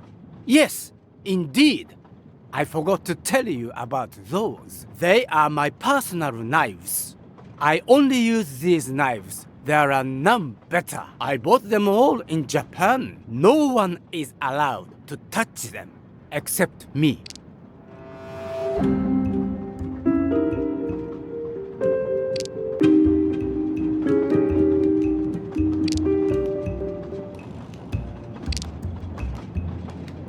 I'm afraid you are better at sushi than lying. What? What do you mean? One of the knives has an inscription, Coltelleria Venezia. Did you happen to go shopping tonight, monsieur? Damn you, Poirot. Very well. One of my sushi knives has been missing. Since the night of the murder, I thought you were going to believe I killed Ratchet. He routinely sent back my dishes to be ruined. Why does God give rich people the money to afford the best cuisine, but not the palate to appreciate it? I panicked. I know a very good store in Venice. I went to buy a knife to replace the one that had gone missing, so I wouldn't be accused. I assure you that I had nothing to do with any murders. I would have an easier time believing you, monsieur, if you put that knife down. Oh, yes, of course. Sorry. What time did you leave on your little shopping trip? I left around 9:30 p.m. I was back a little after 11. 11:15 p.m.? Time enough to stab Monsieur Waddy and return. Very well, Monsieur Maury. That's all for now. If I have another question... I'll be right here, cooking.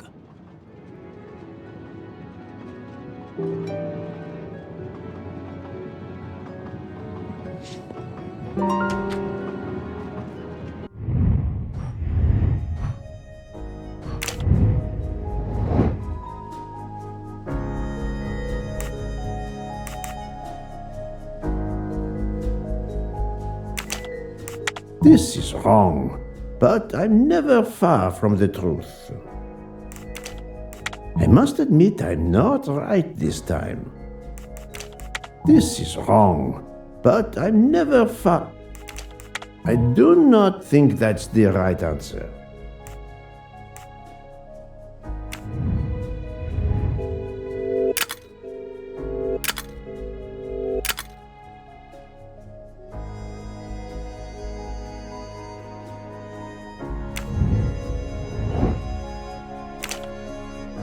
No, not good.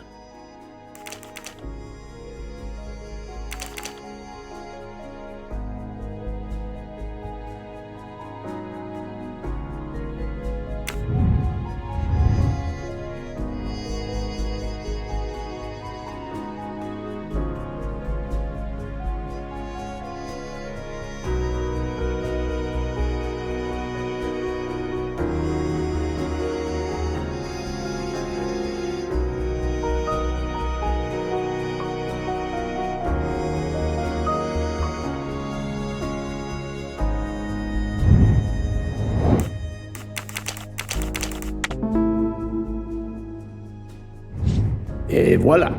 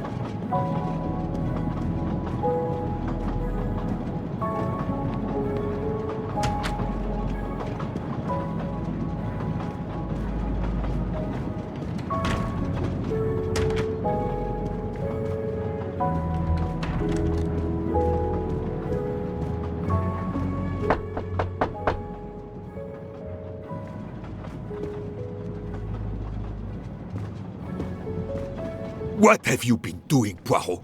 I am completely in the dark. I will shine some light on the situation, my friend. I have 3 new suspects who could have killed Ratchet and Monsieur Waddy. Miss Nielsen, Monsieur Fauché, and Monsieur Maury. They all had periods of time during both murders to commit the deed, and their alibis are weak. A visit to family, and not 1, but 2 shopping trips. But all are my employees. Alas, yes, my dear book. But we have no proof against any of them. None of the three appears to have any motive whatsoever. But this is a tragedy! Do not give up hope. We will catch this murderer. There is still one place that may hold the evidence we need. Geneva. Exact. Do not give up hope? Well, that's easy for you to say. But what if it's Freya? What becomes of dessert? If it's Sotaru, who will cook? Me? And the worst, if it's Jean, who will serve the drinks? I've been checking up on the Banque Du Lac. I had to confirm my identity for Interpol, so they contacted my captain at the Berkshire Police. I suspect he was not pleased. That my vacation was actually an unofficial investigation? I'll say. I would be happy to speak to him on your behalf. Thank you, but he'll get over it. It's a chance to close the books on the Armstrong kidnapping. He stopped yelling, asked for a report, then granted me an extra week. Excellent. What did you learn from Interpol about the Banque Du Lac? It's had a bad reputation for over a century. Customers have included the mafia, Nazis, corporate swindlers of every description, even heads of state. It is true, this.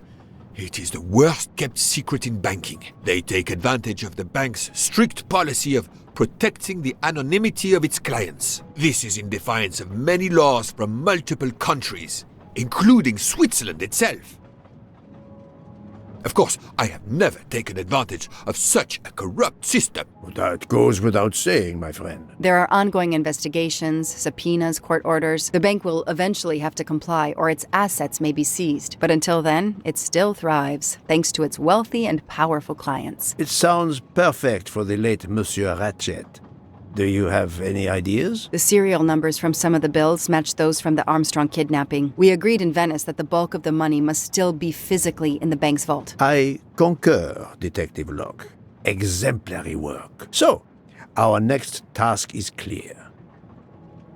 We need to get into Ratchet's safety deposit box. There will be codes, passwords. And Monsieur Wadi would, of course, have known them all. The bag of money he carried is proof of that. We'll need to find information about Ratchet's box in Wadi's office at the bank. Most assuredly, but remember the secrecy involved. I doubt his office will contain all we need. Where else must we dig?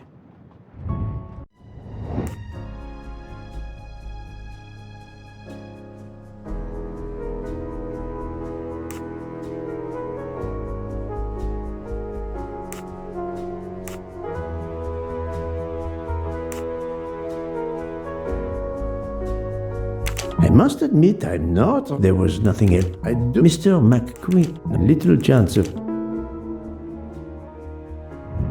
I'm right again. That happens to me a lot.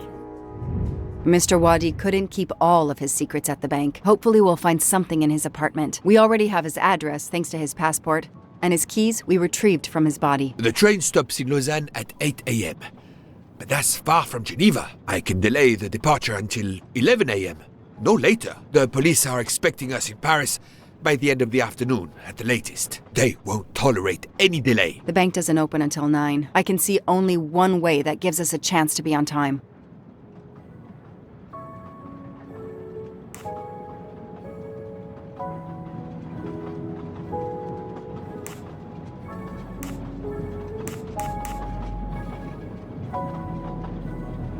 Ferries travel between Lausanne and Geneva, but it would take over 3 hours. We can't depend on finding a faster boat. Better to take a taxi and pray traffic is light.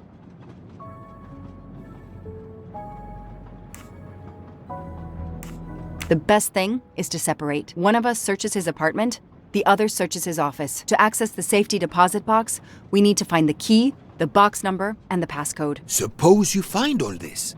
How do you plan to get into the vault?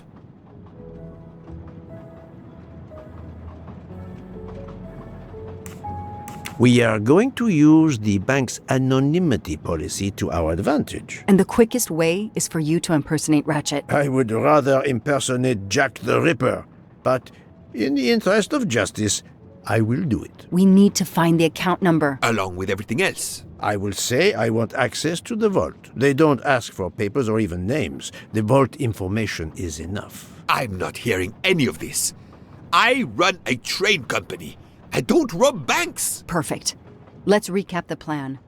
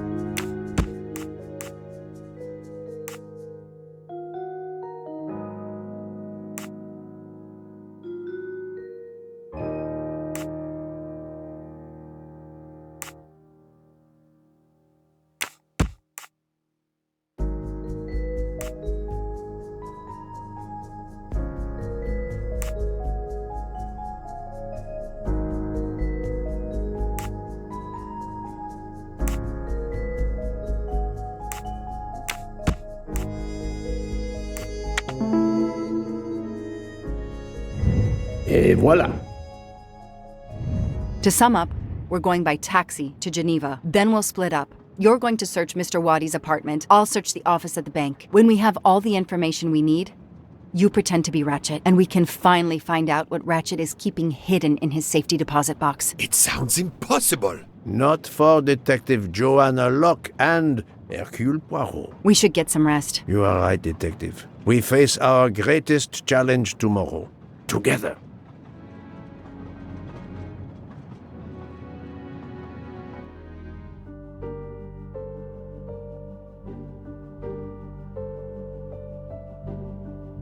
Nine o'clock. Our driver did well. It took barely an hour to get here from Lausanne. But we must conclude our business in 1 hour as well. Book can only hold the train until 11 o'clock. 1 hour to find the key of Ratchet's safety deposit box, the box number, and its passcode. A lot to ask. Indeed, which is why we must split our forces. I will take the cab to Monsieur Waddy's address. You must search his office. I have you on speed dial. And thank you, Mr. Poirot. For what, mademoiselle? For trusting me.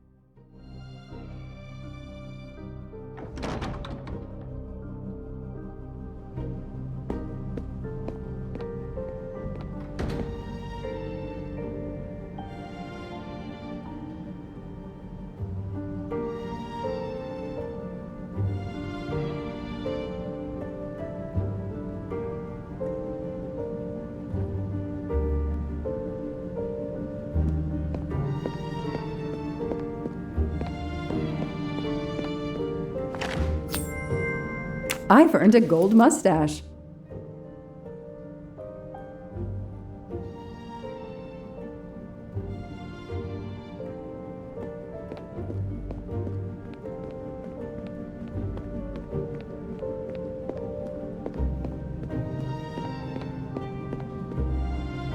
You there. I have an appointment with Mr. Waddy. Let me check. I'm sorry, I don't see any appointments this morning at all. Mr. Waddy hasn't even arrived yet, although he should be here by now.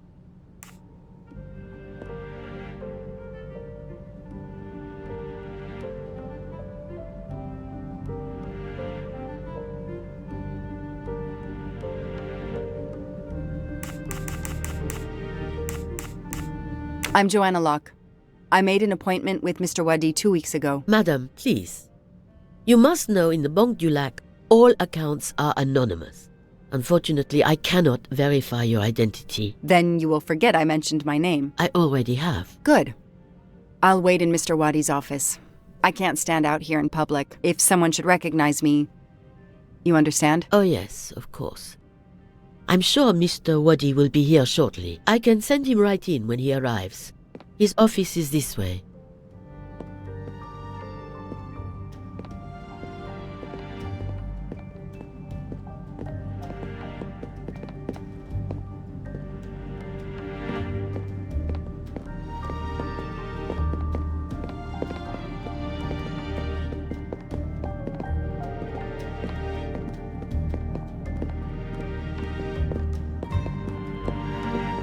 Please come in.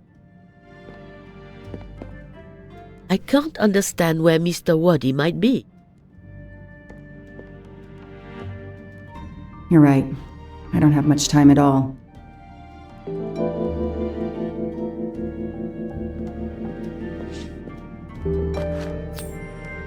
Help yourself, Joanna. You earned it. Time is not on my side. It's closed.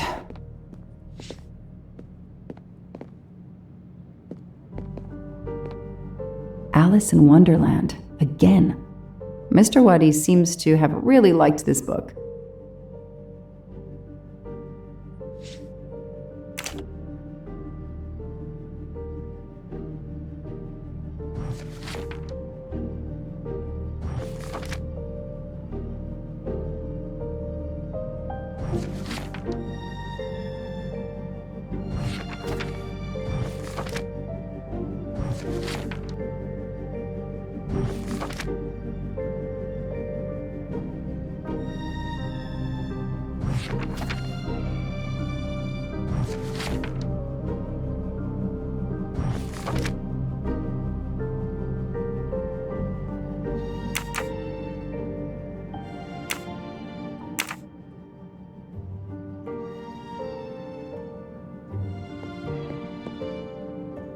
Fucked.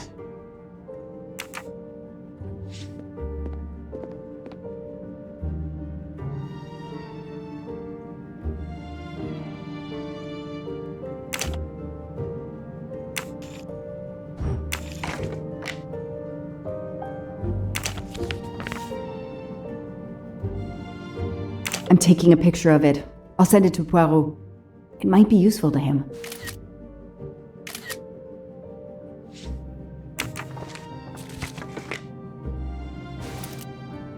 I need the password. Maybe Poirot can help me.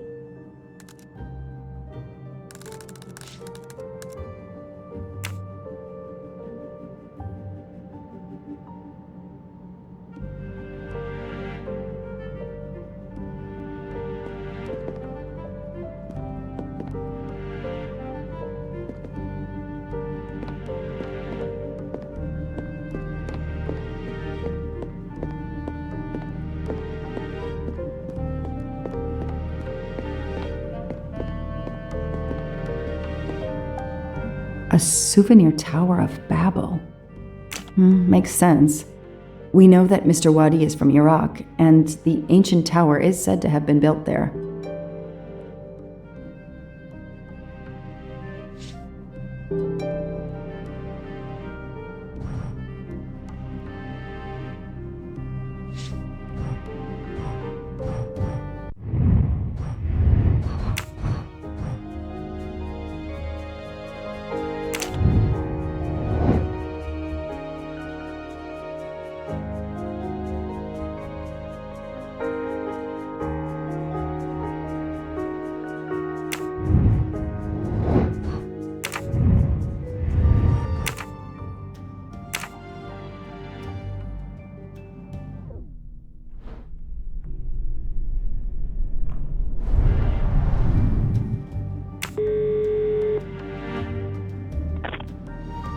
I managed to get into Wadi's office. I did a quick preliminary search. Everything is locked, including his computer.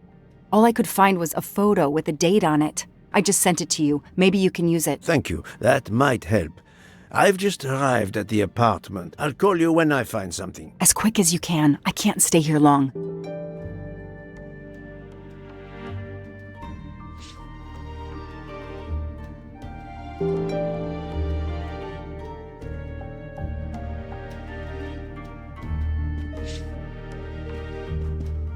This is definitely not Monsieur Wadi's apartment. This is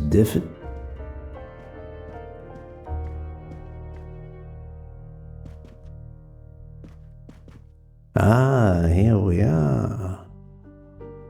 Let's see if the key I picked up in Monsieur Wadi's luggage in Venice will open his door.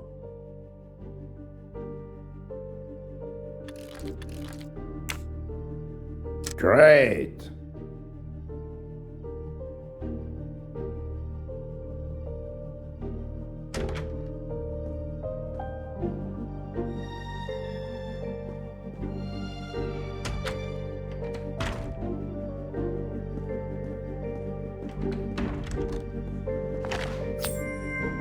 You can never have too many of these.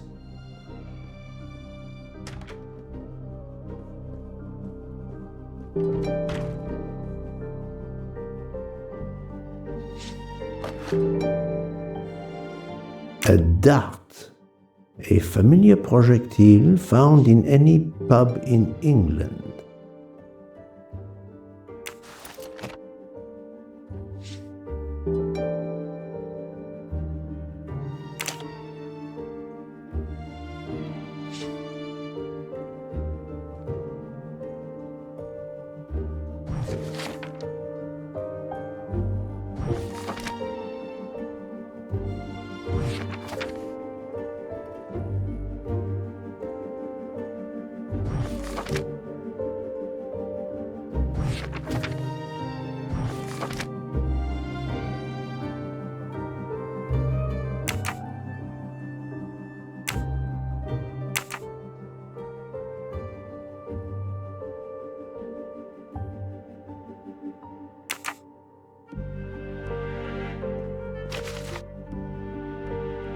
The key to the password is close.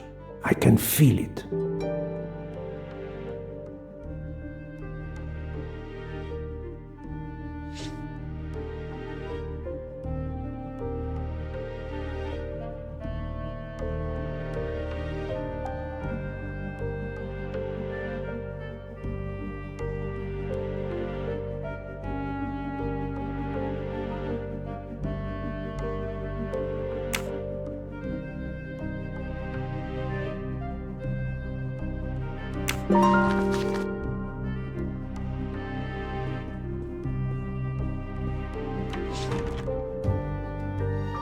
That may be useful to Mademoiselle Locke or me. I'll take a photo.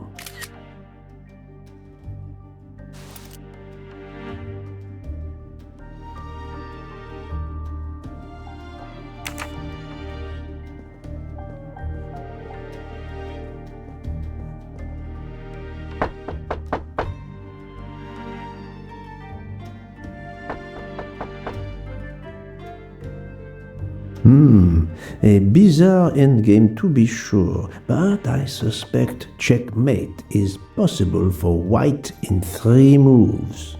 Let's see.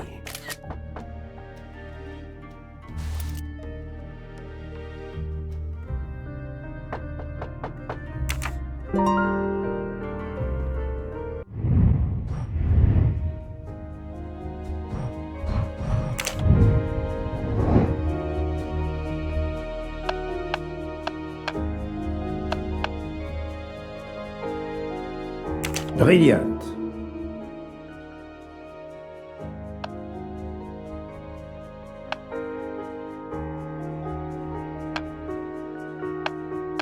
Good.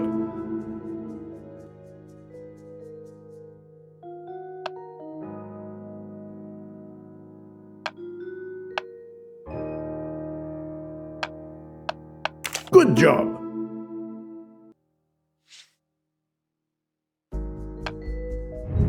I'm right again. That happens to me a lot.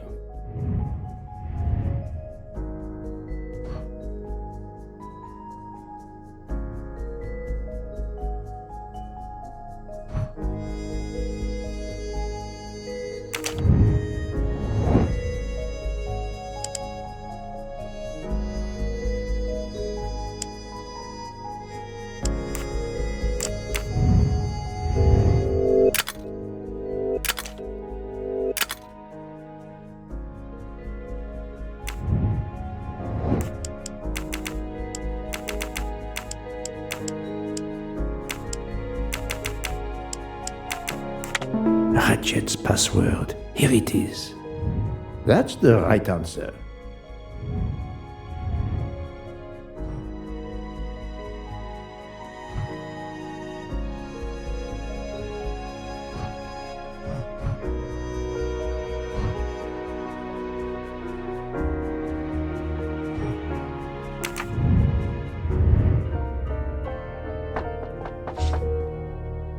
Staring at the clock won't help. Wow.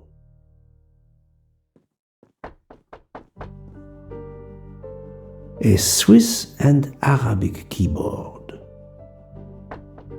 This computer won't give up its secrets easily.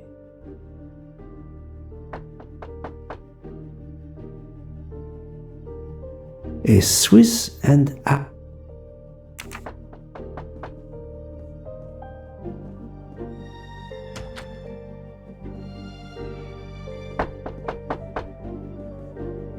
Staring at the clock won't help.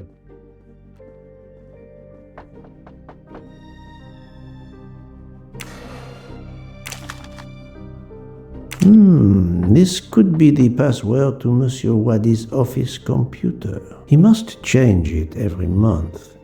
It seems to have a logical sequence, but I need to find the one for December.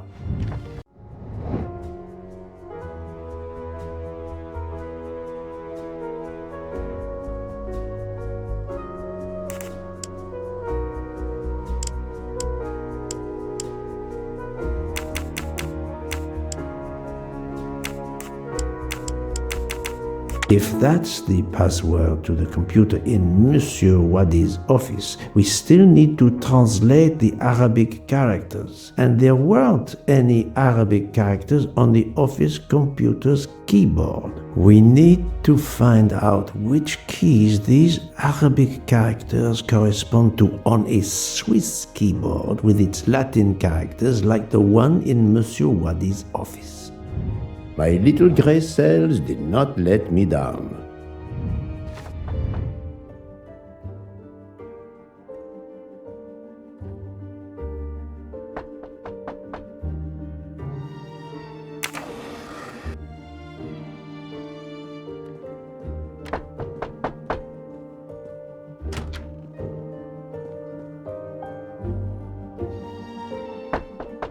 I think this belongs here.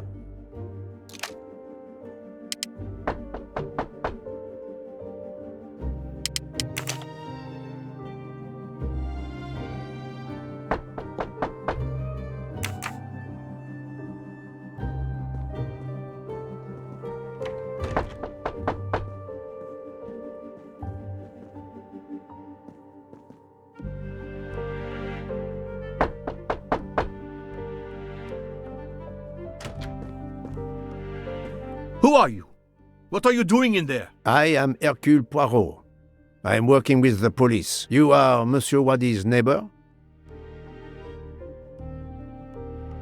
Yes, next door. I heard a noise. I thought it was Mr. Wadi who had come home. I don't know him very well. A delivery man left a package for him with me.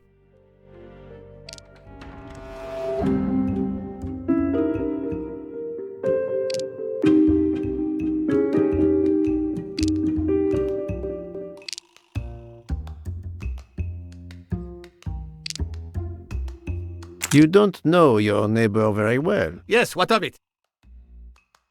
How is it that Monsieur Wadi has a picture of you on his desk? There is quite a family resemblance. You wouldn't be his brother by any chance? Why are you going through his things? As I told you, I am working with the police. All right, yes. I'm his brother, Mehdi Wadi. Do you know where he is? I am very sorry, sir, but I have some terrible news for you. Your brother has been murdered. You have my sincere condolences. Oh no. Aziz, my wife, my son, their hearts will break. Everything he did was for his family. He brought us here from Iraq to give my son a better future. We can't go back. You won't. Do not fret, Monsieur Wadi. I do not want to cause trouble for you and your family. I am here to catch his murderer. When did you last see your brother? 2 days ago. He was on his way to Venice. It was not a journey he was looking forward to. I knew something was wrong, but he promised all would be well soon. My son will be heartbroken. Aziz made a point of reading to Fadi every night so he could learn English. We hope to legally emigrate there one day. Your son, Fadi. What did Monsieur Wadi read to him? His favorite book is Alice in Wonderland. The nonsense of it all. Why? It is the answer to a question I had. I believe your brother was a good man, forced for some reason to keep secrets, and that got him killed. Sir, there is something else. Aziz left me a letter to open if anything should happen to him. Could you show it to me? Yes, I will get it.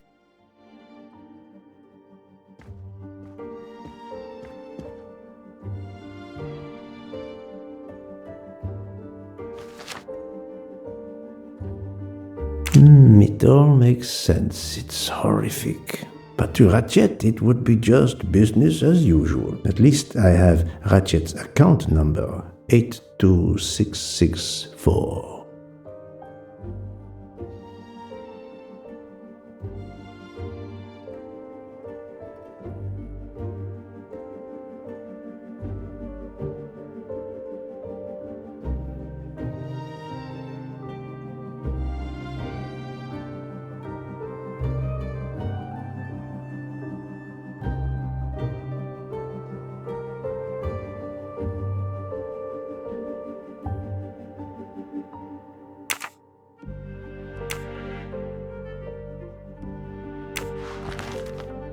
Thank you for giving me this letter.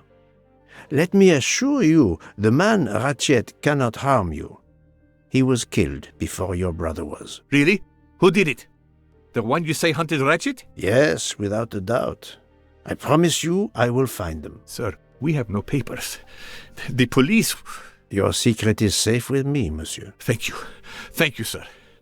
Now, I must go to my wife and son. Tonight, I will read to Fadi from Alice in Wonderland, and we will remember my brother.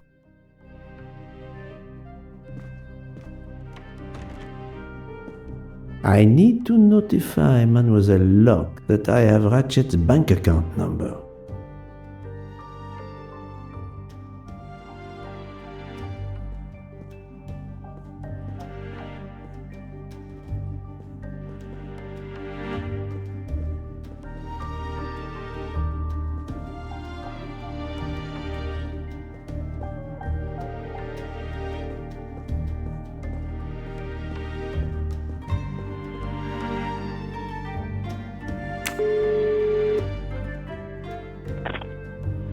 Ah, the peculiar habit some people have of displaying things on the door of their refrigerator.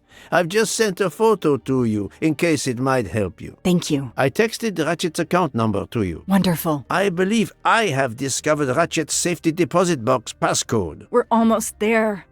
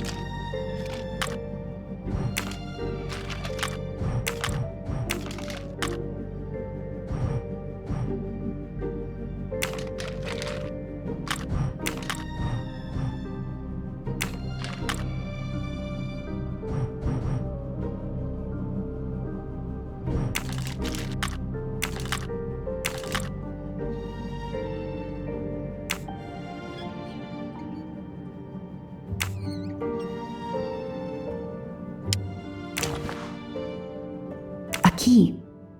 I wonder if it will fit the desk drawer.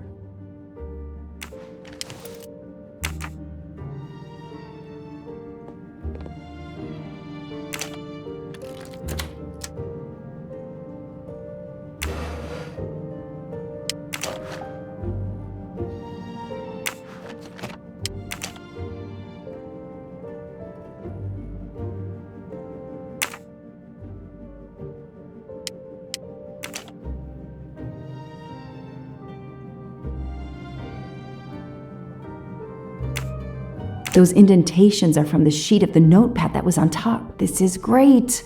All those mystery movies I watched as a kid. I know what to do.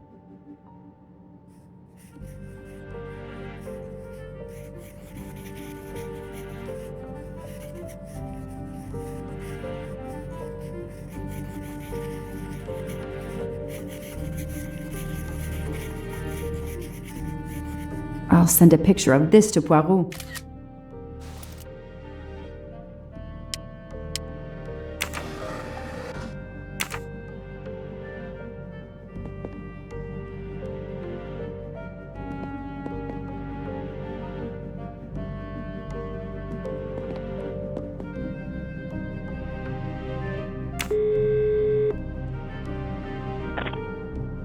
I I sent you a photo of doodles I found on a notepad. I hope it can help you. I hope so as well.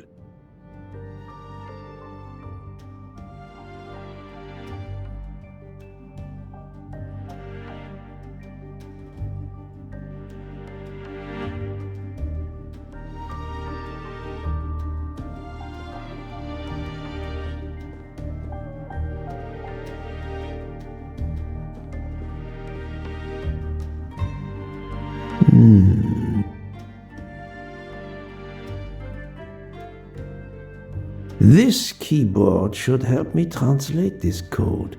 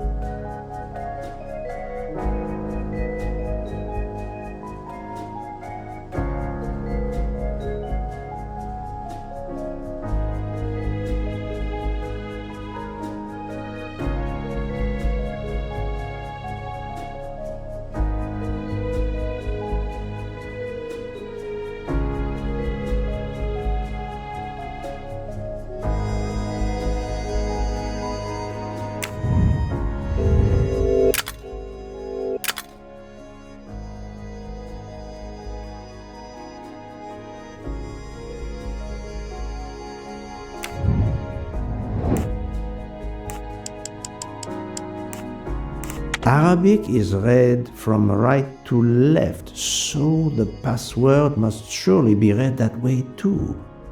With any luck, this will unlock the computer in Monsieur Wadi's office. Let me text it to Miss Locke. That was easy.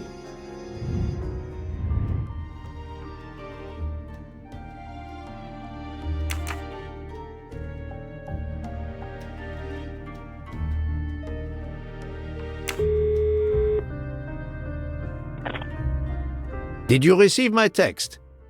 This must be the password to Monsieur Wadi's computer. I have it. Thank you.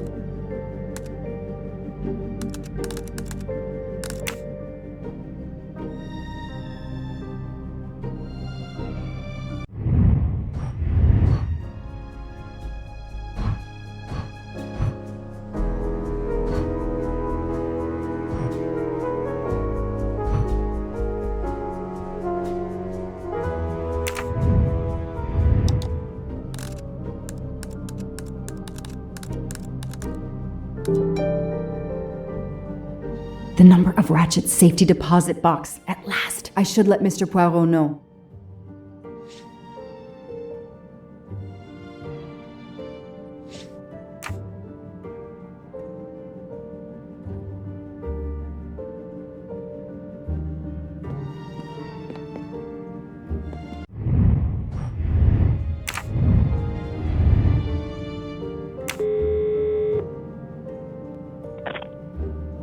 I was able to access Mr. Wadi's computer. I have Ratchet's safety deposit box number. Excellent.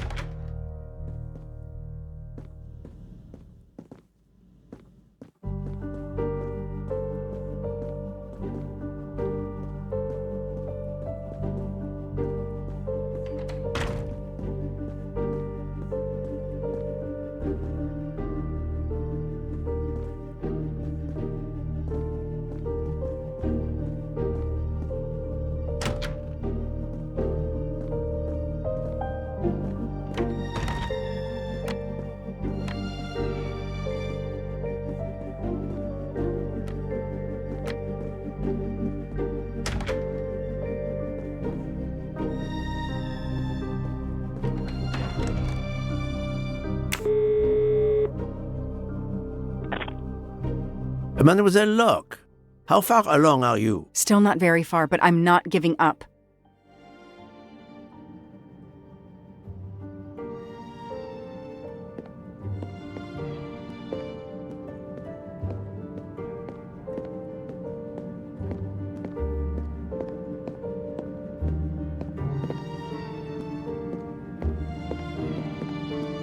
I haven't finished what I had to do here yet.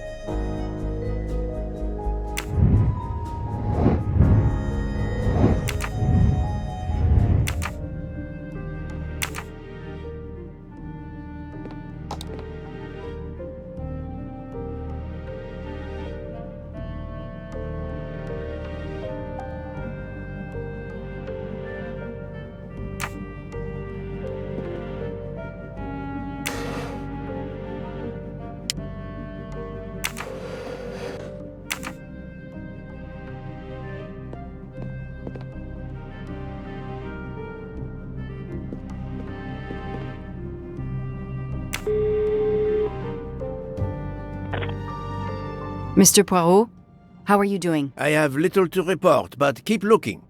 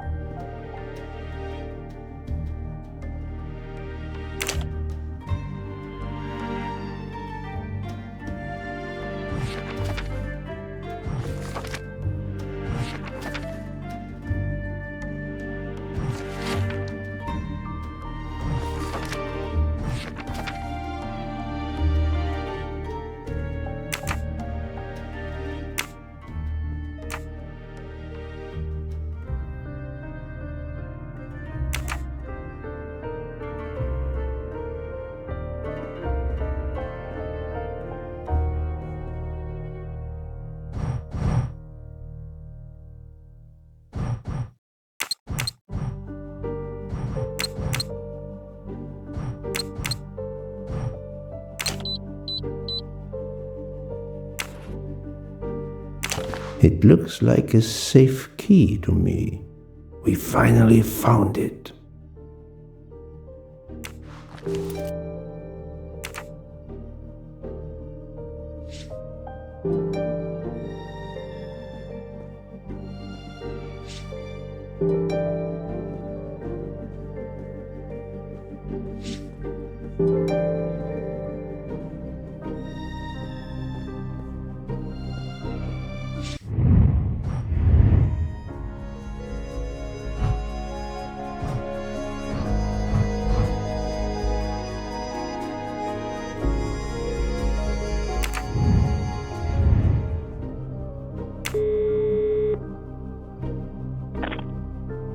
Good news. I have found the key to Ratchet's safe. Perfect. We're running out of time. Do we have everything? I have the key to the safety deposit box. I have the number of the box. And we have the passcode. I'm on my way. Time to rob a bank. Sorry to keep you waiting. I haven't heard from Monsieur Waddy. You'll have to reschedule with him. This is quite annoying. I'll have to reschedule. Absolutely. I hope I have been of service. You have no idea.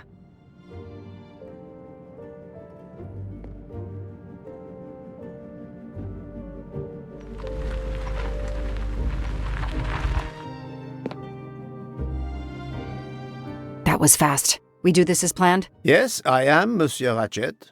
But with the bank's questionable policy, I do not expect anyone to ask. Right. Absolute secrecy regarding their clients. The last Swiss bank of its kind.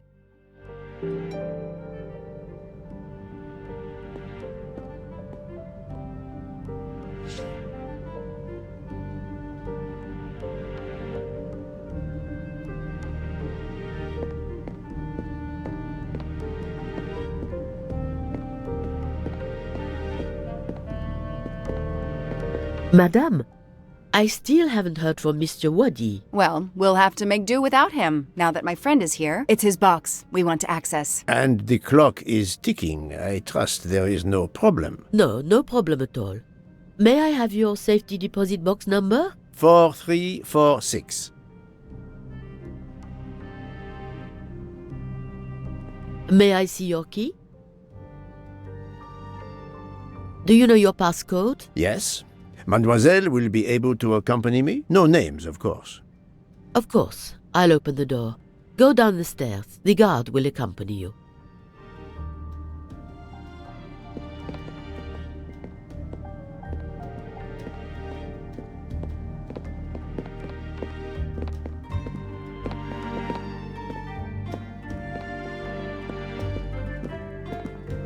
Please leave your personal belongings in this bin and then go through the portal.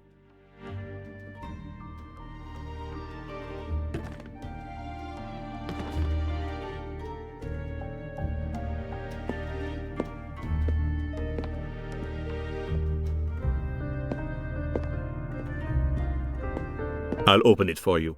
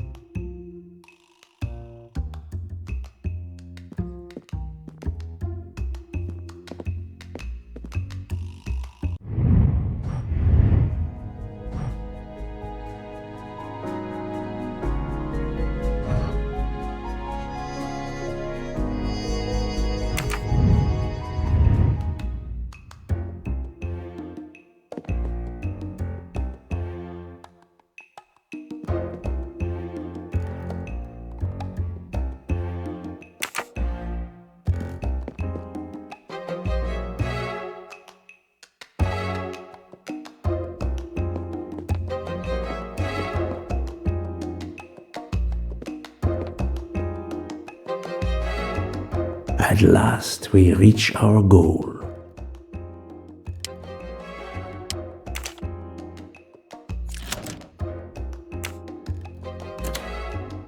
Now I will insert my key, if you allow. Thank you.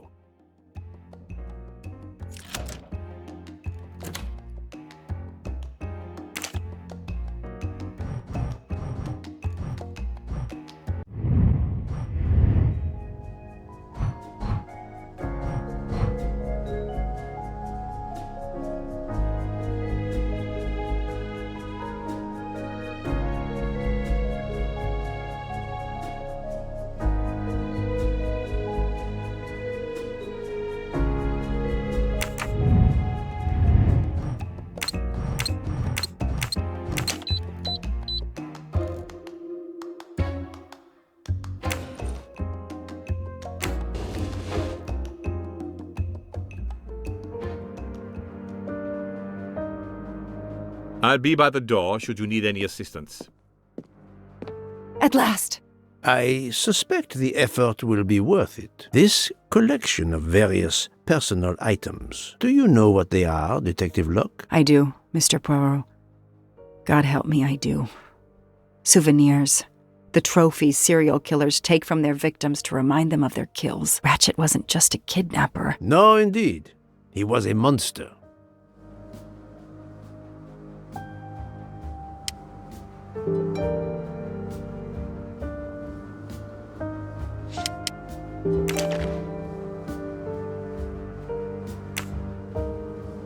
For every soul Ratchet claimed, even more are suffering.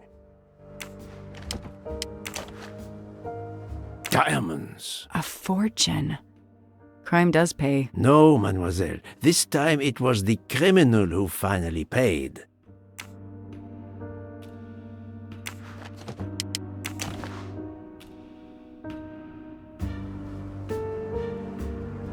I wonder who this keychain belonged to. Certainly not Ratchet.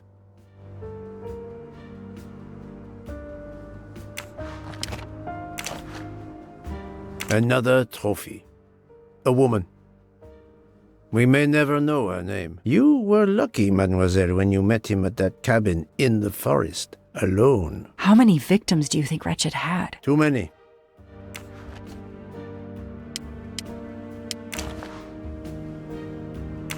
Another trophy. We may never know how many people he killed.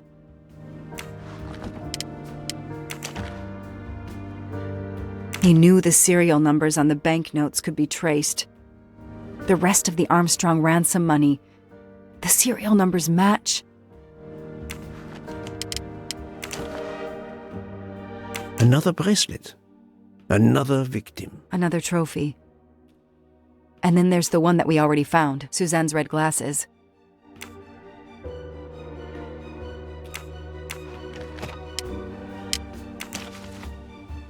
The one on the left. Ratchet. Whoever he is with, their friendship seems over. The build. The hair. It could be Noah, his partner in Daisy's kidnapping. It appears they had a falling out.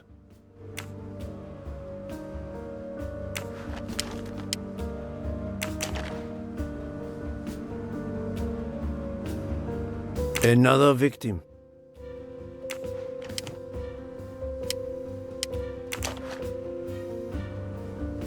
MC. The real journalist Michael Clark. Ratchet would have needed to kill him to assume his identity. He took this ring as his trophy. 4 years of investigation. It's all over. I finally have the last piece of evidence that Ratchet was Daisy's kidnapper and murderer. More than that, you have helped unmask a serial killer responsible for so many deaths. But even with all this, we're no closer to solving Ratchet's murder. On the contrary, mademoiselle, everything. It is coming together. Don't you agree, detective? What? The damaged photograph. It could be Noah. You think Noah killed Ratchet for revenge? The train. What about the train? I know how a killer could vanish without leaving a trace in the snow. Wings? Camouflage. The trophies. Poirot, we have a train to catch. Not just a train, Detective Locke. We have a murderer to catch.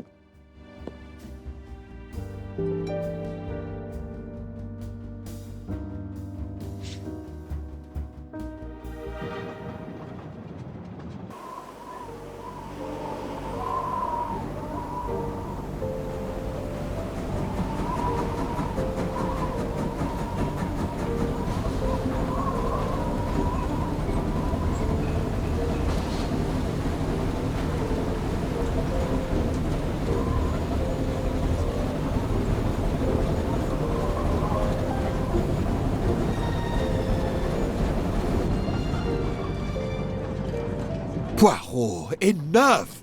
You have kept us in suspense ever since we left Lausanne. Forgive me, my friend. Detective Locke and I needed the time to put the last pieces of the puzzle in their proper places. I'll fill in where I can, but this is Mr. Poirot's show. I confess I can't help, but I feel a certain déjà vu. You are correct, Doctor. We have been here before. However, without you, we wouldn't have been able to reach the true conclusion of this story.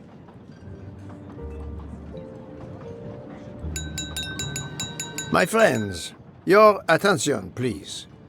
I hope you have finished your dessert. You have every right to think the solution to the murder of Ratchet is a closed book. You are wrong. I, Poirot, admit that I was wrong. There is a final chapter. What in bloody hell? What does he mean? Perhaps if we are silent, Monsieur Poirot will explain. Most of us naturally expect a journey by train to proceed in an orderly fashion from station to station. But this journey has gone off the rails. A comfortable journey, which should have been restful, turned out to be quite a challenge for my little grey cells. I beg your indulgence. I know it will be painful, but I must update you on the strange turn the Ratchet murder investigation has taken. I had two hypotheses, as you recall. A stranger boarded the train in Vinkovsky, killed Ratchet, and then exited the train unobserved.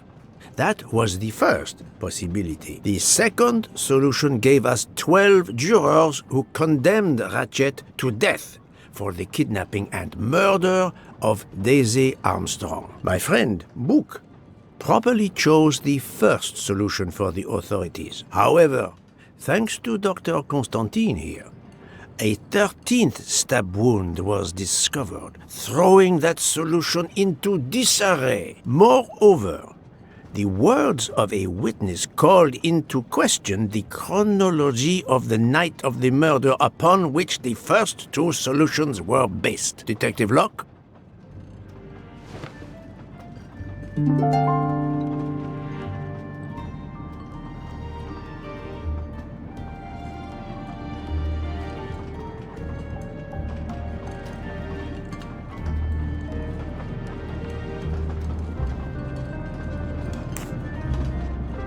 Michael admitted to having been absent several times during the night. His absence therefore gave multiple opportunities for a 13th murderer to slip into Ratchet's room before the other 12 jurors lined up to stab him.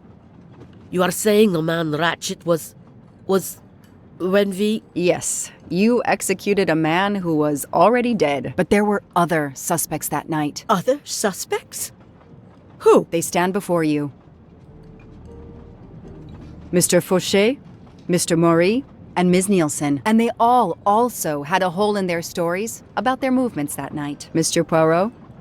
Most of you don't know it, but there was a second murder in Venice. Mein Gott, another murder. The victim was a man named Aziz Wadi, a banker in Geneva who was on the payroll of Ratchet. He looked after the money Ratchet obtained from the Armstrong ransom. Ratchet needed money and arranged to meet Mr. Wadi in Venice. One of these three knew about that money. Now, each of them had an alibi, of a sort. But if any of their alibis was a lie, that person had time to murder Monsieur Wadi, Monsieur Fauché, Mademoiselle Nielsen, and Monsieur Maury. One of you murdered Ratchet and Monsieur Wadi. Are you kidding? I pour drinks for our guests. I don't murder them. It's nonsense! You are accusing me because of my knives? But why would one of my employees kill Ratchet? The killer's motive for killing Ratchet was revenge, but not for Daisy's death. The motive for Aziz Wadi's murder was also revenge. Mr. Wadi was helping Ratchet. Ratchet had an accomplice in the kidnapping named Noah. They kidnapped Daisy together. Ratchet stored the ransom money in a Swiss bank that protected anonymous clients. He forced Monsieur Wadi to watch over the money. Once enough time had passed, Ratchet felt it was safe to have Monsieur Wadi bring him cash whenever Ratchet needed it. The serial numbers of the bills would still be in a file, but no one would be actively checking it. Precisely. But Ratchet didn't just keep the ransom in his safety deposit box. There was something much worse. There was something much worse than Daisy's ransom money in that safety deposit box. During her investigation, Detective Locke found evidence proving that Ratchet was what is known as a trophy killer. He kept souvenirs of his crimes. We found trophies in the safety deposit box. There were others in a cabin Ratchet used in the Berkshire Mountains, including a beloved toy of little Daisy's. If I'd have known that, I would have cut the bastard's head off.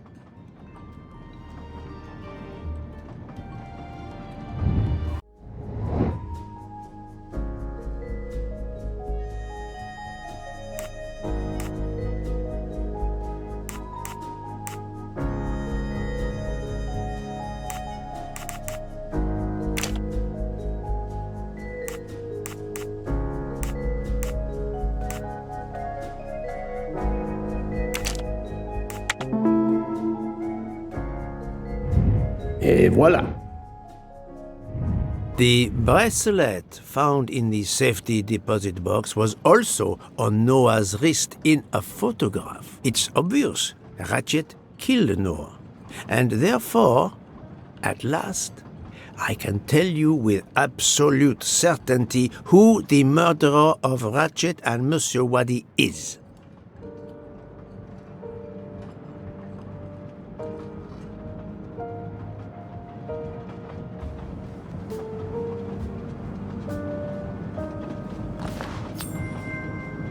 Ha ha!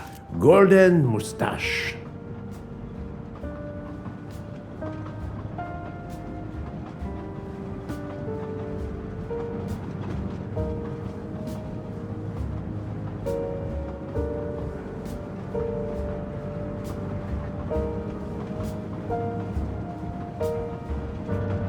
Mademoiselle Nielsen has the same bracelet as the one found in the safety deposit box in Geneva. A trophy from a victim of Ratchet.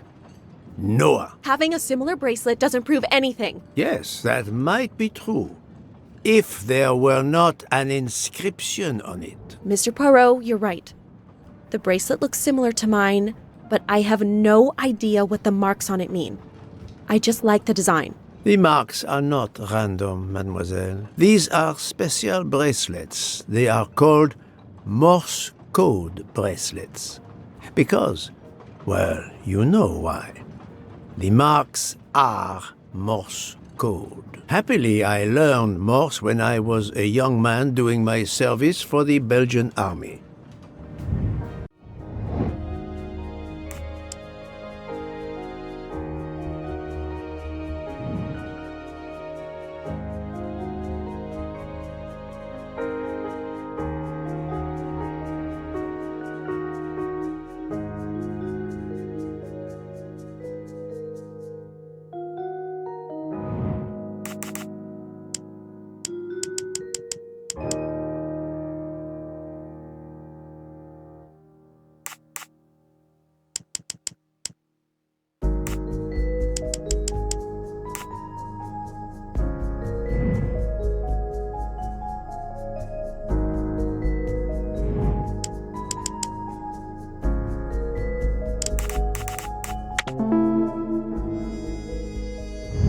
My little grey cells did not let me down. On the bracelet found in Ratchet's safety deposit box was the name Freya in Morse code. Your first name. It belonged to your father, Noah. Noah Nielsen. Let's stop playing this little game, mademoiselle. What does yours say? Noah? It says father. Ratchet. That bastard. He kept my father's bracelet as a trophy. Thank you. I have to admit your timing for Ratchet's murder was perfect. Do you mind if I continue? Would it matter? Go ahead. You've earned the right to crow. I do not make bird sounds, mademoiselle. I take no pleasure in this.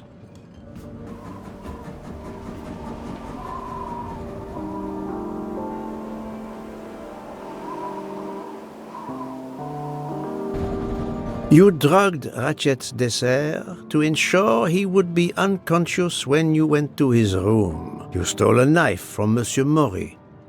If it was identified as the murder weapon, he would be accused. You knew Pierre Michel would leave the train for a smoke whenever it was stopped at a station. At Vinkovsky, you waited until he was on the station platform. Then, you carefully made your way along the first-class corridor to Ratchet's room. You entered Ratchet's room with the pass key, accessible to all employees in the crew quarters. You stabbed Ratchet at midnight. But that knife, where is it? Probably thrown out of Ratchet's window before the train left the station. A thorough search after the snow melts should turn it up.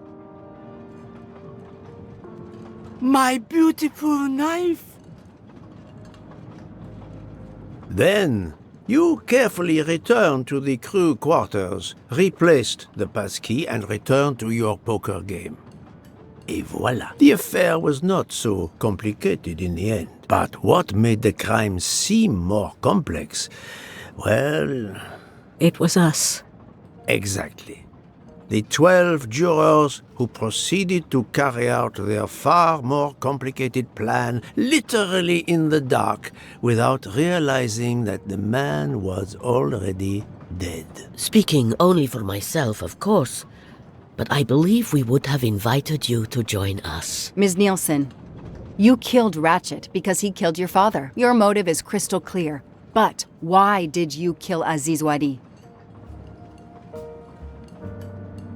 It's because of Aziz that my father died. My father knew Aziz was the only one with access to Ratchet's safe, so he convinced Aziz to steal the money from the safety deposit box. But Aziz was too afraid of Ratchet. Instead, he betrayed my father by reporting him to Ratchet. Obviously, Ratchet then murdered my father. Aziz was just as guilty of my father's death as Ratchet. Ratchet was the worst of humanity. But Monsieur Wadi, if you knew his story... My father is dead because of him. I will not debate the point with you, mademoiselle. He had done nothing to justify his death. I do not see any extenuating circumstances that should allow you to escape justice. You will be arrested at the Gare de Lyon when we arrive in Paris. Judge and jury are you, Monsieur Poirot. And you get away with it. It must be nice. But think of this. I know what you did. What you all did. She's right. She could turn us all in. Relax. Hector, is it? Your secret is safe with me. I'm not going to jail. Farewell, Poirot. Enjoy your victory. Stop!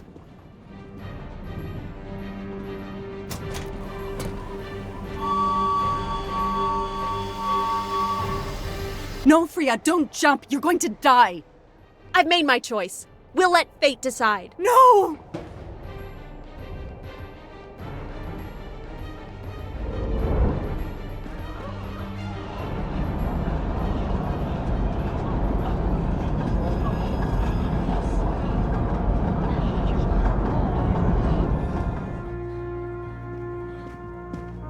She jumped off the train.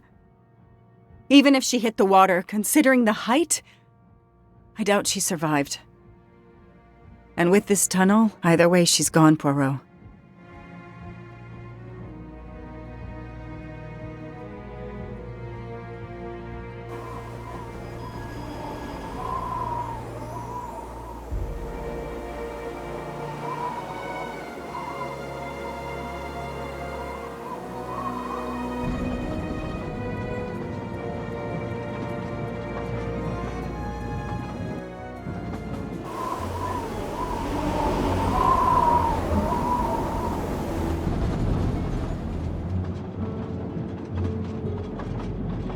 I still can't believe what happened. 13 people took revenge on the same person. This investigation is so incredible.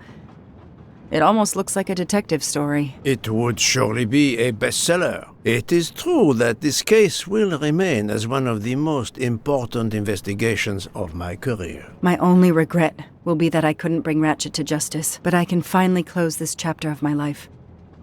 Your determination paid off. You can be proud of yourself. I think we'll be arriving in Paris soon. If you will pardon me, Detective Locke, I have to settle a few details with Monsieur Bouc before we arrive. Please, go ahead.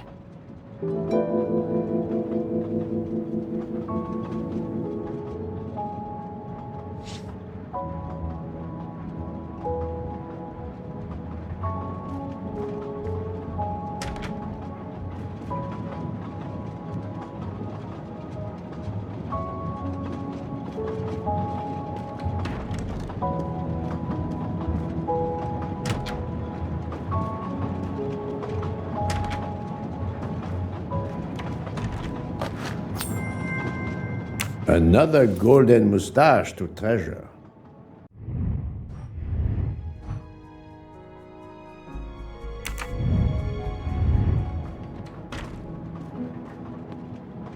Count Andrigny, how is the Countess? Much better now that it's all over.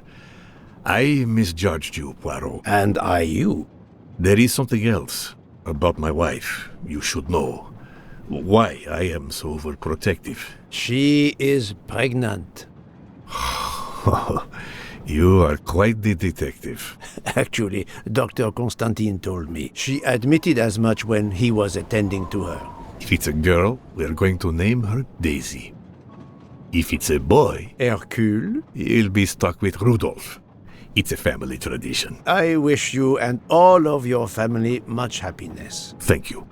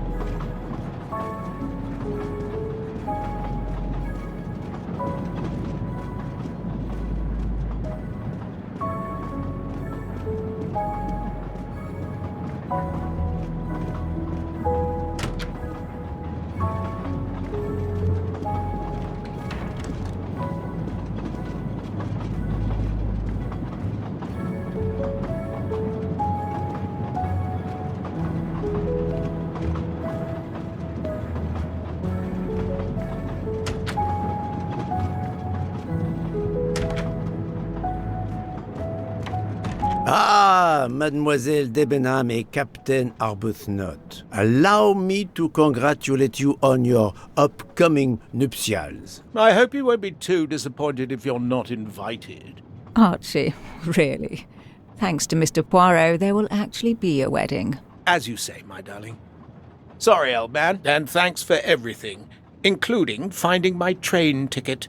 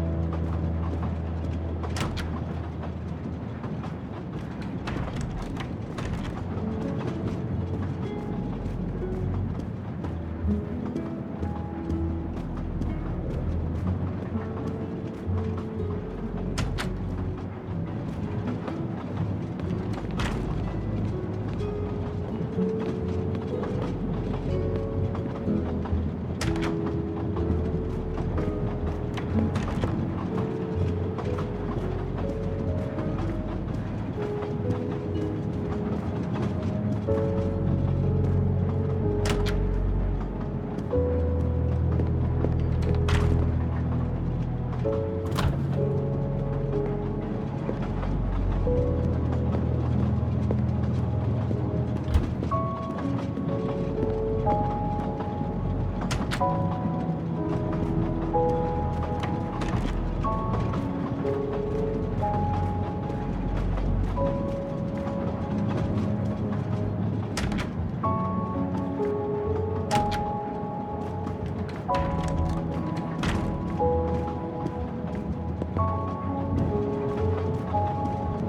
still can't believe Freya was the killer. She never even cheated when we played poker. She used too much sugar. Nonsense! Her desserts were divine! Unfortunately, her actions were not so divine. There you are, my friend. Book, I have a favor to ask. Anything. When we arrive in Paris, will you speak to the police? I would rather keep a low profile. But why? Book, my first solution was incorrect. Nonsense! The knottier the mystery became, the greater your brilliance. Please. Very well, if you insist. I want to thank you, gentlemen, for your service. The cuisine. Under difficult conditions, you surpass the reputation of the Orient Express. That is true. I look forward to seeing you again abroad, Monsieur Poirot. I promise, not all of our trips are this eventful. Princess Dragomirov would like a word with you, Monsieur Poirot. It is important. She is waiting for you in her compartment. When a princess summons me, how can I refuse?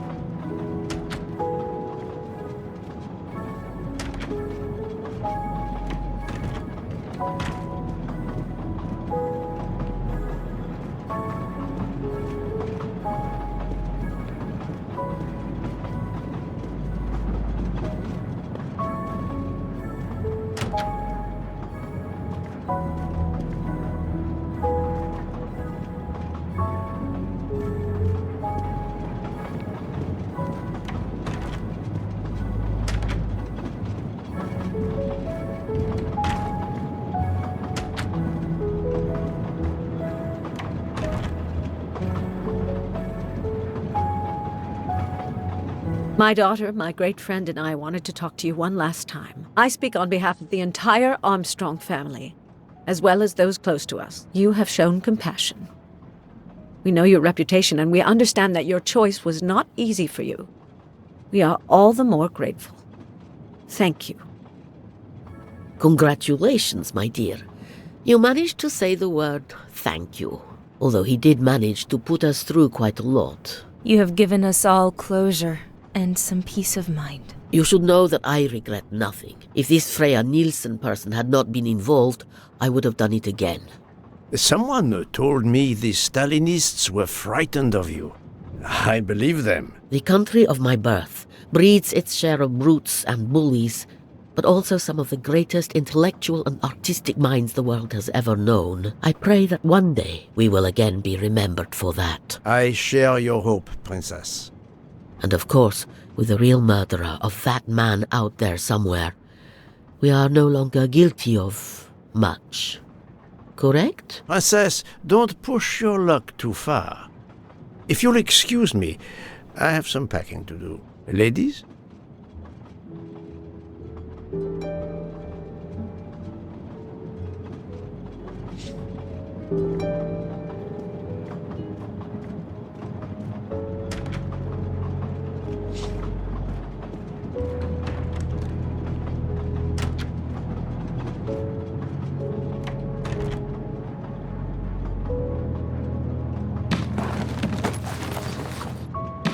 At the end of this investigation, I still have my doubts. Did I make the right choice with the 12 self-proclaimed jurors? Yes, it was the right thing to do.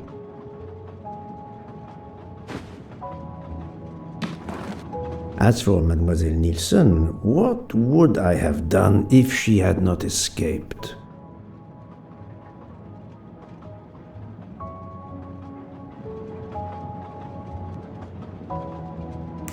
A crime was committed. By letting all those responsible go free, I am no longer just a simple investigator, but a judge. This question will haunt me.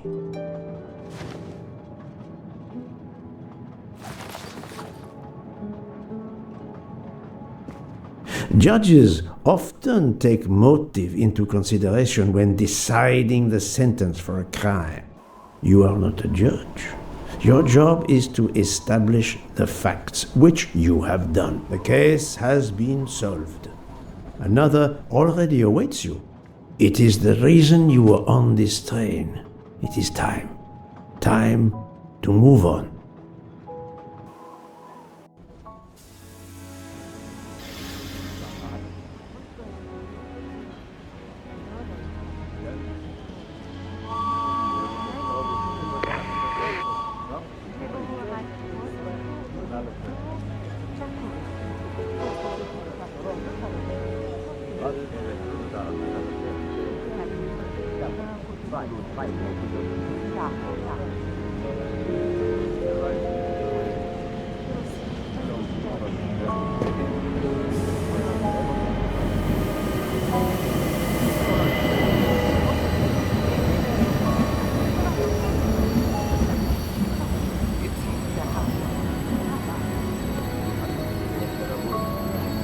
Exactly.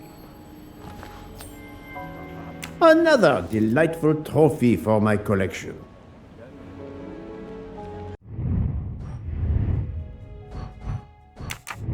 No problem. I hope you will travel with us again, Monsieur Poirot.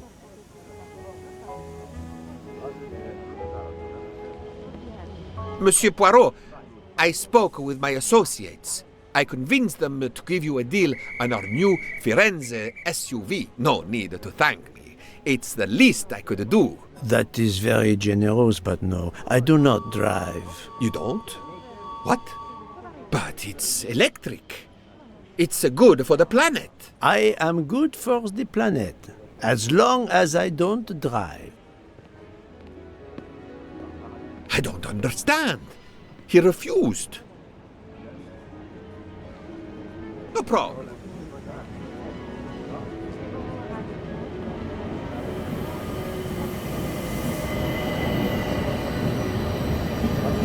Poirot is a nasty man! Poirot is a nasty man! I wonder where Princess Dragomirov's bird can have heard that. Have you lost something? May I help you? Oh, Mr. Poirot, you have done so much already. What is it you have lost? My friends, we are traveling to Poland to help with children. We were to meet at an information booth. But where do I get information on how to find an information booth? There is, I believe, an information booth just inside the main terminal. Oh, thank you, sir. You are a great detective. And you, madame, are a good soul.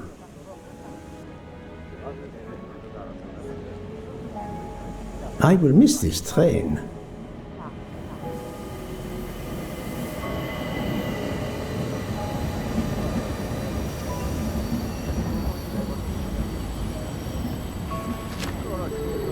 News travels fast.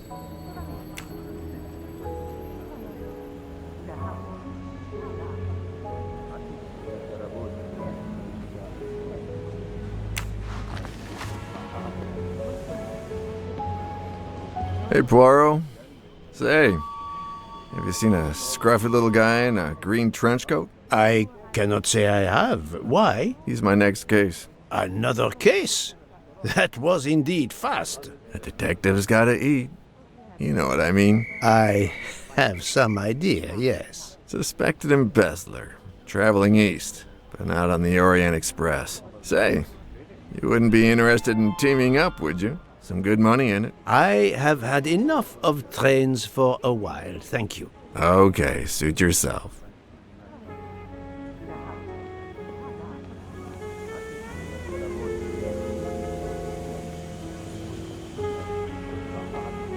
Mr. Poirot, Mr. McQueen here thinks he may know an attorney in the Berkshires. who might need a gentleman's gentleman. He's old school English. I think the clock stopped for him in 1934. I hope it works out for you, Monsieur Masterman. What about you, Monsieur McQueen? Well, back to law school for me, following my father's footsteps. We can take the train to St. Pancras, then the Piccadilly line to Heathrow and check out some flights. Might as well. We're already packed. I wish you both bonne chance.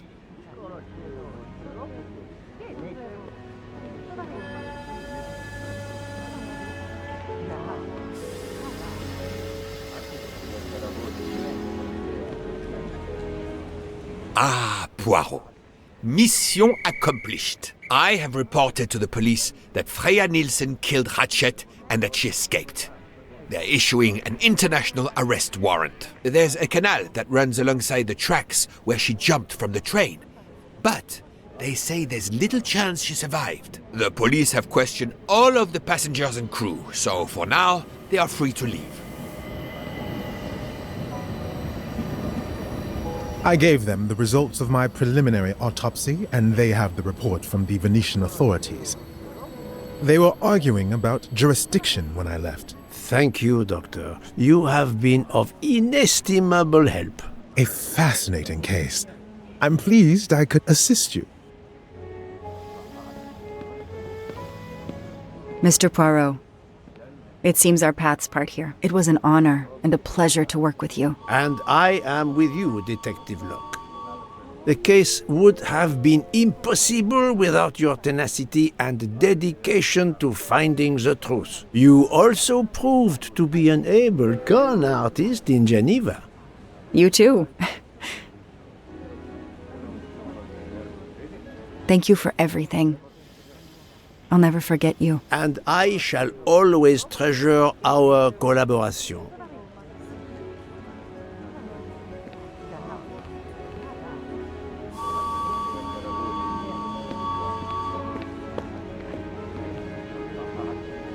Well, that's that. I'm hungry. Let's go to the Wagon Rouge restaurant. They make an excellent leg of lamb. But it's only 5:34 p.m.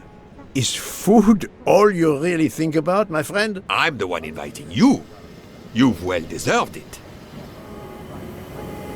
I'm warning you, I'm not going to obtain for you a secret recipe this time. Poirot, they make a chocolate mousse that is so creamy. It must have a secret ingredient in it. The last recipe came from a murderer. But it was sublime.